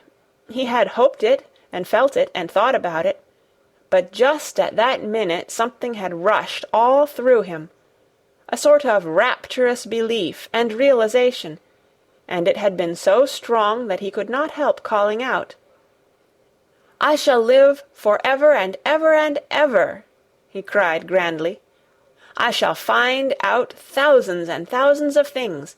I shall find out about people and creatures and everything that grows, like Dickon, and I shall never stop making magic. I'm well. I'm well. I feel as if I want to shout out something thankful, joyful." Ben Weatherstaff, who had been working near a rose-bush, glanced round at him. "Thou might sing the doxology," he suggested in his driest grunt. He had no opinion of the doxology, and he did not make the suggestion with any particular reverence. But Colin was of an exploring mind, and he knew nothing about the doxology. "What is that?" he inquired. "Dickon can sing it for thee, I'll warrant," replied Ben Weatherstaff.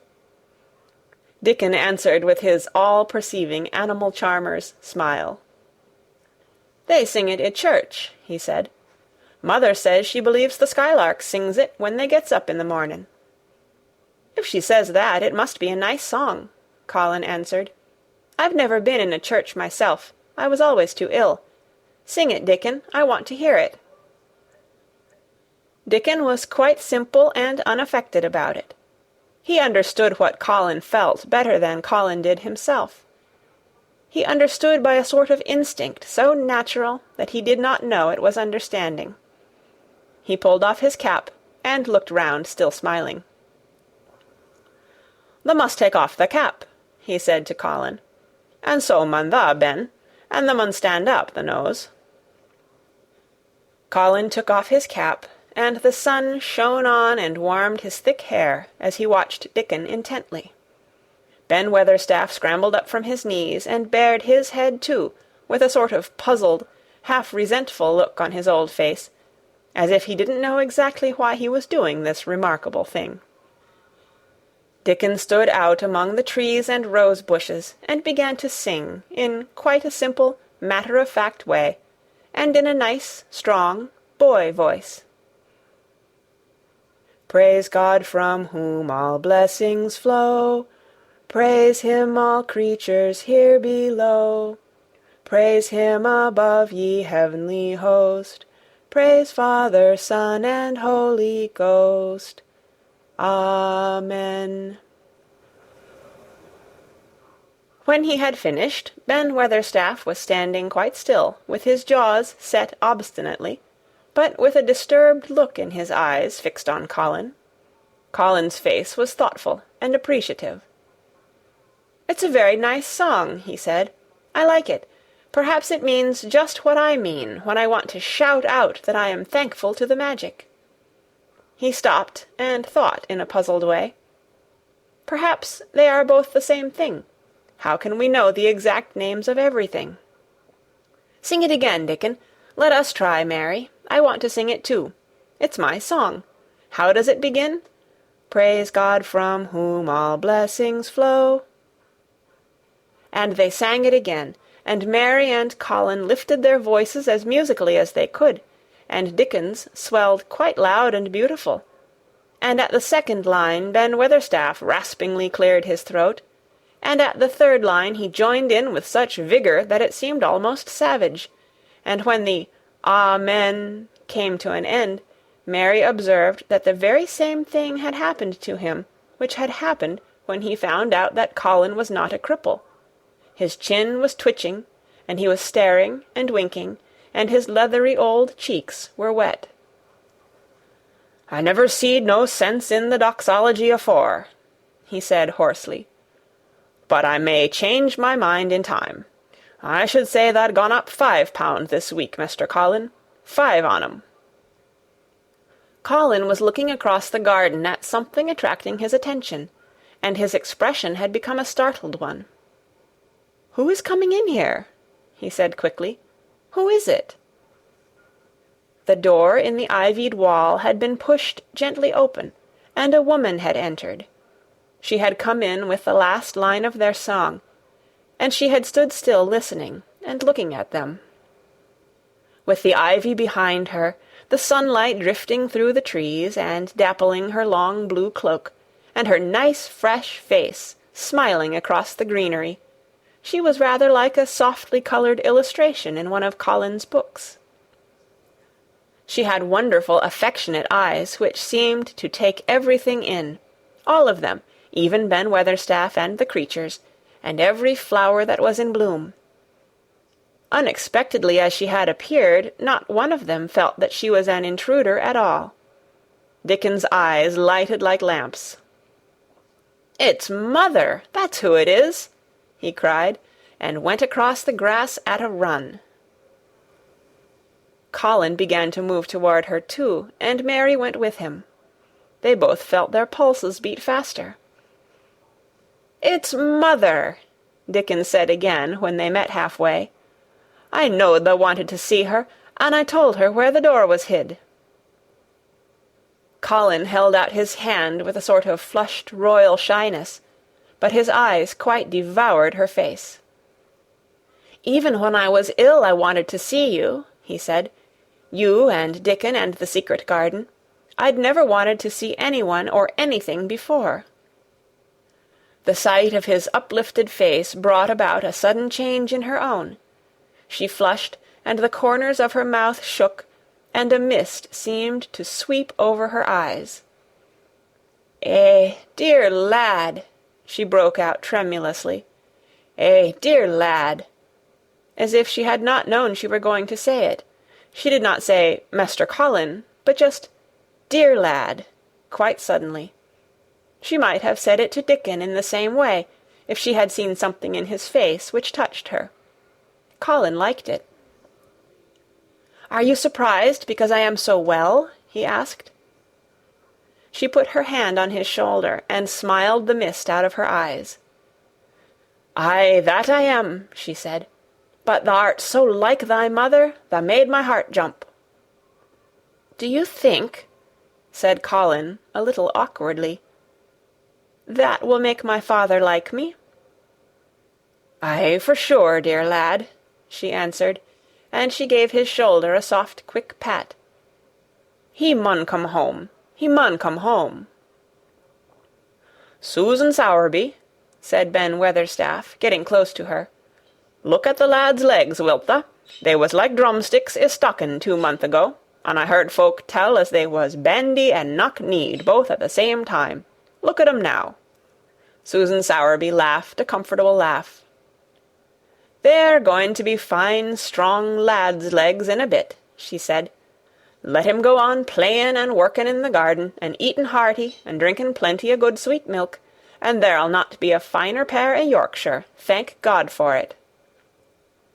She put both hands on Mistress Mary's shoulders, and looked her little face over in a motherly fashion. "And thee too," she said. "Thou'rt grown near as hearty as our Elizabeth Ellen. I'll warrant thou'rt like thy mother too. Our Martha told me as Mrs. Medlock heard she was a pretty woman. Thou'lt be like a blush rose when thou grows up, my little lass, bless thee."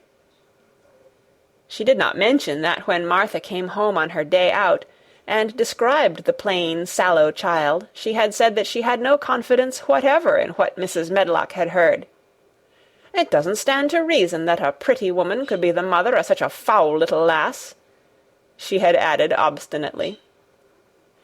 Mary had not had time to pay much attention to her changing face. She had only known that she looked different, and seemed to have a great deal more hair, and that it was growing very fast. But, remembering her pleasure in looking at the Mem Sahib in the past, she was glad to hear that she might some day look like her. Susan Sowerby went round their garden with them, and was told the whole story of it, and shown every bush and tree which had come alive. Colin walked on one side of her, and Mary on the other. Each of them kept looking up at her comfortable rosy face, secretly curious about the delightful feeling she gave them, a sort of warm, supported feeling. It seemed as if she understood them, as Dickon understood his creatures. She stooped over the flowers, and talked about them as if they were children. Soot followed her, and once or twice cawed at her, and flew upon her shoulder as if it were Dickon's. When they told her about the robin and the first flight of the young ones, she laughed a motherly little mellow laugh in her throat. "I suppose learnin' 'em to fly is like learnin' children to walk, but I'm feared I should be all in a worrit if mine had wings instead o' legs," she said. It was because she seemed such a wonderful woman in her nice moorland cottage way, that at last she was told about the magic. "Do you believe in magic?" asked Colin, after he had explained about Indian fakirs. "I hope you do." "That I do, lad," she answered. "I never knowed it by that name, but what does the name matter? I warrant they call it a different name i' France, and a different one in Germany. The same thing as set the seeds swellin' and the sun shinin' made thee a well lad, and it's the good thing. It isn't like us poor fools as think it matters if us is called out of our names. The big good thing doesn't stop to worrit, bless thee. It goes on making worlds by the million, worlds like us. Never thee stop believin' in the big good thing, and knowin' the world's full of it, and call it what thou likes. Thou wert singing to it when I come into the garden." "I felt so joyful," said Colin, opening his beautiful strange eyes at her.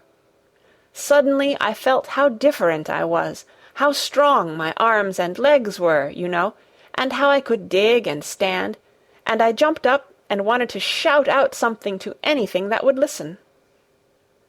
"The magic listened when thou sung the doxology. It would ha' listened to anything tha'd sung. It was the joy that mattered. Eh, lad, What's names to the joy-maker?" And she gave his shoulders a quick, soft pat again.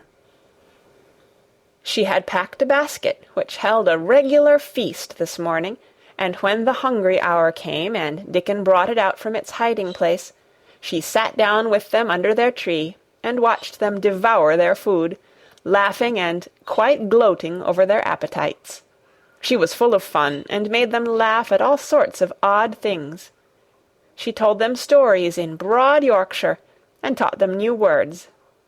She laughed as if she could not help it when they told her of the increasing difficulty there was in pretending that Colin was still a fretful invalid.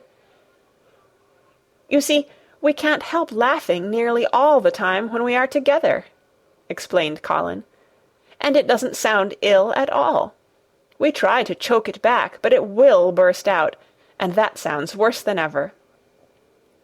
"There's one thing that comes into my mind so often," said Mary, "and I can scarcely ever hold in when I think of it suddenly. I keep thinking, suppose Colin's face should get to look like a full moon. It isn't like one yet, but he gets a tiny bit fatter every day, and suppose some morning it should look like one. What should we do?" "Bless us all, I can see tha has a good bit of play-acting to do," said Susan Sowerby. "But tha won't have to keep it up much longer. Mr. Craven'll come home." "Do you think he will?" asked Colin. "Why?" Susan Sowerby chuckled softly. "I suppose it'd nigh break thy heart if he found out before tha told him in thy own way," she said. "Tha's laid awake nights planning it." "I couldn't bear anyone else to tell him," said Colin. "I think about different ways every day. I think now I just want to run into his room." "That'd be a fine start for him," said Susan Sowerby. "I'd like to see his face, lad. I would that. He mun come back. That he mun."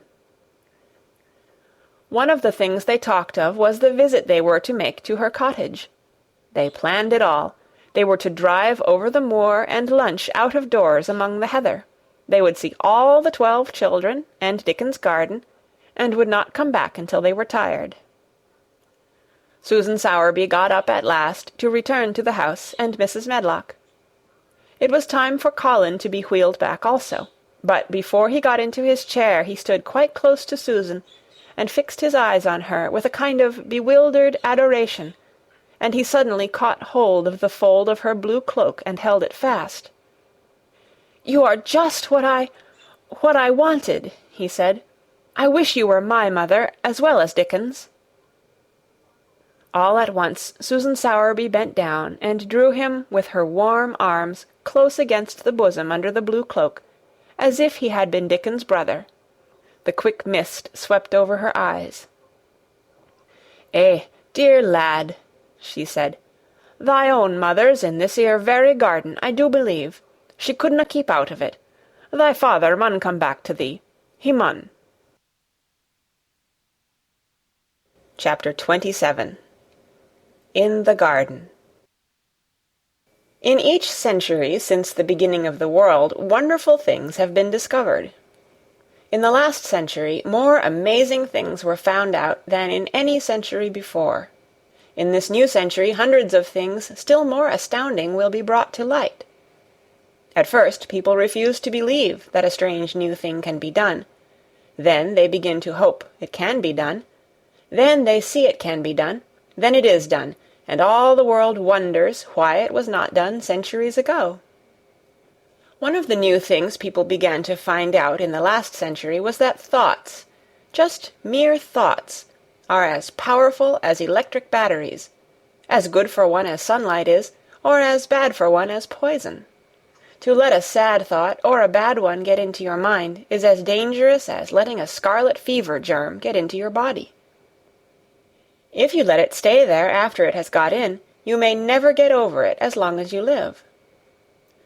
So long as Mistress Mary's mind was full of disagreeable thoughts about her dislikes and sour opinions of people, and her determination not to be pleased by or interested in anything, she was a yellow-faced, sickly, bored, and wretched child.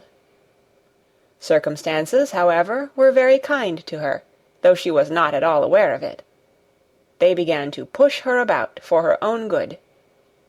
When her mind gradually filled itself with robins, and moorland cottages crowded with children, with queer crabbed old gardeners and common little Yorkshire housemaids, with springtime and with secret gardens coming alive day by day, and also with a Moor boy and his creatures, there was no room left for the disagreeable thoughts which affected her liver and her digestion, and made her yellow and tired.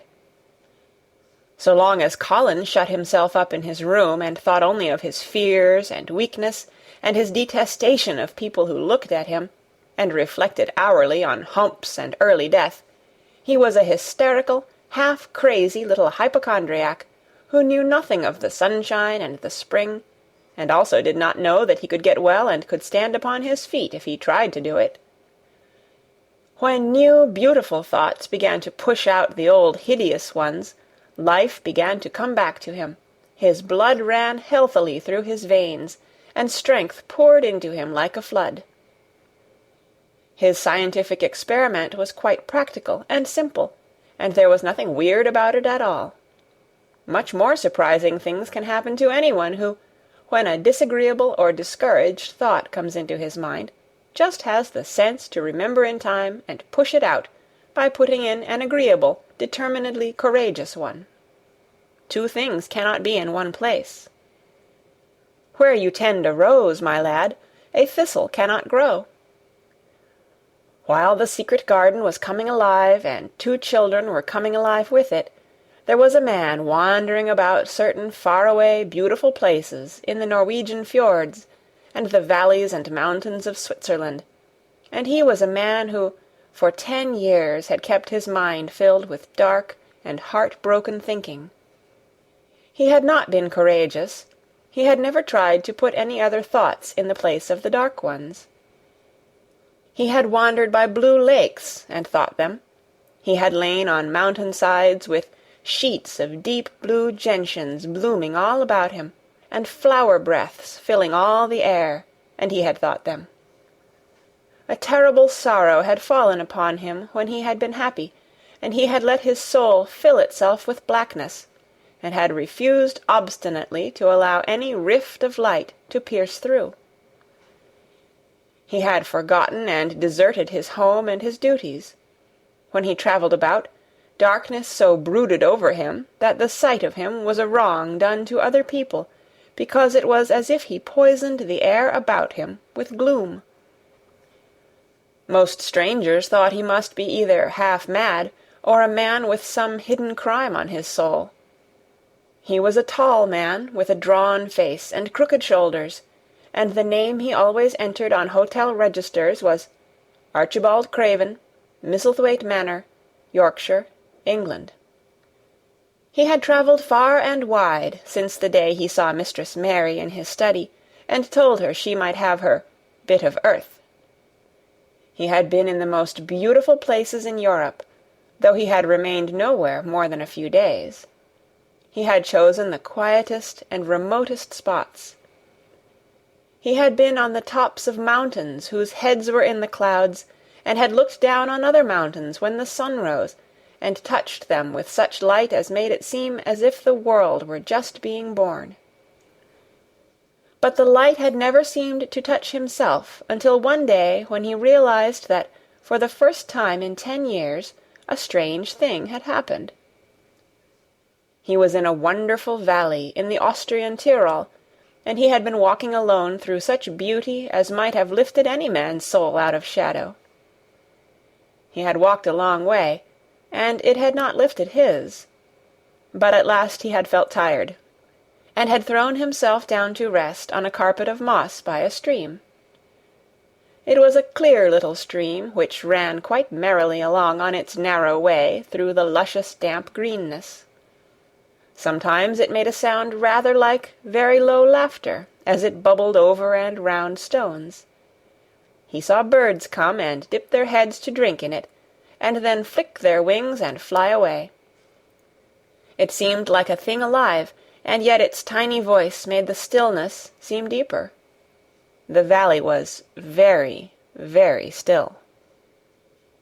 As he sat gazing into the clear running of the water, Archibald Craven gradually felt his mind and body both grow quiet as the valley itself. He wondered if he were going to sleep, but he was not. He sat and gazed at the sunlit water, and his eyes began to see things growing at its edge. There was one lovely mass of blue forget-me-nots growing so close to the stream that its leaves were wet, and at these he found himself looking as he remembered he had looked at such things years ago. He was actually thinking tenderly how lovely it was, and what wonders of blue its hundreds of little blossoms were. He did not know that just that simple thought was slowly filling his mind, filling and filling it, until other things were softly pushed aside. It was as if a sweet, clear spring had begun to rise in a stagnant pool, and had risen and risen until at last it swept the dark water away. But of course he did not think of this himself. He only knew that the valley seemed to grow quieter and quieter as he sat and stared at the bright, delicate blueness. He did not know how long he sat there, or what was happening to him, but at last he moved as if he were awakening, and he got up slowly and stood on the moss carpet, drawing a long, deep, soft breath and wondering at himself. Something seemed to have been unbound and released in him, very quietly. "What is it?" he said, almost in a whisper, and he passed his hand over his forehead. "I almost feel as if I were alive." I do not know enough about the wonderfulness of undiscovered things to be able to explain how this had happened to him. Neither does anyone else yet. He did not understand at all himself, but he remembered this strange hour months afterward when he was at Misselthwaite again, and he found out quite by accident that on this very day Colin had cried out, as he went into the secret garden, "I am going to live for ever and ever and ever." The singular calmness remained with him the rest of the evening, and he slept a new, reposeful sleep, but it was not with him very long. He did not know that it could be kept. By the next night he had opened the doors wide to his dark thoughts, and they had come trooping and rushing back. He left the valley, and went on his wandering way again. But, strange as it seemed to him, there were minutes, sometimes half-hours, when, without his knowing why, the black burden seemed to lift itself again, and he knew he was a living man, and not a dead one. Slowly, slowly, for no reason that he knew of, he was coming alive, with the garden. As the golden summer changed into the deep golden autumn, he went to the lake of Como. There he found the loveliness of a dream. He spent his days upon the crystal blueness of the lake, or he walked back into the soft, thick verdure of the hills, and tramped until he was tired so that he might sleep. But by this time he had begun to sleep better, he knew, and his dreams had ceased to be a terror to him. "Perhaps," he thought, "my body is growing stronger." It was growing stronger, but because of the rare peaceful hours when his thoughts were changed, his soul was slowly growing stronger too. He began to think of Misselthwaite, and wonder if he should not go home. Now and then he wondered vaguely about his boy, and asked himself what he should feel when he went and stood by the carved four-posted bed again, and looked down at the sharply chiselled ivory-white face while it slept, and the black lashes rimmed so startlingly the close-shut eyes. He shrank from it. One marvel of a day he had walked so far that when he returned the moon was high and full, and all the world was purple shadow and silver. The stillness of lake and shore and wood was so wonderful that he did not go into the villa he lived in.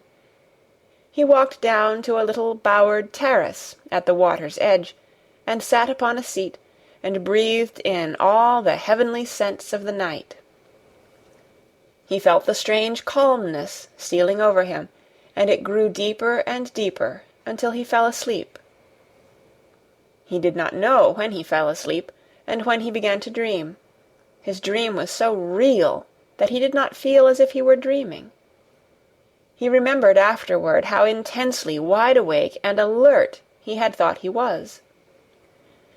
He thought that as he sat and breathed in the scent of the late roses and listened to the lapping of the water at his feet, he heard a voice calling. It was sweet and clear and happy and far away.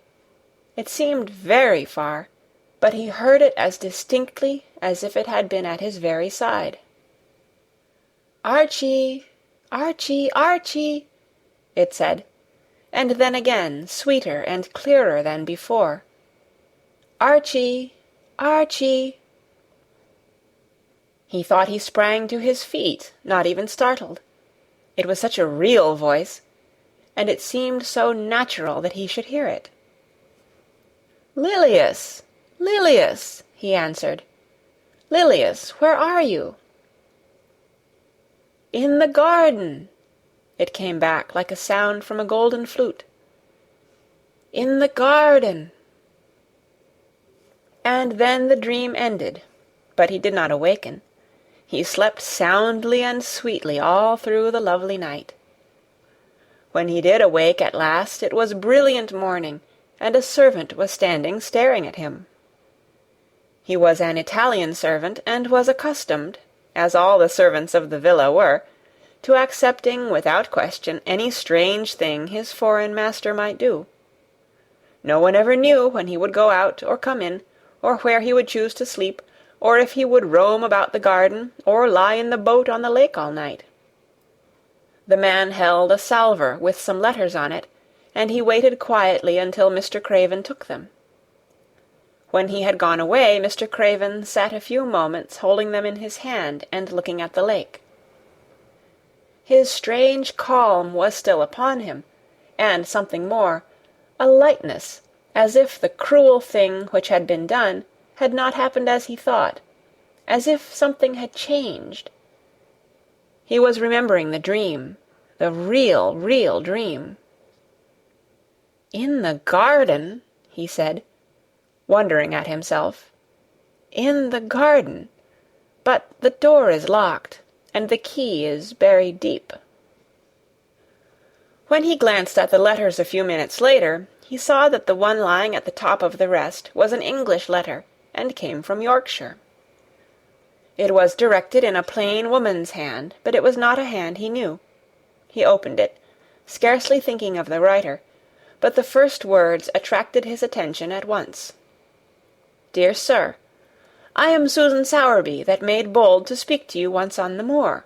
It was about Miss Mary I spoke. I will make bold to speak again. Please, sir, I would come home, if I was you. I think you would be glad to come, and, if you will excuse me, sir, I think your lady would ask you to come, if she was here. Your obedient servant, Susan Sowerby." Mr. Craven read the letter twice before he put it back in its envelope. He kept thinking about the dream. "I will go back to Misselthwaite," he said. "Yes, I'll go at once." And he went through the garden to the villa, and ordered Pitcher to prepare for his return to England. In a few days he was in Yorkshire again, and on his long railroad journey he found himself thinking of his boy as he had never thought in all the 10 years past. During those years he had only wished to forget him.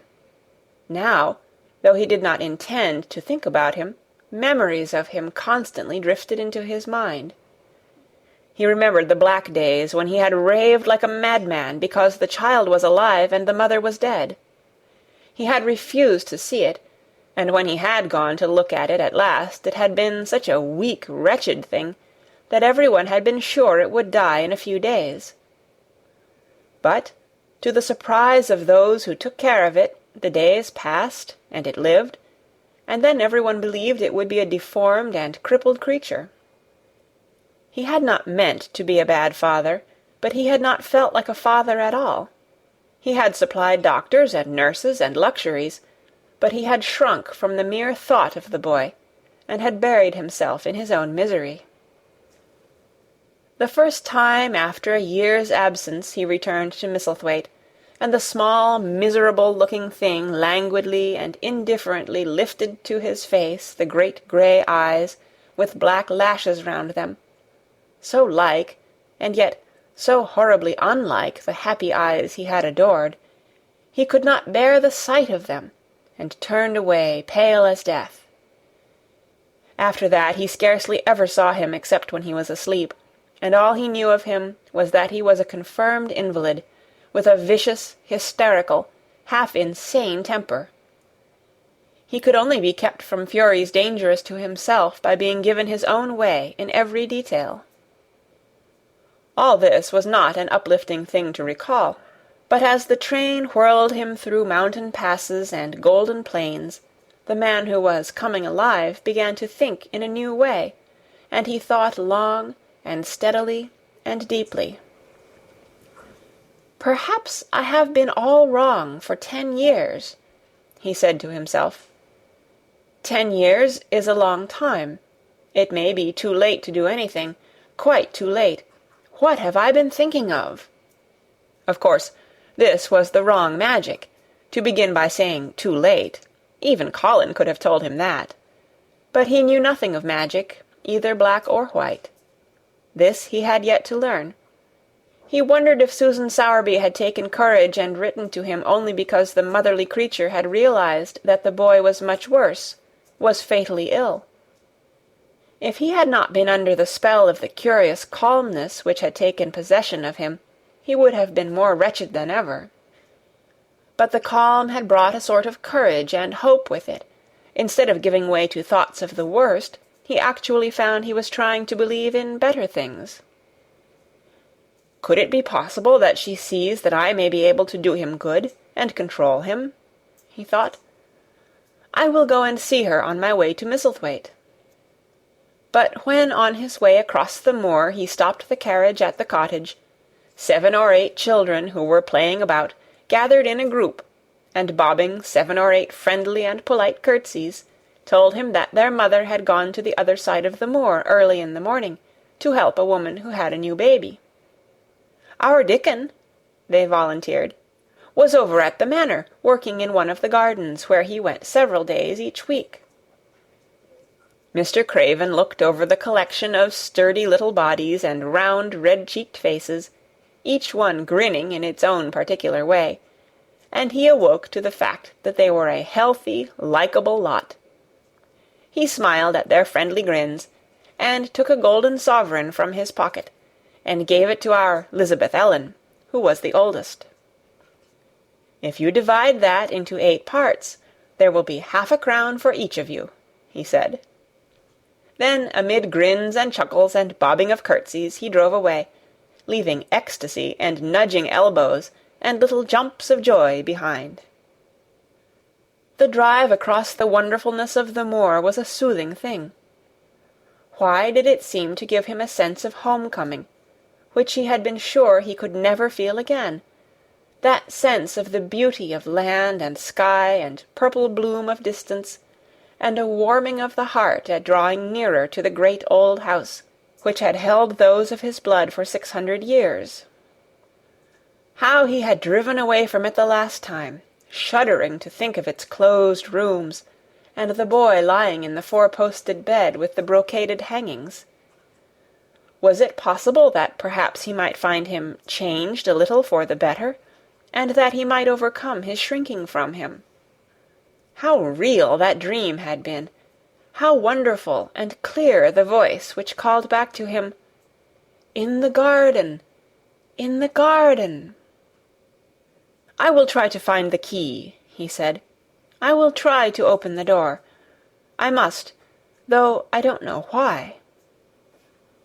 When he arrived at the manor, the servants who received him with the usual ceremony noticed that he looked better, and that he did not go to the remote rooms where he usually lived, attended by Pitcher.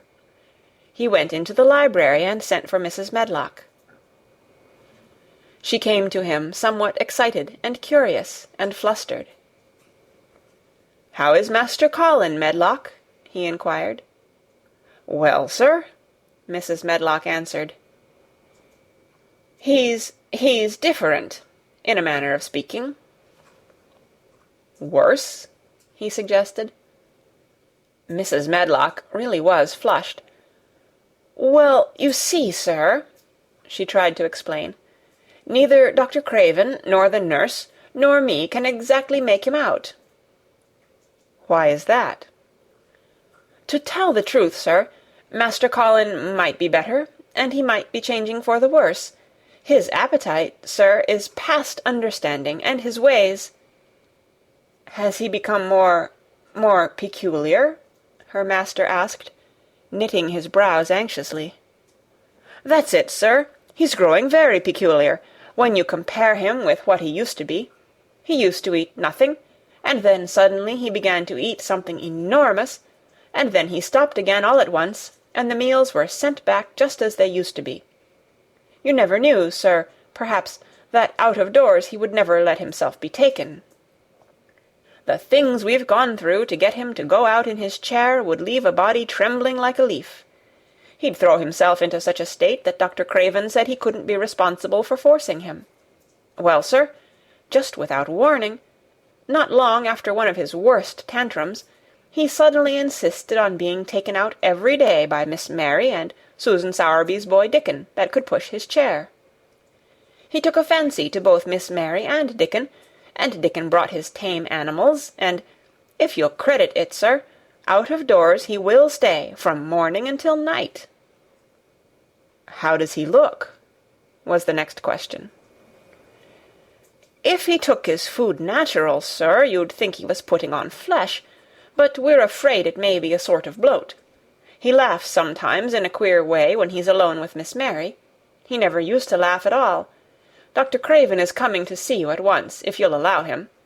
He never was as puzzled in his life." "Where is Master Colin now?" Mr. Craven asked. "In the garden, sir. He's always in the garden, though not a human creature is allowed to go near for fear they'll look at him." Mr. Craven scarcely heard her last words. "In the garden," he said, and after he had sent Mrs. Medlock away, he stood and repeated it again and again. "In the garden."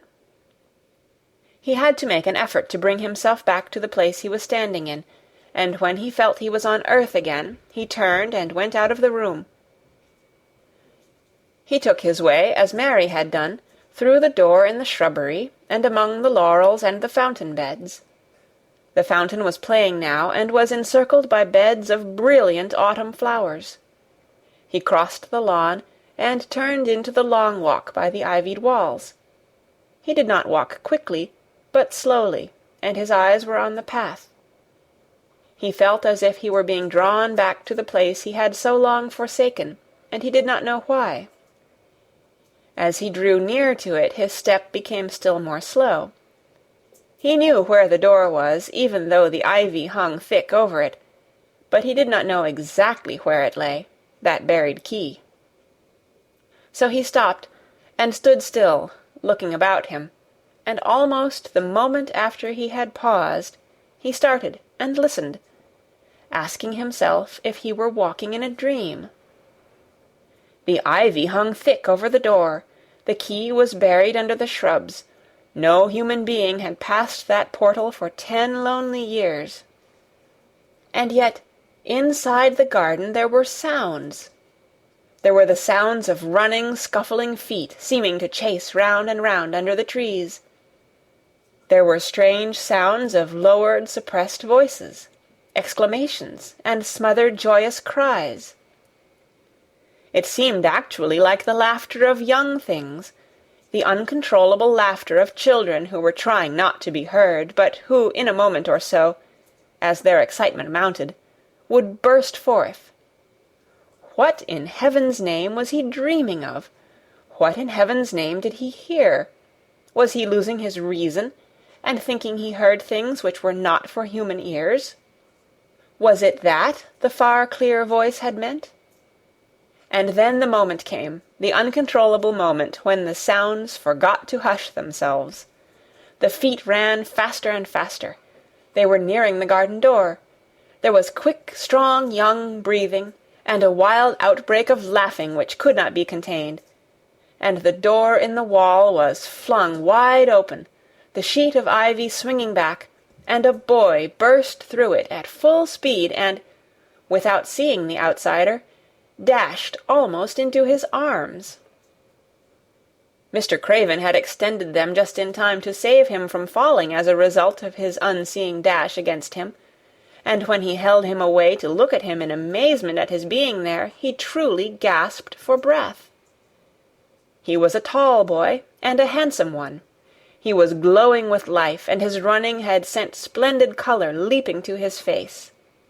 He threw the thick hair back from his forehead, and lifted a pair of strange grey eyes full of boyish laughter, and rimmed with black lashes like a fringe.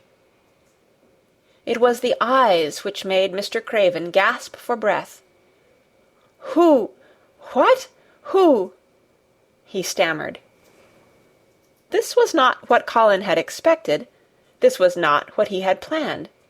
He had never thought of such a meeting, and yet to come dashing out, winning a race, perhaps it was even better.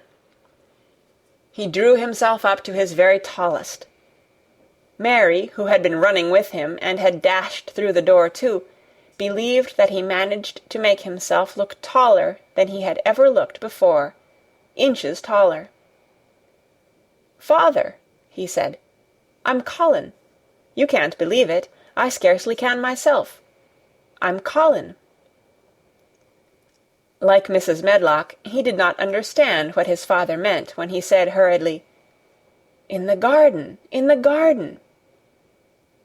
"Yes," hurried on Colin, "it was the garden that did it, and Mary and Dickon and the creatures, and the magic. No one knows.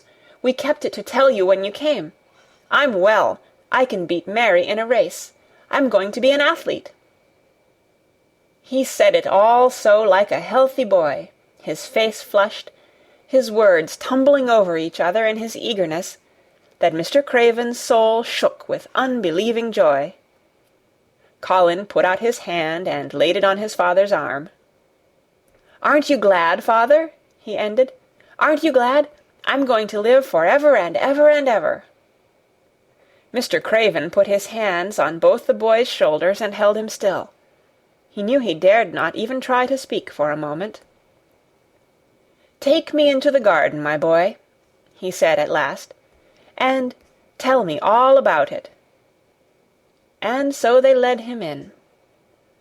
The place was a wilderness of autumn gold and purple and violet blue and flaming scarlet, and on every side were sheaves of late lilies standing together, lilies which were white, or white and ruby.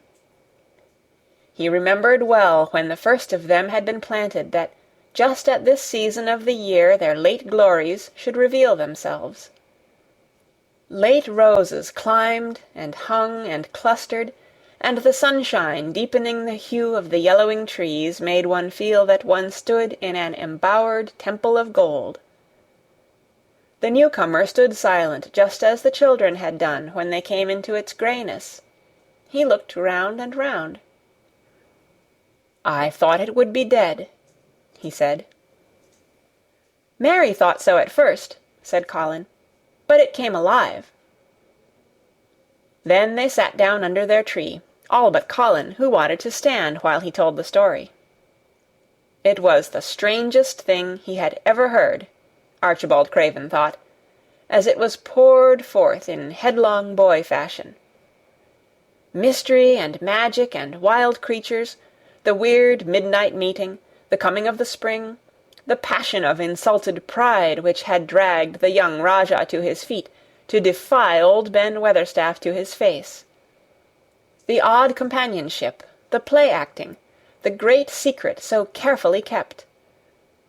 The listener laughed until tears came into his eyes, and Sometimes tears came into his eyes when he was not laughing. The athlete, the lecturer, the scientific discoverer was a laughable, lovable, healthy young human thing. "Now," he said at the end of the story, "it need not be a secret any more. I dare say it will frighten them nearly into fits when they see me. But I am never going to get into the chair again. I shall walk back with you, father, to the house."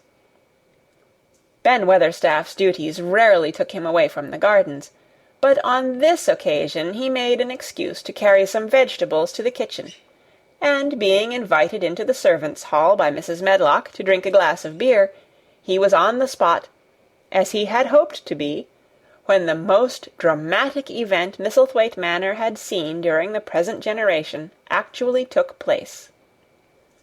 One of the windows looking upon the courtyard gave also a glimpse of the lawn. Mrs. Medlock, knowing Ben had come from the gardens, hoped that he might have caught sight of his master, and even by chance of his meeting with Master Colin. "Did you see either of them, Weatherstaff?" she asked.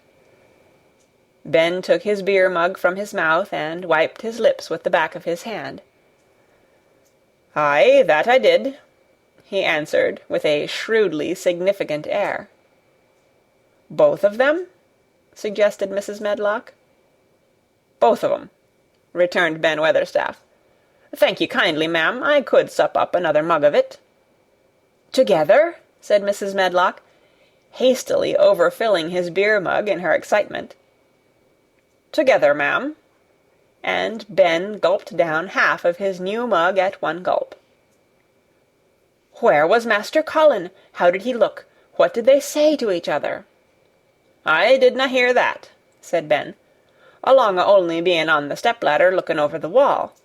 But I'll tell thee this, there's been things going on outside as you house-people knows nowt about, and what thou'll find out soon."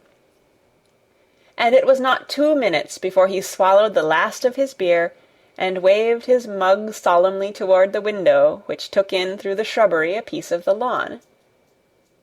"Look there," he said, "if thou's curious. Look what's comin' across the grass." When Mrs. Medlock looked, she threw up her hands and gave a little shriek, and every man and woman servant within hearing bolted across the servants' hall, and stood looking through the window with their eyes almost starting out of their heads. Across the lawn came the master of Misselthwaite, and he looked as many of them had never seen him, and by his side, with his head up in the air, and his eyes full of laughter, walked as strongly and steadily as any boy in Yorkshire, Master Colin. Thanks for watching. If you enjoyed this, please subscribe here to get more books and support the channel. It really does help. Here are some ideas for what to read next.